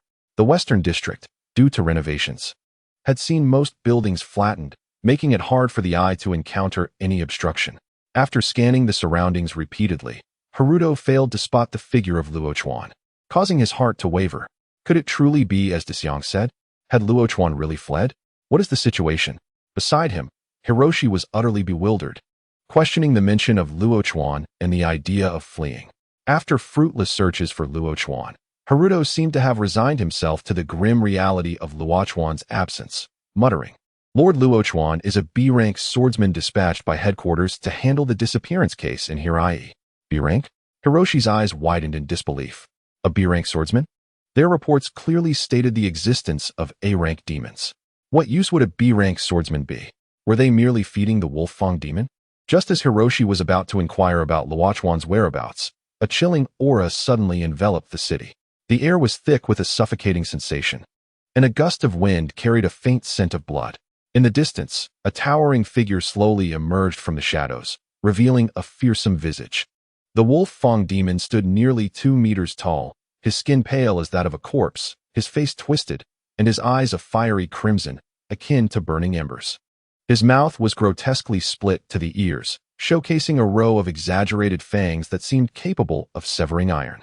His arms were unusually long, fingers thin and nails sharp as blades, glinting with an icy sheen.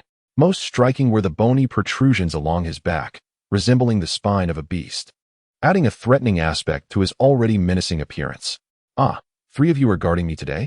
Have you abandoned the tavern? The Wolf Fang demon remarked. Noticing that Hiroshi and the others exhibited no signs of tension, instead opting for mockery. The 4 who once sought him had been soundly defeated, and now he found the trio even less of a challenge. Hiroshi and his companions were forced to halt their conversation, their expressions grave as they regarded the Wolf Fang demon. After devouring one person 2 days prior, he had remained relatively quiet, only to make an appearance today. With little eagle present, how would they confront the Wolf Fang demon? De Xiang's breath came in heavy gasps. It was all Luo Chuan's fault. Now not only was the western district in peril, but the tavern and eastern district were also on the brink of collapse. If he managed to survive this ordeal, he would certainly report Luo Chuan's dereliction of duty to headquarters. Rest assured, I shall feast on a few of you today. If you know what is good for you, just step aside. Otherwise, I won't be in the same benevolent mood as last time. The Wolf Fang demon sneered upon seeing the trio's silence. His reluctance to engage in conflict with them was not born from fear, but rather a desire to conserve his strength. Rumors suggested that the strength of the tavern's dwarf was nearing his own, thus he needed to consume more humans today to compensate. Hiroshi and his companions exchanged glances, their feet rooted in place. Having joined the Demon Slayer Corps for years, they were well prepared to face death. In that moment, De Xiang suddenly felt that while his strength paled in comparison to Luo Chuan's, his moral integrity surpassed Luo Chuan's by 1,000-fold. Not going to move? Are you sure? The Wolf Fang demon grinned, exposing his stark white teeth, regarding the trio with contempt, truly oblivious to the danger. I will count to 3. After 3, if you, before the Wolf Fang demon could raise a finger, he caught a glimmer of gold lighting up behind him, causing Hiroshi and the others to widen their eyes in shock. In the next instant, A hissing sound reached their ears. The wolf Fang demon looked down, bewildered, at his body now split in two. Was this his body? Without the support of his body, his head began to slide downward. The head rolled a few times before finally coming to rest, at which point the wolf Fang demon saw the figure behind him, a young man standing sideways, left hand resting on the hilt of his sword, gazing at him with indifference. Chapter 63, The Stunned Trio? Under the night sky. The western district of Hirai lay desolate and silent. The wind whispered through the ruins, stirring up dust and fallen leaves, and in an instant, the once boisterous sounds ceased. As if even the act of breathing was swallowed by the oppressive atmosphere. The sudden arrival of the wolf Fang demon should have sparked chaos, but with Luo Chuan's appearance, the entire scene felt as though time had been suspended. In the moonlight, Luo Chuan appeared somewhat fragile, yet the gentle breeze fluttered his garments, producing a soft rustling sound. No talents, mediocre aptitude, and the blood demon technique of fangs. None of these were of any use to him. Thus, there was no need for Luo Chuan to waste his breath on the wolf Fang demon. In mere moments, the decapitated body of the wolf Fang demon began to dissolve into black smoke, gradually vanishing. Even in death, the wolf Fang demon failed to comprehend how he had perished or who had struck him down. Luo Chuan lifted his gaze, his eyes falling upon the still-dazed trio of Hiroshi. Without further explanation, the task he had effortlessly resolved was merely a means to select potential allies among demons. His enhanced strength had broadened his horizons, rendering him disinterested in the trivial blood demon techniques of lesser foes. Seeing the three still staring blankly at him without a response, Luo Chuan frowned. There's a tavern in the east, 3 in the south, and another at Kinkakaji. Sensing Luo Chuan's displeasure, Haruto snapped back to reality, swallowing hard and stammering a reply. His mind was in disarray, utterly incapable of rational thought. Was he dreaming? Why had the wolf Fang demon died without even finishing his sentence? Wasn't he an A-rank demon? How could he fall apart like paper? When they had fought, it had been a near overwhelming defeat against the 4 of them. Now? Could this have been merely a clone of the wolf Fang demon? He had anticipated Luo Chuan's strength, but never imagined it would be this formidable. The wolf Fang demon lay slain by a single stroke. No, he hadn't even seen Luo Chuan draw his sword. All he had witnessed was a flash of lightning. This exceeded the limits of his imagination. Luo Chuan nodded and leaped toward the area leading to the Hirai district. Hiroshi struggled to swallow, his finger trembling as he pointed toward Luo Chuan's departing figure, asking Haruto, "Is this really the B-rank swordsman you mentioned?" The earlier battle had made Hiroshi feel as though he had witnessed an A-rank demon being slain by a Hashira, rather than a B-rank swordsman dispatching an A-rank demon. It had been far too effortless, as if Luo Chuan had merely passed by and waved his hand, causing the A-rank wolf Fang demon to lose his head. The entire process had been astonishingly simple. This was beyond the capabilities expected of a B-rank swordsman. It was almost on par with those of the Hashira. I distinctly heard it. Suin said it was a B-rank swordsman. Dexiang was present too. You can ask him. Upon hearing Hiroshi's astonishment, Haruto sought to have Dexiang corroborate his claims. Dexiang? Dexiang? Speak up, he has already left. Haruto called out Dexiang's name several times without receiving a reply, finally nudging him. Dexiang turned his head mechanically, his eyes filled with confusion as he replied, Haruto, did Luo Chuan hear what I said about him fleeing? I was just venting my frustration. At that moment, Dexiang realized just how absurd his earlier assumptions about Luo Chuan had been. What B-rank swordsman? What fleeing? All of that evaporated in the instant the wolf Fang demon's head fell. Since the wolf Fang demon's arrival, he had loomed over them like a heavy stone. But now, that stone had been effortlessly crushed by Luo Chuan, who hadn't even needed to exert himself to deliver a single blow. A swordsman of unknown origins scraping by at a B-rank? No, this was Lord Luo Chuan. Hearing Dexiang's change in how he addressed Luo Chuan, Haruto patted him on the shoulder. It should be fine. From the looks of Lord Luo Chuan, he doesn't seem like someone who would concern himself with such matters. Dexiang nodded, feeling a slight sense of relief. Let us go. The situation with the wolf Fang demon is resolved. We should check on the conditions in other areas of Hirai. Speaking of resolution, Haruto's gaze remained somewhat dazed. Upon his arrival, he had envisioned countless scenarios, contemplated a desperate struggle, and pondered which of the 3 would perish. Yet he had never anticipated that the resolution of the wolf-toothed demon would unfold in such a manner. Let us return together, Hiroshi gestured, Demons possess a profound territorial instinct, and beings like the wolf-toothed demon are no exception. Although the wolf-toothed demon has been vanquished, its lingering aura will temporarily deter other demons from encroaching upon this area. By the time Hiroshi and his companions returned to the tavern, the previously troublesome ground demon had fallen silent, leaving behind a pool of thick blood as the sole testament to its existence. The ground demon, known for its ability to traverse underground with ease, had often launched surprise attacks, harassing and devouring unsuspecting passers-by, which had led to numerous arduous confrontations for Hiroshi. Now, however, a dark pool of congealed blood lay upon the floor, and the surroundings bore almost no signs of destruction. This situation could only signify one thing. The ground demon had met its end as decisively as the wolf-toothed demon, offering little to no resistance. Hiroshi gazed blankly at the bloodstain, suddenly overwhelmed by a sense of powerlessness. They had not even witnessed how the demise had occurred.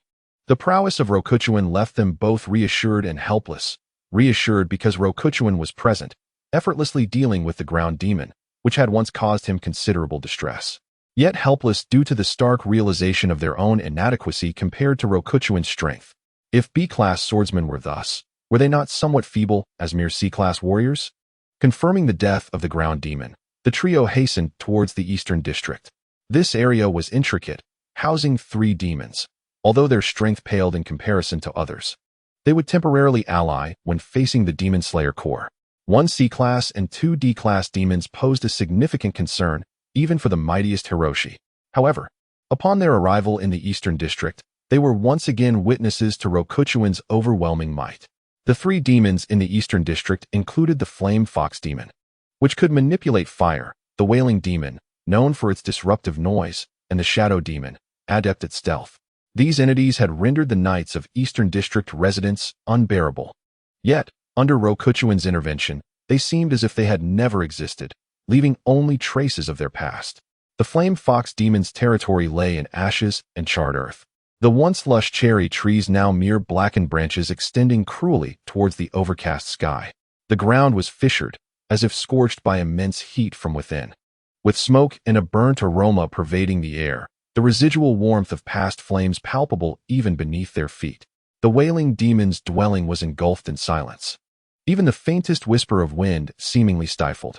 The Shadow Demon's forgotten alley, once a haven for lurking and spying, now saw its dark mists slowly dissipating. With pale moonlight filtering through the gaps of towering buildings, casting mottled shadows upon the narrow ground. The graffiti on the walls appeared blurred and faded, lacking vibrancy. Chapter 64. The Horned Demon. How much time had passed? 10 minutes? Hiroshi muttered in astonishment as he beheld the desolate Eastern District. What did 10 minutes signify? Their journey from the Western District to the tavern and then to the Eastern District had taken far longer than a mere 10 minutes. Had Rokuchuan slain 4 demons in such a brief span, or traversed the districts within that time? Surely, most of it was spent en route. Daisuke inhaled deeply, his heart a tumult of emotions as he observed the scene. Rokuchuan's power evidently surpassed his imagination, prompting him to question whether Rokuchuan's true rank was indeed as he had been led to believe. Let us proceed. It seems Rokuchuan has resolved our issues here. We should head to the southern district where Little Eagle is, Hiroshi stated, feeling somewhat depleted. He could not fathom how a mere teenager could wield such terrifying strength. Upon their arrival in the southern district, they found Little Eagle standing frozen in place. His pupils dilated, mouth agape, as if he had witnessed something extraordinary. Little Eagle? Has Lord Rokuchuan been here? Hiroshi inquired, sensing the boy's reaction. Upon hearing the familiar voice, Little Eagle sprang to life, rushing towards them with excitement. That lord is named Rokuchuan, right? My heavens, it was utterly terrifying. You have no idea, that wind demon was like a toy before him. As the wind demon opened its mouth, I saw that lord shake his head and utter a word. Useless. And in the next moment, the wind demon's head fell. I could hardly comprehend how he did it. Little Eagle exclaimed, his enthusiasm spilling over as he gestured animatedly, having never imagined that a human could possess such strength.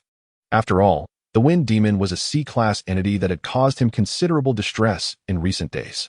Hiroshi and his companions chuckled at the exuberance of Little Eagle, having grown somewhat accustomed to it. Observing this, the excited Little Eagle paused, wondering if his description had not been vivid enough. Why did Hiroshi and the others appear so unfazed? Did they already know of Lord Rokuchuan's might? Who exactly was this Rokuchuan? He appeared so young. Yet Little Eagle had never heard of him before. Wait, shouldn't T. Hiroshi and the others be stationed in their assigned area? How did they end up here? Could it be that the demons in their territory had been dealt with?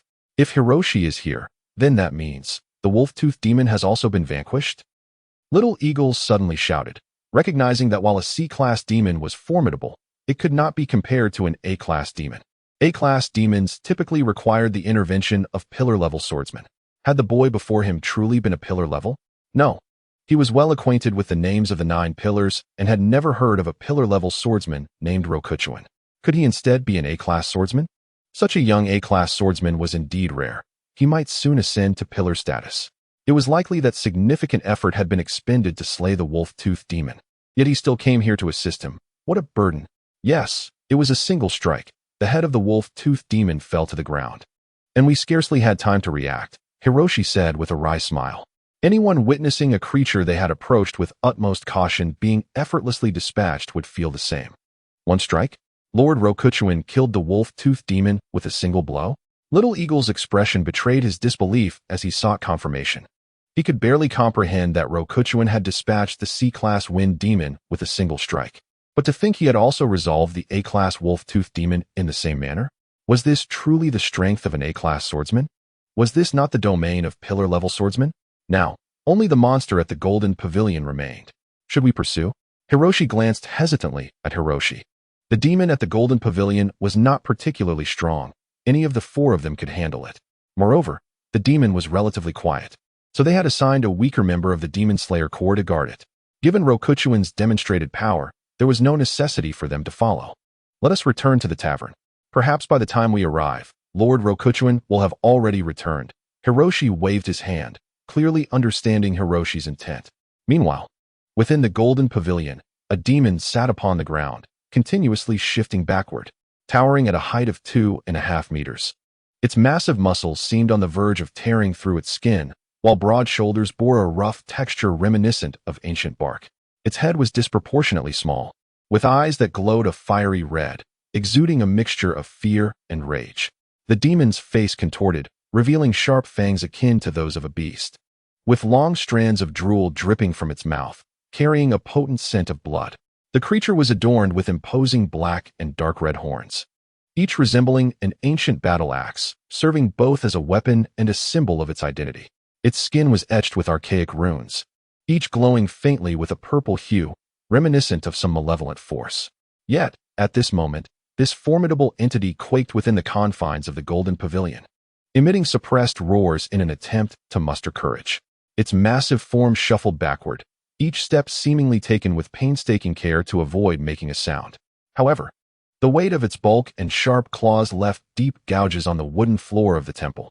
Leaning against a towering statue of Buddha within the Golden Pavilion, the serene and dignified expression of the statue starkly contrasted with the creature's visage of terror. The creature pressed its back against the cold statue, desperately seeking salvation from a deity it had never once revered in life. Horn demon, race, demon, realm, ding, qualification, low, comprehension, high, talent, none skills, blood demon technique, horn kill, mastered, gladiator form, mastered, tough skin, mastered. The superior comprehension was noteworthy. It was the first time I had encountered a demon outside of the 12 Kazuki with high qualifications. The other demons dealt with previously by Hirai possessed neither high qualifications nor comprehension. One Firefox demon's blood technique piqued my interest, but alas, after making friends, I could not summon it randomly. I hoped this horn demon would not disappoint me. How about we become friends? I squatted before the horn demon, wearing an innocuous smile, as if I had not just reduced it to a mere half of its former self. Please, don't kill me. I've never eaten humans. The ones I've captured stop. Just answer my questions. Do you wish to be friends? Yes, yes. Chapter 65. The Mark of Doma Success. Horn demon added as a friend. Detected that the friendship level between the horn demon and the host is new acquaintance. Random reward granted. Acquired comprehension. Hi. Would you like to merge the high comprehension now? No. Upon hearing the system's notification, my smile softened further. Indeed. It was the reward I had desired. Now, with a high comprehension nearly reaching superlative, I could ascend to the next level. with superlative qualifications after some time of cultivation. Aside from Muzan, others would likely not stand a chance against me. Truly, forging friendships was the swiftest path to power enhancement. Gazing at the horned demon, whose eyes were fixed on me with a mixture of trepidation and curiosity, I swallowed hard. What was this sensation? Why did its smile seem somewhat unsettling? However, did this not imply that if I became its friend, it might be spared from death? The horned demon felt a slight relief, uncertain of the creature's origins. Its defenses, capable of withstanding some blows from the wolf-toothed demon in the Western District, felt as fragile as a soap bubble in the presence of this human. All right, what were you going to say? With the reward I sought in hand, my mood lifted considerably. I had no intention of hastily ending the horned demon's life. I wanted to hear its final words. I've never eaten humans, the horned demon began to repeat, but upon seeing my knowing smile, it hesitated and changed its tune. I've only consumed a few. Since arriving in Hirai, I haven't eaten anyone. The individuals I captured were given to the Paradise Cult, where a certain individual especially favors consuming women.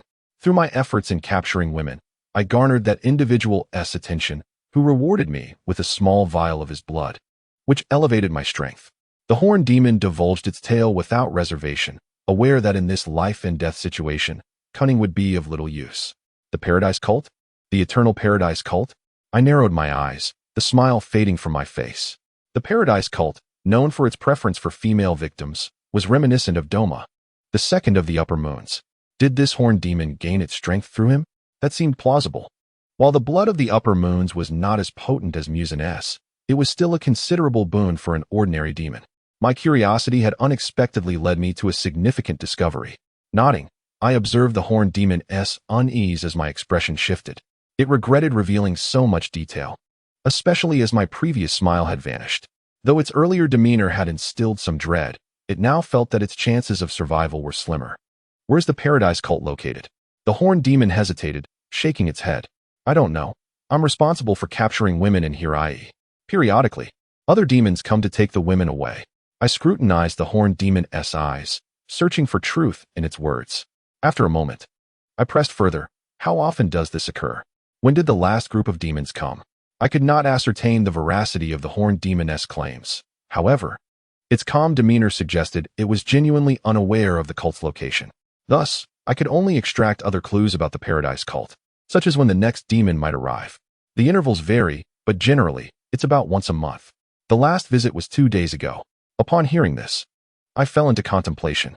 2 days ago meant I would have to wait a month to glean further information about the Paradise Cult. This was not entirely unacceptable. After all, it would be prudent to enhance my strength before confronting Doma. A month was ample time for me to ascend to the rank of A. By then, I would feel more confident in befriending Doma. To be honest, Doma was arguably the easiest among the upper moons to befriend. Unlike Akaza, who required recognition of strength, Doma did not. Doma's inability to comprehend human emotions, viewing humanity as pitiable, made it believe that redeeming humanity was its mission. This hypocritical nature suggested that as long as I made a request, Doma would likely acquiesce. However, whether Doma would genuinely consider me a friend afterward was another matter entirely. Will our meeting place remain the same? The horned demon nodded, its movements mechanical, as if carried by habit. Yet, amidst this repetitive action, an unusual sensation washed over it. It felt as if a chilling touch spread from its neck to engulf its entire head. The creature's heart raced as it sensed its head becoming detached from its shoulders, an odd lightness sending shivers down its spine. Before it could react, its head began to descend uncontrollably. The horned demon yearned to scream, but the sound was trapped in its throat, leaving only a sense of helpless panic. Its vision began to swirl, with the descending head distorting the image of me and the surrounding environment into a chaotic tableau. At that moment, my calm voice reached its ears. Thank you for your cooperation. This phrase echoed in its mind with a chilling indifference, as though our earlier friendly exchange had merely been a fade, and I had never truly cared. The horned demon's head fell heavily to the ground, rolling a few times before finally resting on a flat surface, its gaze fixed intently on my retreating figure. The figure, gradually receding into the distance, became increasingly indistinct. Jiao Gui's heart was filled with shock and confusion. Had they not just become friends? How could it suddenly turn hostile, with violence erupting? Was this what friendship meant in Luo Chuan's eyes? To be friends, and yet attempt to harm me? Zhao Gui's thoughts spiraled on the brink of death, and slowly, all sensations began to fade as Luo Chuan's silhouette vanished into the haze. In that moment, Zhao Gui's life came to an end, leaving behind only profound bewilderment and the chillingly casual remark, "I apologize for the trouble." Chapter 66. Breaking Through to Pillar Level. Upon returning to the tavern, Luo Chuan ascended directly to the room on the second floor. In the room, Hiroshi and his companions knelt in waiting. As they saw Luo Chuan enter, they quickly stood up. Except for Dexiang, who avoided Luo Chuan's gaze, the other three were filled with fervor. The issue with Hirai had been resolved. The recent chaos caused by the demons had kept them exceedingly busy.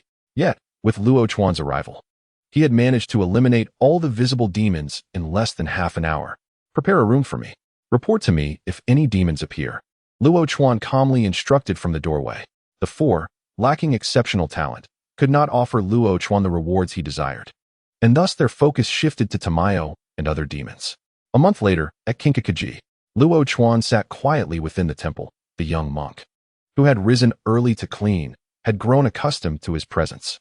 As the night gradually dissipated, the horizon began to blush with dawn, heralding the arrival of a new day.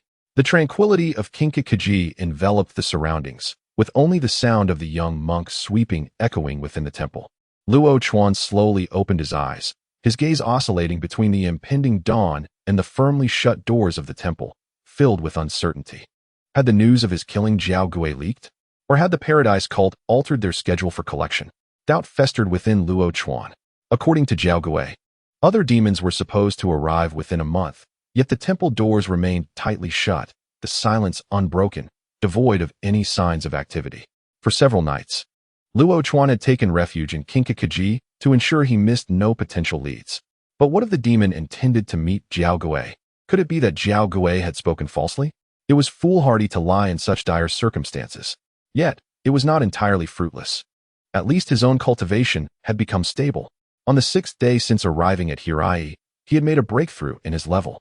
Now, with his A-class strength, combined with his knowledge and skills, defeating someone like Tamayo was undoubtedly within reach.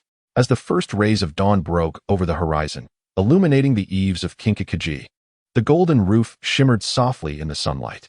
Luo Chuan rose, stretching languidly, feeling the surge of power within him, his gaze once again falling upon the closed temple doors.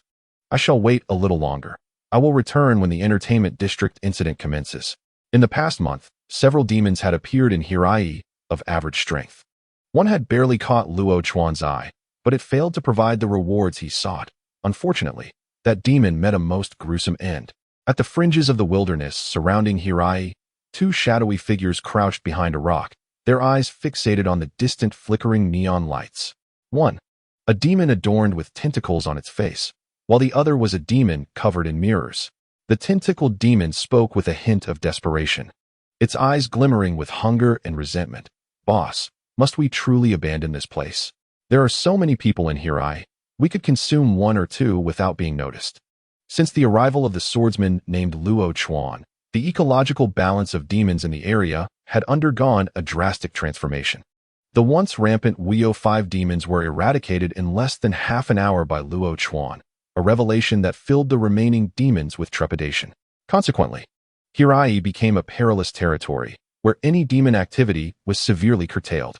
Mirror Demon, a minor leader among the local demons, understood the gravity of Luo Chuan's strength. His expression darkened in the night. Enraged by the tentacled demon's suggestion, he struck the latter sharply on the back of the head, a blow that sent a chill through the air. "Have you lost your mind? The Wuyo were slain. With our meager strength, do you think we can survive here?" The Wuyo demon, an A-class fighter, had fallen to Luo Chuan's hand. For a mere D-class like himself to linger in Hirai was akin to courting death. The tentacled demon cried out in pain, clutching its head, its facial tentacles writhing in agony. It lowered its gaze, unable to meet Mirror Demon's eyes, its voice trembling. I was just so hungry." Mirror Demon glared at it coldly, his voice like ice slicing through the wilderness. "What does the demise of the Wuyo teach us? It tells us that Luo Chuan is not to be trifled with. Every demon that has ventured out, whether for food or otherwise, has fallen into his grasp. He did not merely kill the Wuyo. Any demon daring to cause disorder in Hirai has met the same fate." The tentacled demon trembled, swallowing hard, fear mixing with an overwhelming panic of hunger. Mirror Demon continued, "We must leave this place and seek a new haven. We must survive quietly, away from Luo Chuan's notice. Do you understand? This is not the time for greed. It is a time for survival." Mirror Demon's words extinguished the tentacled demon's last flicker of hope. The two demons vanished into the wilderness, leaving behind the moonlit rocks and the serene glow of distant neon lights. Under the moonlight and the reflection of the distant neon, the night sky over Hirai appeared heavier and eerily quiet. A month ago, Hirai had been a hunting ground rife with demons, yet now, due to Luo Chuan's presence, it had transformed into a forbidden zone for them. The departure of the tentacled demon and mirror demon was merely the tip of the iceberg of many demons fleeing.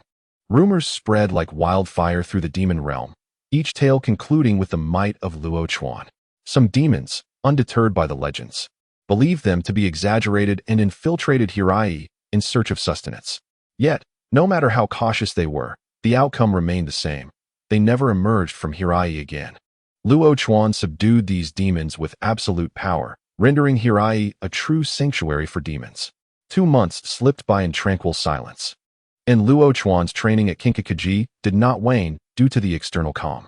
On the contrary, less than a month after breaking through to A class, he achieved another breakthrough to pillar level, a leap that brought about a qualitative enhancement in his breathing techniques and skills. Upon reaching pillar level, Luo Chuan felt as though even Muzan would be no match for him. However, it was regrettable that 3 months had passed without any sign of the contact Jiao Gui had mentioned. Just as Luo Chuan planned to return to headquarters at dawn for further deliberation, a subtle shift disrupted his intentions. In the chill of the pre-dawn air, Luo Chuan's senses stirred. His unique perception caught a faint yet unusual aura in the tranquil morning. He quickly lifted his gaze, directing it toward the always closed doors of Kinkikuji. This aura, though faint, was unmistakably that of a demon. Chapter 67, Upper Moon 2, Tamayo? The essence of this demon felt peculiar to Luo Chuan, neither fully demonic nor entirely benign. It bore the primal scent of a demon, yet was laced with an unusual fragrance. Luo Chuan stood up, his heart racing for a fleeting moment. His gaze sharpened, directed towards the unyielding doors of the Golden Pavilion. In the stillness and darkness of the night, a suffocating presence approached, starkly evident, yet eerily enigmatic. The temple doors creaked open, a faint light spilling through the crack, heralding the dawn, yet what followed was not the anticipated tranquility of morning, but an extraordinary visitor. The figure, or rather the specter, stepped into the courtyard of the Golden Pavilion. He moved with a lithe grace, as if each step was imbued with the lightness of the wind and the mystery of the moon. Clad in deep black garments adorned with crimson droplets, his striking attire conveyed a sense of malevolence and threat. A tall hat crowned his head, intricately patterned and exquisite. Beneath the hat, his flawless features and pale skin appeared ethereal under the waning moonlight. The moment Luo Chuan beheld him, he was captivated by the peculiar hue of his eyes. Colors swirled within, reminiscent of the most resplendent stars scattered across the night sky. This kaleidoscopic brilliance lent an air of unfathomable allure to his gaze. "Doma?" Luo Chuan whispered, his tone laced with confusion. How could Doma, the second upper moon, be the one meeting the corner demon? It seemed implausible. The upper moons were all aiding Muzan in the search for the elusive red spider lily. Why would he personally attend to such a minor matter? Doma stroked his chin, lost in thought, oblivious to the unease his actions stirred within Luo Chuan. He sauntered into the Golden Pavilion, surveying his surroundings, before finally fixing his colorful gaze upon Luo Chuan. "Were you waiting for me?" Doma asked with a slanted smile. His voice was unnaturally gentle, rife with an unsettling charm. Those unaware of his true nature might easily fall under the spell of his dulcet tones. Yet Luo Chuan was acutely aware that this so-called gentleness was merely a facade. As the second upper moon, Doma publicly presented himself as the founder of the Eternal Bliss sect, while secretly reveling in the consumption of women. During the Infinity Castle battle, he single-handedly overwhelmed the insect Hashira, Kanaihu, and Inasuk, leaving them utterly defenseless. Had it not been for his careless ingestion of the poisoned insect Hashira, resulting in his near demise, the outcome of that confrontation could have been vastly different. Moreover, upon reflection, Luo Chuan realized that not only Doma, but also Akaza and Kokushibo's deaths were influenced by narrative-driven circumstances. Doma's death was particularly striking. Being slain by the relatively weaker shinobu seemed absurd. Akaza, a fiercely combative being, tolerated Doma's ascension as the second upper moon, which indicated his own awareness of being outmatched. Luo Chuan was all too familiar with Akaza's formidable strength, and Doma's prowess surpassed it, compelling him to treat the encounter with utmost seriousness. Exhaling slowly, Luo Chuan's body tensed slightly. I suppose so. Doma's personal arrival indicated his awareness of Luo Chuan's intentions to rendezvous with the corner demon, rendering further pretense futile. Additionally, Luo Chuan's target was Doma himself, not the corner demon.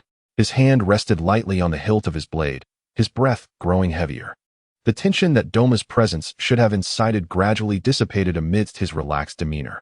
The night enveloping the golden pavilion was serene yet profound, with only the gentle rustle of bamboo in the breeze, akin to the whispers of the night.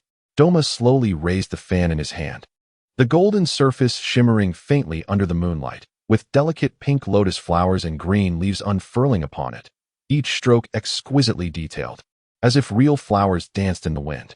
The edges of the fan were sharp as blades, serving not just as an elegant ornament, but also as a weapon for Doma's blood demon art. You seem a bit tense. Is it not a joyous occasion to finally meet someone you have long awaited? Doma's voice was soft and enticing, his smile revealing an unsettling beauty from behind the fan. Listening to Doma's words stirred something within Luo Chuan. Indeed, Doma's terrifying strength could instill overwhelming pressure in any Hashira. Yet he overlooked the fact that he was no longer the powerless observer he once was on Mount Tanjiro. Armed with the 5 fundamental breathing techniques and empowered by blood demon arts, his strength had significantly evolved, surpassing even the level of a Hashira. Luo Chuan's tension gradually morphed into a smile, the rigidity of his body easing. He recognized that his current prowess allowed him to stand toe-to-toe with Doma, even if the latter was the fearsome second upper moon. Joyful? After waiting so long to see you, how could I not be? Would you care to befriend me? He smiled, realizing that Doma enjoyed playing a role, and he would indulge him, knowing that the benefits of such a friendship would undoubtedly favor him. Befriend you? Of course. I would be delighted, Doma replied, his eyes narrowing with a gentle smile, yet a flicker of surprise passed through the depths of his colorful gaze. A demon forming a friendship with a demon slayer? Was this a deliberate act? Or did this slayer remain oblivious to his identity? It must be intentional. Hirai's rise to become a demon-free zone was largely attributed to this very demon slayer. This tale had circulated among demons, undoubtedly reaching Doma's ears. Learning that the demon who had aided him in procuring sustenance had also been slain, Doma had longed to investigate. However, he had been unable to break free from the tasks assigned by Muzan, causing Luo Chuan to wait in vain for 3 months. Ding! Successfully added second upper moon Doma as a friend. Detected that the intimacy level between second upper moon Doma and the host is initial acquaintance. Randomly awarded 1 skill. Acquired skill, blood demon art, child of crystallization, transcendent. Would you like to fuse the blood demon art, child of crystallization, transcendent, now? No. The notifications on the panel only deepened the smile on Luo Chuan's face. Indeed, the process of befriending Doma unfolded as smoothly as he had envisioned, almost without hindrance. The child of crystallization? Doma's doppelganger skill, capable of creating independent little ice beings that could wield Doma's blood demon arts. While this might not possess the same lethality as the sleeping lotus bodhisattva, it remained one of Doma's core abilities. Chapter 68, Confrontation. Seeing the smile on Luo Chuan's face, Doma mirrored it, though his smile, seemingly innocent, concealed an undeniable danger. His tone was light, as if discussing the most mundane of matters. Yet each word was laden with significance. Now that we've made friends, it's time to address the matter at hand. You've killed the corner demon. He was my supplier of sustenance. What do you propose we do? Luo Chuan shrugged, feeling a sense of ease now that his goal of friendship had been achieved. His voice remained calm, tinged with a hint of mockery. Well, I've already killed him. What do you want to do about it? A glimmer of astonishment flashed in Doma's eyes, clearly unprepared for Luo Chuan's bluntness. It was evident from this exchange that not only did Luo Chuan know Doma's identity as a demon, but he also understood his status as an upper moon. How could he remain so relaxed in the presence of one of the upper moons? What afforded him such confidence? What to do? To take a life is to pay with a life.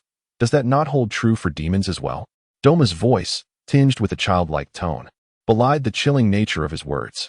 His expression appeared innocent, yet imbued with a frigid coldness that was unmistakable. Luo Chuan faced the threat posed by Dong Mo, a faint smirk playing at the corners of his lips, while his mind rapidly assessed the unfolding situation. He understood Dong Mo's intentions. It was merely a desire to observe his futile struggles before delivering the final blow. The earlier pretense of friendship was but a trivial facet of this sinister game. However, fortuitously, this was precisely what Luo Chuan had anticipated. Tilting his head slightly, he retorted with a hint of derision, "By your logic, having consumed countless lives, shouldn't you be held accountable for those souls?" Upon utterance of these words, the atmosphere seemed to freeze. Dong Mo's smile faded significantly, a flicker of scrutiny flashing in his eyes before a more profound, complex smile returned. "How intriguing, truly intriguing. I initially intended to grant you a chance for redemption, yet it seems you have squandered it." Dong Mo gently waved the fan in his hand, releasing delicate ice crystals that danced through the air like drifting snow. This was his blood demon art, lotus leaf ice. Each crystal harbored a lethal chill, instantly freezing any skin it touched, and inhalation could lead to pulmonary necrosis. Luo Chuan recognized the peril posed by these minute ice shards, and his body swiftly responded. Holding his breath, the power of thunder breathing surged through him, a torrent of electric energy enveloping him.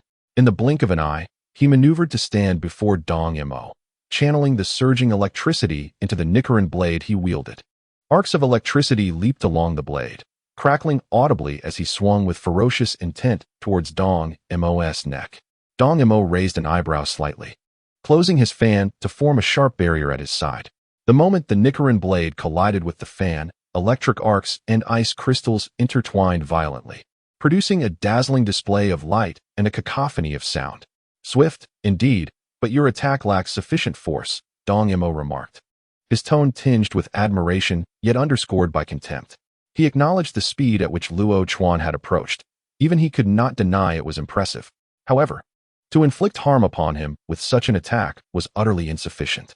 In response, Luo Chuan smirked coldly. "Is that so?" As soon as the words left his mouth, the point of contact between the fan and the Nichiren blade ignited once more, and the dissipating electric light surged anew, causing Dong Mo's eyes to narrow and focus. A golden orb formed from electric arcs gradually expanded at the confluence of the energy. Sensing the intense vibrations emanating from the fan, Dong Mo narrowed his gaze, assessing the potency of Luo Chuan's strike. He then took a slight step back to evade direct contact with the electric arcs, retracting the fan and observing the flickering electric sphere that passed before him. "If your attack lacks power, why evade?" Luo Chuan's missed strike did not alter his countenance significantly. He was currently only operating at the level of a Hashira, lacking any extraordinary enhancements. If he could harm the upper moon too, Dong Mo, it would indeed be a miracle. Dong Mo, unfazed by Luo Chuan's provocation, allowed his smile to linger, now tinged with amusement. He gently waved his fan, speaking to himself, "It appears I have underestimated someone." As he finished his thought, his movements accelerated, the fan sweeping through the air, unleashing his blood demon art, falling lotus petals. The atmosphere instantly filled with countless razor-sharp ice petals, each one carrying a deadly chill as they danced in the night sky, resembling a lethal ice rain, intent on ensnaring Luo Chuan within a frigid cage. Feeling threats converge from all directions, Luo Chuan summoned the power of his breathing technique, moving with lightning speed to evade the onslaught of sharp ice petals. His velocity was such that he left a series of afterimages in the moonlight, creating a trail of illusions. As he approached Dong Mo, still maintaining a distance, the color of his Nichiren blade shifted. The once brilliant gold transformed into a deep, fiery orange. Drawing in a deep breath, the currents within him transformed into a searing heat. Flame-breathing, fourth form, blazing vortex. As Luo Chuan's voice rang out, the space around him began to warp. Heat waves unfurling like summoned fire spirits from his Nichiren blade, rapidly forming a colossal vortex. The flames within this vortex swelled, spinning faster, creating a wall of destruction. When these fierce flames collided with the ice petals unleashed by Dong Mo, clouds of steam erupted into the air. The moment the flames touched the ice, intense heat melted the crystals, generating copious amounts of steam. The entire scene resembled a vast steam chamber, hot and steamy, obscuring visibility in all directions. This drastic change in temperature created pressure waves, causing the surrounding air to tremble. The once sharp ice petals, under the onslaught of the flames, transformed instantaneously from their chilling state into scalding steam, merging with the surrounding heat waves. Hashira? Dong Mo gently fanned himself, his tone laced with surprise. Surviving his initial strike might indicate Luo Chuan's strength was commendable, and it was no shame for a lower moon to perish at his hands.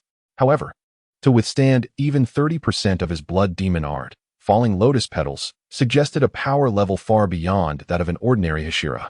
Is the quality of the Demon Slayer core this high now? In the midst of this fiery tempest and billowing steam, Luo Chuan stood resolute, his Nichiren blade dancing with fervor, each swing conjuring more flames to disperse Dong Mo's ice crystals. Encircled by the heat of his flame-breathing technique, he formed an ever-expanding domain of fire, effectively pushing back Dong Mo's icy assault. Observing Luo Chuan successfully ward off his ice crystals with the fiery domain, Dong Mo regarded him with newfound intrigue. A Hashira mastering 2 breathing techniques. How remarkable, he commended genuinely. Among all the Hashira he had encountered, none had mastered 2 techniques. Luo Chuan was the first. Moreover, the proficiency with which Luo Chuan wielded both breathing styles indicated a deep mastery that was no small feat yet. Despite Luo Chuan's exceptional skills, Dong Mo remained unfazed. The chasm between them was akin to a vast abyss. Relying solely on 2 breathing techniques to bridge that gap was an exercise in futility. The ice crystals surrounding Luo Chuan gradually dissipated as the 2 adversaries locked eyes from a distance. Indeed, relying solely on Hashira-level strength still falls woefully short. Luo Chuan mused inwardly, recognizing that Dong Mo was a far more troublesome opponent than Akaza. While Akaza was a straightforward adversary, Dong Mo was a challenge in every sense. As approaching him was not a simple task. The ice crystals within Dong Mo's fan formed an impenetrable web around him, presenting a significant threat to anyone attempting to inflict harm. Oh dear, is dawn approaching so soon? I haven't had enough fun yet. Dong Mo's voice carried a playful, light-hearted tone, his gaze drifting towards the east, where the horizon began to glow with the first light of dawn, a reminder of the night's end and the battle's time limit. As he turned back to Luo Chuan, his expression was a complex blend of regret and excitement, as if bidding farewell to a worthy opponent. Having you as a friend is indeed delightful. Killing you would sadden me, but I must inform that esteemed individual of my encounter with a Hashira without slaying them. Punishment would surely follow. As much as I enjoy our time together, my loyalty lies with that esteemed individual. So farewell, my new friend. As Dong Mo spoke, he waved his fan, and the scattered ice crystals swiftly coalesced in the cold wind, forming 2 transparent, sparkling ice figures, perfect replicas of himself. Following this, he swung his fan sharply, like a conductor directing an orchestra, and the 2 ice figures sprang into motion, obeying the silent command. They sprinted towards the golden pavilion at an almost imperceptible speed, leaving behind a trail of solid ice, each step imbued with a fierce chill. This frigid air swiftly permeated the atmosphere, causing the surrounding temperature to plummet, making even breathing feel like a sharp prick of ice. Doma seemed confident that his 2 doppelgangers could handle the situation with Regrettably. Folding his golden fan and turning to exit the temple, dispatching 2 small ice beings to confront Regrettably was, in Doma's eyes, a significant indication of his regard for him. What a pity, such an intriguing friend was about to vanish. He had rather taken a liking to him. Sighing, Doma felt a twinge of disappointment. Just as he was about to step over the threshold of the golden pavilion, a sudden voice called out from behind, causing his pace to falter slightly. Destruction needle. A needle? Wasn't that a technique of Akaza? Can a human really wield a blood demon art? How could that be? Was this an attempt to bluff and draw his attention? Doma turned in astonishment, eager to discern whether Regrettably truly possessed Akaza's blood demon art or if he was merely jesting. As he turned, the scene before him made Doma's kaleidoscopic eyes narrow in shock. Regrettably stood firm, a 6-pointed star formation blossoming beneath his feet, its edges shimmering with light, signifying the swirling flow of fighting spirit. With the enhancement of the needle, an invisible wave enveloped Regrettably's Nichiren blade, pulsating with his movements. Regrettably tilted his body, his Nichiren blade engulfed in surging arcs of electricity and flames, fixing his gaze on Doma at the temple entrance. He raised the sword above his head and then swung it down with great force. As Rukawa's vigorous slash sliced through the air, a magnificent fire dragon emerged, a fusion of crimson gold flames and arcs, surging towards Doma. The surrounding air warped under the intense heat, and the swirling light and energy rendered the spectacle extraordinary. The two ice crystal doppelgangers reacted swiftly, their forms coalescing more resolutely in the cold wind as they charged towards the rampaging fire dragon. Their very existence seemed destined to shield Doma from any harm. Upon contact with the fire dragon, the fierce cold clashed with the searing flames, erupting in a dazzling display of light and a massive shockwave of energy. The scorching waves of the fire dragon began to fracture against the heads of the small ice beings, each encounter prompting bursts of steam and splintered ice to scatter. Although the ice crystals melted rapidly under the high temperature, they stubbornly resisted, dissipating the fire dragon's force like a staircase. The scene was nothing short of breathtaking as the crimson gold brilliance of the fire dragon intertwined with the transparent glass of the ice crystals against the night sky, creating a strikingly beautiful contrast. Ultimately, the fire dragon, propelled by its remaining momentum after the ice being's dissolution, left behind only a stream of warm wind and water vapor, temporarily quelling the battlefield's fervor. Doma stood at the temple entrance, the warm wind brushing against him as he waved his fan lightly, dispersing the heat before him. His eyes filled with astonishment and curiosity. Wow, how impressive. You really can use Akaza's blood demon art. How did you manage that? Would you be willing to teach me? I wish to learn too. Doma's voice carried a hint of childlike innocence and genuine curiosity, as if he had momentarily forgotten their adversarial roles, captivated by Rukawa's display. In the state of the needle, were his doppelgangers truly a match for Doma? Rukawa observed the smiling Doma, his brow furrowing. Was Doma's strength indeed so much greater than Akaza's? Logically, even in his current state, he could contend with Akaza. Yet here was Doma, casually summoning two small ice beings that could stand against him. Would he need to activate transparency to gain the upper hand? Rukawa weighed the situation before him. Based on Doma's exhibited strength, once he activated transparency, Doma would undoubtedly be no match for him. However, the strain of transparency on the body was immense. And without a surety of permanently keeping Doma here, Rukawa was reluctant to employ it hastily. This sun is bothersome. Time is running short. Next time, Rukawa, you must teach me. Farewell. Doma noticed Rukawa's silence and, oblivious, waved his fan in farewell.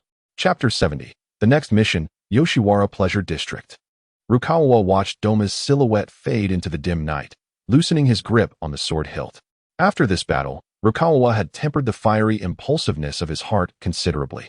While he possessed strength capable of defeating, even killing Doma under full combat conditions, that was contingent upon Doma fighting him fiercely.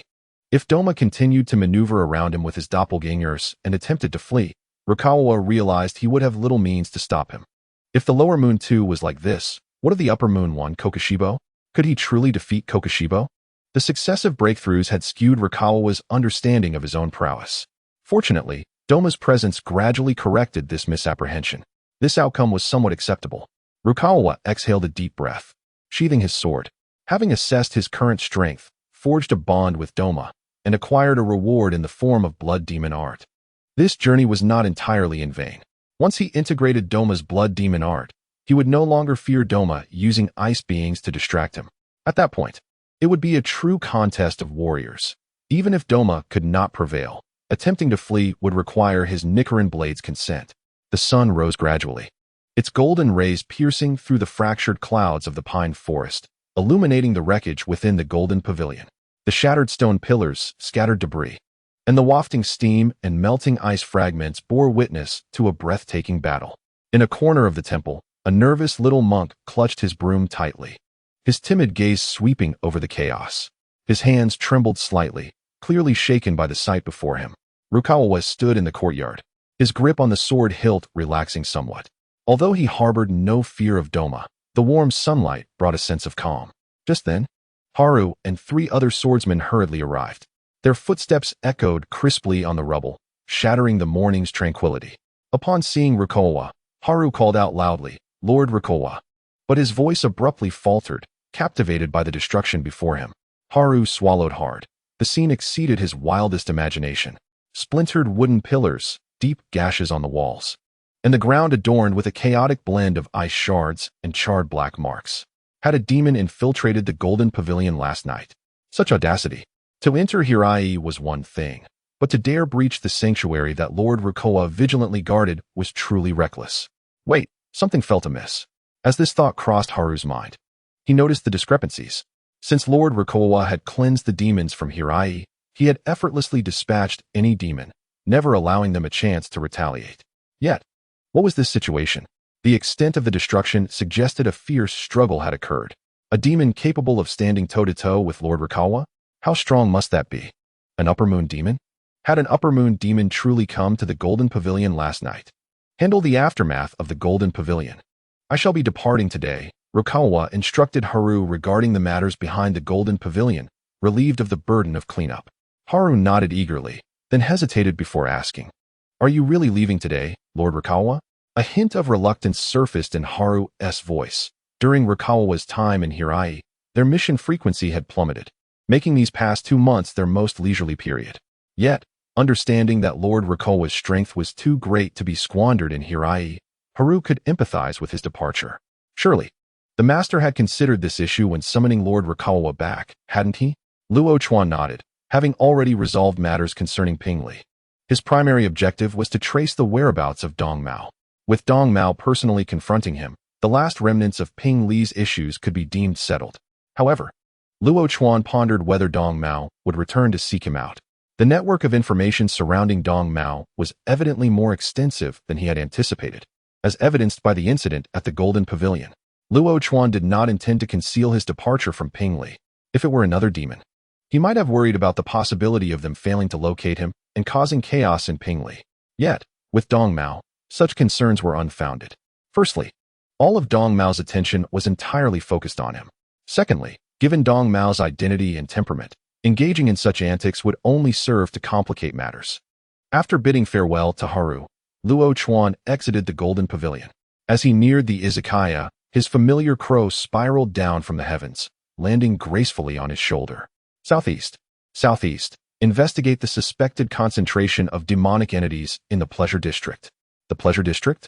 Is it about to commence? I wonder how Zenitsu's training is progressing, Luo Chuan mused, glancing at the crow perched upon him. The arc of the Pleasure District marks a pivotal juncture in the narrative of Demon Slayer. Within this realm, the 6th Upper Moon, Jotaro, meets his demise, thus altering the century-long status quo of the Upper Moons. Muzin's wrath unfolds, convening the Upper Moon meeting. While Luo Chuan was indifferent to the details of Muzin's fury, he was more concerned about whether he could leverage friendships within the Pleasure District to enhance his own power. The central figures in the arc are the Sound Hashira and the 6th Upper Moon. The Sound Hashira, Yuzui Tenjin, is notoriously self-absorbed. It would be challenging to engage him without lavish praise. Luo Chuan found it difficult to utter insincere compliments. Perhaps it would be wiser to wait until Tenjin has been sufficiently weakened by Jotaro before broaching the subject of camaraderie. What? He disagrees? Then let Jotaro beat him senseless. As for the 6th Upper Moon, Jotaro, well, that presents a bit of a dilemma.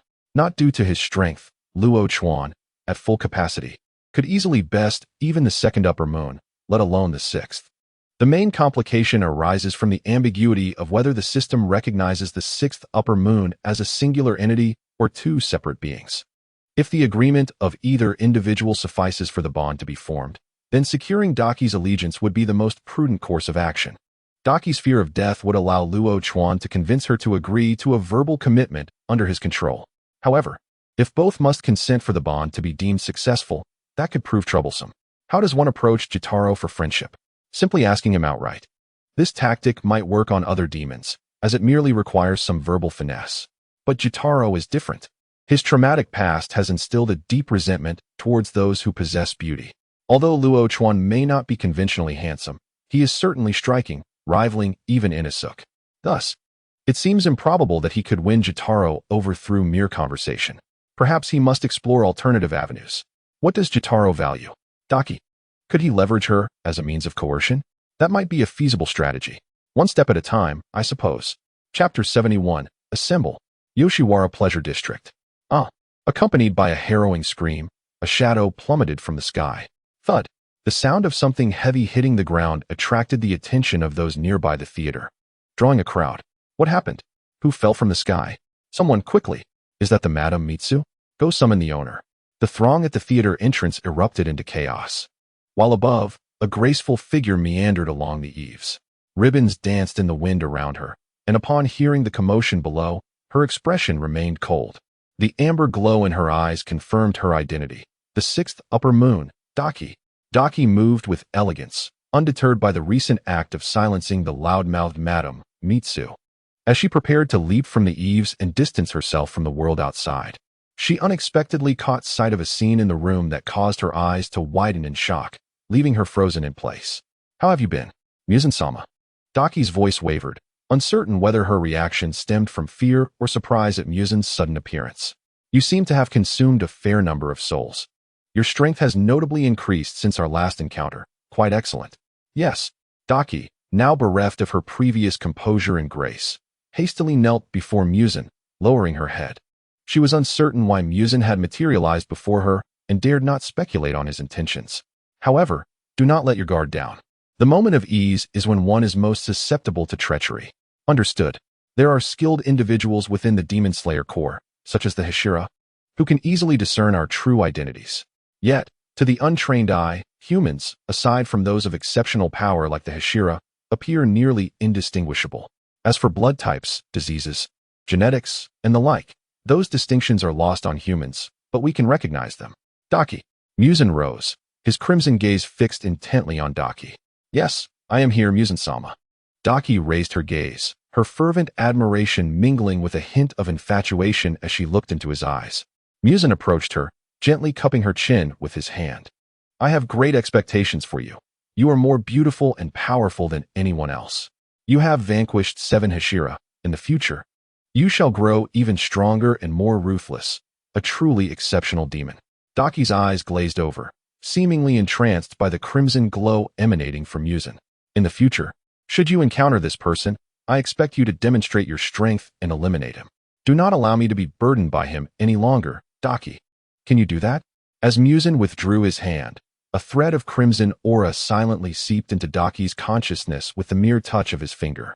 This infusion, though fleeting, left Daki overwhelmed with an unprecedented sense of shock and terror. She understood that this was Muzan entrusting her with a task. Her body trembled slightly as she instinctively reached out, wanting to grasp Muzan's hand to express her devotion to her supreme master. However, upon realizing that she stood before the very being that instilled fear in countless demons, her hand halted in midair, hesitant to make contact, fearing that any reckless action might incur his displeasure. Observing Daki's hesitation, Muzan smiled slyly, a smile that concealed unfathomable depths. "Very well, I look forward to your good news." His voice was low and alluring, reverberating within the room, before his figure suddenly flickered and vanished as if he had never existed. The room fell silent once more, leaving Daki alone. She remained enraptured by the brief yet profound smile Muzan had bestowed upon her, a rosy hue blossoming across her cheeks, rendering her exceptionally captivating. After a considerable time, she finally regained her composure, slowly rising to her feet as the delicate ribbons around her swirled wildly with her movements, as if painting the turbulence of her inner emotions in the air. Daki's gaze hardened, and as she reflected on the fragments of memory Muzan had shared, an overwhelming sense of purpose surged within her. In the vision, a boy clad in a white cloud-patterned haori, Luo Chuan, evidently was the source of Muzan's displeasure. "Luo Chuan, is it you who has incurred Muzan-sama's wrath?" Daki murmured softly to herself, a glint of malice flashing in her eyes. Should this Luo Chuan dare to trespass into her pleasure district, she would personally present his head to Muzan-sama. Imagining Muzan's approving expression upon seeing Luo Chuan's severed head, a triumphant smile crept upon Daki's lips. A day later, the sound Hashira Yuzui Tenjin and Tanjiro entered the pleasure district. The dazzling lights of the pleasure district left the trio in the carriage utterly awestruck. "Listen closely, all 3 of you. Under no circumstances should you cause any trouble. We are merely here to scout the area and absolutely must not disembark from the vehicle." Before Yuzui Tenjin could finish his admonition, Inosuke and Zenitsu leaped from the carriage. Concerned for Inosuke's safety, Tanjiro followed suit. Sensing the commotion behind him, the sound Hashira turned to find the back seat completely empty, a vein throbbing on his forehead. These troublesome brats, reckless and headstrong. Just as Yuzui Tenjin located the trio, he witnessed Inosuke charging headlong into the crowd. Stunned, he thought, what is this pig-headed fool doing? Without a moment's hesitation, he rushed forward to halt Inosuke's reckless advance. When Inosuke returned, sporting a swollen head from his collision, Yuzui Tenjin noticed that the blonde boy had also vanished. Where is he? Where did the other one go? He urgently inquired of Tanjiro, perplexed by the antics of these two foolish boys. Amid the throng, Zenitsu stumbled forward, frequently glancing up to read the signs of the establishments. Hey, the handsome blonde boy downstairs, come play with us. We have snacks. The inviting voice of several geishas caught his attention, and he immediately looked up. His cheeks flushed as his pupils dilated at the sight of the beautiful women. Sisters, all so charming. Absolutely stunning. Come on, join us. The geisha's enticing invitation shattered Zenitsu's final defenses, and with a silly grin, he began to head toward the tea house. However, just as he took a step, bam! The habit of sleeping through important moments had been quelled, but his inability to move when encountering girls remained unchanged. Rokuchin tugged at the back of Zenitsu's collar, shaking his head in disdain. Zenitsu, holding his swollen head, gazed longingly at the retreating tea house, extending a hand in futile resistance. No. The beautiful sisters are still waiting for me. Who? They are waiting for me. Don't ruin my chances. Suddenly, Zenitsu recalled the familiar voice and turned to see Rokuchin's mischievous smile, swallowing the words that were about to spill from his lips. Ruin your chances? What chances? Do tell. Heh. No, I haven't ruined anything. Rokuchin, aren't you a year older than me? I was just going to check things out for you. Hey, Rokuchin, why did you stop? Why are you rolling up your sleeves? Don't get physical. I was just joking. Chapter 72. Rokuchin in women's clothing. Seeing Rokuchin personally drag Zenitsu back, Yuzui Tenjin paused. Rokuchin, what brings you to the Pleasure District? Executing a mission. Under normal circumstances, sending a Hashira to investigate a potentially dangerous situation like the Pleasure District would be considered the highest level of response. Now that he was here, it was customary for him to take charge, so why was Rokuchin also present? Had the master sent him due to a lack of trust in Tengen's abilities? No, the master was not that kind of person. If he felt Tengen's skills were insufficient, he would have addressed it directly. Thus, Rokuchin must have volunteered to come. But why? Rokuchin's prowess far surpassed that of Tanjiro and his companions, capable of temporarily subduing even the third upper moon. Could it be that after failing to befriend Tenjin earlier, he sought to try again? Indeed, the flamboyant Tenjin had an allure that was hard to resist. I am aware of my own radiance. Yet the matter of friendship must be considered with caution, Yuzui Tenjin asserted, standing tall. Zenitsu, caught in Rokuchin's grip, pointed at Yuzui Tenjin and asked, is he unwell? Indeed. Quite unwell, Rokuchin replied with a slight nod, for the first time feeling that the notion of friendship was rather distasteful. Tenjin had begun speaking without Rokuchin even asking. What kind of mindset could lead one to interpret the words executing a mission as a desire for friendship? If it came to that, Yuzui Tenjin could simply forego the idea of friendship altogether. After all, the art of sound was a hot potato. My friends must also be splendid. Although you are indeed quite handsome, where are they? Having indulged in a moment of self-admiration, Tenjin opened his eyes to find that Tanjiro and the others had already vanished. Rokuchin, isn't it inappropriate for us to leave like this? Tanjiro asked, glancing back. Not at all. We will follow the crow to the Demon Slayer Corps headquarters in the Pleasure District. He will catch up shortly. Rokuchin waved his hand dismissively. Ikawa, it has been quite a while. I wish to speak with you, Bam. Have you forgotten my surname? Rokuchin withdrew his hand from Inosuke's head, twisting his wrist. Feeling the tension, Tanjiro swallowed hard, straightening his posture, wary of Rokuchin's increased strength since their last encounter. Zenitsu, still nursing his head, remained silent, compared to Inosuke's punch. Rokuchin's strike had been relatively mild. In the izakaya, the four awaited the arrival of Yuzui Tenjin. He soon joined them, glaring at Rokuchin, before beginning to discuss their mission in the Pleasure District. Upon infiltrating the Pleasure District, first assist me in locating my wife. I will also seek information on the demons. Rokuchin glanced at Zenitsu, who seemed agitated by the comment. How absurd. You expect us to assist you in finding a wife? What nonsense are you spouting? I must insist. Though it is clear no one would fancy you, simply because you wish to marry does not mean we, as members of the Demon Slayer Corps, should be mobilized. Are you mad?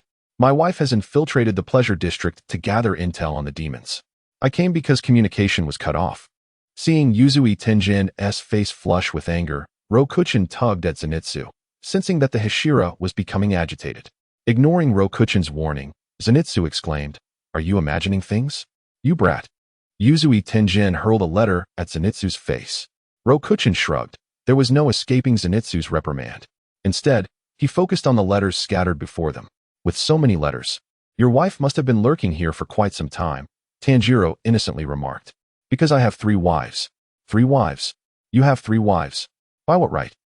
Zenitsu sat up, incredulously staring at Yuzui Tenjin. "Bam! Do you have a problem with that?" Yuzui Tenjin glared at Zenitsu, fists clenched. Rokuchin glanced at Zenitsu, who lay sprawled on the ground, before returning his gaze to the letters. He had already attempted to dissuade Zenitsu. The contents of the letters, aside from pleasantries, primarily concerned the recent mysterious disappearances of courtesans.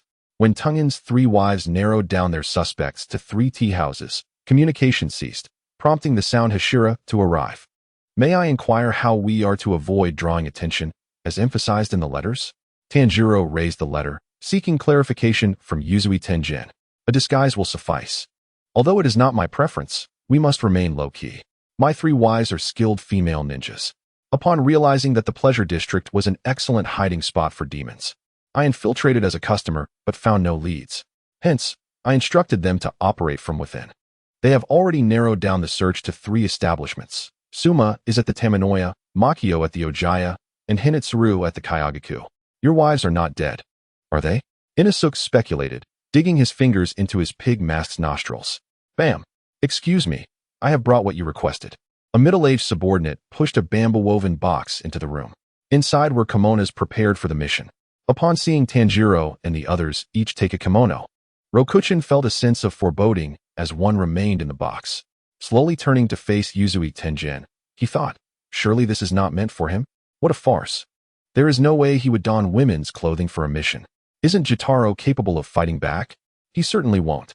"Luo Chuan, you look stunning in that kimono," Zenitsu exclaimed with a goofy grin as Luo Chuan emerged from the room clad in the elegant garment. "How did I not notice your beauty before?" The other 3 turned at his words, their eyes lighting up at the sight of Luo Chuan. Luo Chuan possessed a tall, athletic frame and broad shoulders, which one would assume would not suit such a delicate attire. Yet, the graceful kimono surprisingly harmonized beautifully with him. The neckline was slightly open, revealing his collarbone and adding an unintentional allure. The sash around his waist was tied just right, accentuating his already statuesque figure.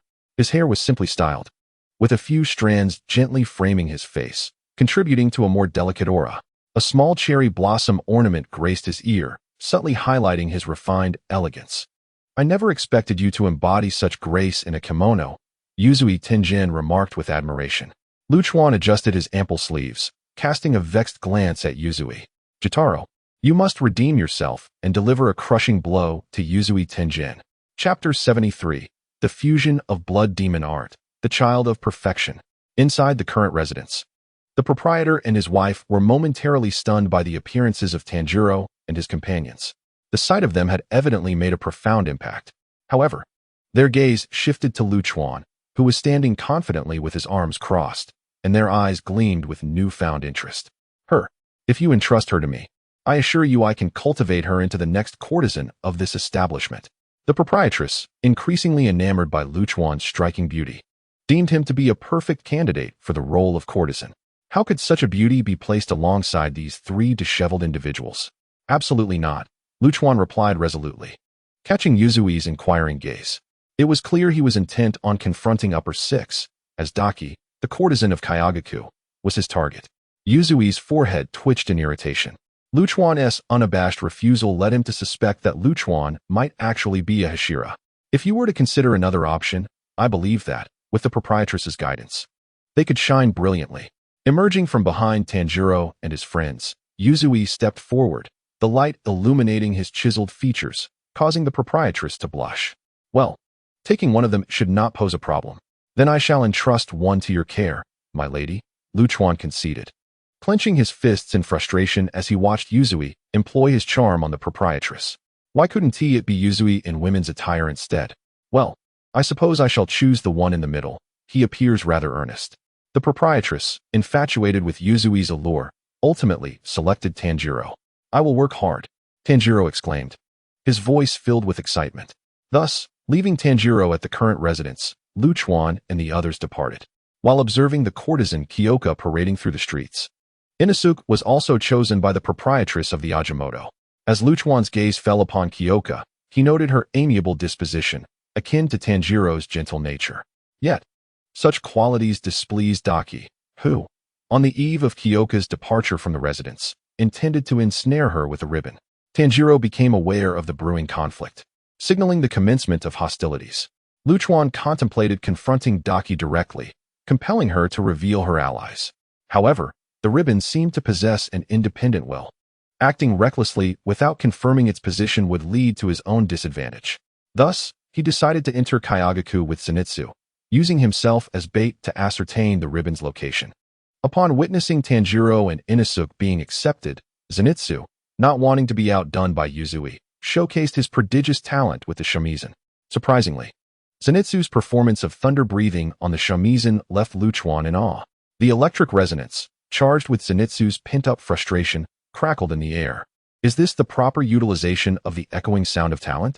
I'm truly enlightened. This newcomer plays the shamisen exceptionally well, though I can't say the same for his looks. It's a wonder he made it here. It was initially improbable, but he was accompanied by a girl of remarkable beauty, whom the proprietress took in as well. Really? Where? I must see for myself a girl so beautiful that even the proprietress praises her. There she is, leaning against the door.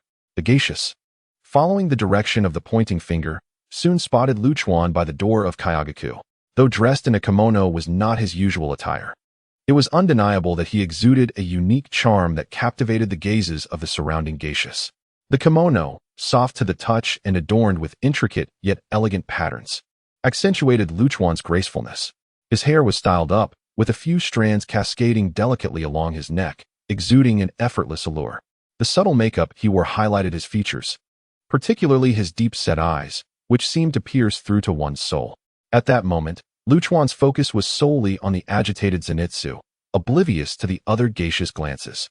Nearby, a few geishas whispered amongst themselves, their eyes occasionally darting towards Luo Chuan. No wonder even the proprietress praises him. His visage seems as if the heavens themselves bestowed it upon him. One geisha murmured, her voice laced with envy. Indeed, his eyes are truly enchanting. As night fell, the vibrant nightlife of the pleasure district commenced. Luo Chuan and Zenitsu were assigned separate rooms, with Zenitsu's room conveniently adjacent to Luo Chuan's. While both rooms were of similar size, the treatment afforded to them was starkly different. Luo Chuan was gently guided by the proprietress to be adorned, while Zenitsu was fervently performing with the shamisen and kodo. Should anything arise, inform me immediately and refrain from acting alone, Luo Chuan instructed Zenitsu before departing, though he knew Zenitsu would ultimately be fine. Yet, Luo Chuan was eager to locate Daki's ribbon and conclude the conflict in the pleasure district, as the kimono felt increasingly uncomfortable. Understood, Zenitsu nodded, retreating to prepare his shamisen. After a long evening of toil, Luo Chuan was finally permitted to return to his room for rest. Throughout the night, Luo Chuan had not entertained any guests, but rather immersed himself in learning the etiquette and hospitality, to the point of clenching his fists in frustration. If Yuzui Tenjin were to appear before him now, he could not guarantee the integrity of Yuzui's head. Upon returning to his room, Luo Chuan exhaled deeply, shedding the cumbersome kimono and sitting upright. Do you wish to fuse with the blood demon art crystal of the child of perfection now? Yes. Since acquiring the blood demon art of Tamayo, Luo Chuan had been on the move, nearly forgetting the fusion of Tamayo's powers was still pending. Thanks to his prior experience fusing Akaza's blood demon art, the process of merging with Tamayo's powers went relatively smoothly. Aside from a sudden drop in body temperature, cloaking him in frost, there were no significant discomforts. Finally, as the last remnants of frost energy integrated into Luo Chuan's being, the room's temperature plummeted, enveloping the air in a biting chill. Luo Chuan slowly opened his eyes, his pupils reflecting a crystalline brilliance, signifying the completion of the fusion with the child of perfection. He rose to his feet, extending his hand forward, concentrating his spirit to harness the newly fused power. The moisture in the air swiftly condensed, forming a small yet exquisite ice sculpture. The ice sculpture gradually became clearer, ultimately taking the form of a diminutive figure resembling Luo Chuan. This little ice figure stood at roughly 1/3 of Luo Chuan's height and was entirely composed of transparent ice crystals, exuding an aura of both fragility and strength. Its facial expression mirrored Luo Chuan's stern demeanor, with lively eyes that suggested a semblance of life. It surveyed its surroundings, finally fixing its gaze upon Luo Chuan as though awaiting his command. Not bad. It could be considered a weakened version of myself. I wonder if it can utilize the transparent world. Luo Chuan regarded the small ice figure before him in silence, yet it seemed to respond to his unvoiced command. Attempting to employ the powers of the transparent world, the air currents within the space seemed drawn to it, forming a subtle vortex around the figure. The little ice being began to radiate light, its ice crystals illuminated by an inner glow, casting a cold, white luminescence. As the energy intensified, the glowing points multiplied, transforming the small ice figure into a lantern that shone from within. However, this enchanting spectacle did not endure for long. As the energy of the transparent world concentrated at a singular point, the ice crystals within the figure exhibited unnatural tension. This force appeared to exceed the structural tolerance of the small ice being, leading to the rapid formation of fine cracks across its surface. These fissures swiftly spread, covering its entire form and rendering its once smooth surface uneven. The brilliance of the ice crystals began to waver, shifting from radiant white to a flickering, dim gray, as the figure itself started to deform, as if pressed by an invisible force. A portion of its volume gradually collapsed, suggesting an internal collapse of structure. Ultimately, when the energy reached its zenith, the entire small ice figure shattered with a delicate cracking sound, bursting apart like a glass orb unable to withstand immense internal pressure. Fragments flew in all directions, each piece of ice crystal sparkling like scattered diamonds in the air before silently descending to the ground, leaving a glistening residue of ice shards. Is it not possible? Luo Chuan murmured, but then again, if even a mere avatar could wield the powers of the transparent world, then those powers would indeed be too trivial. If the transparent world is unfeasible, what about the needle of fate? The small ice figure reformed, this time with greater stability. Following Luo Chuan's command, it began to mimic Luo Chuan's movements and aura, gradually manifesting a six-pointed star formation beneath its feet. The airflow around the little ice being began to shift, as if an invisible force flowed around it, creating an unseen energy field. Though the small ice figure wielded no tangible weapon, when it mimicked the motion of wielding the sunwheel blade, the air appeared to part with a distinct crack, producing a series of faint sounds. This indicated that the little ice figure had successfully executed the needle of fate, albeit with less power than Luo Chuan's. Yet its precision and effect were remarkably close to the original skill. Luo Chuan nodded, satisfied with this blood demon technique acquired from Tamayo, a solitary small ice figure. In the state of activating the needle of fate, could barely be considered a pillar-level combat force, representing a significant enhancement to Luo Chuan's own capabilities. The following day, after a lengthy session with the shamisen, Zenitsu felt somewhat numb and prepared to return to his room for rest. What am I doing? I am here to carry out a mission, not to play the shamisen. Yet, I have been straining my ears, and I haven't heard any mention of Miss Hinetsuru. Just days prior, the proprietress had passed away, and everyone had been sullen, unwilling to speak a word, as if fearing something ominous. There had been no progress on Luo Chuan's side either. While Zenitsu pondered this, he suddenly heard a commotion and spun around. Is that a girl crying? Upon confirming the source of the sobs, Zenitsu hastened toward the sound, disregarding Luo Chuan's admonition to avoid acting alone. He was not far from the source of the cries. After turning two corners, he halted at the entrance of a dimly lit room. The corridor was somewhat gloomy, but Zenitsu paid it no mind as he opened the door without hesitation. Inside, he saw a little girl with a bun hairstyle, quietly covering her face and weeping. What's wrong? Did you get into a fight? The girl turned to look at Zenitsu, but did not respond, continuing to sob quietly. Observing this, Zenitsu felt somewhat helpless and approached, gently patting the girl's back in a futile attempt to console her. Are you all right? Please don't cry. Before Zenitsu could finish his sentence, his heart raced, and cold sweat trickled down his forehead. What are you doing in someone else's room? A cold voice from behind him sliced through the air like a blade against his skin. Zenitsu's throat constricted, and beads of sweat cascaded down his face. Standing behind him was a demon. This voice was not human, and had she not spoken, he might not have noticed her presence. There was not a sound to be heard. How terrifying. Could this possibly be an upper moon demon? A myriad of possibilities flashed through Zenitsu's mind. He had encountered the Upper Moon 3, Akaza, and recognized the unique sound that accompanied Upper Moon demons. Although the voice behind him was not as piercing as Akaza's, it was certainly not lacking in menace. Upon seeing Zenitsu's prolonged silence, Daki narrowed her eyes in impatience and said, "Hey, are you deaf?" The two little girls at the door, trembling with courage, attempted to explain on Zenitsu's behalf. "So what?"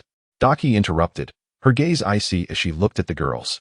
The two little girls, already lacking confidence, felt their legs turn to jelly. "I'm sorry, I entered without permission. I saw the room was a mess, and she was crying." Zenitsu quickly interjected, trying to defend the girl who had spoken on his behalf. Yet before he could finish, Daki retorted, "What an ugly sight, it's nauseating. You might as well die already. What is with that hair color? Are you trying to draw attention?" Zenitsu was taken aback. He could discern that Daki's words were not exaggerated, and indeed, was he really so unattractive? Looking around, he realized the room was indeed a complete disaster. Daki approached the sobbing little girl and twisted her ear, saying, "Did I not instruct you to tidy up?" Daki twisted the girl's ear with great force, blood beginning to seep from the vicinity of her ear. The pain only caused the girl's cries to escalate. "Be quiet. Why are you shouting? Hurry and clean this room." The girl quickly apologized. I'm sorry. I'll clean it right away, please spare me." Seeing Daki's actions, Zenitsu's expression darkened, and he rose to grasp Daki's wrist. "What?"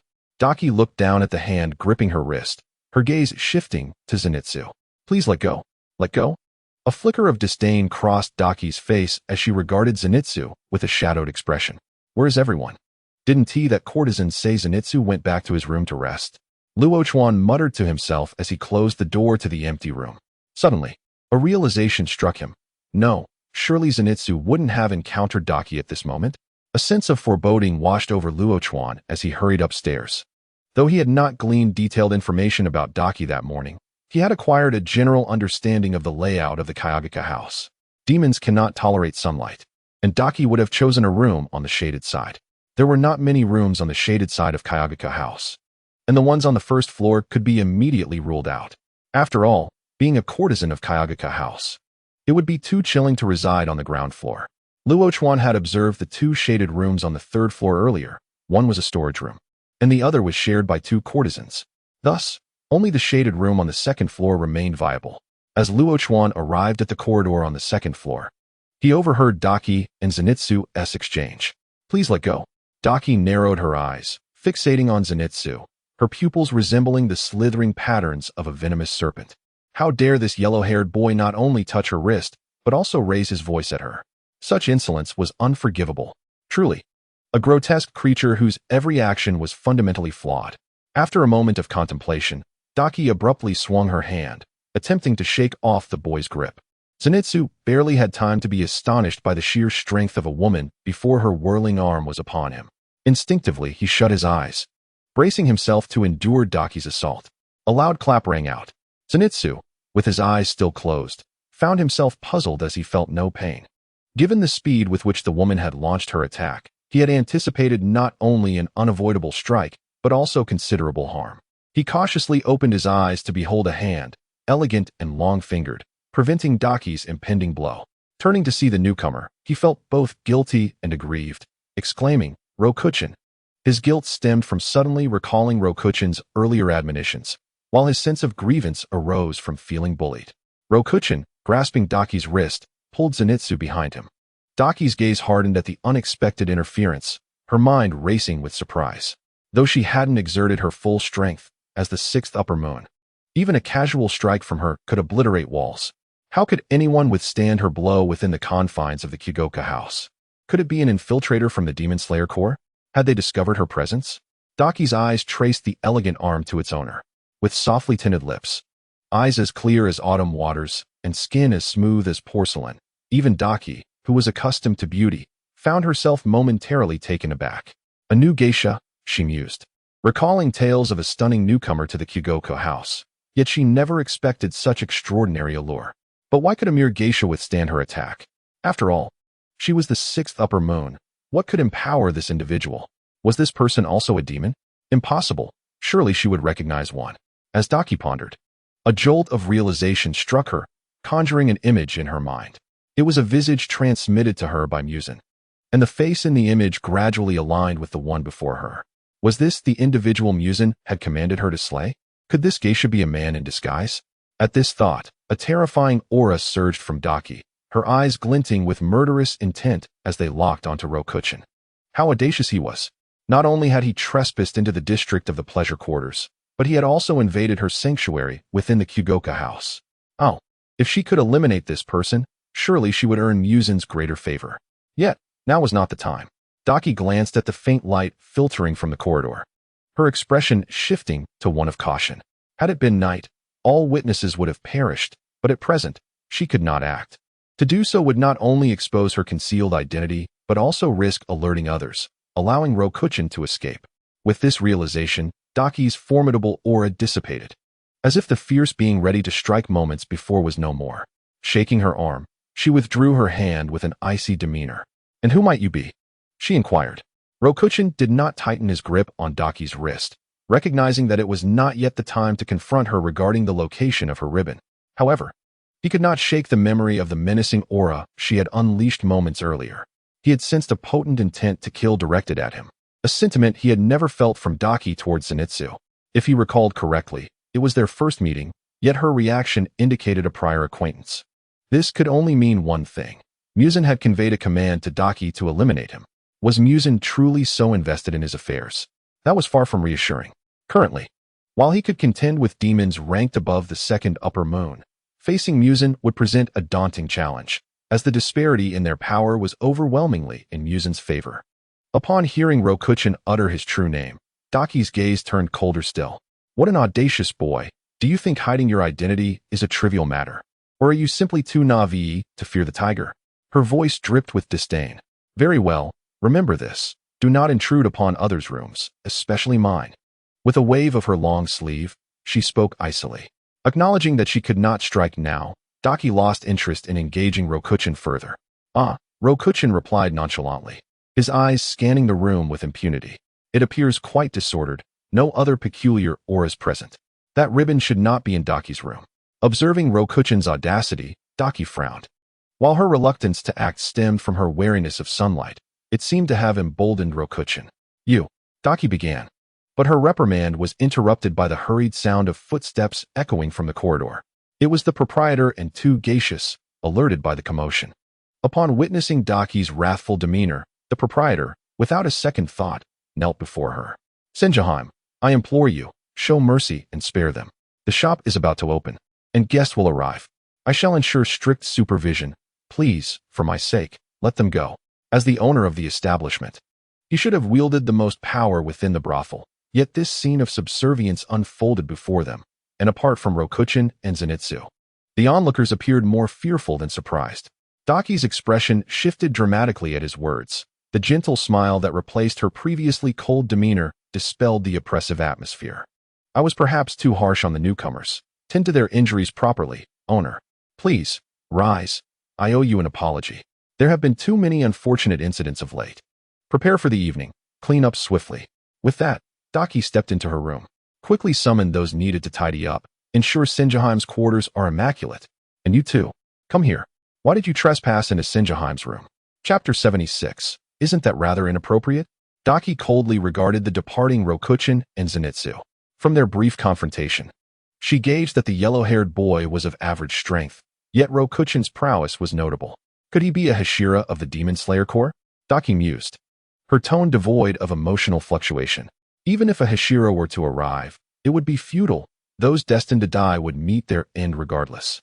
In the corridor, the proprietor reprimanded Zenitsu and Rokuchin as they walked, occasionally glancing back at Daki's room. Once downstairs, the scolding abruptly ceased, replaced by a heavy sigh. "Do not provoke Senjihime again. Her temper is fierce. Return to your quarters and rest." Noting the proprietor's sudden shift in demeanor, Rokuchin contemplated the implications. From his words, it was clear the proprietor harbored deep-seated fear of Daki, as well as pity for them. It seemed the consequences of provoking Daki were dire. Even he could only assist momentarily. Connecting the proprietor's demeanor to the past rumors of missing girls from the Kyugoka house, Rokuchin could surmise the fate awaiting those who crossed Daki. The beautiful would be ensnared in ribbons, while the less fortunate would face immediate death. This aligned perfectly with Rokuchin's intentions. Once he discovered the location of the ribbon, Daki would pose little threat to him. That proprietor's voice sounded pained. As if he were enduring something, Zenitsu remarked quietly, observing the proprietor and other geishas depart. The boss's voice was peculiar, laden with discomfort and oppressive emotions.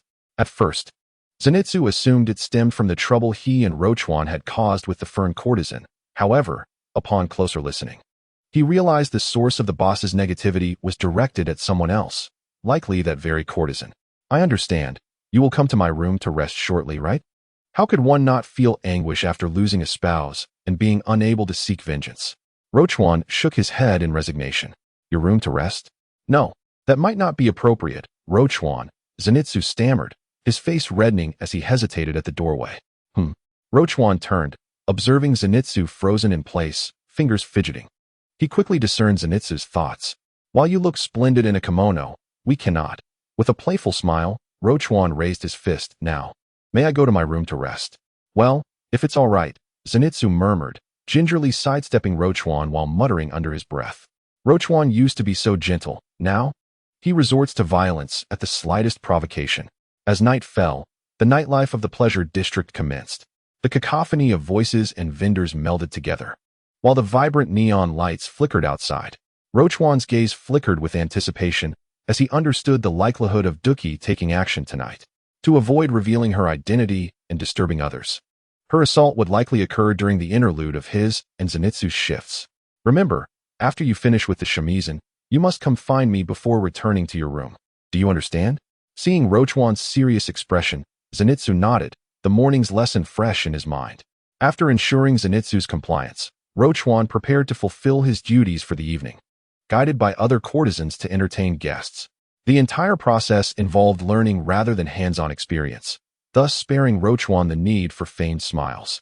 After approximately 5 hours of bustling activity, the courtesan attending him finally declared that he could return to his room. Luo Chuan stretched slightly. It was time to take action. Zenitsu, let's go, Luo Chuan called, shaking Zenitsu awake from his stupor at the room's entrance. Zenitsu's shamisen break had come earlier than Luo Chuan's. Even the most soothing melodies grew tiresome by midnight. This time, however, Zenitsu remembered Luo Chuan's instructions and patiently awaited him at the door. With great effort, Zenitsu steeled himself to follow Luo Chuan, suspecting that something significant had caught Luo Chuan's attention, prompting such vigilance. If he was not allowed to return alone, it implied danger lingered in their quarters, and their return indicated that peril was imminent.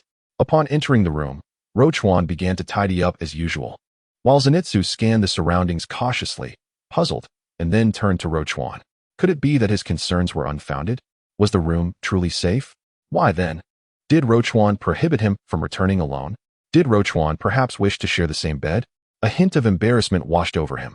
As he pondered, the lights in the room abruptly extinguished, enveloping it in darkness, save for the faint glow of distant street lamps.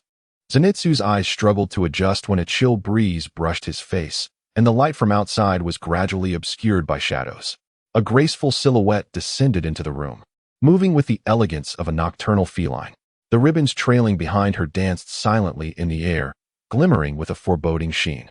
Duki's features emerged, devoid of the warmth and disguise she wore by day, replaced instead with cold indifference and malice. The markings of the upper moon 6 within her eyes sent shivers down one's spine. Ah, we meet again, you two little brats. Duki's voice resonated, rich with mockery. Zenitsu clenched the hilt of his sword, acutely aware of the oppressive aura emanating from her, even if he could not discern her movements. Are you no longer pretending? Luo Chuan remarked coolly. Duki's gaze sharpened, realizing Luo Chuan had anticipated her presence. You know my identity? You are aware I am Upper Moon 6, and yet you dare provoke me? And you remain in the Kayagaka house? How audacious! Have you overestimated your strength or underestimated mine? With that, Duki scrutinized Luo Chuan, her eyes lingering. You are quite lovely. Perhaps I shall devour you whole. As she spoke, she licked her lips, envisioning the delectable feast that awaited her.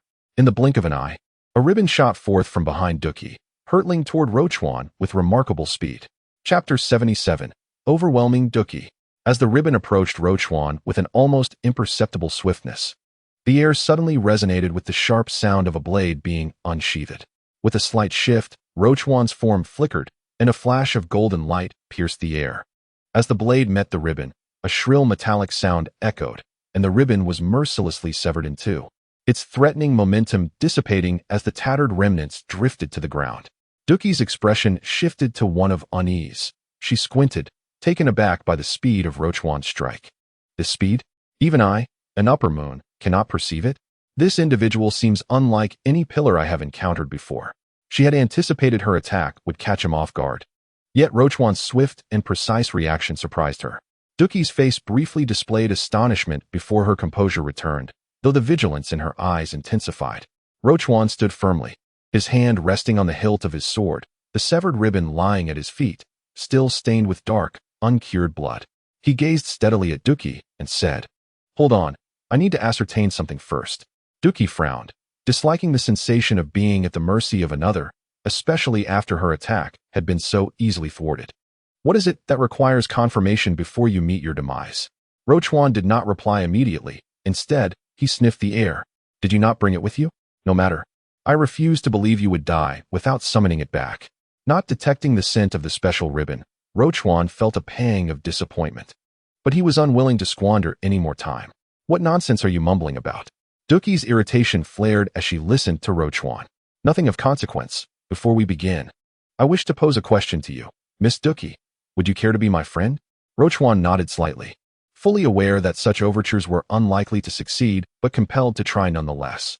"Be your friend?" Duki blinked, struggling to comprehend Luo Chuan's rationale. She was a demon, and he was a demon slayer. They were inherently adversarial. Yet here he was, proposing friendship? Was he begging for mercy? No, at this juncture. Any intelligent being would understand that pleading for mercy was futile. For what reason? Unable to make sense of Luo Chuan's proposal, Duki dismissed the thought and scoffed. "Friends? You think you are worthy?" "Very well," Luo Chuan replied, unfazed by her derision, fully anticipating her reaction. He had foreseen another development. Someone was about to face a beating. With a swift motion, Luo Chuan vanished from sight, and while Duki reacted quickly, she was evidently unable to keep pace with his speed. The murderous intent in the air was as chilling as frost. Her instincts as a demon warned her of impending danger, yet she could not locate Luo Chuan's presence. Scanning the room, it seemed as though Luo Chuan had vanished into thin air. Despite her inability to find him, Duki was not one to remain idle. The ribbons behind her, akin to tendrils, began sweeping the area rapidly and aimlessly, seeking to pinpoint Luo Chuan's location through the feedback of their touch. Wherever the ribbon touched, the air was torn with a faint sound, yet these disturbances did not reach Luo Chuan. Suddenly, a soft, sharp sound pierced the air, causing Duoji's heart to tighten. This was the sound of her ribbon being severed, an ominous omen. She swiftly turned her head, only to see Luo Chuan emerging from a beam of golden light, his blade glinting with a cold shimmer, seemingly carving an insurmountable boundary in the air. Under the gleam of Luo Chuan's sword, the once resilient ribbon was effortlessly sliced in half, one part cascading to the ground while the other languidly floated in the air. Witnessing Luo Chuan's ease in severing her silk ribbon, Duoji barely had time to be astonished as the surrounding ribbons swiftly coalesced before her. The ribbons moved as if they were sentient beings, swirling in the air in a frantic dance, attempting to obstruct Luo Chuan's advance with their deceptive movements. Yet Luo Chuan, his gaze sharp like that of a keen hawk, focused solely on Duoji's presence. His movements were almost synchronized with his thoughts. His body leaned slightly, his right foot gently pressed against the ground, propelling him forward like an arrow released from a bow. The blade traced a dazzling arc in his rapid motion, the cold light flickering under the dim neon glow, as if the very air was cleaved in two. At the moment Luo Chuan's blade met the ribbon, time seemed to freeze. The collision of blade and silk was not akin to the clash of steel, but rather as effortless as cutting through tofu. The intricate patterns on the ribbon deformed under the pressure of the blade, the delicate fibers emitting a subtle tearing sound reminiscent of leaves trembling in a gentle rain. After executing this strike, Luo Chuan did not pause. His body continued to surge forward, utilizing the momentum gained from slicing the ribbon to propel himself into a more advantageous combat position. One end of the ribbon fell to the ground with a faint rustle, while the other drew a sorrowful arc in the air, slowly drifting down like a shattered dream. Realizing the ribbons could no longer hinder Luo Chuan, Duoji hastily retreated, plummeting from the window in an attempt to distance herself from him. Despite her swift movements, Luo Chuan seemed always a step ahead. Just as Duoji exerted force beneath her feet, Luo Chuan appeared before her, so close that she could almost feel his breath. With a hint of mockery in his tone, he remarked, a bit slow to react. "Shall I summon your brother?" Duoji's pupils constricted. He knew about her brother? Aside from Muzan and Lord Doma, all demon slayers who had encountered her brother were dead. How could anyone know of him? Was this Luo Chuan a survivor from her brother's ranks? While Duoji was still in shock, the ribbons behind her surged forth, pushing Luo Chuan away. This time, Luo Chuan refrained from severing the ribbons, gently retreating to the eaves opposite Duoji, observing her reaction. Dealing with you doesn't require him to emerge. Duoji quickly regained her composure, understanding that she must not panic. Not necessary. These useless ribbons of yours hold no value for me. Luo Chuan scoffed, dismissing Duoji's ribbons as merely agile with a hint of lethality, but ultimately ineffective. He felt confident that he could easily suppress Duoji without even needing to unleash his full capabilities. Useless ribbons. Duoji's expression twisted into a snarl at Luo Chuan's description of her exquisite creations. How could one devoid of aesthetic appreciation fail to admire such beautiful silk? No matter how beautiful his eyes were, it was inconsequential. Her anger ignited like a blazing flame, fueled by Luo Chuan's provocation.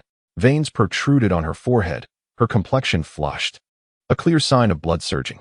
In an instant, the atmosphere around Duoji seemed to grow heavier, saturated with murderous intent. Chapter 78. The complete form of Duoji. You shall perish. Duoji's furious voice echoed through the night. Taking a deep breath, her entire being radiated a nearly visible deep purple energy. Suddenly, 8 razor-sharp ribbons materialized around her, each glimmering with a dangerous sheen. These ribbons were unlike the previous agile and elegant ones. They were sturdier, their edges serrated as if specifically designed to tear apart any obstacles in their path. Under Duoji's command, the ribbons spread like living entities, rapidly weaving together to form a dense net upon the eaves. Blood demon art, 8-fold ribbon slash.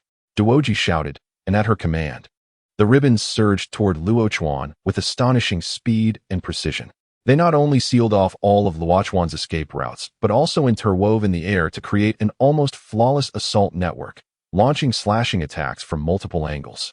At that moment, the battlefield became exceedingly oppressive. The sound of the ribbons slicing through the air transformed into a continuous shriek, filling the atmosphere with a sense of pressure and danger. Luo Chuan stood calmly amidst the swiftly moving ribbons, his expression devoid of any alarm. Back and forth. Just these useless ribbons attacking in various patterns, utterly meaningless. He murmured softly, then suddenly, arcs of electricity crackled around him. The 8 ribbons enveloped Luo Chuan like a broad curtain in the blink of an eye. As the ribbons ensnared Luo Chuan, a rare smile of relief crossed Duoji's face. The 8-fold ribbon slash only had an initial moment of escape. Once fully surrounded, evasion was impossible. Faced with such concentrated attacks in a confined space, even her brother would need to proceed with caution. She certainly did not believe this insolent boy could rival her brother. 7 Hashira had perished beneath this technique. Luo Chuan would be the 8th. The praise of Lord Muzan was within reach. Yet before Duoji could indulge in her thoughts, the edges of the ribbons suddenly began to glow. This unusual occurrence caused Duoji's gaze to sharpen as she began to sense the situation of the ribbons. Within the ribbons, the electrical arcs intensified, the air buzzing with tense currents, causing the edges of the surrounding ribbons to faintly illuminate. Before Luo Chuan, those once dark ribbons were now adorned with the brilliance of the arcs, shimmering like stars dancing in the night sky. In an instant, bolts of lightning erupted from the gaps in the ribbons, akin to sunlight breaking through dark clouds. Luo Chuan's figure flickered amidst the lightning. Duoji watched anxiously as the ribbons, now enveloped in lightning, began to slip from her control. The lightning flickered persistently through the gaps, heralding impending destruction. Luo Chuan's figure, illuminated by the lightning, became increasingly enigmatic and elusive. His gaze was profound, as if he had seen through all of Duoji's intentions. Then, his voice resonated within the ribbons, breath of lightning. First form, Thunderclap. As the words fell, the lightning surrounding Luo Chuan seemed to be summoned, instantly converging upon the Nichiren blade in his hand. A dazzling light erupted from the blade, and lightning gathered at its tip, forming an unignorable radiance. Luo Chuan's body surged forward in a fierce lunge, the sound of air being sliced through accompanying his lightning-fast speed. Despite Duoji's swift response, she remained a step too slow. She could only watch helplessly as Luo Chuan's blade flashed past, cleaving a massive gash through the 8 ribbons. One part of the ribbon was instantly charred, while the other fell powerless, unable to maintain its former strength and structure. In Duoji's horrified gaze, Luo Chuan had already breached the shattered ribbon net, standing before her. She hadn't even raised her hands before he was upon her, the blade bearing unstoppable force aimed directly at her neck. Luo Chuan's movements were so swift that they were nearly imperceptible, marked only by a flash of light that traced the path of his blade. The daylight blade pierced through Daki's neck, and just as it was about to sever entirely, a pink silk ribbon reappeared at the junction of her head and neck. How troublesome. Luo Chuan shifted the daylight blade in his hand. The ribbon at her neck was evidently specially modified, leaving no trace upon contact. Still unwilling to reveal herself? Observing Daki's fearful retreat, Luo Chuan tilted his head and spoke with a hint of boredom. He could have easily severed the last thread of Daki's survival, yet he refrained. He understood that merely killing Daki would be futile. There was also Jotaro to consider. Without simultaneously eliminating both, Daki would soon revive thanks to the demon's formidable regenerative abilities.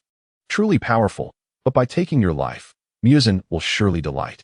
Daki covered her face with her hands, crimson veins pulsating along her arms, her smile transforming into a mad grin. Subsequently, Luo Chuan witnessed several ribbons soaring from the horizon. These ribbons seemed to possess a will of their own, flying towards Daki from all directions, merging back with her body. Upon contact, they seeped into her skin like flowing water, creating ripples of energy. After absorbing the ribbons, Daki began to undergo a significant transformation. Her hair gradually changed color, starting from the roots and shifting to a pristine white, ultimately culminating in a deep green at the tips.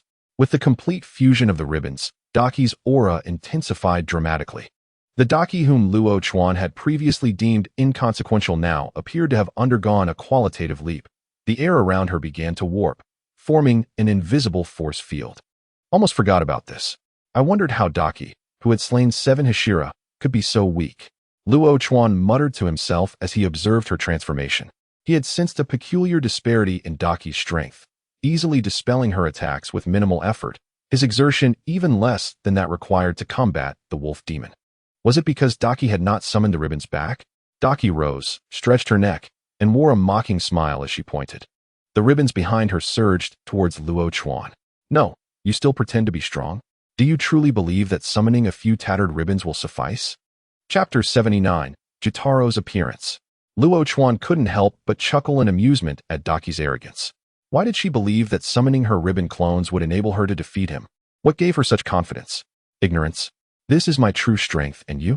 Daki's mocking smile indicated her unwavering confidence, convinced that she would surely subdue Luo Chuan this time. The air was thick with an impending tension, as if something extraordinary were about to transpire. However, just as the ribbons were about to reach Luo Chuan, the scene abruptly froze. Luo Chuan's movements halted suddenly, and he leisurely sheathed the daylight blade. The moment unfolded so swiftly that Daki had no time to react. Her expression was one of bewilderment. He retracted his blade? At such a crucial moment? Wasn't that tantamount to seeking his own demise? Being struck head-on by her ribbons. Even the strongest defense would be futile. If that blow landed on Luo Chuan, he would undoubtedly perish. But why had her ribbons halted? She was controlling them to attack him, wasn't she? Why did they stop before him? Witnessing the ribbons collapse to the ground as if devoid of strength, Daki's eyes widened in disbelief. What was happening? Had she lost control over them? This couldn't be. She was in her prime condition. Daki leaned forward slightly, trying to discern the situation with her ribbons. Yet, this instinctive motion made her suddenly feel a lightness atop her head. She instinctively reached up and caught her own head. Her gaze was filled with confusion and disbelief, her expression slightly dazed. Had her head fallen off? How could this be? When did he make his move? Had he drawn his blade? Hadn't he just surrendered and sheathed it? Was there another Hashira present? Clutching her own head, Daki scanned her surroundings. Apart from the panicked crowd fleeing, only the bewildered blonde boy standing by the window remained. Could it be him? Impossible. Setting aside his strength, Daki couldn't bring herself to believe that this seemingly dim-witted boy had severed her head. Then who else? The only demon slayers here, aside from the blonde boy, were Luo Chuan. Daki's gaze shifted to Luo Chuan, her expression shifting from arrogance to uncertainty. If it truly was Luo Chuan, then his strength had far surpassed her own, necessitating her brother's emergence. Luo Chuan regarded Daki's head, tilting his head slightly, his tone laced with bored mockery. Still not calling for your brother? You really are too weak. Fighting you is hardly entertaining. What did you say? I'm weak. Daki shouted, acknowledging that she was no match for Luo Chuan, yet refusing to allow him to insult her in such a manner. Was she truly weak? Luo Chuan scratched his face, wondering if there was some trigger for Jotaro's appearance. Why was he still reluctant to emerge at this moment? I am not weak. I am one of the 12 Kazuki. I am Upper Moon 6. Daki insisted. Oh, yet your head has still been severed by me. Truly weak. I am not weak. You haven't won yet. Oh, but your head has been severed by me. I am now Upper Moon 6. I will grow even stronger. Oh, but your head has been severed by me. Regardless of Daki's protests, Luo Chuan merely repeated that one phrase. Finally, Daki could no longer endure it, bursting into tears as droplets streamed from her eyes like rain. Die. You must die. Everyone must die. Daki wailed while pounding the ground in frustration. Brother. As Daki's voice echoed, a shadow began to emerge slowly from behind her. Initially, the shadow appeared as an irregular mass of darkness, but over time, it twisted and elongated as if manipulated by an unseen hand. Amidst flickering lights, the shadow swayed gracefully, reminiscent of ripples on water. Daki's body trembled, seemingly battling the agony of her disintegration. With each strike against the ground, the shadow absorbed the surrounding dim light, becoming denser and more defined. Its shape gradually clarified, transforming from a vague silhouette into a short, emaciated figure. The edges of the shadow sharpened, revealing intricate details. Its body lines appeared slightly distorted. The upper half resembled that of a human, while the waist was so thin that it seemed to be supported solely by a spine.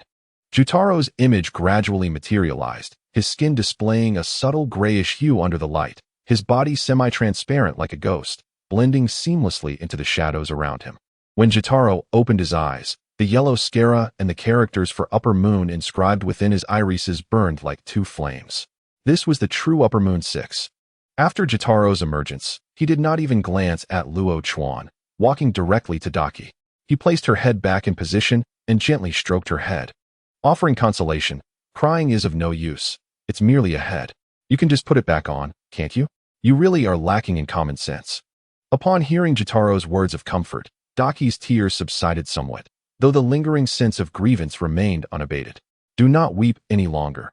If you continue, Daki will lose her beauty. The gentle Muzan wiped away the tears from Daki's face. Brother, it was him. Quickly kill him. Not just him, but those other brats who have intruded into the pleasure district. You must eliminate them all for me. I have fought so hard on my own.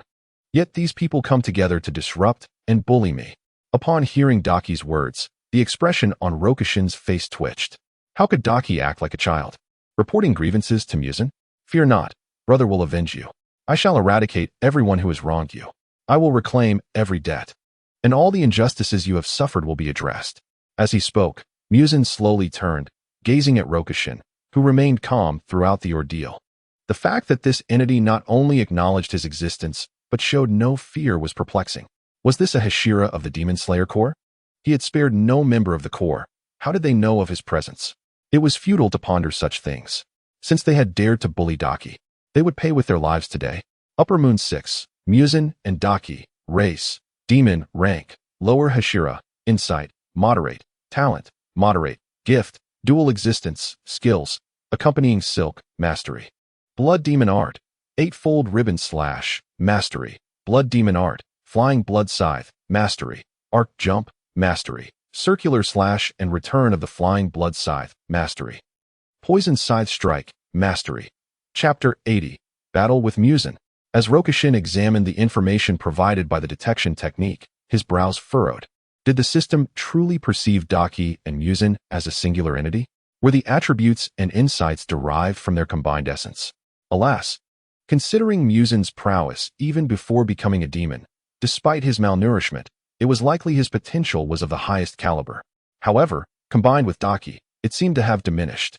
Now, the allure of Upper Moon 6 was limited solely to their blood demon arts. Although the talent of dual existence was commendable, its utility depended on the context. The primary function of dual existence was to bind two individuals together. As long as one remained alive, the other could be revived. This was advantageous for Rokushin, yet its overall significance was limited. You are quite impressive. Your appearance is commendable, and your skin is flawless, no blemishes, scars, or marks. Your physique is unlike mine, lacking in bulk, and your height surpasses 6 feet, does it not? You must be quite popular with women. How enviable. But alas, your demise is imminent, and it shall be even more tragic. As Muzan spoke in a low, ominous tone, he traced his fingers across his face, leaving behind long, crimson lines, as if Rokushin's very existence was an unforgivable offense. Thank you for the compliment. Before we address our issues, may I inquire if there remains any possibility of us becoming friends? Rokushin asked, his persistence unwavering. He had intended to coerce Daki, yet she had been reduced to tears, unresponsive save for her sobs. What do you think? My jealousy knows no bounds. Muzan retorted, once more inflicting wounds upon his own face. Then let us commence, Rokushin declared, drawing his Nichiren blade, unwilling to believe that Muzan could maintain his bravado in the face of death. Destruction killing needle. With that, a hexagram pattern unfolded beneath Rokushin's feet. Observing the abundant fighting spirit emanating from Muzan, Rokushin felt a slight tension in his body. Although not as quick to solidify as Doma's fighting spirit, it was still formidable. Bang! The figures of Rokushin and Muzan vanished from their positions almost simultaneously. Golden arcs of electricity clashed with the blood-red scythe, the sounds of metal striking metal echoing through the air. Zenitsu sensed something amiss upon Muzan's arrival. This demon's voice was even more terrifying than Daki's. Could Rokushin truly handle this? Witnessing the afterimages created by their clash, Zenitsu leaped from the window, eager to assist. Zenitsu! A voice called from nearby. Turning, Zenitsu saw the figures of the sound Hashira and Tanjiro, a wave of relief washing over him. That narcissistic demon is a Hashira. He should be able to defeat that demon, right? With his help, Rokushin should be safe. Tanjiro, where is Mr. Rokushin? Over there. He is engaged in battle with Upper Moon 6. Zenitsu exclaimed, racing toward the flickering electric light behind the distant houses. Upper Moon 6. Yuzui Tenjin exclaimed, not pausing to inquire about the details. He leaped ahead, hastening to the battlefield. Even the weakest of the upper moons posed a challenge beyond the capabilities of an ordinary Hashira. Moreover, Rokushin was not yet a Hashira, should he confront them directly. Misfortune would surely follow. This little brat truly knows how to court trouble. Upon discovering a demon, he does not report it immediately, but charges in alone. Does he understand the nature of what he faces? This is an upper moon demon, one that has not been replaced for a century. Yuzui Tenjin thought anxiously as he raced toward the site of the electric battle, silently praying for Rokushin's safety. Just as Yuzui Tenjin landed on the nearest rooftop to the fight, he saw a shadow wrapped in silk dart past him. Boom! The shadow crashed into a building, creating a large hole. What just flew by? Before Yuzui Tenjin could turn, he heard Rokushin's grumbling voice. I told you not to bother me. Did you not understand? Yuzui Tenjin paused, observing the battle below. To his astonishment, it appeared that Rokushin was holding his own against Upper Moon 6. Could it be that Upper Moon 6 was so weak? How was Rokushin able to contend with him? Shaking his head, Yuzui Tenjin cast aside his thoughts and dove into the fray. What took you so long? I leave this to you. I will take care of that demon. His scythe is poisoned, so be cautious. Upon seeing Yuzui Tenjin join the fight, Rokushin decisively withdrew, heading toward the spot where Daki had fallen. If he wished to befriend Muzan, he would need Daki's assistance. Initially dismissive of Rokushin's words, Yuzui Tenjin's demeanor changed dramatically after their first clash. This demon was formidable. How was Rokushin managing to match his speed and power? Clang! Clang! The rapid barrage of scythe attacks fell upon Yuzui Tenjin like torrential rain, sending a chill through him. He wielded his golden twin blades with haste. The more he fought Muzan, the more he grasped the sheer terror this demon embodied. Not only was his attack speed extraordinarily quick, but each strike was immensely powerful. To neutralize just one of his attacks, Yuzui Tenjin found he needed to unleash 2 swift counterattacks. Only moments ago, Rokushin had managed to evade Muzan's strikes with ease, even exerting some measure of control over the battle. Why did the dynamic shift so drastically upon his entry? Each swing of Muzan's scythe now instilled a sense of unavoidable dread. Was it that Muzan had not fought with full strength earlier, or was Yuzui Tenjin simply too weak? The thought that Rokushin could be stronger than him was swiftly quelled. He was the most dazzling of them all, and Rokushin could not possibly surpass him. You look quite well, but I lack the inclination to play with you now. Step aside. Muzan extended his hand backward, retrieving the spinning blood scythe, pivoting sharply to strike at Yuzui Tenjin. Though Daki would not perish as long as he lived, he could not stand idly by while others bullied his sister. The force of Muzan's blow sent Yuzui Tenjin reeling momentarily. Feeling the slight numbness in his hands, Yuzui Tenjin exhaled softly. Fifth form of sound breathing, echoing strings. As the words fell, Yuzui Tenjin grasped one end of the chain, and the Nichiren blade spun swiftly, transforming into a streak of light that charged towards Jutaro. Such a noisy technique. Since you refuse to step aside, I shall take you down along with him. In front of Yuzui Tenjin, Jutaro casually rubbed his ears, then gripped his blood sickle in reverse, bracing himself for Tungin's impending attack. Chapter 81, Unexpected Gains. Meanwhile, the injured Daki observed as Rokuro approached her step by step, showing no signs of fear. My brother has already emerged. As long as he lives, I can resurrect at any moment. Once he deals with that Hashira, Rokuro will meet his end as well. It seems your brother has instilled quite a bit of confidence in you. Humph. It's too late for you to plead for mercy. That Hashira won't last much longer, and soon you will perish alongside him. Daki sat on the ground, her appearance somewhat disheveled, yet her tone radiated a sense of certain victory. Over the years, there have been Hashira who could compel her to summon her brother. But without exception, those Hashira had all perished, none survived. Therefore, even though this Rokuro possesses some strength in her eyes, dying at her brother's blood sickle was merely a matter of time. No wonder your brother said you lack a few screws. He wasn't exaggerating in the slightest. Rokuro shook his head, stepping forward, and in an instant, he appeared before Daki. She attempted to resist, but the silken threads that could have posed a hindrance to Rokuro were rendered ineffective. Before they could even approach him, each thread was severed into fragments midair. Throughout the entire process, Daki did not witness any movement from Rokuro's blade, as if an invisible, transparent net surrounded him, slicing through all the threads. Why does it feel like Rokuro's power has increased?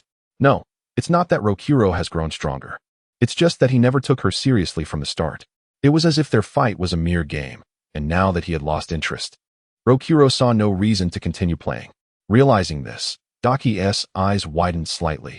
Rokuro's strength was beyond her expectations. Could her brother still prevail? No, he will undoubtedly prevail. Rokuro advanced unimpeded, detaching Daki's head. During this process, Daki attempted to resist, but none of the threads could even approach Rokuro's form. Wait, I will personally twist your head off. Daki glared fiercely at Rokuro, who was holding her head. That's an interesting thought. Rokuro replied nonchalantly. If it weren't for his desire for Jitaro's blood demon art, he would have dispatched both of them long ago, leaving no room for Daki's incessant complaints. With Daki's head in hand, Rokuro returned to the main battlefield. The sound Hashira was being thoroughly overwhelmed by Jitaro, despite the assistance of Tanjiro and the others. He continued to be pushed back. It seems your friends are in quite a predicament. Daki, having given up on resisting after multiple failed attempts, observed the battlefield and couldn't help but taunt. You take great pride in your beauty, don't you? Rokuro suddenly interjected. Daki was puzzled by Rokuro's sudden remark. Love for beauty? Of course, she adored beauty. Not only that, but she relished devouring all things beautiful to enhance her own allure. Look at this. Rokuro extended his hand, revealing several strands of spider silk before Daki's eyes. Daki frowned slightly, still not grasping Rokuro's intention. This silk, combined with the fighting spirit of my body, can produce ice poison, which drastically slows the healing process of wounds. Even if you are an upper moon demon, it would take you half a month to recover. The icy blue fighting spirit flowed from Rokuro's fingertips into the silk, rendering the previously indistinguishable strands strikingly clear. The silk, when combined with the blood demon art obtained from Doma, could indeed slow the healing of wounds, but it was far from as severe as Rokuro claimed. This was meant for Daki to hear. Upon hearing this, Daki gulped, seemingly realizing Rokuro's intentions. Her previous taunts faded slightly, replaced by a hint of fear. She was not afraid of death, but she dreaded the thought of her face being marred. Although she could heal in half a month, just imagining living with an ugly face for that long suffocated her. What do you intend to do? What do I intend to do? If your beautiful face were to be scarred, I imagine you'd cry quite loudly, wouldn't you? Rokuro brought the icy blue silk closer to Daki's head. As she stared at the silk that was now mere inches away, Daki's eyes narrowed slightly. Brother. Daki was unsure whether to believe Rokuro's words, but felt no desire to find out. The sharp cry caught Jitaro's immediate attention. In front of him, Zenitsu and Yuzui Tenjin were pushed back by Jitaro's sudden increase in power. Rokuro leapt beside Tenjin, glancing at his purple left arm. Did you not say that sickle was poisoned? How did you end up like this in the span of a moment? Are you even capable? Rokuro's 3 consecutive questions turned Tengin's face red. He wanted to retort, but remembered that Rokuro had fought the demon alone without sustaining any injuries. While he had been hurt, with no outlet for his frustration, Tenjin's face reddened further. Brother, he is going to ruin my face. Daki cried, as if accusing Rokuro of his wickedness. Jitaro glared coldly at Rokuro. Your actions will only incite my wrath further, ensuring that you and these others meet a more gruesome end. Calm down. I merely wish to make a friend. What do you say? Give it some thought. Rokuro shrugged. This was his second and final proposal for friendship to Jitaro. The worst outcome for Jitaro would merely be the failure of this friendship, with no reward. Having faced repeated rejections, Rokuro's dwindling patience was nearly exhausted. Tanjiro and Zenitsu were already accustomed to Rokuro's dealings with demons. Inosuke, however, found it puzzling that one would wish to befriend a demon. Only feeling that Rokuro had grown significantly stronger, his desire to unleash his boar rush intensified. Make friends? With whom? With that demon? Upon hearing this, Yuzui Tengen's previously tense expression froze slightly. While he could comprehend Rokuro wanting to befriend a Hashira, as each Hashira was a magnificent entity, of course, he considered himself the most magnificent, but to befriend a demon? Had Rokuro reached such a desperate state? Moreover, what use would befriending a demon serve? Did he believe that this demon would spare them simply because of friendship? He had no faith that demons valued such notions. Stop fooling around. I'll befriend you, and while I hold you off, you take the chance to behead him. Yuzui Tenjin suppressed the spreading toxicity within him, stepping forward to stand in front of Rokuro with his dual blades drawn. Detected a friend request from sound Hashira Yuzui Tenjin. Do you accept? What is going on? Wasn't he asking Jitaro? How did Yuzui Tenjin get involved? Did he not clarify the intended recipient? Or had Yuzui Tenjin misunderstood? Well, it's fortunate that Yuzui Tenjin is perceptive. Unbeknownst to him, it was this offhand remark that spared him from a beating. Chapter 82, Doma appears. Yes, ding, successfully added sound Hashira Yuzui Tenjin as a friend. Detected that the friendship level between sound Hashira Yuzui Tenjin and the host is initial acquaintance. Randomly awarded 1 item. Acquired skill, sound breathing fourth form, resonant / transcendental. Would you like to fuse the skill, sound breathing fourth form, resonant / transcendental, now? No, not bad. It adds another method of attack. With an unexpected reward, Rokuro's demeanor brightened considerably as his gaze fell upon Jitaro, awaiting his response. Jitaro, upon hearing Rokuro's words, revealed a distasteful smile, his contempt unmistakable in his eyes. As the moment approached when Jigakuro would mock Luo Chuan for his audacity, a gentle yet distant male voice resonated within Jigakuro's mind. Agree to him. Jigakuro's entire being trembled, as if an electric current surged from the soles of his feet straight to the crown of his head. Was that the voice of Lord Doma? Why was Lord Doma here? The words intended for derision transformed under Doma's command into, I am willing. Success. Added Upper Moon 6, Jigakuro, and Daki as friends. Detected friendship intimacy level with Upper Moon 6, Jigakuro, and Daki is at initial acquaintance. Randomly awarded a reward. Acquired skill, Blood Demon Art. Baku Jump, Transcendent. Do you wish to merge the skill, Blood Demon Art, Baku Jump, Transcendent now? No, after Luo Chuan selected no. He ceased to pay attention to the rewards, feeling an oddity in how the reward was obtained. Observing Jigakuro's expression, Luo Chuan had already abandoned any intention of friendship. Moreover, the initial demeanor of his counterpart did not suggest a willingness to befriend him. It was as if words that had been on the tip of his tongue were abruptly altered by some unseen force. Jigakuro, who had Daki in his possession, was unwilling to compromise, yet now he had inexplicably relented. This unexpected turn of events left Luo Chuan feeling a slight unease. He could not discern the reason behind Jigakuro's shift in attitude, which made him feel as though something was slipping from his grasp. Luo Chuan stepped forward. intending to scrutinize Jigakuro's expression to uncover the cause of this sudden change. Just as he moved forward, his peripheral vision caught sight of what had previously been obscured by Yuzui Tengen's figure. Initially, Luo Chuan sensed nothing amiss, but soon he recognized the anomaly and abruptly turned his head, gazing at the figure clad in red perched upon the eaves. Doma. Doma had appeared in the entertainment district? No. If Doma were here, wouldn't that signify a definitive conclusion? What more could there be to fight? Was his presence in the district the catalyst for this alteration in the original narrative? Hey, Luo Chuan. Upon seeing Luo Chuan, Doma waved his hand excitedly, akin to a long-lost friend reunited. It's been a while, Luo Chuan. Can you teach me Akaza's blood demon art now? I'm really looking forward to it.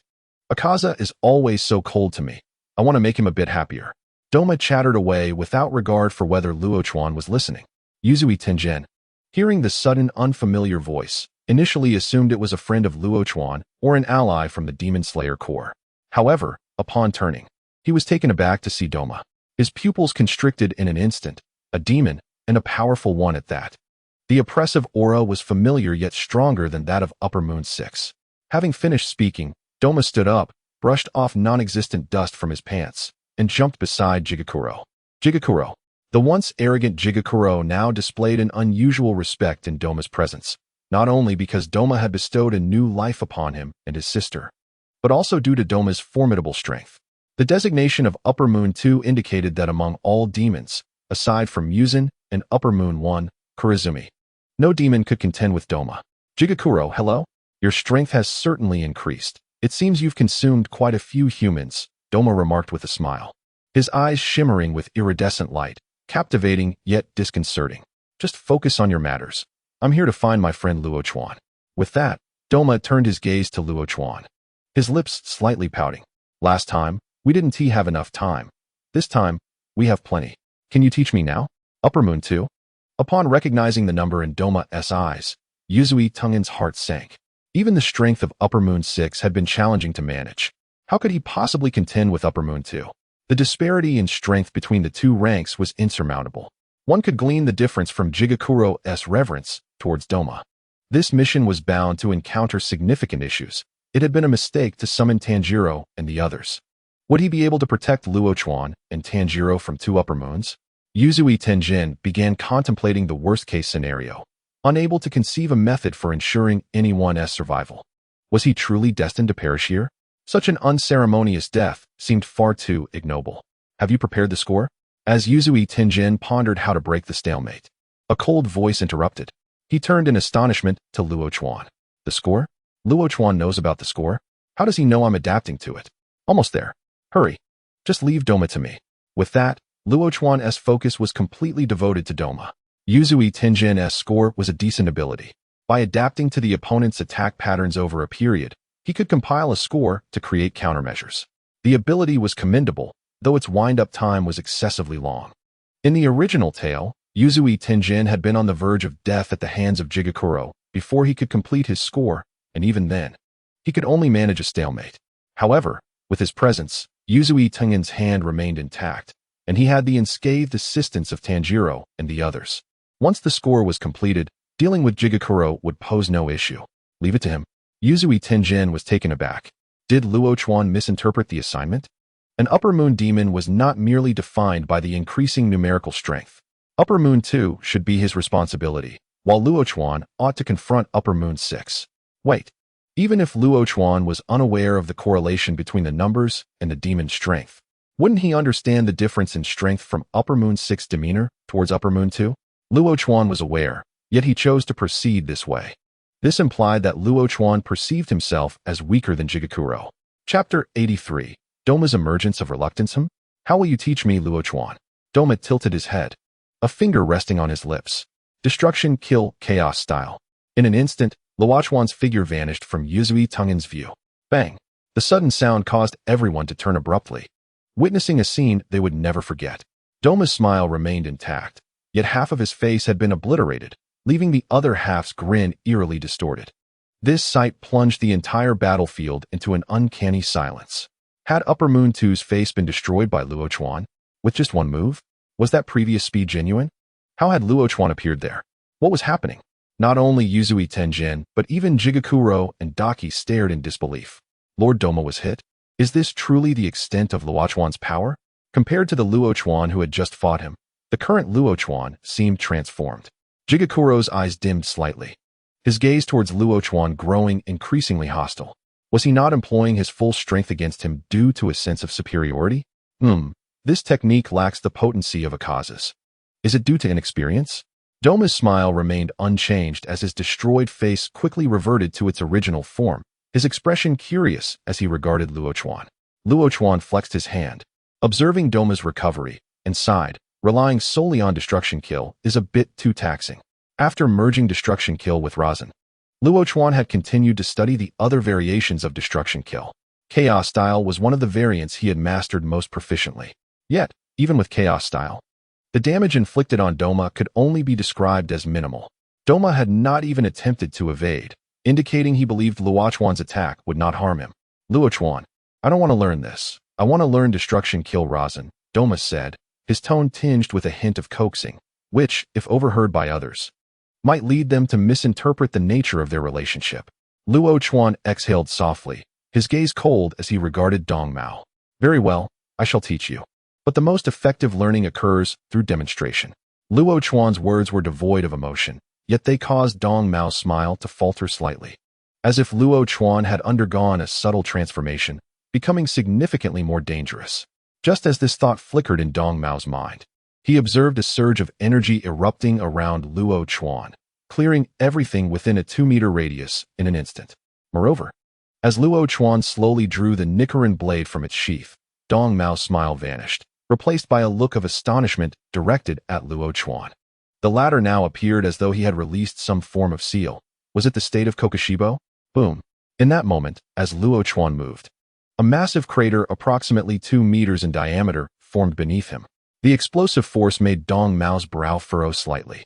The sheer magnitude of Luo Chuan's display indicated that this attack could not be dismissed lightly as he had done with the previous one. The golden fan unfurled, and an icy blue gale surged toward Luo Chuan. Bang! The cold wind collided with the crimson gold lightning of the Nichiren blade, evaporating instantly, failing to present any substantial hindrance. The Nichiren blade struck Dong Mao's golden fan with tremendous force, sending a jolt through his hands. Do you still wish to learn? Luo Chuan was now mere inches from Dong Mao, their breaths audible to one another. Upon hearing this, Dong Mao's smile returned, though it lacked its earlier ease, appearing somewhat forced and insincere. Of course, I wish to learn. I desire to acquire your current state. Can you teach me? Certainly. This shall serve as a token of gratitude for your assistance in persuading Kabutsuji to befriend me, Luo Chuan replied noncommittally. Initially, he had harbored doubts regarding Kabutsuji's sudden change in demeanor, but upon encountering Dong Mao, those uncertainties had dissipated. There existed a disparity in strength between the upper moons. Yet such differences did not equate to one being able to command the others. However, a unique bond existed between Kabutsuji and Dong Mao, allowing the former to fulfill any requests made by the latter. Dong Mao exerted force, pushing the Nichiren blade aside, then unfolded his fan to shield half his face. Blood Demon Art, Crystal Child. Without any playful intent, Dong Mao summoned 5 small ice figures resembling himself. As he gently waved the fan, the little ice figures charged toward Luo Chuan. Observing this, a smile gradually spread across Luo Chuan's face. I can perform that technique as well. Dong Mao was taken aback. He could also replicate it? What did he mean? Could he mimic his blood demon art? Was it genuine? How could a human possibly imitate a demon's blood demon art? The prerequisites alone were unattainable for humans. Wait, no.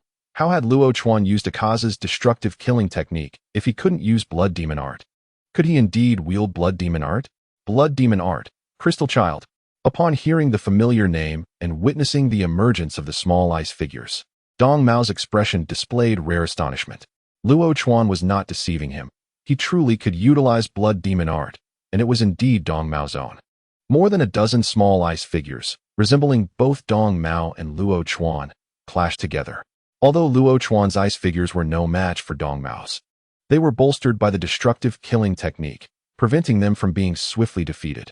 Did you not wish to learn? The most effective way to grasp it is through first-hand experience, Luo Chuan remarked, charging towards Dong Mao once more. The state of transparency, however, was time-limited.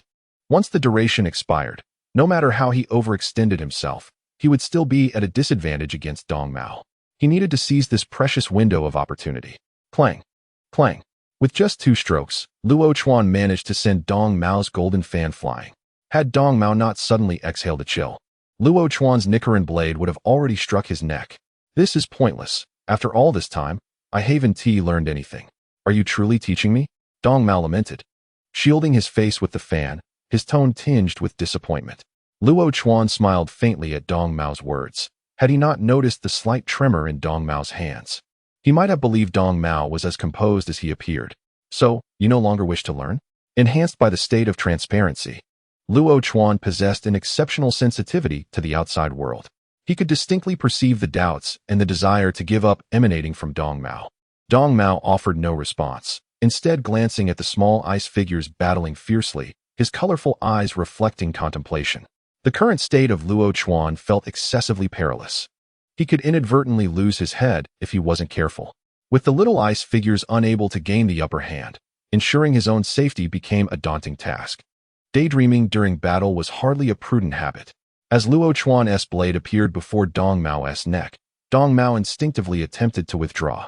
However, Luo Chuan's Nichiren blade suddenly accelerated, slicing downwards along Dong Mao's shoulder, cleaving him in 2. Yet, the injury was not critical. Dong Mao's fragmented body swiftly reconstituted itself in the blink of an eye. Luo Chuan, you. Dong Mao began to speak, but the crimson gold Nichiren blade reappeared before him. Luo Chuan, feeling the abundant power surging within him, was reluctant to waste even a moment of the boon granted by transparency. While it may be improbable to eliminate Dong Mao entirely today, he was confident in preventing Dong Mao from intervening for as long as his time of transparency endured. Dong Mao would have no opportunity to interfere. Indeed, Dong Mao was so thoroughly outmatched that he had no chance to retaliate. Meanwhile, on the other side, Kibutsuji was feeling the pressure of the sound Hashira and Tanjiro's trio, no longer enjoying the ease of earlier. The sound Hashira had evidently employed some technique, allowing him to match Kibutsuji's speed.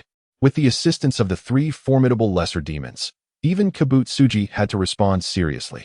In the midst of this besiegement by 4 foes, Kibutsuji cast a glance toward Dong Mao, determined to eliminate the quartet before Dong Mao resolved his battle with Luo Chuan, lest he be deemed inadequate. A scenario he wished to avoid. Yet, Dong Mao was solely engaged with Luo Chuan, who, while formidable, could not possibly rival Dong Mao's might. Surely, Dong Mao would not falter, would he?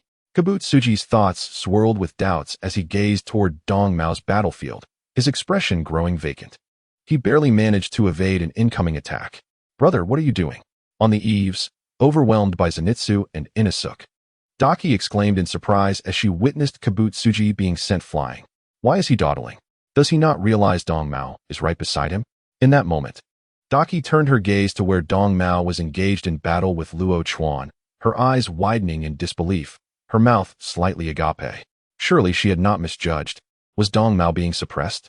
Not only was he under duress, but he was also sustaining new wounds constantly. Several cuts were mere centimeters from his neck. Should that distance be breached, Dong Mao's head would be severed. Who did this? Was it that insolent brat named Luo Chuan? How could that be? He had not displayed such prowess when fighting her brother. Now, where was his figure? Dong Mao appeared like a tortoise retreating into its shell to escape danger. Although such a comparison lacked respect, it was an apt description of Dong Mao's current state. The upper moon too, Dong Mao, being suppressed by Luo Chuan? Had he not revealed his full strength during his earlier confrontation with her brother? How much power had he concealed? Daki's mind raced with thoughts. Yet before she could ponder further, a voice pulled her back to reality.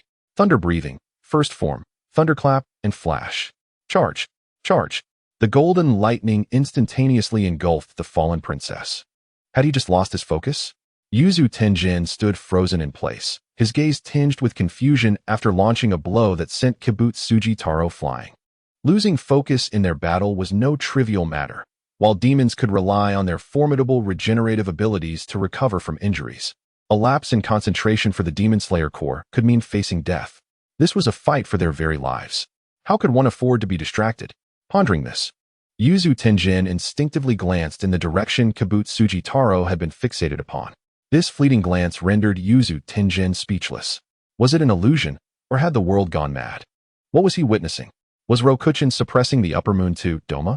Although Yuzu Tenjin was aware of Rokuchin's previous encounter with the upper moon 3, Akaza, he had assumed that Rokuchin had merely taken advantage of Akaza's exhaustion. Yet now, Yuzu Tenjin realized his understanding had been profoundly mistaken. If Rokuchin could subdue Doma at full strength, what chance did Akaza stand? Was it possible that when Rengoku had mentioned Rokuchin's intervention, it was not mere modesty, but a veritable truth? Observing Doma being utterly overwhelmed, Yuzu Tenjin could not help but concede that Rokuchin appeared far more dazzling today. Mr. Rokuchin is formidable, Tanjiro mused, casting a longing gaze at the figure on the battlefield not far away. Having known Rokuchin for quite some time, Tanjiro felt his understanding of his strength was still quite limited. Whenever a demon emerged, instilling fear and despair, Rokuchin would step in, effortlessly resolving the situation. Rokuchin even seemed to form friendships with demons, though their fates often ended poorly post-encounter. It was evident that Rokuchin was a person who relished companionship. With a swift motion, Rokuchin struck Doma's shoulder blade. Had Doma not adeptly deflected the force with his golden fan, the blow could have landed on his neck. Seeing Rokuchin's vigor remain undiminished, Doma hesitated. While Rokuchin's condition improved, his own deteriorated, and the precarious balance of the battle teetered on the brink of collapse. If this continued, he might truly meet his demise here today. With a swift maneuver, Rokuchin pivoted, gripping the sun blade, and aimed another strike at Doma. Doma's golden fan was positioned on the opposite side of his body. Noticing this, Rokuchin's eyes sparkled with opportunity. Contemplating, the sun blade ignited with crimson flames and golden lightning.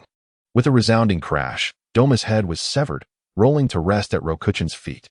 By all accounts, decapitating a demon without breaking their threshold would result in death. Logically, Rokuchin should have felt elation upon achieving this. However, his expression bore no trace of joy. A clone?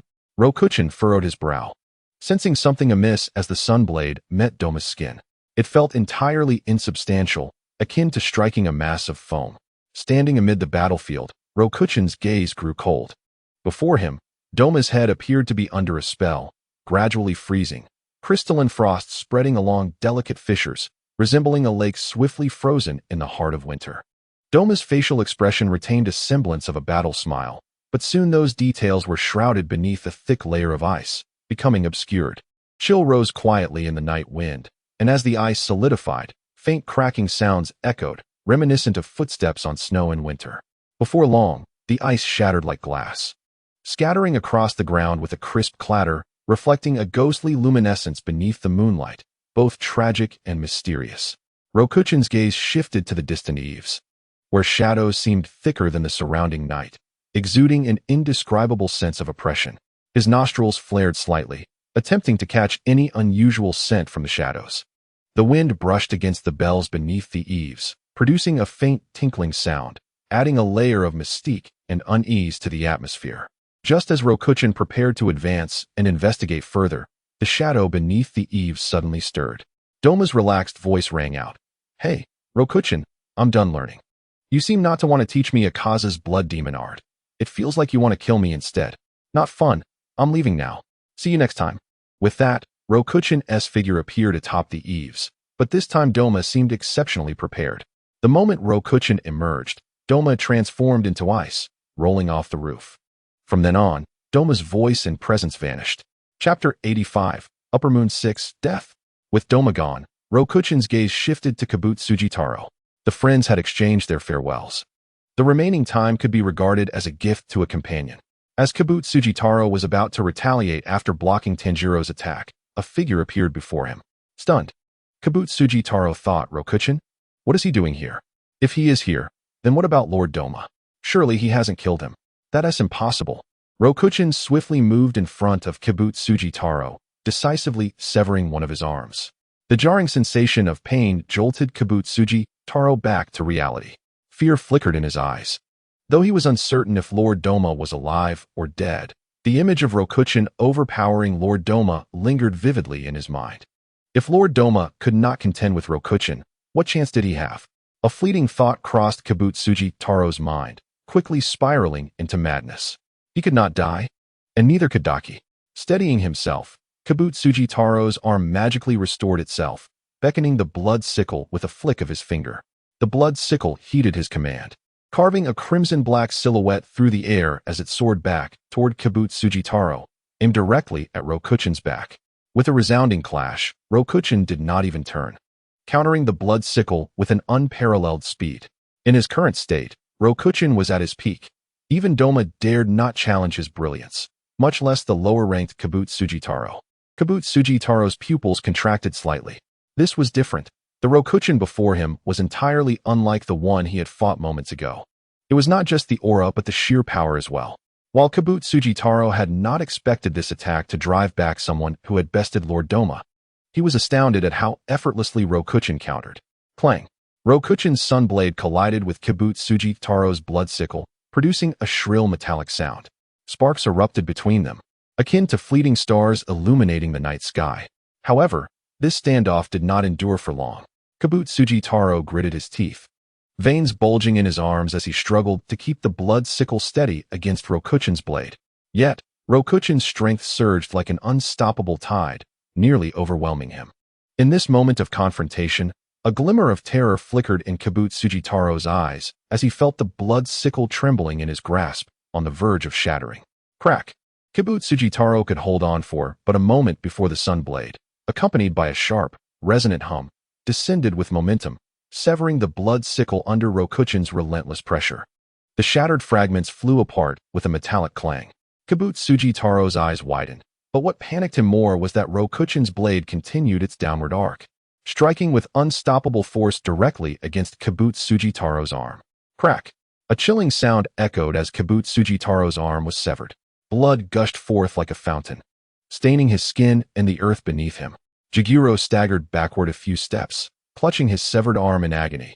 His complexion pale and his eyes filled with terror and astonishment. He stared at Rokuchan, unable to comprehend the reality before him. With Rokuchan's speed, that strike could have easily severed his neck. Yet, he chose to target the only spot on his body that offered some resistance. Such an audacious choice was indicative of a complete disregard for strategy, a sheer display of overwhelming strength. This perception was not lost on others present, including the observant Yuzui Tenjin. Witnessing the stalemate with the Upper Moon 6, Jiguro, who had lost both arms to Rokuchan's 2 strikes, found it increasingly difficult to maintain his composure as a Hashira. The disparity was palpable. Rokuchan now surpassed the version of himself from the Hashira meeting by a wide margin. To say it was like comparing 2 entirely different individuals would not be an exaggeration. At the Hashira meeting, despite the brilliance of Rokuchan's displayed prowess, Yuzui Tenjin had merely been surprised, never feeling diminished as he did now, for at that time, Rokuchan's strength, while formidable, was still manageable. However, the tides had changed. If Rokuchan could defeat Jiguro, who was his equal, he could certainly vanquish Yuzui as well. While a demon's limbs could regenerate swiftly, Yuzui's could not. He was now rendered almost helpless, having lost both arms. Contemplating this, Yuzui felt a flicker of gratitude that Rokuchan had accompanied them on this mission. Otherwise, they might have been doomed to perish here. The Upper Moon 6 had nearly led to their complete annihilation, and the Upper Moon 2 threatened even greater peril. He reluctantly acknowledged that today, Rokuchan truly shone the brightest. Zenitsu, prepare to finish this, Rokuchan called out, stepping closer to Jiguro. Jiguro's heart raced in fear as he watched Rokuchan approach, dread snaking up his spine like a venomous serpent. With a swift motion, the golden-hued Nichiren blade was drawn and sheathed in an instant, leaving the onlookers bewildered as Jiguro's head soared through the air, a clear indication that Rokuchan had indeed struck. Zenitsu, perched upon the eaves, responded to Rokuchan's call and landed gracefully, exhaling a misty breath. Thunder breathing, first form, Thunderclap and Flash. In a blink, Zenitsu's figure flickered on the rooftop, enveloped in a crackling surge of electricity, unleashing unparalleled speed and power. His golden silhouette zipped through the night sky, leaving a blurred afterimage in its wake as he closed in on Daki, his blade gleaming with lethal intent, aimed at her neck. With a sharp thud, the Nichiren blade met the resistance of the pink silk ribbon, prompting Inosuke, who had been observing, to charge forward with a loud battle cry. Or charge! Or charge! Their serrated Nichiren blades collided with Zenitsu's, dissipating the last remnants of resistance as the ribbon was severed. Whether by coincidence or some unseen force, Daki's head and Jigiro's rolled together, their eyes locking in mutual disbelief. In the aftermath, Daki began to wail, realizing the gravity of what had transpired. Roku-chan shook his head. Both Daki and Jigiro were tragic figures, sharing a fate akin to Tanjiro and Nezuko, yet their sibling bond had led them down opposite paths. Chapter 86. Kyujiru's Reaction. After the demise of the Upper Moon 6, the crows circling the sky departed with vital news. At the residence of the flame Hashira, Kyujiro Rengoku, who had spent nearly 4 months recuperating from injuries sustained in battle with Akaza, returned from a recent mission to confront a tree demon. As he stepped into the courtyard, a crow landed on his shoulder. Kyujiro turned his head, invigorated. What is it? Another new mission? He began to remove his clothing, but paused, as if ready to leap into action at the crow's first word, undeterred by the fatigue of the previous night's endeavors. The crow tilted its head and began to relay the news. During the Yoshiwara mission, both Upper Moon 6 and Upper Moon 2 have appeared. Kyujiro clenched his fist upon hearing this. 2 Upper Moons simultaneously? Had there been casualties? Having personally faced Akaza, he was acutely aware of the Upper Moon's formidable strength. The mere presence of Upper Moon 3 had exerted immense pressure on him. What of Upper Moon 2? Who had been dispatched to the Yoshiwara? What was the current situation?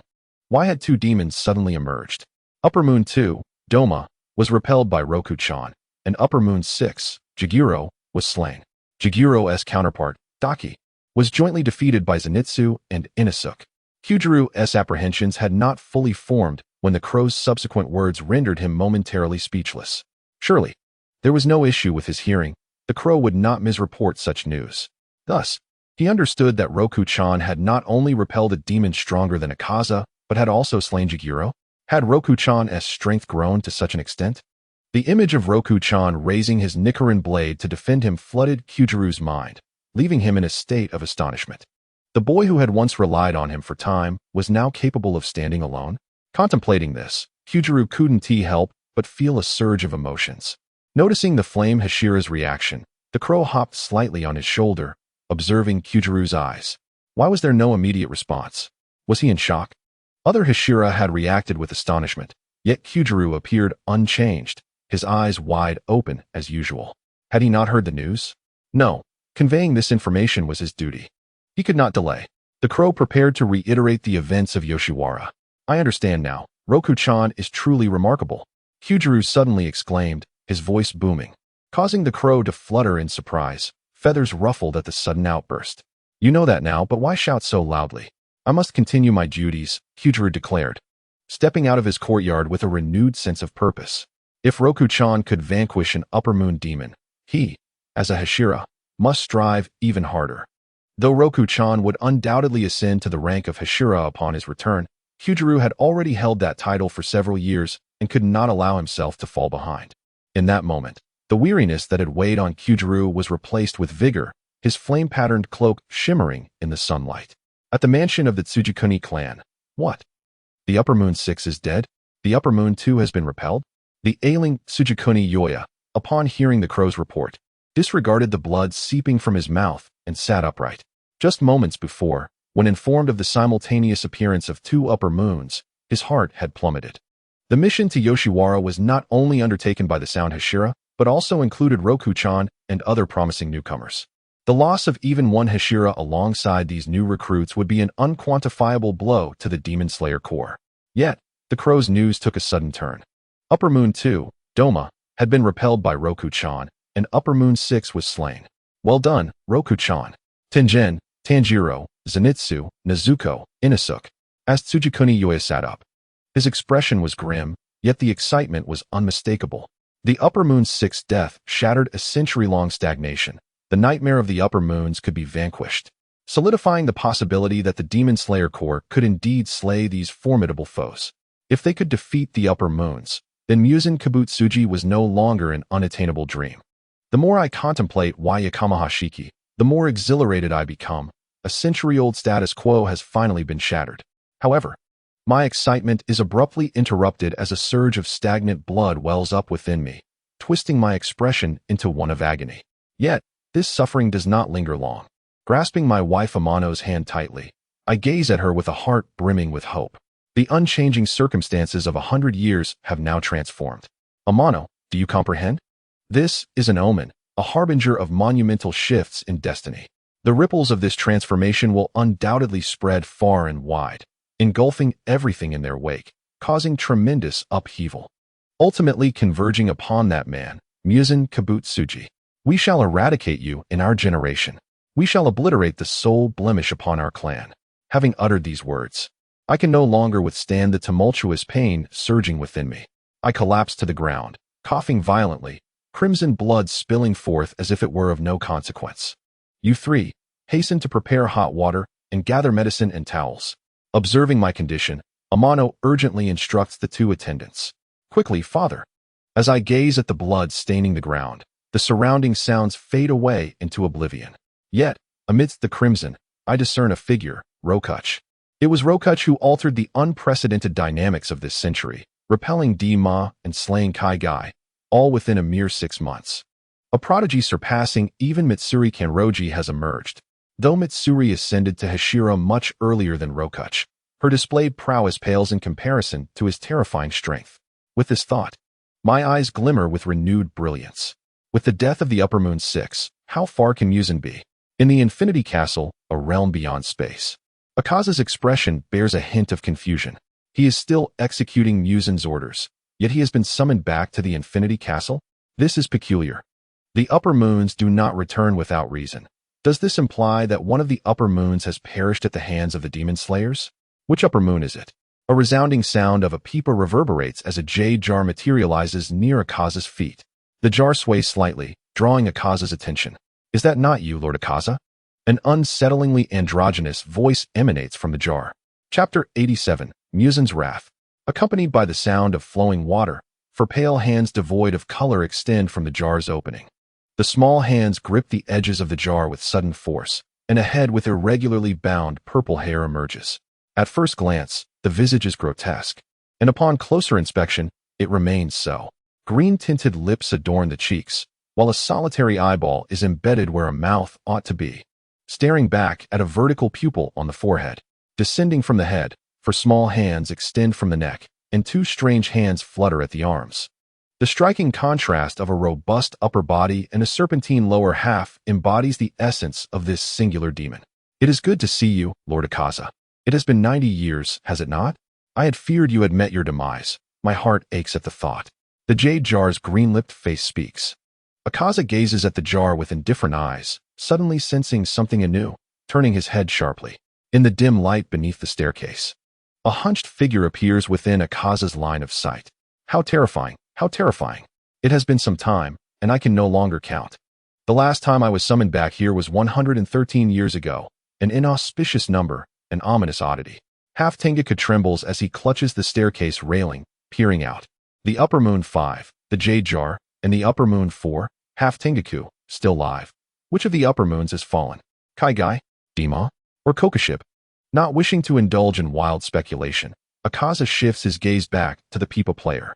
People Player, is Lord Muzan not present? The People Player responds to Akaza's inquiry with another flourish of the pipa. Lord Muzan has yet to arrive. And what of Upper Moon 1? Surely he has not been eliminated? Oh dear, do not be so hasty, Lord Akaza. Do you not worry for me? As the words leave her lips, Akaza feels a chill as a light purple-nailed hand rests upon his shoulder. I am deeply concerned for you all, for each of you is an important companion to me. Sensing the icy touch upon his shoulder, Akaza's expression darkens slightly. The nauseating aura that repulses him lingers too close. Lord D-Ma, the jade jar waves its tiny hands, as if greeting D-Ma. Ah, it has been too long, jade jar. Is this your new vessel? It is exquisite. The jar you gifted me. I used it to display the head of a woman as an ornament, while D-Ma casually drapes an arm over Akaza's shoulder. He greets the jade jar, entirely unaware that Akaza's hand has already formed a fist. It is not meant for displaying heads, but perhaps it serves well enough. By the way, do come to my house for a visit next time. Remove your hand. Akaza turns his head, his expression devoid of warmth. D-Ma asks, puzzled. Remove your hand. With that, Akaza's right fist swings back with force. Thud. D-Ma's jaw is left a mangled mess from Akaza's punch, blood spilling forth in a crimson stream upon the ground. The sudden shift causes Half Tengaku, who had been peering out, to retreat swiftly. D-Ma's expression remains unchanged. his lacerated jaw swiftly regenerating. Not bad. You seem to have improved slightly, Lord Akaza. I know which upper moon has perished. Would you like to know? As Dima opts to retreat momentarily, he is acutely aware that this meeting is unavoidable. The first upper moon to have perished in a century. That esteemed individual will undoubtedly be enraged. He may even direct his wrath toward me, though it is beyond my control. Had I persisted against Rokuch in that state, I too would have faced peril. I have already summoned Upper Moon 1. He has been waiting. The Pipa player is uninterested in the exchange between Akaza and Dima, responding to Akaza's inquiry. With a melodious sound of the pipa, the structure within the Infinity Castle swiftly transforms, revealing Kokoshib seated behind the louvered windows. I am here. Lord Muzin has arrived. The sound of dripping water sends a shiver down Akaza's spine. The presence of that esteemed individual is palpable. Kai Guy is deceased. The upper moons have become incomplete. Muzin materializes above the assembly, where gravity appears to lose its hold, though inverted. The blood within the pipette flows upward into the reagent tube. I sincerely apologize. I was present at the scene, yet I was powerless to intervene. Even I found it challenging to contend with that Rokuch. How shall I atone for this? Perhaps I might offer my own eyes? Dima kneels on the ground, feigning innocence. Upon hearing this, Akaza is taken aback. Dima was present at the scene? Dima was present, and yet Kai Guy still fell? Is this the Rokuch I know? Dima struggled against Rokuch? Akaza squints. Though Dima elicits revulsion, his strength cannot be denied. Even so, he found it difficult to contend with Rokuch. Has Rokuch's power increased? What use have I for your eyes? I anticipated Kai Guy's defeat. It was as expected. Daki was a liability. Yet I did not foresee that you, present at the scene, could not resolve those demon slayers. Muzin meticulously observes the blood droplets entering the test tube, his expression inscrutable. I did not desire this outcome, but you witnessed Rokuch's condition. It was exceedingly difficult for me to resist. Was it truly difficult to resist, or simply a reluctance to do so? It matters not. I find myself rather bored now. The continuous defeats of the demons, who retain most human traits, have led me to relinquish all expectations of you. The position of the Kanroji family remains intact, and the elusive blue flower has yet to be discovered. It has been hundreds of years, indeed hundreds of years, and still, no progress has been made. Muzin's hands slammed down onto the experimental table, transforming his previously calm demeanor into one of ferocity. I fail to comprehend the purpose of your existence any longer. Spare me. Spare me. The subordinates were rendered speechless. The Kanroji's hiding was exceedingly clever. I am not adept at searching or exploring. What shall we do? Doma shook his head innocently. My Lord Muzin, I am unlike them. I possess a piece of information that could aid you in achieving your aspirations. Just moments ago, before Doma could finish his sentence, Muzin seized his head and removed it with a swift motion.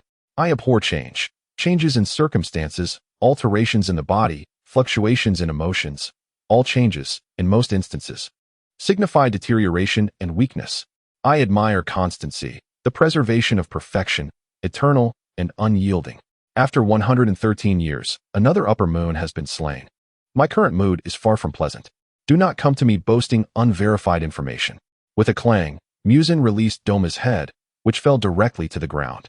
From this point forward, you had best exert yourselves more fervently. It seems we have excessively indulged you due to your upper moon status. With that, Muzin's gaze flicked over to Doma. Chapter 88. Gains from the Pleasure District Doma. If the information proves accurate, you shall accompany Hantengu, and you too, Doma. Should you fail again, do not expect to return. Upon saying this, a series of intricately patterned small doors interlocked before Muzin, vanishing in an instant. Understood, Doma replied. Swaying slightly, uncertain if they would encounter Tak again, Doma rubbed his head, contemplating the peculiar enhancements that Tak possessed. It was indeed troublesome, in close combat. He held no advantage against Tak, who would not grant him the opportunity to create distance. It was quite vexing. Indeed, it should be a joyous occasion to meet a friend. I must not remain so disheartened. Shaking his head, Doma rose, cradling Doma's head in his hands. My Lord Doma, what is this information? Can you share it with me in advance? I am truly curious. Akaza's eyes flickered as he approached Doma. The Tak you speak of, is he the one clad in a cloud-patterned coat? My Lord Akaza, you know of Tak? He is my friend. By the way, my Lord Akaza, he possesses your blood demon art. Doma remarked, placing Doma's head aside and draping his arm over Akaza's shoulder in camaraderie. My blood demon art. Akaza felt a wave of discomfort at the physical contact. Just as he was about to express his displeasure, Doma's words caught him off guard. Isn't Tak human? How could he wield blood demon art, let alone my own? Doubt clouded Akaza's thoughts. However, Tak's destruction technique exhibits some differences from yours. His is hexagram-shaped. Doma mused. One hand draping over Akaza, the other resting on his chin in contemplation. Hexagram-shaped destruction technique? Initially prepared to retaliate, Akaza found himself drawn in by Doma's words. Tilting his head to scrutinize Doma's expression, Doma smiled at Akaza. The requirement of a formal incantation prior to employing the destruction technique had long since become ingrained within Akaza's subconscious. Observing Doma's earnest demeanor, coupled with the absence of any motive to deceive him, Akaza was compelled to accept a startling truth. Tak might indeed possess his blood demon art. How could this be? I faced Tak on the Infinity Train. He certainly would not have employed the destruction technique then. Otherwise, with the enhancement of the Supreme Domain, I might not have been his equal. This implies that Tak could have learned the destruction technique only after our encounter? Is it truly possible to acquire a blood demon art merely through combat? Such a notion is exceedingly terrifying. Setting aside the mystery of Tak's human identity and how he could learn blood demon art, the ability to master an opponent's skill through mere combat would render Tak a formidable adversary, perhaps surpassing even Lord Muzan. I understand. Remove your hand. I detest being touched by you. Having obtained the information he sought, Akaza suppressed his revulsion. Were it not for Doma's revelation regarding Tak, he would have long since obliterated Doma's head, rather than endure this discomfort. Ah, must you be so cold, my lord Akaza? I have just provided you with valuable information. Such words truly wound me. Doma, far from retracting his hand, leaned closer, whispering with mirth.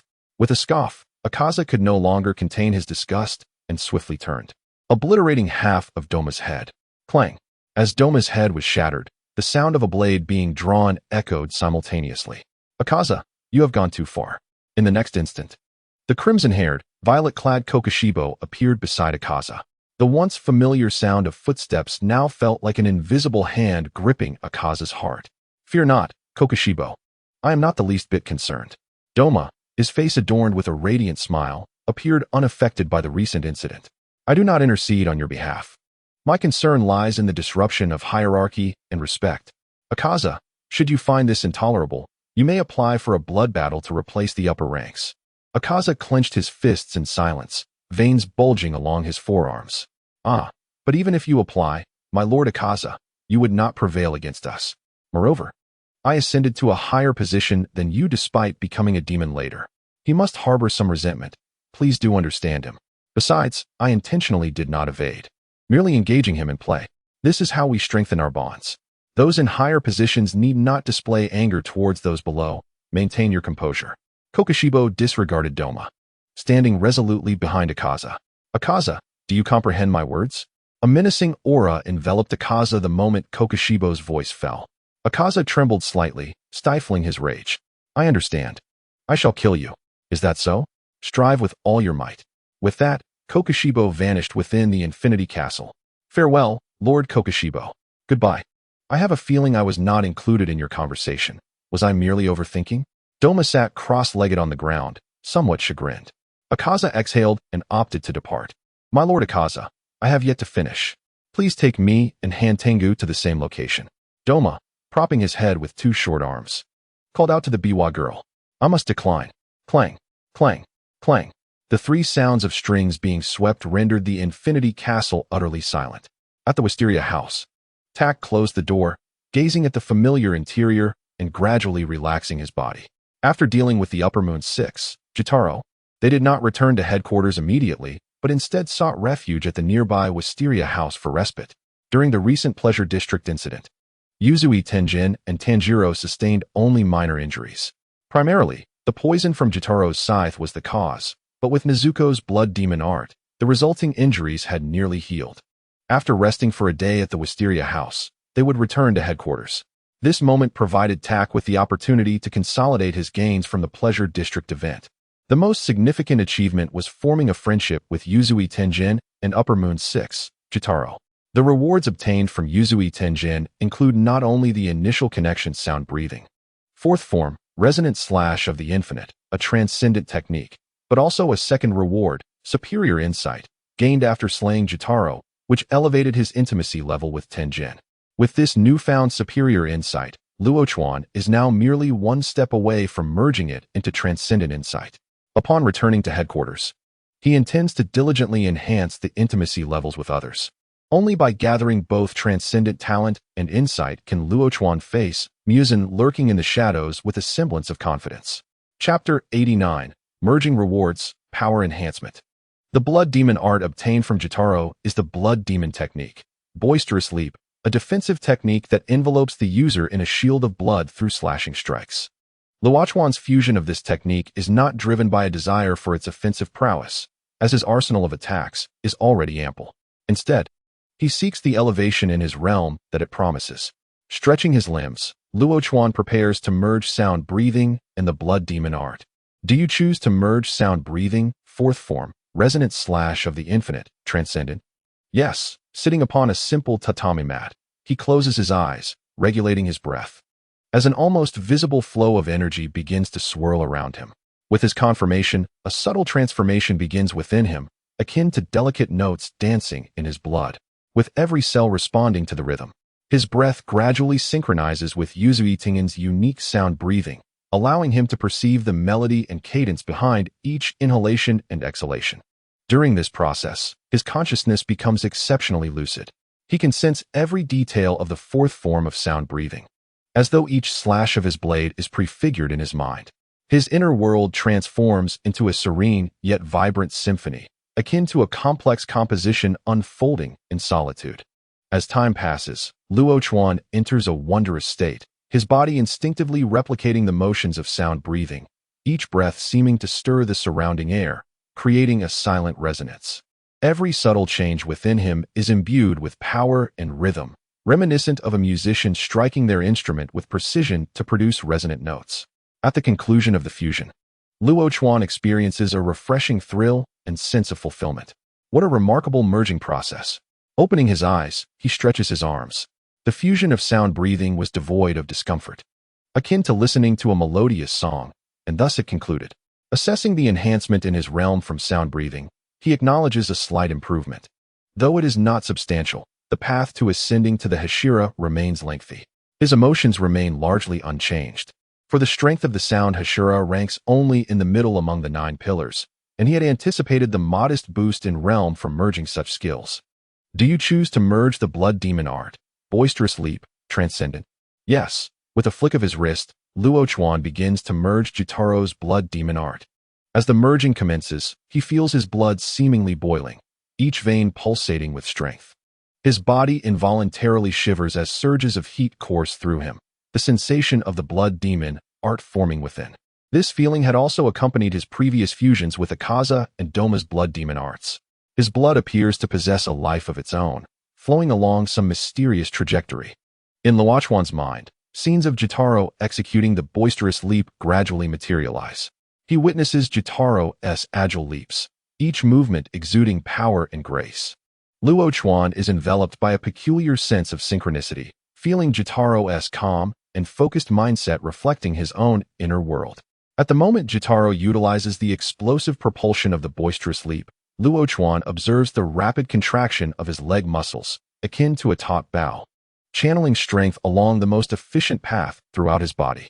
These muscles transcend mere biological tissue, transforming into perfectly optimized engines of power, with every contraction and relaxation executed flawlessly. Devoid of any superfluous motion, the subtleties of the waist twist and the spine's elasticity are even more profound.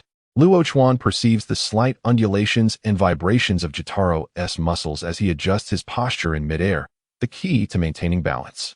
It is as if he can visualize the power coursing through Jotaro's spine, like lively streams dancing along a riverbed, delivering strength to every corner of his being. As Jotaro completes the Boisterous Leap, the fusion concludes, and the elevation in Luo Chuan's realm from this technique far surpasses that of Yuzui Tenjin. He is now closer to breaking through to the Hashira level, which is merely a matter of days away. Once he ascends to the Hashira, Doma will no longer be a worthy opponent, and even if he attempts to flee, escape will be impossible. Following the battle at the entertainment district, Luo Chuan's urgency for his power enhancement has intensified. He understands that slaying Rue and repelling Akaza will undoubtedly draw Muzen's attention. However, he never anticipated the extent of Muzen's interest in him. During the plot where the upper-ranked 6 siblings were meant to appear, Doma unexpectedly joined the fray. With this experience, Luo Chuan senses that the events in the Swordsmith Village arc may diverge from the original narrative. Originally, the Swordsmith Village arc was supposed to feature Gyako and Han Tengu. With his presence, Luo Chuan harbors a premonition that more than just these 2 upper ranks may appear. Should Doma and Akaza come forth, it would be manageable, as Luo Chuan's strength has already seen considerable enhancement. He is prepared to confront them with a transparent strategy. However, if Kokushibo emerges, the situation becomes dire. Kokushibo not only masters the complete transparent world, but also possesses the power of the marking. During the battle at Infinity Castle, he contended against the Stone Hashira, the Wind Hashira, and Kaneo Tsuyuri. Facing such an entity with Luo Chuan's current strength would be exceedingly challenging. Even if Luo Chuan breaks through to the Hashira level, defeating Kokushibo would still be improbable. He must await the moment when he can rectify the deficiencies in his mastery of the transparent world, then master the marking and the red blade. Before he can contend with Kokushibo, the marking seems manageable. During the battle at the entertainment district, Tanjiro already employed it. Even if Luo Chuan's intimacy with Tanjiro has temporarily plateaued, he can still learn to wield the marking through his superior insight. However, the red blade poses a more complex challenge, as Tanjiro only managed to utilize it thanks to Nezuko's blood during his confrontation with Han Tengu. This condition is rather unique, and Luo Chuan remains uncertain whether this technique is applicable to him. After all, the snake Hashira, Abanai, and Mitsuri Kanroji awakened their red blades without relying on Nezuko's blood, but rather in dire situations where they were forced to gamble everything. When the Swordsmith Village arc arrives, he intends to observe closely how Tanjiro employs the red blade. For now, his focus must be on mastering the transparent world and enhancing his strength. Luo Chuan has grown accustomed to preparing for the worst. He must ensure that even if Kokushibo appears during the Swordsmith Village arc, he possesses the capability to restrain him. Chapter 90. Mastering the Transparent World. A month later, at the Butterfly Mansion, the sun shines brightly as Aoi hangs clothes in the yard. Luo Chuan steps outside, having encountered little of significance over the past month. The demon-slaying tasks he faced were exceedingly weak, requiring minimal effort to dispatch. Most of his time has been devoted to exploring the complete transparent world. With the enhancement of his transcendent talent, Luo Chuan has made rapid progress in his understanding of the transparent world, and he can distinctly feel that he is on the verge of uncovering its secrets. Once the intricacies of the transparent world are thoroughly understood, mastering it becomes merely a matter of time.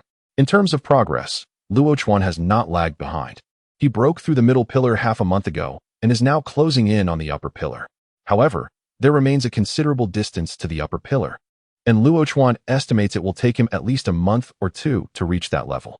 Upon seeing Luo Chuan emerge, Xiao Kuei initially intended to greet him as usual, but recalling his newfound status, she quickly altered her approach. On the very first day of Luo Chuan's return to headquarters, the leader, recognizing Mr. Luo Chuan's recent achievements, announced his elevation to the new pillar of sound. The mere mention of repelling the 2nd upper moon and slaying the 6th upper moon is sufficient to place anyone among the most formidable members of the Demon Slayer Corps. Thus, Mr. Luo Chuan officially became the 10th pillar of the Demon Slayer Corps that day. Xiao Kuei gazed at the vibrant Luo Chuan, momentarily lost in thought. While Luo Chuan had forged his path through trials to become a pillar, she, in contrast, had chosen to shy away from combat, opting instead for logistical support. The disparity between them was undeniably vast. "Good morning, Xiao Kuei," Luo Chuan greeted warmly, displaying no sense of superiority. He shared the same perspective as Tanjiro. Every individual possesses a unique role, and as long as one fulfills their purpose, it is imperative to respect the choices of others. Furthermore, Xiao Kuei was adept at caring for others. Under her attentive watch, Tanjiro and the others had healed from their injuries within a day or 2. A week after the conclusion of the entertainment district incident, Tanjiro, Zenitsu, and the others resumed their missions. Noticing Luo Chuan's unchanged, gentle demeanor, Xiao Kuei paused in her task of hanging laundry. Luo Chuan remained as cheerful as ever. Perhaps she was overthinking. Inasuk, what are you doing crouched there? After greeting Xiaokuei, Luo Chuan turned to the bushes in the yard. Ordinary as they were, the edges of the bushes revealed two delicate, pink ears that could hardly escape Luo Chuan's attention. Upon hearing Luo Chuan's voice, the ears twitched. Did Luozhu discover me? Impossible. I'm hidden so well, it's flawless. Humph. You must think you can deceive this king into walking away. Luanyan, you underestimate me. I am the god of the mountains. With a swift motion, Luo Chuan grasped Inasuk's twitching pink ears. I'm talking about you, Inasuk. Why are you silent? Feeling his sensitive ears caught in Luo Chuan's grip, Inasuk stiffened as if his lifeline had been seized. Had he truly been discovered? Darn it. He hadn't even had a chance to unleash his wild charge. Don't just grab this king's ears. I've just returned from completing 3 missions. Oh, and what are you doing crouched here? You look foolish. Luo Chuan's comment ignited Inasuk's ire. Foolish? Who are you calling foolish? You are the foolish one. A duel. I challenge you. Inasuk shook his head, flinging Luo Chuan's hand away and pointing an accusing finger at him. Inasuk, Mr. Luo Chuan is now a pillar. You should show him some respect, Xiaokuei interjected, preparing to intervene. It's fine, Xiaokuei. You attend to your own matters. Luo Chuan waved her off. This was an opportunity to build Inasuk's familiarity. After all, Inasuk's current strength was merely a matter of Luo Chuan's whims. A pillar? Respect? Inasuk's blue eyes, obscured by his boar mask, struggled to comprehend the significance of those words. After a brief pause, his eyes began to spin, clearly overwhelmed.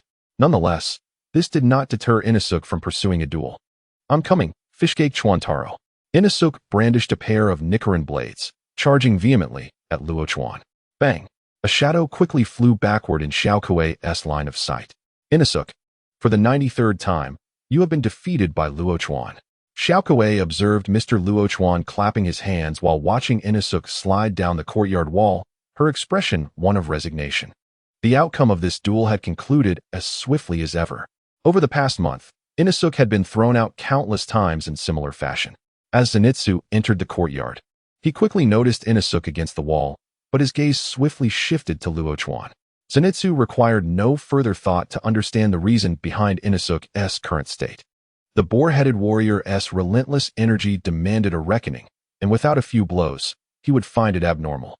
Luo Chuan, have you completed your task? Indeed, this mission was somewhat troublesome. The demon possessed formidable defenses and strength, but fortunately, it was rather slow. I methodically severed its neck using the first form, and the area was blanketed in snow. Zenitsu eagerly shared his experiences, and Luo Chuan listened attentively, appreciating his enthusiasm. Over the past month, Zenitsu had embarked on 4 missions, regaling Luo Chuan with tales of each endeavor upon his return. Witnessing Zenitsu's blossoming confidence, Luo Chuan felt a sense of joy. Compared to the original narrative, Zenitsu's growth, though not monumental, was certainly noticeable. Luo Chuan preferred the current version of Zenitsu, despite the occasional peculiar glances he received. Time flowed like a fleeting shadow, and another month slipped away unnoticed. In the training grounds of the Butterfly Mansion, Tanjiro, Zenitsu, and Inasuk sat at the edge, gazing at Luo Chuan in the center. His figure stood still like a finely crafted statue, eyes closed and breaths deep and steady. With each inhalation, the air around him seemed to quiver gently, resonating with his very essence. As time passed, the tremors grew increasingly pronounced, resembling ripples expanding across the surface of water. A delicate breeze caressed the courtyard. Yet upon reaching Luo Chuan, it slowed and synchronized with his breath, swirling rhythmically around him. This presence was ineffable, neither heat nor cold, yet imbued with a power that stirred the soul. The once warm sunlight filtered through the scattered leaves, now seemingly orbiting Luo Chuan, forming an ethereal halo around him. This scene, both mysterious and solemn, evoked a profound sense of reverence in Tanjiro and his companions. Amidst this palpable tension, Luo Chuan's eyelids slowly lifted, revealing depths as profound as the sea. He exhaled softly, and the air around him became tangible, causing leaves to sway and dust to dance. Tanjiro sensed the shift in Luo Chuan, his heartbeat quickening with anticipation. Inasuk, concealed beneath his mask, held his breath, contemplating whether to inquire about Luo Chuan's intentions, but decided against it. Luo Chuan seemed to be in a particularly formidable state. I'm not afraid, just waiting for the right moment to strike. With a sharp, Melodious sound of metal scraping. Luo Chuan's arm trembled slightly, and a long blade materialized in his grasp. This Nichiren blade embodied the essence of light and shadow, its blade gleaming with a radiant golden hue, as if capturing the last vestiges of sunlight from the horizon. The edge was extraordinarily sharp, reflecting sunlight and seemingly carving delicate fissures in the air with each glimmer. Luo Chuan's movements resembled a gentle breeze, appearing effortless. Yet, his speed was so astonishing that the eye could scarcely follow. His figure transformed in the training ground, seemingly present in every direction at once, as if he had never truly lingered. With a twist of his waist and a slight lean of his shoulder, he became a streak of light, weaving through the wooden stakes. The sound of his passage was akin to a fine thread traversing the crevices of space, subtle yet piercing. Time seemed to lose its meaning in that moment, as everything stood still upon the precipice of the impending display of the Sunwheel blade. Soon, a succession of delicate crackling sounds echoed, distinct from the clash of strings or the chime of jade. Rather, it was the refined sound of wood splintering. Those once sturdy stakes, after being grazed by the blade's light, seemed to have succumbed to a silent tempest, reduced to countless wood shavings. These shavings appeared to hover momentarily in the air before cascading down like autumn leaves in slow motion, eventually carpeting the ground in a picturesque scene reminiscent of fall. Sigh. It feels like Luo Chuan has grown significantly stronger. Zenitsu, perched at the edge of the yard, recoiled slightly. He sensed that his own breathing technique had improved considerably over the past 2 months. Sister Butterfly Shinobu had even praised his rapid progress, yet compared to Luo Chuan's ascendance, it seemed trivial. After witnessing Luo Chuan's display, Zenitsu could only lament that Luo Chuan must never become a demon. If he did, who would stand a chance against him? Darn it, that wretched Kawataro has grown stronger once again. Host, Luo Chuan, race, human, realm, middle pillar, understanding, superior, talent, exceptional, abilities, echoing ear, thread of gaps, concealment, skills, bandaging, mastery, thunder breathing first form, Thunderclap Flash, mastery, second form, rice spirit, mastery, third form, gathering mosquitoes into thunder, mastery, fourth form, distant thunder, mastery, fifth form, heat realm thunder, mastery, sixth form, electric roar thunder, mastery, blood demon art, sound consumption, mastery, blood demon art, crimson pure arrow, mastery, blood demon art, visual dream fragrance, mastery, transparent world, water breathing, first form, flat slash, flame breathing, ninth form, ultimate purgatory, mastery, aura, demon king's presence, as Luo Chuan observed the disappearance of the remnants behind transparent world on his panel. A subtle smile graced his lips. At long last, he had fully mastered transparent world. During the second month of rest, he diligently explored this ability while refining all the skills he had acquired. It must be said that training with exceptional talent is indeed remarkable while honing his skills. Luo Chuan's own realm did not falter. Just last month, he had broken through to the middle pillar, and this month, he was already on the verge of breaching the upper pillar threshold. Now Luo Chuan's strength was sufficient to crush Tamayo, should Tamayo dare to approach. Luo Chuan would ensure he returned empty-handed. Even against Kokushibo, Luo Chuan could now hold his ground for a time. Luo Chuan had considered inquiring about the markings from Tanjiro, but Tanjiro's descriptions were too abstract. The onomatopoeic words he used, bang, crack, boom, were chaotic, and despite Luo Chuan's earnest efforts to comprehend, he remained unable to grasp the key to unlocking the markings. Now, with everything in place, all that remained was to await the commencement of the Swordsmith Village event. This event was triggered by Tanjiro's sword breaking while combating the demon, Kyogai, necessitating a journey to the Swordsmith Village. Despite Luo Chuan's involvement, Tanjiro could not evade the fate of having his sword shattered. The master had already consented to Tanjiro's request to visit the Swordsmith Village in search of the Steel Grave. Upon learning this news, Luo Chuan also submitted an application to Yoya Shinjiro. Yoya promptly approved Luo Chuan's request, recognizing that his strength had been continually validated by the upper moons, making such power a significant asset to the Demon Slayer Corps. The journey to the Swordsmith Village was scheduled for the following day. Seizing this time, Luo Chuan began to outline his objectives for the Swordsmith Village arc.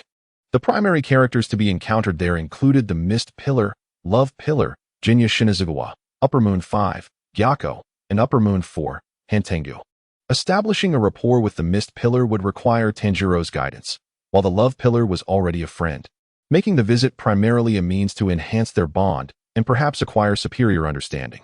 Jinya was of little concern, as his rewards held no allure for Luo Chuan at this stage. As for Gyako, the blood demon art was worth anticipating, given his playful demeanor. Forging a connection through dialogue should present no challenge. Establishing a friendship with Hantengu should also prove manageable, as his timid nature would likely yield to Luo Chuan's display of strength and request for camaraderie.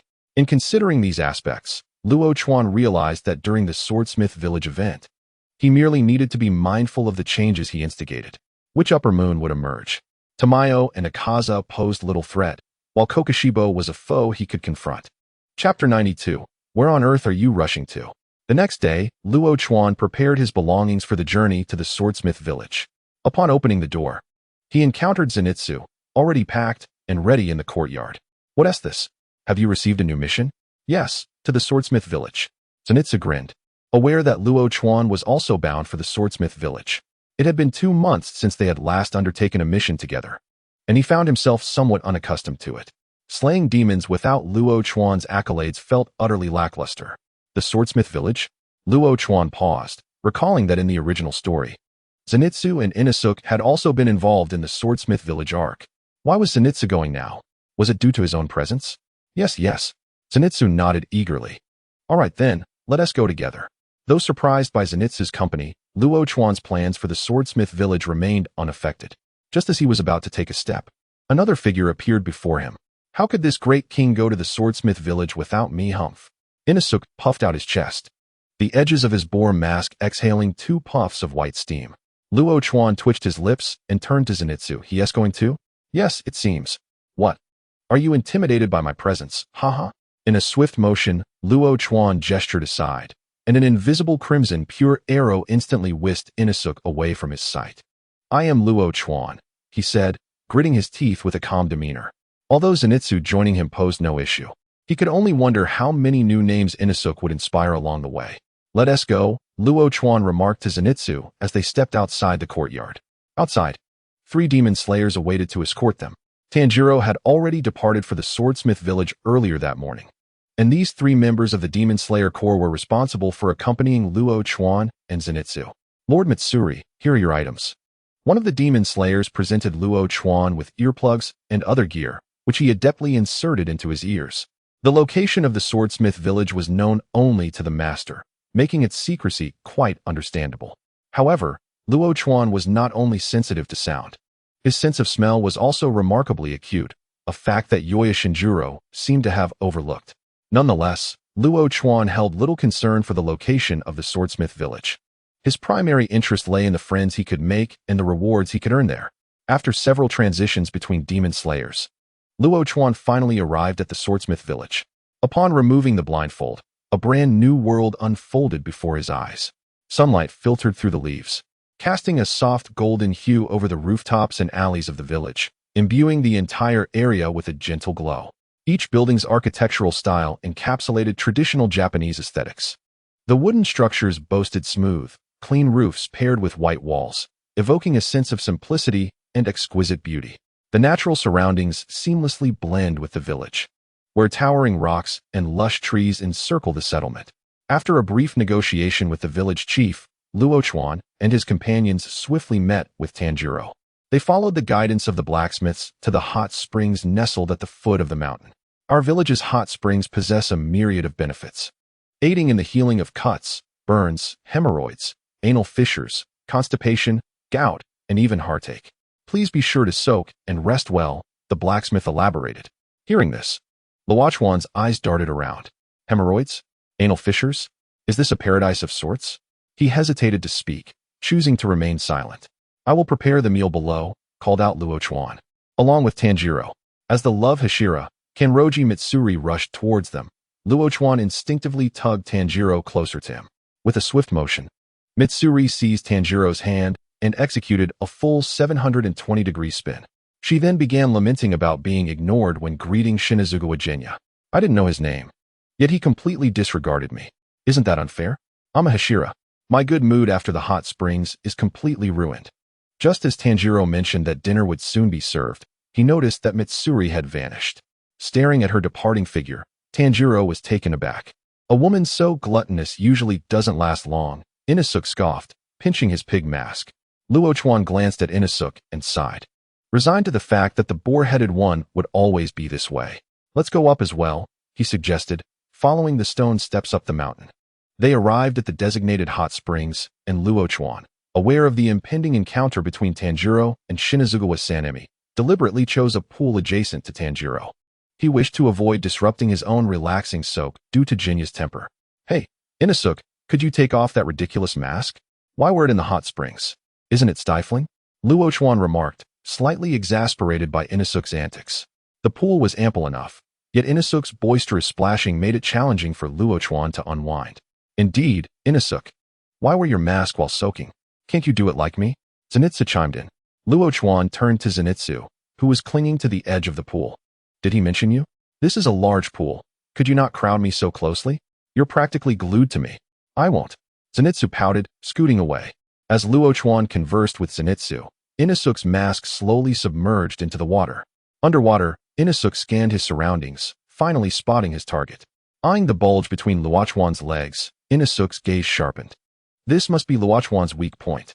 He chuckled to himself, seizing the opportunity to prove himself as the god of the mountains. With a sudden lunge, Inosuke charged towards Luo Chuan's vulnerable spot. The water erupted in a flurry of bubbles. Luo Chuan felt an unexpected chill and instinctively tightened his legs. Is a demon attacking? Aren't they supposed to come at night? What's happening? Is there an accident? He cautiously surveyed his surroundings, perplexed. No, there's no demonic presence or sound. As a Hashira, even Kibutsuji Muzan wouldn't escape my keen senses. Perhaps I've misjudged the situation? Luo Chuan pondered, only to catch a glimpse of the bubbles rising to the surface and the shadow darting beneath. You fool! What are you doing? Luo Chuan kicked Inosuke, sending him flying out of the pool, furious. This is not a place for your antics. Inosuke, sprawled on the edge, his mask spinning askew, sputtered water before losing consciousness. Inosuke, the 34th attempt to ambush Luo Chuan, failed. With the troublesome Inosuke temporarily incapacitated, Luo Chuan finally relished his time in the hot springs. Leaning against the edge while enjoying the lively conversation between Tanjiro and Jinya. Once they finished soaking, the group followed the guide to the dining room. Along the way, Inosuke remained wary behind Luo Chuan. Though his previous ambush had failed, he had identified Luo Chuan's weakness. Given another chance, Luo Chuan would surely succumb to his reckless charge. Upon entering the room, the fragrant matsutake rice was presented before them. Luo Chuan had always believed he had a hearty appetite, yet witnessing the exaggerated manner in which Mitsuri, Tanjiro, and Inosuke devoured their food made him feel humbled. The trio ate as if they had no throats, swallowing their meals whole. Fortunately, Nezuko's presence provided Luo Chuan with some distraction. As soon as Nezuko woke, she glanced at Mitsuri and then at Luo Chuan. After a moment's hesitation, she trotted over and opened her arms. Luo Chuan gently lifted her, twirling her in the air, causing her eyes to gleam like crescent moons. She chewed on her bamboo stick, emitting delightful sounds that resonated like crystal-clear streams, infusing the air with joy. Nezuko waved her tiny hands as if preparing to take flight, her little feet dancing in harmony with the twirl, her soft hair flowing gracefully. Zenitsu, watching Nezuko's radiant smile, felt envious, wishing he could experience such joy. Luo Chuan, I want that too. Luo Chuan, having noticed Zenitsu's longing expression, promptly set Nezuko down and handed her to Zenitsu. After all, Zenitsu and Nezuko were somewhat of a pair, and it was time to nurture their bond. As Zenitsu took Nezuko, Luo Chuan anticipated how Zenitsu would amuse her, but to his surprise, Zenitsu placed Nezuko down and approached Luo Chuan, slowly extending his arms. What are you doing? Luo Chuan was taken aback, wondering why Zenitsu was reaching out to him instead of Nezuko. Suddenly, a troubling thought crossed his mind. Are you trying to spin me? A sharp thud echoed, drawing the attention of Tanjiro and the others, who turned their gazes towards Luo Chuan. He smiled slightly. It's nothing, just a bit of an itch. Please continue your meal. Noticing Zenitsu, whose head now sported a large bump and had fainted, Inosuke silently adjusted his mask. He had no intention of attempting another ambush. Surely Luo Chuan wouldn't strike him as well. Luo Chuan, observing the trio's diverted attention, stroked his chin while glancing at the unconscious Zenitsu. Zenitsu seems to have not only become more cheerful but perhaps a bit misguided. Shouldn't he be focused on winning Nezuko's heart? The following day in the blacksmith village, Tanjiro shared with Luo Chuan that Kenroji Mitsuri mentioned hidden treasures in the mountains, prompting them to explore the rear mountain. Luo Chuan, intrigued by this development, accompanied him. According to the unfolding narrative, Luo Chuan would encounter the mist Hashira, Takedo Michiro, and the automaton, Kocho Shinobu, in the mountains. Michiro and Shinobu would argue over Yurichi's mechanical doll, culminating in Michiro taking it away. Luo Chuan's purpose for visiting was twofold: to pass the time and to witness the prowess of Yurichi's automaton. Although the automaton could not compare to Yurichi himself, being acknowledged by Michiro suggested it would serve as a worthy training partner. As they traversed the winding mountain path, Luo Chuan's ears perked up. "You're becoming quite bothersome. Could you please cease? Your persistent annoyance is quite vexing. The incessant bickering is merely a waste of time. If you refuse, then so be it. Why should I be compelled to acquiesce? Merely because you are a Hashira? Cease your presumptuousness." Michiro's expression remained unchanged. "Hand over the key." "I shall not," replied Koit, "for it is a treasured heirloom passed down from my ancestors." The figure of the doll behind him, Yurichi, called out in protest. At that moment, Tanjiro also became aware of the exchange between Koit and Michiro, turning to glance behind Koit. Rokuchin crossed his arms, observing both Koit and Michiro, while also gauging Tanjiro's reaction. The automaton Yurichi awakened certain memories within Tanjiro's genetic lineage, and Rokuchin chose not to interrupt. The dispute between Koit and Michiro continued until Tanjiro resurfaced from his recollections. Michiro, growing impatient, raised his hand as if to dismiss Koit. Michiro's gaze fell upon the fleeting figure of the child, momentarily stunned. His vacant eyes now reflecting a hint of focus. The child was whisked away. Such swiftness. Who was it? It no longer mattered. He had come for the automaton. Slowly, Michiro turned his attention to Rokuchin, who met his gaze with an invitation for friendship. Michiro glanced at Rokuchin before shifting his focus back to Koit. "Give me the key. I lack the patience to indulge your games." Rokuchin sighed, recognizing that forging a friendship with Michiro at this juncture was rather challenging. Koit released Rokuchin's hand, mistakenly believing he too sought the key. "I cannot part with it. The automaton will break if used again." Michiro, his gaze lowered, spoke with a calm yet piercing tone. "Have you undergone interrogation training? Most adults cannot withstand it, let alone you. Do not commit such foolish errors. Quickly hand over the key. Do you not realize how many lives are lost to demons while I engage in this futile discourse with you? This is the consequence of your meddling with a Hashira. The value of a Hashira's time vastly differs from yours. Please exercise some intellect.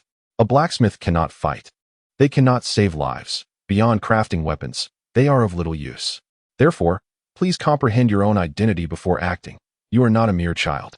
After Michiro's blunt yet factual words, Koit bowed his head, acknowledging the harsh truth in his statement. "What a coincidence. I am also a Hashira. Do you not wish to enhance your power through this automaton? Perhaps I can assist." Just as Tanjiro prepared to argue with Michiro, Rokuchin stepped forward, placing a reassuring hand on Tanjiro's shoulder. "You too are a Hashira?" Michiro regarded Rokuchin with mild surprise. The youth appeared to be of similar age, and yet another Hashira? Was this individual present during the Hashira meeting? Perhaps there was someone who resembled him? He couldn't quite recall. Yet, given Rokuchin's recent action of rescuing the child from his grasp, it seemed unlikely he was fabricating his claims. Training alongside a Hashira could indeed yield significant improvements in strength. Michiro concluded within himself. Chapter 94. The Confrontation with Michiro. "Mr. Rokuchin," Tanjiro called out in concern, initially intending to argue but was taken aback by Rokuchin's sudden decision to engage. He had seen this missed Hashira during the Hashira meeting, and it seemed he had been a Hashira for quite some time. Would Rokuchin fare well in combat against him? Tanjiro sensed the formidable presence of both Rokuchin and Michiro. Yet he remained unaware that the reason for this was that both were far superior in strength, rendering distinctions nearly indistinguishable. Rokuchin waved his hand, offering a reassuring smile to Tanjiro. Presently, even without the awakening of his markings, Michiro would not stand a chance against Rokuchin. Koit sat helplessly at Rokuchin's feet, gazing up with confusion. This individual seemed uninterested in the automaton. He too was a Hashira? He appeared as youthful as the opposing Hashira. Could he truly contend with him? That insufferable individual with the seaweed hair spoke in such a cold manner. It was infuriating. The area was swiftly cleared, leaving only Michiro and Rokuchin. Michiro's arm was enveloped by the gentle breeze that flowed from the depths of the thicket as he slowly drew his Nichiren blade from its sheath. The blade, revealed in deliberate motion, glimmered ominously, reflecting the sunlight as though weaving a flowing river that illuminated the surroundings. Suddenly, Michiro's body seemed to break free from some unseen constraint. Launching forth like a cheetah, his footsteps were nearly silent, yet his speed was astonishing. In an instant, he vanished, leaving only a swirling gust behind. In stark contrast, Rokuchin's expression remained remarkably calm. He did not draw his weapon but merely extended a finger, seemingly making a casual gesture. This simple motion bore no superfluous action, akin to brushing away a speck of dust. However, within this seemingly insignificant action, an almost imperceptible force was born. It bore no tangible form like a blade, yet it surged forth silently, akin to an arrow, hurtling rapidly towards Michiro's flank. Michiro appeared to sense this sudden force. His body traced an unusual arc in midair, much like a nimble koi fish twisting to evade a fisherman's net. Quite the quick reflexes, Rokuchin mused, mildly surprised to see his crimson arrow missed its mark. Truly, he was the fastest to become a Hashira. Such reactions were notable. At his current strength, the red arrow he wielded was vastly superior to that of the arrow demons used. Rokuchin's arrow was not only more ethereal, but also possessed greatly enhanced speed and power. The fact that Michiro could evade his initial strike attested to his impressive reflexes. As Michiro landed, his expression remained unchanged from the brief encounter, yet internally, he was not as composed. The previously tranquil mind now rippled with uncertainty. What ability had the opponent just employed? Why did he perceive the scent of blood? It was reminiscent of a demon's blood demon art, yet the figure before him was undeniably human. Could a human wield blood demon art? Michiro had a vague recollection of having heard that humans could indeed utilize such powers. When had he learned this? Realizing his thoughts began to drift, Michiro shook his head to clear his mind. Rokuchin observed the approaching Michiro, a subtle smile gracing his lips. He still refrained from unsheathing his blade, merely waving his finger once more. Armed with the experience of their first encounter, Michiro's reflexes had grown even more composed. As Rokuchin's red arrow drew near, he lowered his body to evade with ease. However, Rokuchin would not allow Michiro such an easy escape. The first crimson arrow missed its target, but the second and third followed closely behind. In the midst of dodging in midair, Michiro found himself unable to leverage his movements, forced to confront Rokuchin's onslaught head-on. Clang! Clash! Two distinct, crisp sounds resonated in succession. The first was the sound of Michiro colliding with the crimson arrow, while the second signified his retreat. Forced into a defensive stance. As time passed, the clash between Michiro and Rokuchin's arrows intensified. Whenever Rokuchin observed Michiro adapting to his attack rhythm, he would swiftly introduce another crimson arrow into the fray. In a mere 5 minutes, Michiro had become adept at navigating the assaults of 6 crimson arrows. Rokuchin, slightly bored, idly waved his fingers at the periphery. It was not that he underestimated Michiro. It was merely that Michiro had yet to employ his breathing techniques and appeared to be solely focused on training. Thus Rokuchin felt no need to exert himself too forcefully. Impressive, merely by waving his fingers, he has ensnared the head of the seaweed demon. Although Little Iron cannot discern the trajectory of the crimson arrow, it does not hinder his observation of the battle. He can perceive Luo Chuan's composure. Indeed, it is evident to anyone with eyes that the situation on the battlefield favors him. The Hashira, referred to as Mr. Luo Chuan by Tanjiro, is clearly far superior to the seaweed demon. With just a few casual gestures, he sends the demon into a state of disarray. Little Iron may not comprehend the intricacies of breathing techniques or swordsmanship, but he recognizes the formidable prowess of Mr. Luo Chuan. Not only Little Iron, but also Tanjiro, who stands nearby with a tinge of concern, finds himself taken aback by the unfolding events. Mr. Luo Chuan's strength is indeed astonishing. How effortlessly he contends with the Mist Hashira, another of the Hashira elite. Could Mr. Luo Chuan's power be excessively daunting? He discerns that neither party is genuinely engaged in combat, as the Mist Hashira has not even employed his breathing techniques. Yet, Mr. Luo Chuan has not resorted to his own breathing techniques either. His strength derives not from blood demon arts, but from his unparalleled close combat abilities. In every confrontation with the upper moons, as long as Mr. Luo Chuan closes the distance, he invariably dominates his opponents. Inosuke, tilting his head as he observes Michiro besieged by an unseen force, experiences a moment of clarity. So, this is something that can be countered with the Nichiren blade. He had thought it could only be dodged. How foolish. Next time, he shall confront Luo Chuan in this manner, showcasing his true capabilities. I'm done. This is dull, Luo Chuan sighed, shaking his head and waving his hand, feeling a twinge of fatigue in his wrist. As his words faded, Luo Chuan's open palm gently closed, as if grasping an invisible object. The crimson arrows, previously swirling chaotically in the air, seemed to respond to his call, their lethal intent dissipating as they followed the constriction of his hand. Those rapidly spinning arrows, like a river flowing against the current, came to a standstill, swiftly retracting until they vanished entirely, as though they had never existed. Michiro, holding his blade with both hands, felt his chest gently rise and fall. His pale, indifferent eyes first focused on Luo Chuan and then shifted to the Nichiren blade at Luo Chuan's side. Has he attained such strength without drawing his sword? This Hashira appears markedly different from the others he has encountered. Chapter 95, Training. Upon witnessing Michiro's demeanor, Luo Chuan refrained from speaking further. Without memories, Michiro's mind was occupied solely with the directives of Yoya Shinjuro, focused on slaying demons and enhancing his strength. Conversing held no significance. As he observed Luo Chuan's departing figure, Michiro slowly sheathed his Nichiren blade and paused momentarily, stating, "A commendable training session. Thank you." With that, he turned away, descending the mountain without a glance back. Hearing this, Luo Chuan raised an eyebrow, realizing that Michiro was not entirely apathetic. Had he known, he might have broached the topic of friendship, yet alas. Little Iron, noticing Luo Chuan approaching, felt a mix of nervousness and gratitude, eager to express his thanks. However, before he could utter a word, Luo Chuan preemptively spoke, "Hand over the key. Let me have a go." Faced with the calloused hand before him, Little Iron stiffened. He had also approached for the mechanical puppet. After all, his gratitude swiftly dissipated, replaced by a stubborn expression. This puppet could only be used once. A treasured heirloom passed down through generations, and he could not relinquish it so easily. No, he firmly declared. As soon as the word left his lips, he felt the large hand rest upon his head. "I do not underestimate any of you smiths. On the contrary, I hold each of you in high regard. Yet, you must understand that everything exists for a reason.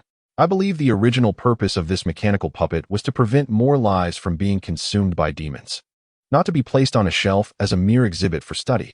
Do you comprehend my meaning?" Little Iron gazed up at Luo Chuan, silent and contemplative. Luo Chuan's words, though as blunt as those of the seaweed demon, somehow resonated more deeply, perhaps due to the sincerity reflected in his eyes. Moments later, tears streamed down Little Iron's mask, yet he extended the key to Luo Chuan. Tanjiro placed a reassuring hand on Little Iron's shoulder. Luo Chuan accepted the key and approached the mechanical puppet, eager to discover what made this creation, reminiscent of Yorichi, so extraordinary.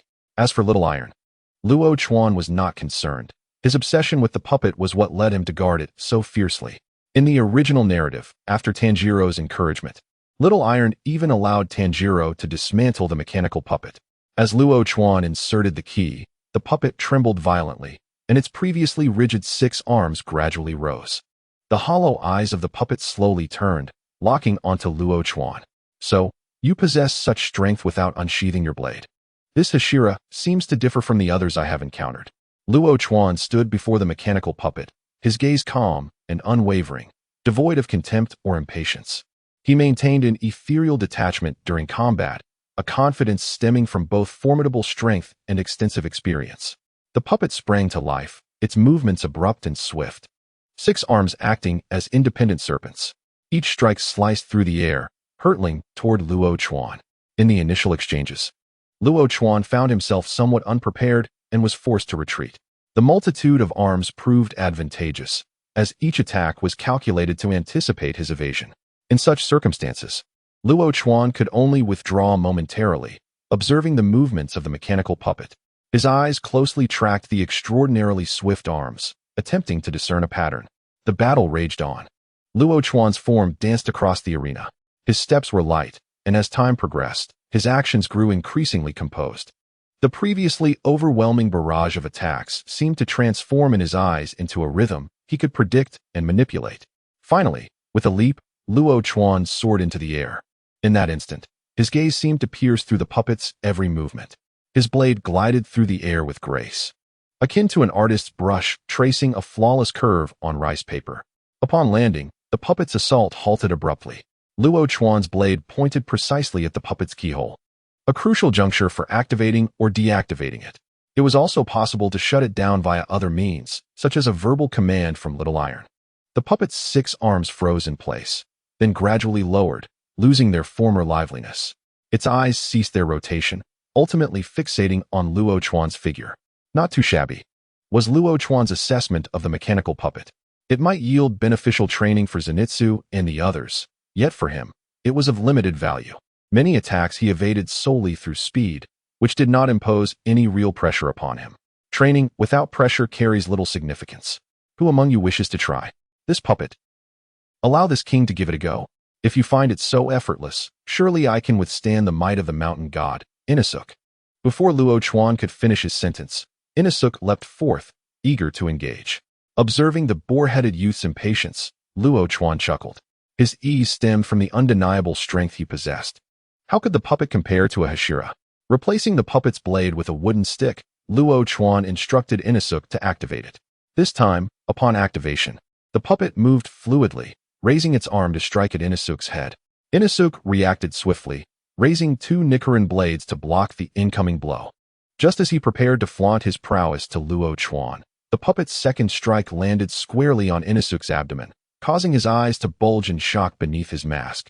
In a moment of desperation, Inasuk rolled backward, attempting to distance himself from the puppet, but Luo Chuan had already witnessed its ferocity. How could there be an opportunity for Inasuk to distance himself? As soon as Inasuk's body began to bend, the puppet struck him on the back with a heavy blow. At that moment, Inasuk completely lost his footing. Losing one's balance in front of a puppet inevitably leads to a one-sided beating. After enduring several relentless strikes, Inasuk began to attempt communication with the puppet. Zenitsu, witnessing Inasuk's predicament, widened his eyes in surprise. Just moments ago, during the skirmish between Luo Chuan and the puppet, it had not been like this. Wasn't it supposed to be easy to evade the puppet's attacks with a few nimble jumps? Why wasn't Inasuk dodging? Soon, Zenitsu realized the reason behind Inasuk's inaction. It was not that he chose not to dodge, but rather that he could not escape. Seeing that Inasuk and Zenitsu had become training targets, Luo Chuan felt a sense of leisure. An incident in the swordsmith village was likely to occur within the next few days, and he needed to maintain his optimal condition. Chapter 96. The Blood-Consuming Vessel. Over the course of 2 days, under the relentless onslaught of Tanjiro and his companions, the mechanical puppet's attack patterns were finally deciphered by the 3. With an understanding of its tactics, the trio found it significantly easier to combat the puppet. By that afternoon, they managed to behead the puppet, acquiring a rusted Nichiren blade from its remains. Upon learning this news while soaking in the hot springs, Luo Chuan slowly rose from the water. Delicate droplets cascaded down his well-defined physique. The day Tanjiro retrieved the rusted Nichiren blade coincided with the time when Tamayo and Hantengu would wreak havoc on the swordsmith village.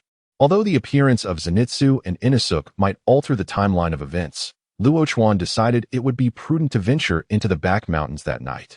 Drying himself off, he donned his cloud-patterned robe and set off towards the back mountains. As night fell, engulfing the entire swordsmith village in darkness, Luo Chuan strolled leisurely along the narrow path of the back mountains, initially unaware of any anomalies. Had he arrived too early? Observing the familiar dark forest, he muttered to himself. In the original narrative, Tanjiro and the puppet had battled for approximately 3 to 4 days before overcoming it. It seemed he might still be a bit early. But that was of little consequence. He would simply regard it as a routine patrol. Just as Luo Chuan's posture relaxed slightly, he began to ascend the stone steps, one after another, illuminated by the moonlight. The mountain breeze, accompanied by the stillness of the night, caressed the treetops and brushed against Luo Chuan's hair. However, just as he prepared to step onto the 3rd step, his advance came to an abrupt halt. A pungent, almost acrid fishy odor pervaded the air. It silently infiltrated Luo Chuan's nostrils, heightening his awareness. His expression hardened. There were several small streams in the back mountains, teeming with fish. Yet the fresh scent of aquatic vegetation was starkly different from the current stench. This was a feral, wild aroma, tinged with faint traces of blood and decay. He had not come too early. The timing was just right. Luo Chuan instantly recognized the source of the fishy odor, the upper moon demon responsible for it. The fifth upper moon. Tamayo, a demon with an inexplicable obsession for the vessels he created. One of the allies Luo Chuan hoped to befriend in the swordsmith village. The key to befriending Tamayo lay in complementing the beauty of her vessel. If Tamayo were pleased, she would casually agree to form a verbal friendship with Luo Chuan. In the next instant, Luo Chuan vanished from his position, reappearing atop a nearby tree branch. The bough beneath him bore his weight effortlessly, swaying slightly before returning to stillness. The tree he perched upon was one of the tallest in the back mountains, granting him a panoramic view of the surroundings. Initially, Luo Chuan intended to utilize his talent for perceiving hidden lines to locate Tamayo. However, unbeknownst to him, a thick cloud of fishy odor now enveloped the mountainside, so potent that it obscured even the unique scent of the demon. Unable to rely on his sense of smell to pinpoint Tamayo's location, Luo Chuan resorted to observing from above. Perched on the lofty branch, Luo Chuan resembled a statue, his eyes gleaming brightly in the night, akin to cat's eye gemstones, emanating a soft glow. This ethereal sight was a result of the moonlight mingling with his intensely focused gaze. His eyes scanned the forest, capturing every nook and cranny within their depths. The trees swayed in the night breeze, producing a rustling sound.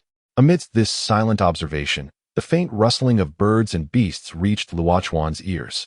His gaze fixed upon the source of the commotion, and without warning, his figure vanished into the night, like a droplet of water slipping into a pond. He created no ripples. In the next moment, he found himself atop a branch with a broader view. Moonlight filtered through the leaves, casting mottled shadows upon his white robe, rendering his silhouette elusive, almost ghostly. A vessel appeared within Luo Chuan's line of sight, positioned motionless in the center of the staircase. Indeed, it was Tamayo. Waiting for the swordsmith to arrive, Luo Chuan tilted his head slightly, following the staircase's path until he soon spotted a swordsmith, Irontail, who had just finished soaking in the hot springs and was preparing to return to the village. Feeling refreshed, the fatigue from his time spent in the forge dissipated under the gentle caress of the warm water. Now, all he needed was a good night's sleep to prepare for the tasks awaiting him the next day. The sense of fulfillment lifted Irontail's spirits, making his steps lighter. Having lingered in the hot springs for too long, the night had grown dark, and he needed to hurry back, for a multitude of matters awaited him the following day. As he gazed into the pitch-black night, Irontail felt no concern for potential dangers, only a fear of delaying the tasks ahead. The wooden clogs he wore echoed with a crisp sound as they struck the steps. Suddenly, Irontail noticed a Tamayo vessel positioned directly below him on the steps. The patterns on the vessel were unremarkable, featuring only a few green willow branches and absurdly vivid flowers, resembling a child's hasty doodle. A vessel? This wasn't he here when he came up. Irontail thought, puzzled, as he recalled his earlier passage. The vessel must have appeared while he was enjoying the hot springs. How dangerous. Who left a vessel here? Irontail muttered as he approached the vessel, intending to move it to prevent it from being broken and causing unnecessary harm. Upon reaching the vessel, Irontail peered into its dark opening, but could see nothing within. Better to remove it, he thought. As he extended his hand, before his fingers could touch the vessel, a thick, inky black liquid surged forth from the opening. The viscous liquid formed a hand that firmly grasped Irontail's wrist, attempting to drag him into the vessel. Realizing something was amiss, Irontail struggled against the liquid's grip. Yet the force was astonishingly strong, even as a skilled swordsmith. He felt insignificant in its presence. Just as Irontail was about to be forcibly drawn into the vessel, he heard a sound akin to a blade slicing through flesh. As a craftsman of Nichiren blades, Irontail recognized that sound could only be produced by one. Moreover, the seamlessness of the cut suggested that the blade's forger held a prominent status within the swordsmith village, at least surpassing his own expertise. As the grip of the black liquid weakened, the substance before Irontail vanished. He was finally able to comprehend the situation before him. A youth clad in a cloud-patterned robe stood between him and the vessel. Chapter 97. Befriending Tamayo, Gaining Blood Demon Arts.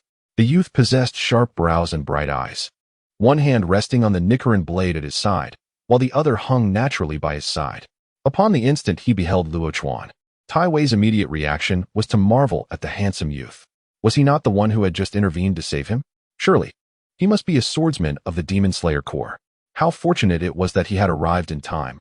Otherwise, he might have been ensnared by that peculiar jade pot. Tai Wei silently expressed his gratitude. Luo Chuan scrutinized the jade pot, which remained motionless, as if it had not just attempted to swallow Tai Wei whole. Noting the pot's reluctance to reveal itself, Luo Chuan decided to take action. From behind Luo Chuan, Tai Wei heard the unmistakable sound of a Nichiren blade being unsheathed, only to find the jade pot had suddenly vanished from the steps. Then, a jade pot rolled out from the nearby thicket. "Who are you? I was in the midst of crafting exquisite artwork, and you dared to interrupt me." The disgruntled voice emanated from within the pot, followed by a shadow that abruptly darted out. The true form of the jade pot materialized before Luo Chuan. Its intricate facial features and the small hands flailing beside it eliciting a slight raise of Luo Chuan's eyebrows. Indeed, one must admit that this little jade pot possesses a rather unique charm. Upper Moon 5, Jade Pot, Race, Demon, Rank, Upper Rank, Talent, Average, Insight, Average, Skill, Pot Communication, Mastered, Blood Demon Art, 1,000 Books of Fish Killing, Mastered, Blood Prison Bowl, Mastered, Hell of the Octopus Pot, Mastered, 10,000 Slippery Fish, Mastered, Divine Hand, Mastered, Formation, Fish Scales Killing, Mastered. Are you a Hashira? It's a pleasure to meet you for the first time. May we converse before we engage in battle? The jade pot extended its short arms and slightly bowed, offering a gentlemanly gesture toward Luo Chuan. Run. Without waiting for Luo Chuan's response, Tai Wei urgently tugged at Luo Chuan's arm, whispering insistently. Luo Chuan turned, puzzled. Why leave? This is a splendid opportunity to make a connection. The jade pot has presented itself right before us. Seeing that Luo Chuan did not grasp the gravity of the situation, Tai Wei's hand trembled slightly. In his eyes, numbers flashed. He was Upper Moon 5. The cold sweat trickling down Tai Wei's face beneath his mask made him acutely aware of the implications of the term Upper Moon. Why were there replacements among the Hashira? Why did they seem to forge Nichiren blades daily, yet still find them insufficient? It was all due to the demons, the 12 Kazuki. Each of the Upper Moons bore the blood of Hashira, a terrifying name forged from the lives of the Hashira. Now, an Upper Moon demon stood before him, and maintaining his composure was already a considerable feat. If it were an ordinary demon, Tai Wei would have had no qualms standing behind Luo Chuan. Those who forged Nichiren blades for the Demon Slayer Corps were worthy of protection. But this was different. This was an Upper Moon, and at the very least, one Hashira was required to confront it. Although he could not discern the speed at which the boy drew his blade, he certainly did not appear to be a Hashira.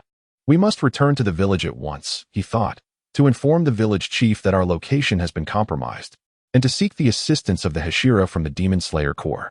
Luo Chuan, understanding the craftsman's concerns, gently patted his hand in reassurance, saying, "I understand. Leave it to me." Understand? Tai Wei was momentarily taken aback, his fearful expression frozen in place. How could Luo Chuan be so composed in the presence of an Upper Moon demon? Was he comforting him, or was he truly unafraid? Tai Wei leaned toward the former thought. Having reassured the craftsman, Luo Chuan turned to the jade pot and said, "Of course. Your jade pot appears rather fine. Shall we become friends?" Upon hearing this, Tai Wei could no longer remain still. Setting aside the question of the pot's aesthetic appeal, had Luo Chuan not just assured him everything would be fine?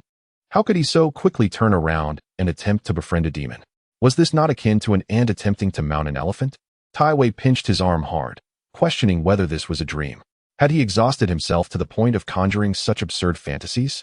The jade pot, hearing Luo Chuan's compliment, excitedly twisted in midair. "Of course, it is my honor to have a friend with such discerning taste." As it spoke, the 6 small hands beside its head flailed about energetically. Ding! Successfully added Upper Moon 5, Jade Pot as a friend. Detected that the intimacy level between Upper Moon 5, Jade Pot and host is initial acquaintance. Randomly awarded a skill. Acquired skill, Blood Demon Art, Blood Prison Bowl, mastered. Would you like to fuse the skill, Blood Demon Art, Blood Prison Bowl, mastered now? No, Blood Prison Bowl. Luo Chuan gazed at the system panel displaying his randomly acquired reward, his expression sharpening. If his memory served him correctly, this Blood Prison Bowl was the means by which the Jade Pot had trapped Michiro, was it not? Had the Jade Pot dealt with him swiftly, denying Michiro the chance to recollect his memories, the Swordsmith village would likely no longer exist. This reward was rather favorable. As long as it did not pertain to talent or insight, Luo Chuan's friendship with the Jade Pot was undoubtedly a profitable venture. Not just this pot. What do you think of this one? The jade pot unexpectedly produced another pot from seemingly nowhere, gazing at Luo Chuan with eager anticipation. In its eyes, this new pot was even more aesthetically pleasing than the one it currently inhabited, and it assumed Luo Chuan, with such discerning taste, would surely agree. Such discerning individuals are a rarity. I might just be reluctant to destroy it. Perhaps I shall incorporate it into my exquisite art collection. Ugly, Luo Chuan replied, suppressing his smile and maintaining a serene demeanor. Having already made a friend, why bother concealing his thoughts any longer? After all, the pot was inherently unsightly. Having completed the initial pleasantries, Luo Chuan felt no need to sugarcoat his opinion. The moment his words left his lips, the forest fell eerily silent. The sound of a pin dropping could be heard. The jade pot's expression of anticipation froze. Was he not supposed to praise its pot's beauty? Had they not just become friends? Before their camaraderie, Luo Chuan had complimented its pot, but now, after their friendship had been established, he called it ugly? Was he even a person? Had it misinterpreted the essence of friendship? Should not friends aid one another? Having spent too long as a demon, had the meaning of friendship in the human world transformed beyond recognition? Utterly perplexed, the jade pot found itself momentarily unable to react with immediate anger, instead asking stubbornly, "What did you say? I did not hear you clearly." "I said ugly, unsightly," Luo Chuan reiterated firmly. Behind Luo Chuan, Tai Wei looked on in astonishment, unable to comprehend Luo Chuan's sudden shift in demeanor. Just moments ago, he had been smiling and befriending an upper moon demon. How could his attitude change so abruptly? Was he toying with the demon? Observing the flush of indignation rising in the pale cheeks of the jade pot, Tai Wei swallowed hard, uncertain whether he would leave this place alive. Yet he understood that the upper moon demon was undoubtedly incensed. Chapter 98. The Insulted Jade Pot. You speak nonsense. Tasteless wretch. The jade pot seethed, its small hands clenched in fury. All friendship is a facade. You have no appreciation whatsoever. Not a scrap. You cannot even appreciate such a magnificent work of art. I shall pluck your eyes from their sockets and adorn my pot with them. Such a blabbermouth. Luo Chuan suddenly appeared beside the jade pot, his Nicaran blade crackling with electric energy as it surged forth. Crack.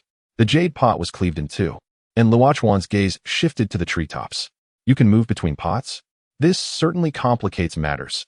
Who knows how many jade pots the demon has concealed in this forest? You possess a most audacious spirit. Not only do you lack discernment, but you also dare to destroy my pot, desecrating my art.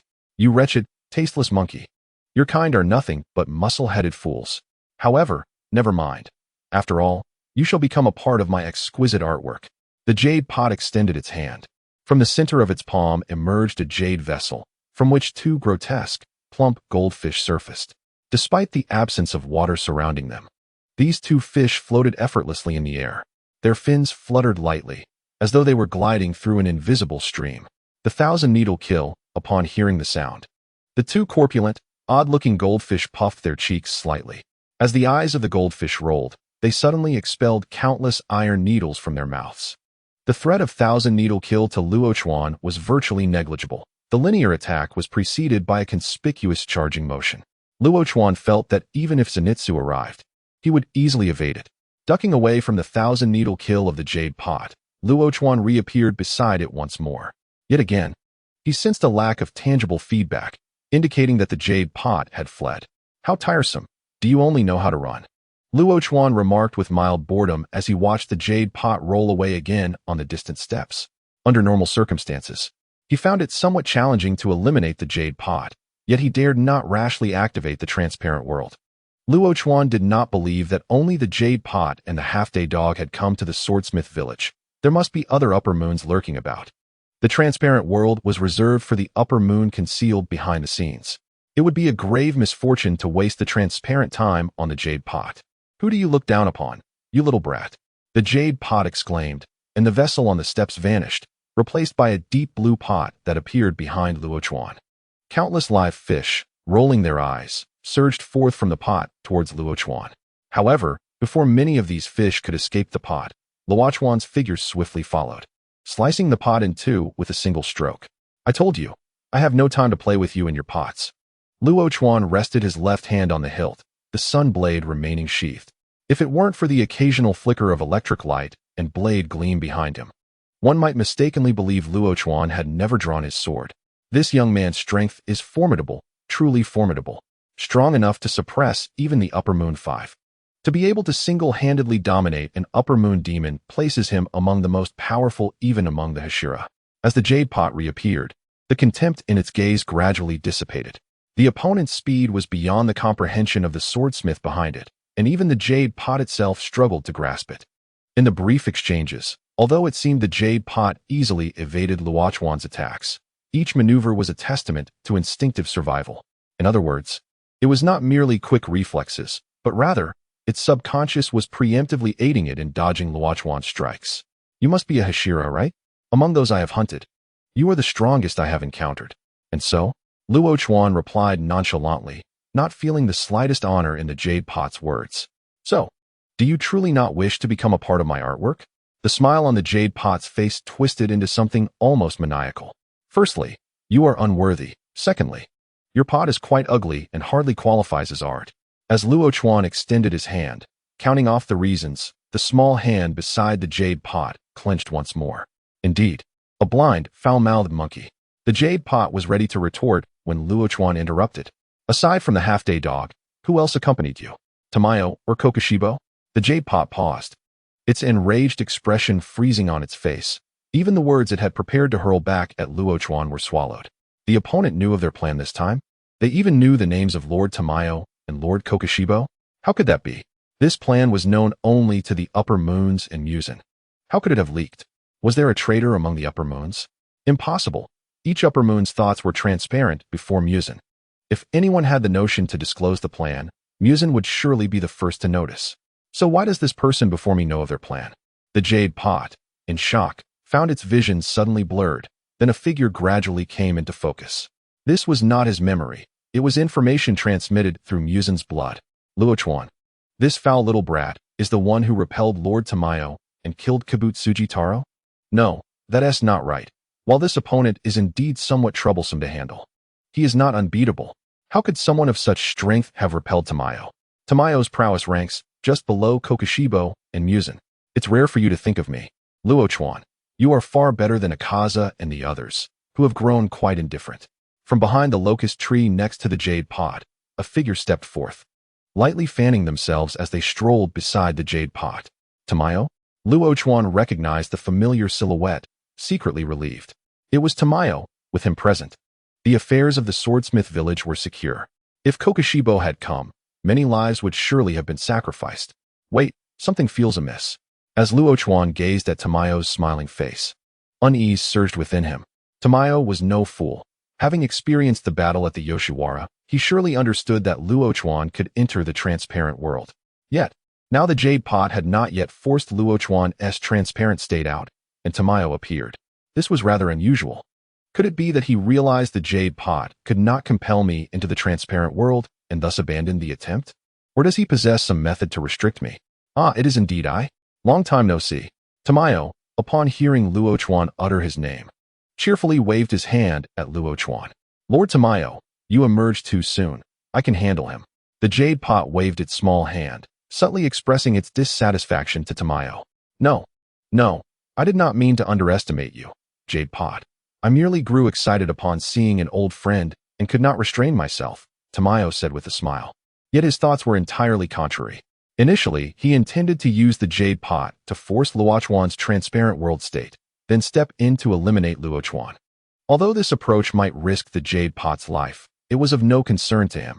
He was here to execute a task. However, it was unfortunate that Luo Chuan's strength seemed to have increased significantly. Even without activating the transparent world, he could engage the jade pot in back-and-forth exchanges. Fortunately, to deal with Luo Chuan, he had prepared more than just the jade pot as a means. Chapter 99, Tamayo's Plan. The swordsmiths in the swordsmith village must have already succumbed to their ice poison by now. Soon, everyone here will vanish. What will Luo Chuan do then? He will surely be furious, right? Anger does not bode well. It makes one speak rashly. Ah, this village is filled with stinky swordsmiths. There isn't a beautiful woman in sight. It's quite dull. Watching Tamayo laugh with the jade pot, Luo Chuan felt increasingly uneasy. Just as he prepared to extract some useful information from Tamayo, a gust of violent wind howled from the village at the foot of the mountain. In the midst of the raging wind, branches were snapped, and dust swirled in the air, obscuring all sight. Luo Chuan concentrated his gaze, and as the wind gradually subsided, he saw two figures being swept along by the breeze. One figure was agile, darting through the air like a swallow, landing lightly on the ground. The other figure collided forcefully with a tree behind him, producing a dull thud. Michiro and Inosuke? Luo Chuan recognized the two figures. While he could understand Michiro being blown over, why was Inosuke also caught in the wind? Michiro stood not far to Luo Chuan's left, assessing the scene before him, immediately reacting, gripping the sunblade with both hands. His vacant gaze was fixed upon Tamayo and the jade pot. Two demons, both exuding a powerful aura, stronger than any he had encountered before. How did they come to be here? Who is that? He seemed familiar. Are they fighting? Michiro's gaze lingered on Luo Chuan for less than a moment before returning to Tamayo and the jade pot. As Inosuke collided with the tree, he shook his head and adjusted his pig mask. While doing so, he cursed, "Damn broken fan. It actually sent me flying." Rokawa? The fake smiling demon? What is that? Such an ugly face. Never mind, charge ahead. With his Nichiren blades in hand, Inosuke charged toward the demon Doma. Before he could take more than a few steps, a large hand firmly pressed down on his pig mask. Not yet, it's not your turn to shine. If it were the Inosuke from the Infinity Fortress, Rokawa might have reluctantly let him pass. After all, Doma killed Inosuke's mother. But that's not the case now. Inosuke's strength is still far inferior to Doma's. If he carelessly gives Doma an opening, I might not even be able to save him. Inosuke glared at Rokawa, clearly dissatisfied. Yet Rokawa had no intention of playing around with Inosuke. He was quite uneasy about Doma's unknown backup plan. Michiro, you take care of the Tamari demon, and I'll handle the fan demon. Hearing his name called by Rokawa, Michiro looked puzzled. This person knows my name. It feels oddly familiar. Have I seen him somewhere before? Ah, the one who trained with me a couple of days ago. His strength is impressive. Michiro nodded, albeit somewhat absent-mindedly. What about me? What about me? This king will surely chop him to pieces. Inosuke clashed his two Nichiren blades together, shouting fiercely. Do you see that person? Rokawa pointed at the swordsmith, Tetsue. Your task is to protect him. He is extremely important to us. This is a daunting task, Inosuke. Can you accomplish it? Hearing that Rokawa only wanted him to protect one person, Inosuke instinctively wanted to refuse. However, upon hearing Rokawa's subsequent words, his attitude shifted dramatically. He thumped his chest with the hilt of his blade, declaring earnestly, indeed, the most challenging tasks must be handled by this king himself. You can count on me. Observing Rokawa's words directed at Inosuke, Doma's multicolored eyes flickered slightly. In the next moment, he moved swiftly, appearing beside Inosuke, who was preparing to charge toward Tetsue. From Rokawa's demeanor, it was clear that this pig-masked brat was of great significance to him. First, he would deal with this brat and provoke Rokawa. Just as Doma's fingers brushed against Inosuke's mask, a sudden flash of lightning erupted through the forest, illuminating the sky as if to ignite the entire world. Rokawa's gaze turned icy, and without hesitation, he swung his blade, striking at Doma's arm like a bolt of lightning. The thunderous roar was deafening, and the electric light wove a breathtaking scene. Just as Doma's hand grasped Inosuke's mask, Rokawa's blade severed his arm, blood splattering everywhere. The explosive sound of the lightning left Tetsue, who had been observing from the sidelines, in shock. What is happening? Is this also the manifestation of Rokawa's power? Just how much strength did he hold back during our earlier battle? Sensing the intense electric charge in the surrounding space, Tetsue's expression turned suspicious. He still couldn't see Rokawa's movements clearly, but he had witnessed the destructive force. If that power were to strike him, Tetsue dared not imagine the extent of the damage it would cause. Don't do that, Rokawa. I merely wished to befriend him. Doma innocently protested as he was forced back by the severed arm. Wait, your face?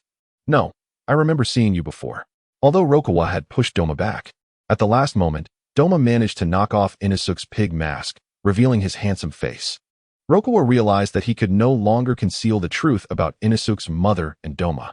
He had initially intended to eliminate Doma, erasing the painful memories that plagued Inosuke. Yet, as fate would have it, he could only let events unfold as they may. Hold on, let me think this through. Doma inserted his sharp fingers into his mind, recalling information related to Inosuke's face. Inosuke, somewhat puzzled, put his mask back on, shielding Tetsue behind him. Ah, there's a woman who looks just like you. She must be your mother. Her eyes are as beautiful as yours. I hadn't planned on devouring her. These tales can wait until you are dead. Rokawa could not afford to let Doma reminisce freely. He needed to resolve the situation swiftly to quell his unease. Doma evaded Rokawa's strike with a swift movement. By the way, not just him, Rokawa. I forgot to tell you that I accidentally released a few ice demons in the village on my way here. They should be stirring now. Doma teased, his multicolored eyes gleaming with anticipation as he looked at Rokawa. He was eager to see Rokawa's reaction to this news. The village? Doma's minions are there. They resemble him perfectly. Rokawa's eyes narrowed. No wonder Doma hadn't appeared sooner. It all made sense. If there were Doma's minions in the village, the situation would become dire. Although Zenitsu was helping in the village, his strength had yet to fully develop. In the Infinity Fortress, Doma could easily hold off Inosuke and Kanaho with just 2 of his minions. At that time, Inosuke and Kanaho were far stronger than the current Zenitsu. If Doma had released too many minions in the village, could the Love Hashira and Zenitsu manage? Rokawa shook his head inwardly. The Love Hashira was already struggling against the upper moon, and adding Doma's minions would completely shift the balance. I must return immediately. It seems you're feeling a bit anxious. Rokawa, those people in the village are quite important to you, aren't they? Though I wish for you to hurry back, I cannot allow that. My previous retreat has already displeased Muzan. If I don't make a move this time, he might just take my head. Doma said innocently, placing his finger under his chin. I wouldn't want to see your head severed, of course. Rokawa lifted his face, a slight smirk playing at the corners of his mouth. His unease stemmed from the uncertainty of Doma's hidden schemes. However, now that Doma had revealed his backup plan, Rokawa felt considerably more at ease. Doma's confidence stemmed from his manipulations within the village. He aimed to place Rokawa in a predicament, forcing him to either break through and return to rescue the village or face Doma's persistent assault while watching the villagers perish. Doma's strategy was clever, yet he overlooked a crucial premise. He must withstand Rokawa's power in the transparent world, just as he had during the entertainment district. If he could not endure Rokawa's strength in the transparent state, all his plans would crumble. Rokawa's smile was a reflection of this thought. Doma was overly arrogant, failing to consider the enhancement of Rokawa's abilities during this period, thinking he could escape as easily as before. This time, Rokawa would not allow Doma to evade so effortlessly. Doma listened to Rokawa's words, his multicolored gaze momentarily frozen. It seemed that his words had not affected Rokawa at all. How could this be? The annihilation of the Swordsmith village would deal a devastating blow to the Demon Slayer core. Was Rokawa not concerned? Could there be other Hashira in the village? Even if there were, faced with his 5 minions and the upper moon, they would not fare well. Why was Rokawa so confident? Unable to fathom the thoughts of Luo Chuan, Tomo did not reveal his feelings and continued to speak with a playful demeanor. I knew it. You are indeed the best, Luo Chuan. How about this? Let us refrain from fighting and simply observe how Yuhua and that pillar engage in battle. After making this statement, Tomo sat cross-legged on the ground, seemingly genuinely interested in watching the confrontation between Yuhua and Michiro. No, I refuse to let others accomplish what I must do myself. I shall personally bring this to a conclusion. Luo Chuan's gaze was indifferent, and in the next moment, the complete and transparent world along with the Luo needle unfolded entirely. Having resolved to swiftly end the battle, Luo Chuan would not hold back any longer. As the power within him erupted, the atmosphere around began to shift violently. A formidable aura burst forth from his body, akin to an invisible hurricane sweeping through. The ground trembled, cracks spreading beneath Luo Chuan's feet as if it could not withstand the force he exuded.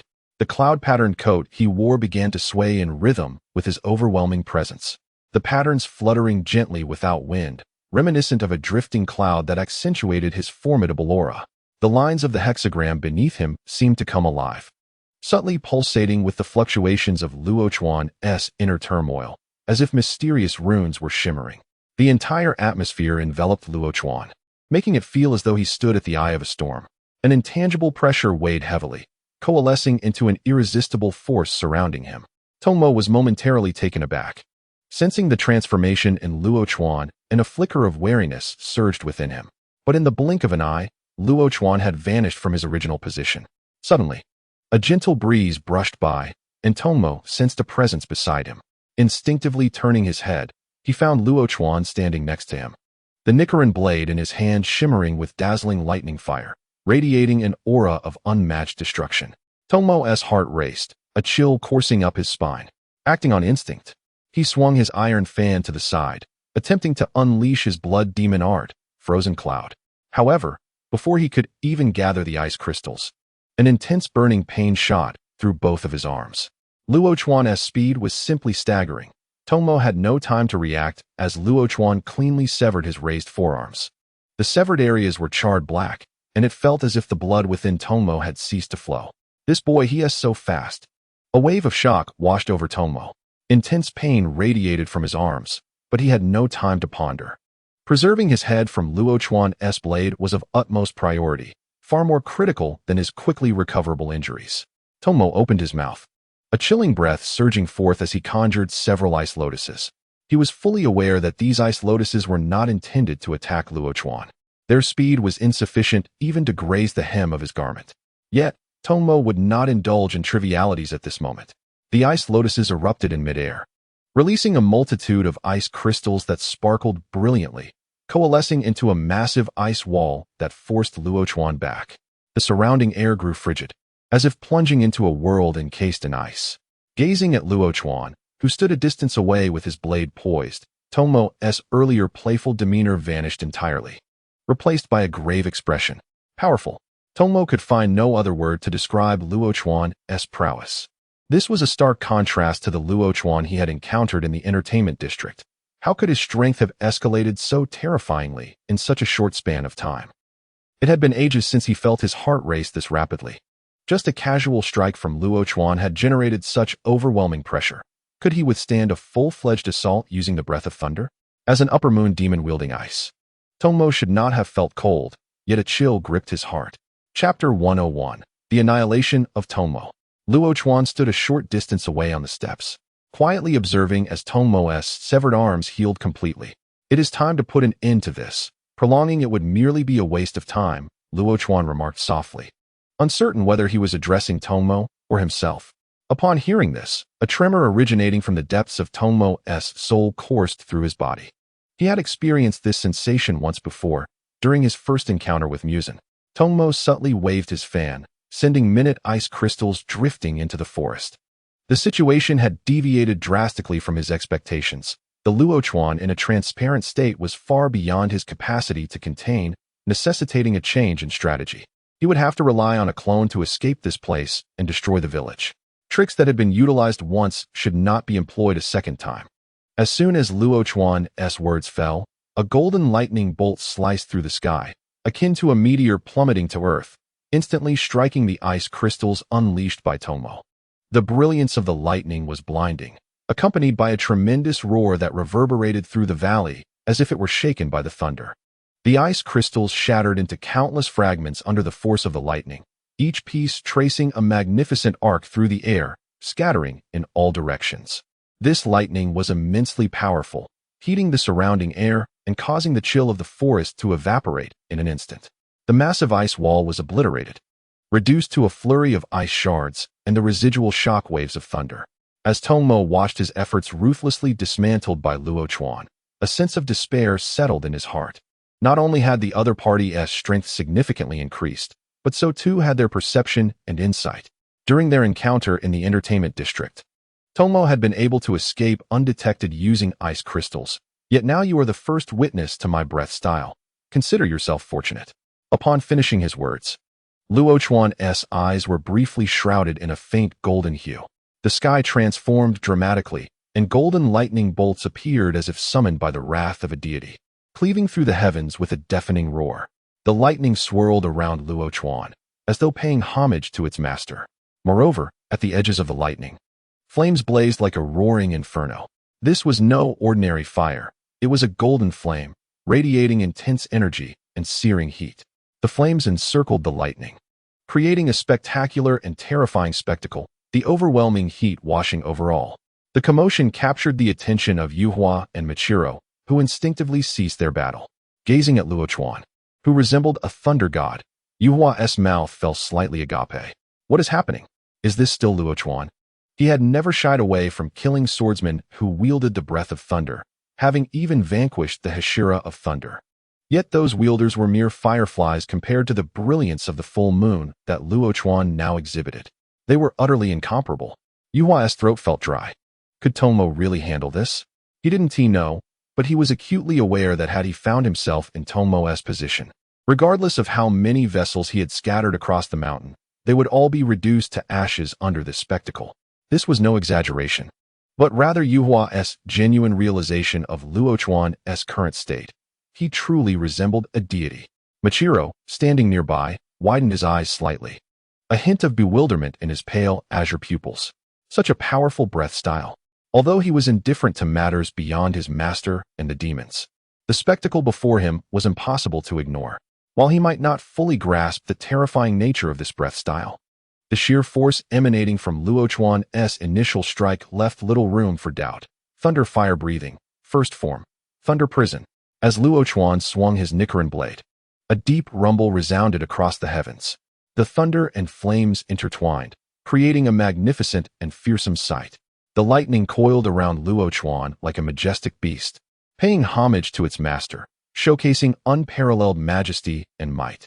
Each bolt of lightning emanates a ferocious energy, as if seeking to reduce the entire valley to ashes. The flames burn like a raging inferno, releasing boundless heat and energy. Thunder and flame intertwine, creating a breathtaking spectacle that envelopes the entire forest of the rear mountains. It seems as if heaven and earth have been torn apart, the light of the mingling thunder and fire shimmering in the sky, akin to the hellish flames of the underworld. Gazing upon this infernal scene, the expression on Doma's face darkens like ink. 5 children of the moon spring forth, unleashing blood demon arts in rapid succession from their fans. Blood demon arts such as Frozen Cloud, Withered Garden Snow, Vining Lotus Blossom, Frigid White Princess, and Misty Ice Snow Lotus Bodhisattva. Doma employs nearly all of his blood demon arts, with the children of the moon mirroring his actions. In an instant, an icy domain forms within a 10-meter radius of Doma, the chill penetrating. However, this bone-chilling cold meets the tempest of lightning, crumbling like snow under the scorching sun. It melts away instantly, failing to impede its advance. The storm gradually constricts Doma's icy domain, and as the pressure intensifies, the iron fan in his hand begins to whip through the air with increasing speed. He struggles, for he is the chosen one. Numerous souls await his salvation. They have yet to experience the true paradise. How can he perish? The cries of the faithful, those wretched souls, echo painfully in Doma's ears. In that moment, he becomes aware of an emotion he has never felt before, a tumultuous blend of reluctance and confusion. Farewell, Doma, a familiar yet frigid voice resonates, causing Doma's gaze to sharpen slightly. What is this gaze? Lacking anger, lacking hatred, only tranquility. Doma finds himself puzzled. Yet this confusion is fleeting, as he soon realizes his vision begins to whirl. As his perspective spins, his consciousness rapidly blurs and fades. Just as Doma's head strikes the ground, a profound silence envelopes the forest. Yuhua gazes in terror at the silhouette of Luo Chuan. Doma has perished, just like that. Luo Chuan needed merely 2 moves, and the esteemed Doma, the second of the upper ranks, is dead. If Doma could not withstand it, what chance does he have? Yuhua surveys his surroundings, though surrounded by woods. He cannot discern a path to escape. Competing in speed with Luo Chuan, at Luo Chuan's current pace, he could be reduced to mere fragments in the blink of an eye. What to do? What to do? Yuhua's slick back is drenched in cold sweat. While executing this plan, he never anticipated such a scenario. To him, the task of 3 upper-ranked demons annihilating a village of swordsmiths seemed as effortless as an elephant crushing an ant. Yet now, all his expectations have crumbled beneath Luo Chuan's blade. Indeed, it is as simple as an elephant trampling an ant, only they are the ants. When did the dynamic between the upper-ranked demons and the Hashira become such? Is this boy a monster? Chapter 102. The Trembling Yuhua. Distracted by Luo Chuan, Yuhua struggles to focus on dealing with Michiro, suffering damage to several pots. With Doma gone, he is now the only demon present. What shall he do? If Doma fell so easily, how could he possibly endure? Yuhua's mind races, and the opening's Michiro exploits grow ever more apparent. Yet he cannot spare a moment to acknowledge the wounds inflicted by Michiro's strikes. One thought dominates his mind. If Luo Chuan were to kill him, what then? After witnessing Doma's head and body disintegrate into ash, Luo Chuan surveys the surrounding environment. His nostrils twitch slightly, confirming Doma's demise. And he relaxes. Doma, as the 3rd demon not appearing in the original tale of the swordsmith village, has been slain, a development that brings both advantages and disadvantages for Luo Chuan. The advantage lies in Luo Chuan's strength, which is slightly greater than Doma's, allowing him to minimize the damage to the village. The disadvantage, however, is that Doma's death exposes Luo Chuan's full power to Muzan. The next foes he faces will undoubtedly be Kokushibo or Muzan himself, both of whom Luo Chuan is currently ill-equipped to confront. Especially Muzan. Without the strength of the Hashira and the 3 artifacts, Luo Chuan cannot even assure his survival against him. Fortunately, the next encounter with Muzan will likely occur in the Infinity Castle, granting Luo Chuan some respite to bolster his strength. I must hasten to enhance my power upon returning. Luo Chuan mutters to himself, then slightly tilts his head, casting a glance at the still battling Yuhua. Though Yuhua's back is turned upon Luo Chuan's gaze, he freezes in place as if struck by a spell. Without hesitation, he discards the current pot and shifts his position. Is Luo Chuan approaching? How will he slay me? Yuhua conceals himself behind the treetops, retracting his body completely within the pot. His small hands clutch the rim, peering out to observe Luo Chuan's movements. Luo Chuan looks at Yuhua before turning to Michiro, saying, I leave this to you, Michiro. Remember, the Mu in Michiro signifies infinity. With that, Luo Chuan strides away toward the village below without looking back. In his current state, dealing with Yuhua would be a matter of a single strike. Yet Luo Chuan refrains from doing so. The value of Yuhua has yet to be fully realized.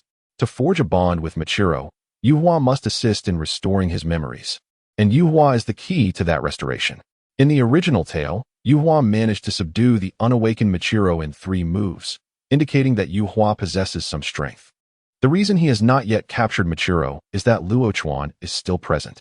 Once he departs, unencumbered, Yuhua will undoubtedly reveal his true capabilities, compelling Michiro to recall his memories. Even if Michiro fails to remember and finds himself in peril, Luo Chuan has prepared 2 children of the moon for unforeseen circumstances. Upon hearing Luo Chuan's words, Michiro's expression momentarily falters as he recalls having heard that phrase before. When was it? Who was it? Why do they resemble him? Yet, he seems not to be Michiro, but rather Yuakairo. As he watches Luo Chuan's figure fade behind the shadows of the trees, Michiro remains in a daze, his gaze shifting from indifference to contemplation. Meanwhile, Yuhua, peering from his hiding place, experiences a starkly different reaction. He left? Luo Chuan has actually departed? Did he not notice my concealment here? That's impossible. Even Doma's ice crystal avatar was detected by him. How could he overlook such a minor trick? This implies he does not regard me as a threat. In that moment, Yuhua is torn between anger and relief. Anger arises from being underestimated by a mere human despite being an upper-ranked demon. Relief comes from the fact that he has survived. Although the circumstances are somewhat peculiar, he is indeed alive. Since Luo Chuan has left, he must hasten to report to Muzan about the events here. However, just as he begins to stir, a flood of memories crashes into his mind. If you fail this time, you need not return. Muzan's voice echoes in Yuhua's ears, causing his fleeing motion to falter. This mission is undoubtedly a failure. There is no question of that. As long as Luo Chuan is present, success is unattainable. Returning means facing Muzan's wrath.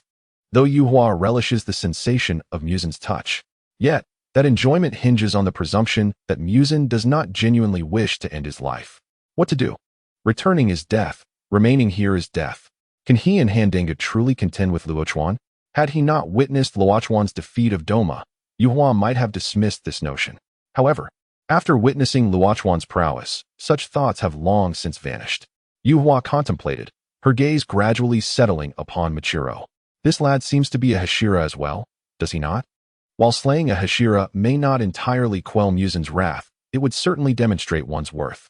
It appears there is no alternative. I cannot possibly seek out Luo Chuan to prove my worth to Muzan, can I? Just now, it was you, that bothersome little monkey, who was being irritating, wasn't it? Now, it is my turn. With Luo Chuan absent, Yuhua gradually regained her former arrogance, teasing Michiro with a smirk. If it weren't for her incessant worry about Luo Chuan's potential attack, she would not have been so easily struck by this boy's numerous blows. Now, it was time to show him a thing or two. It would be unacceptable not to give this lad a taste of reality. Michiro paid no heed to Yuhua, still absorbed in pondering the last words left by Luo Chuan. He could not fathom why he was so fixated on that phrase, yet it resonated with profound significance in his mind. Meanwhile, Luo Chuan swiftly returned to the village after a few breaths, only to find it in ruin. The once classical architecture now lay in smoking heaps of debris. As he entered the village, the grotesque remains of fish demons littered the ground, the mingling stench of blood and fish overpowering. This Yuhua truly is a nuisance, Luo Chuan grimaced, the pungent odor making it challenging for him to utilize his sensory abilities. However, he was not limited to this one means of perception. Closing his eyes, he pressed the tips of his index and middle fingers to his forehead. Breath of the beast, seventh Fong, spatial perception. Invisible ripples emanated from Luo Chuan, painting a vivid three-dimensional tableau of the knife-maker's village in his mind. Love Hashira Kanroji Mitsuri was engaged in battle with the Hater of Heaven, while Tanjiro, Zenitsu, and Inosuke were preoccupied with 5 of the offspring. With the death of Doma, the strength sustaining the offspring was gradually waning. Yet, this disappearance was not instantaneous. They continued to fight, even as their bodies began to dissolve rapidly. Despite this, the injuries sustained by Tanjiro and his companions painted a grim picture. Zenitsu's arm, clutching his sword, was contorted beyond recognition, while Tanjiro was on the verge of exhausting his breathing techniques. Having confirmed the positions and conditions of the trio, Luo Chuan's body moved, vanishing from sight.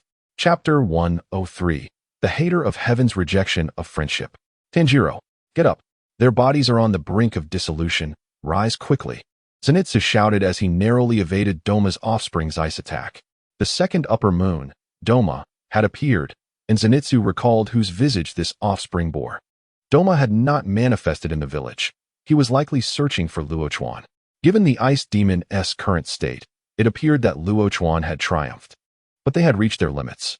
Each of their attacks was a desperate exchange of injury for time. Gazing at Tanjiro, who struggled to raise his arm but had no strength left for further action, Zenitsu felt a tightening in his chest. They were going to die. They were going to die. There was perhaps only half a minute left before the ice demon fully dissipated. That amount of time was more than enough for the ice demon to slay Tanjiro. Zenitsu attempted to summon his speed once more to alleviate the pressure on Tanjiro. But as he took a small step forward, a piercing pain shot up his leg. Just as despair threatened to overwhelm him, a familiar sound echoed through the air. The unmistakable sound of a sword being sheathed brightened Zenitsu's eyes. Luo Chuan had returned. At the moment the sound reverberated, the 5 offspring froze in place, like dolls with their batteries removed, before ultimately melting away into a puddle of ice. Mr. Luo Chuan, Tanjiro murmured softly, gazing at the figure before him. He had come dangerously close to perishing at the hands of that ice demon. He and Nezuko had already been in a precarious state after battling Hantengu for so long. The appearance of Doma's ice demon had rendered the situation uncontrollable. Thankfully, Mr. Luo Chuan had returned. Mr. Luo Chuan, is there still a demon left with Kanroji? You must hurry to assist, Tanjiro urged, his voice barely above a whisper. Yes, I am aware. Be cautious of your injuries, Luo Chuan replied, gently pushing Zenitsu, who was clinging to him and sobbing. Observing Zenitsu's tear-streaked face, Luo Chuan patted his head. This was undoubtedly the most heart-wrenching moment Zenitsu had experienced since leaving the mountains. You too, with a broken arm, why are you holding on so tightly? Do you intend to sacrifice your arm? Zenitsu sniffled. Tanjiro and I nearly died. Fear not, I have arrived. You will not perish. Allow me to resolve matters with the love Hashira first. Luo Chuan attempted to wipe away Zenitsu's tears, but the more he tried, the messier it became, prompting him to abandon the effort. Zenitsu nodded, understanding the urgency of the situation. Seeing Zenitsu's spirits lifted, Luo Chuan leaped toward Kanroji's direction. Meanwhile, Inosuke, still reeling, struggled to comprehend. Had the ice demon been dealt with? Just like that? What had they been fighting so desperately for? They had all entered the Demon Slayer Corps together. Why was there such a vast disparity between him and Luo Chuan? The latter had not only become a new Hashira, but was also unfathomably strong. Throughout the process of Luo Chuan defeating the ice demon, Inosuke had not seen his sword drawn even once. All he had heard was the sound of the sword being sheathed. Was this the power of a Hashira? Was his brother equally formidable? When Luo Chuan arrived at the battlefield between Kanroji and the Hater of Heaven, the battle had reached a fever pitch. Kanroji, relying on her extraordinary physical density, ensnared the wooden dragon with her Nichiren blade and swung it overhead, crashing it down toward the ground. Boom! The wooden dragon reformed, its mouth gathering a wave of golden light. At that moment, Kanroji found herself in a precarious state, caught between the departure of her old strength and the emergence of new power, helplessly watching as the wooden dragon accumulated sound waves. As Kanroji braced herself to withstand this sonic assault with her incredible physical density, she suddenly noticed the light wave in the dragon's mouth had vanished.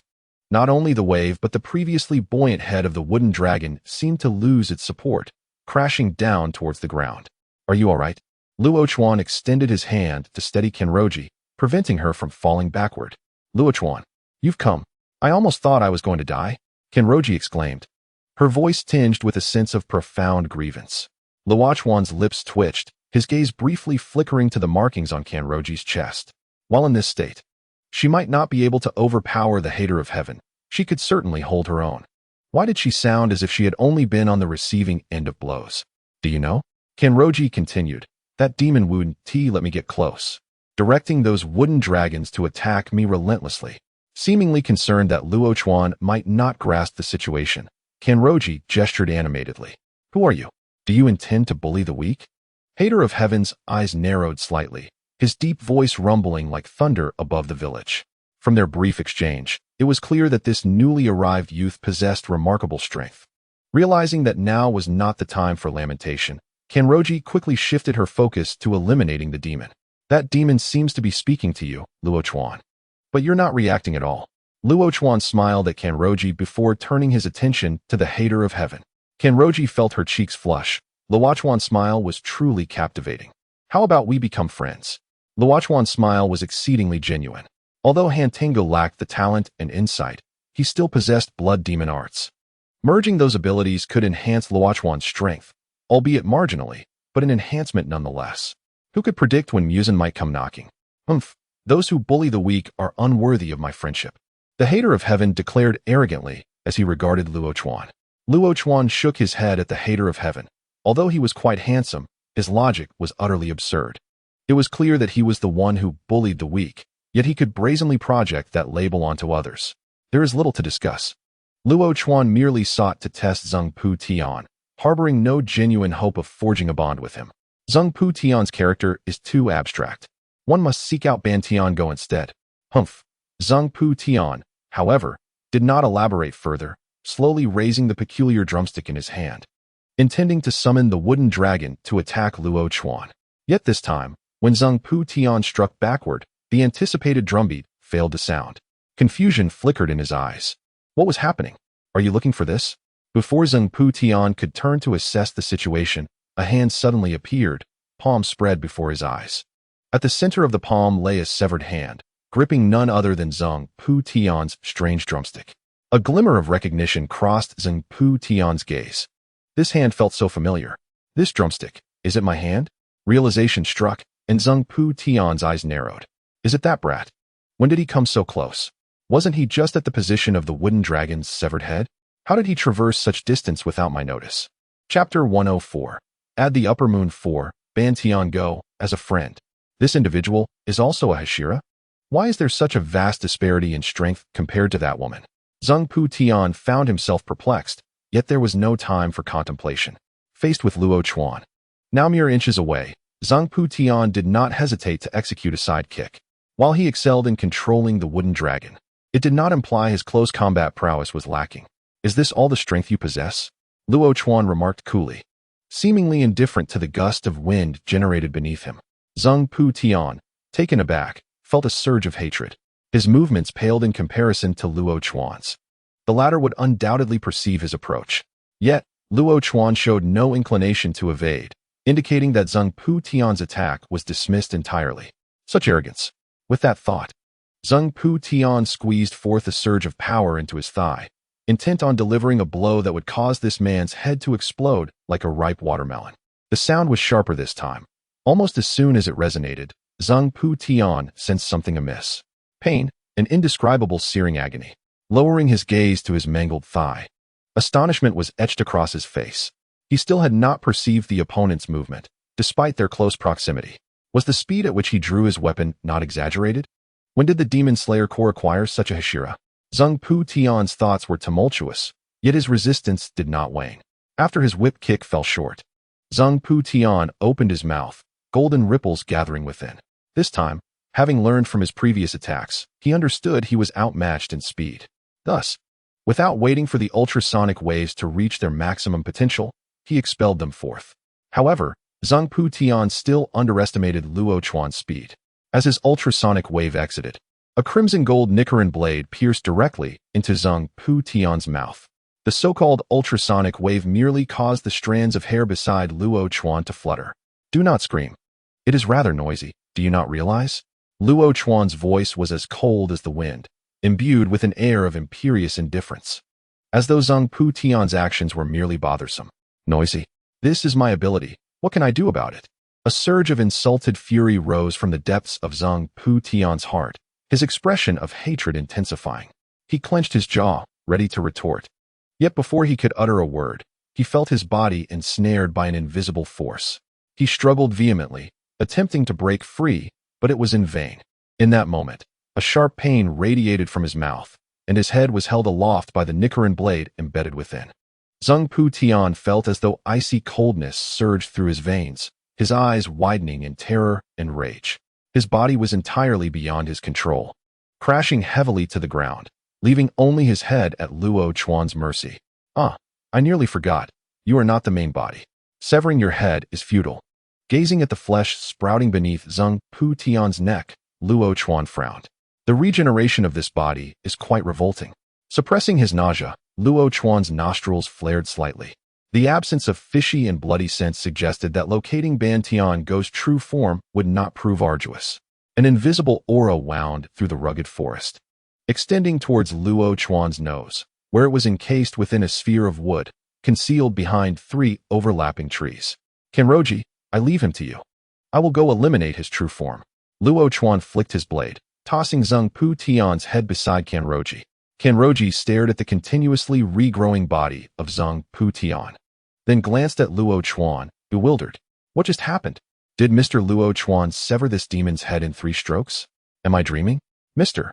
Luo Chuan was so incredibly impressive just now. Kanroji clutched her wildly beating heart, her dazed emotions beginning to right themselves. Yet, she still found it hard to believe what had transpired. Mr. Luo Chuan's power far surpassed her own. Why did it feel as though she played no role at all? How embarrassing. Would Mr. Luo Chuan think poorly of my weakness? As Luo Chuan delved into the forest, the trace of the aura became increasingly vivid. The true form seemed aware of Zhang Putian's predicament, hastily propelling the wooden dragon's body deeper into the forest. Yet, the speed of this escape was rather pathetic. Before a fully powered Luo Chuan, this pace was akin to crawling. Luo Chuan leapt gracefully ahead, landing lightly in the path of Ban Tian Go's retreat. With a profound gaze, Luo Chuan peered through the layers of the encasing stone sphere, discerning all within. He extended his finger, casually slicing through the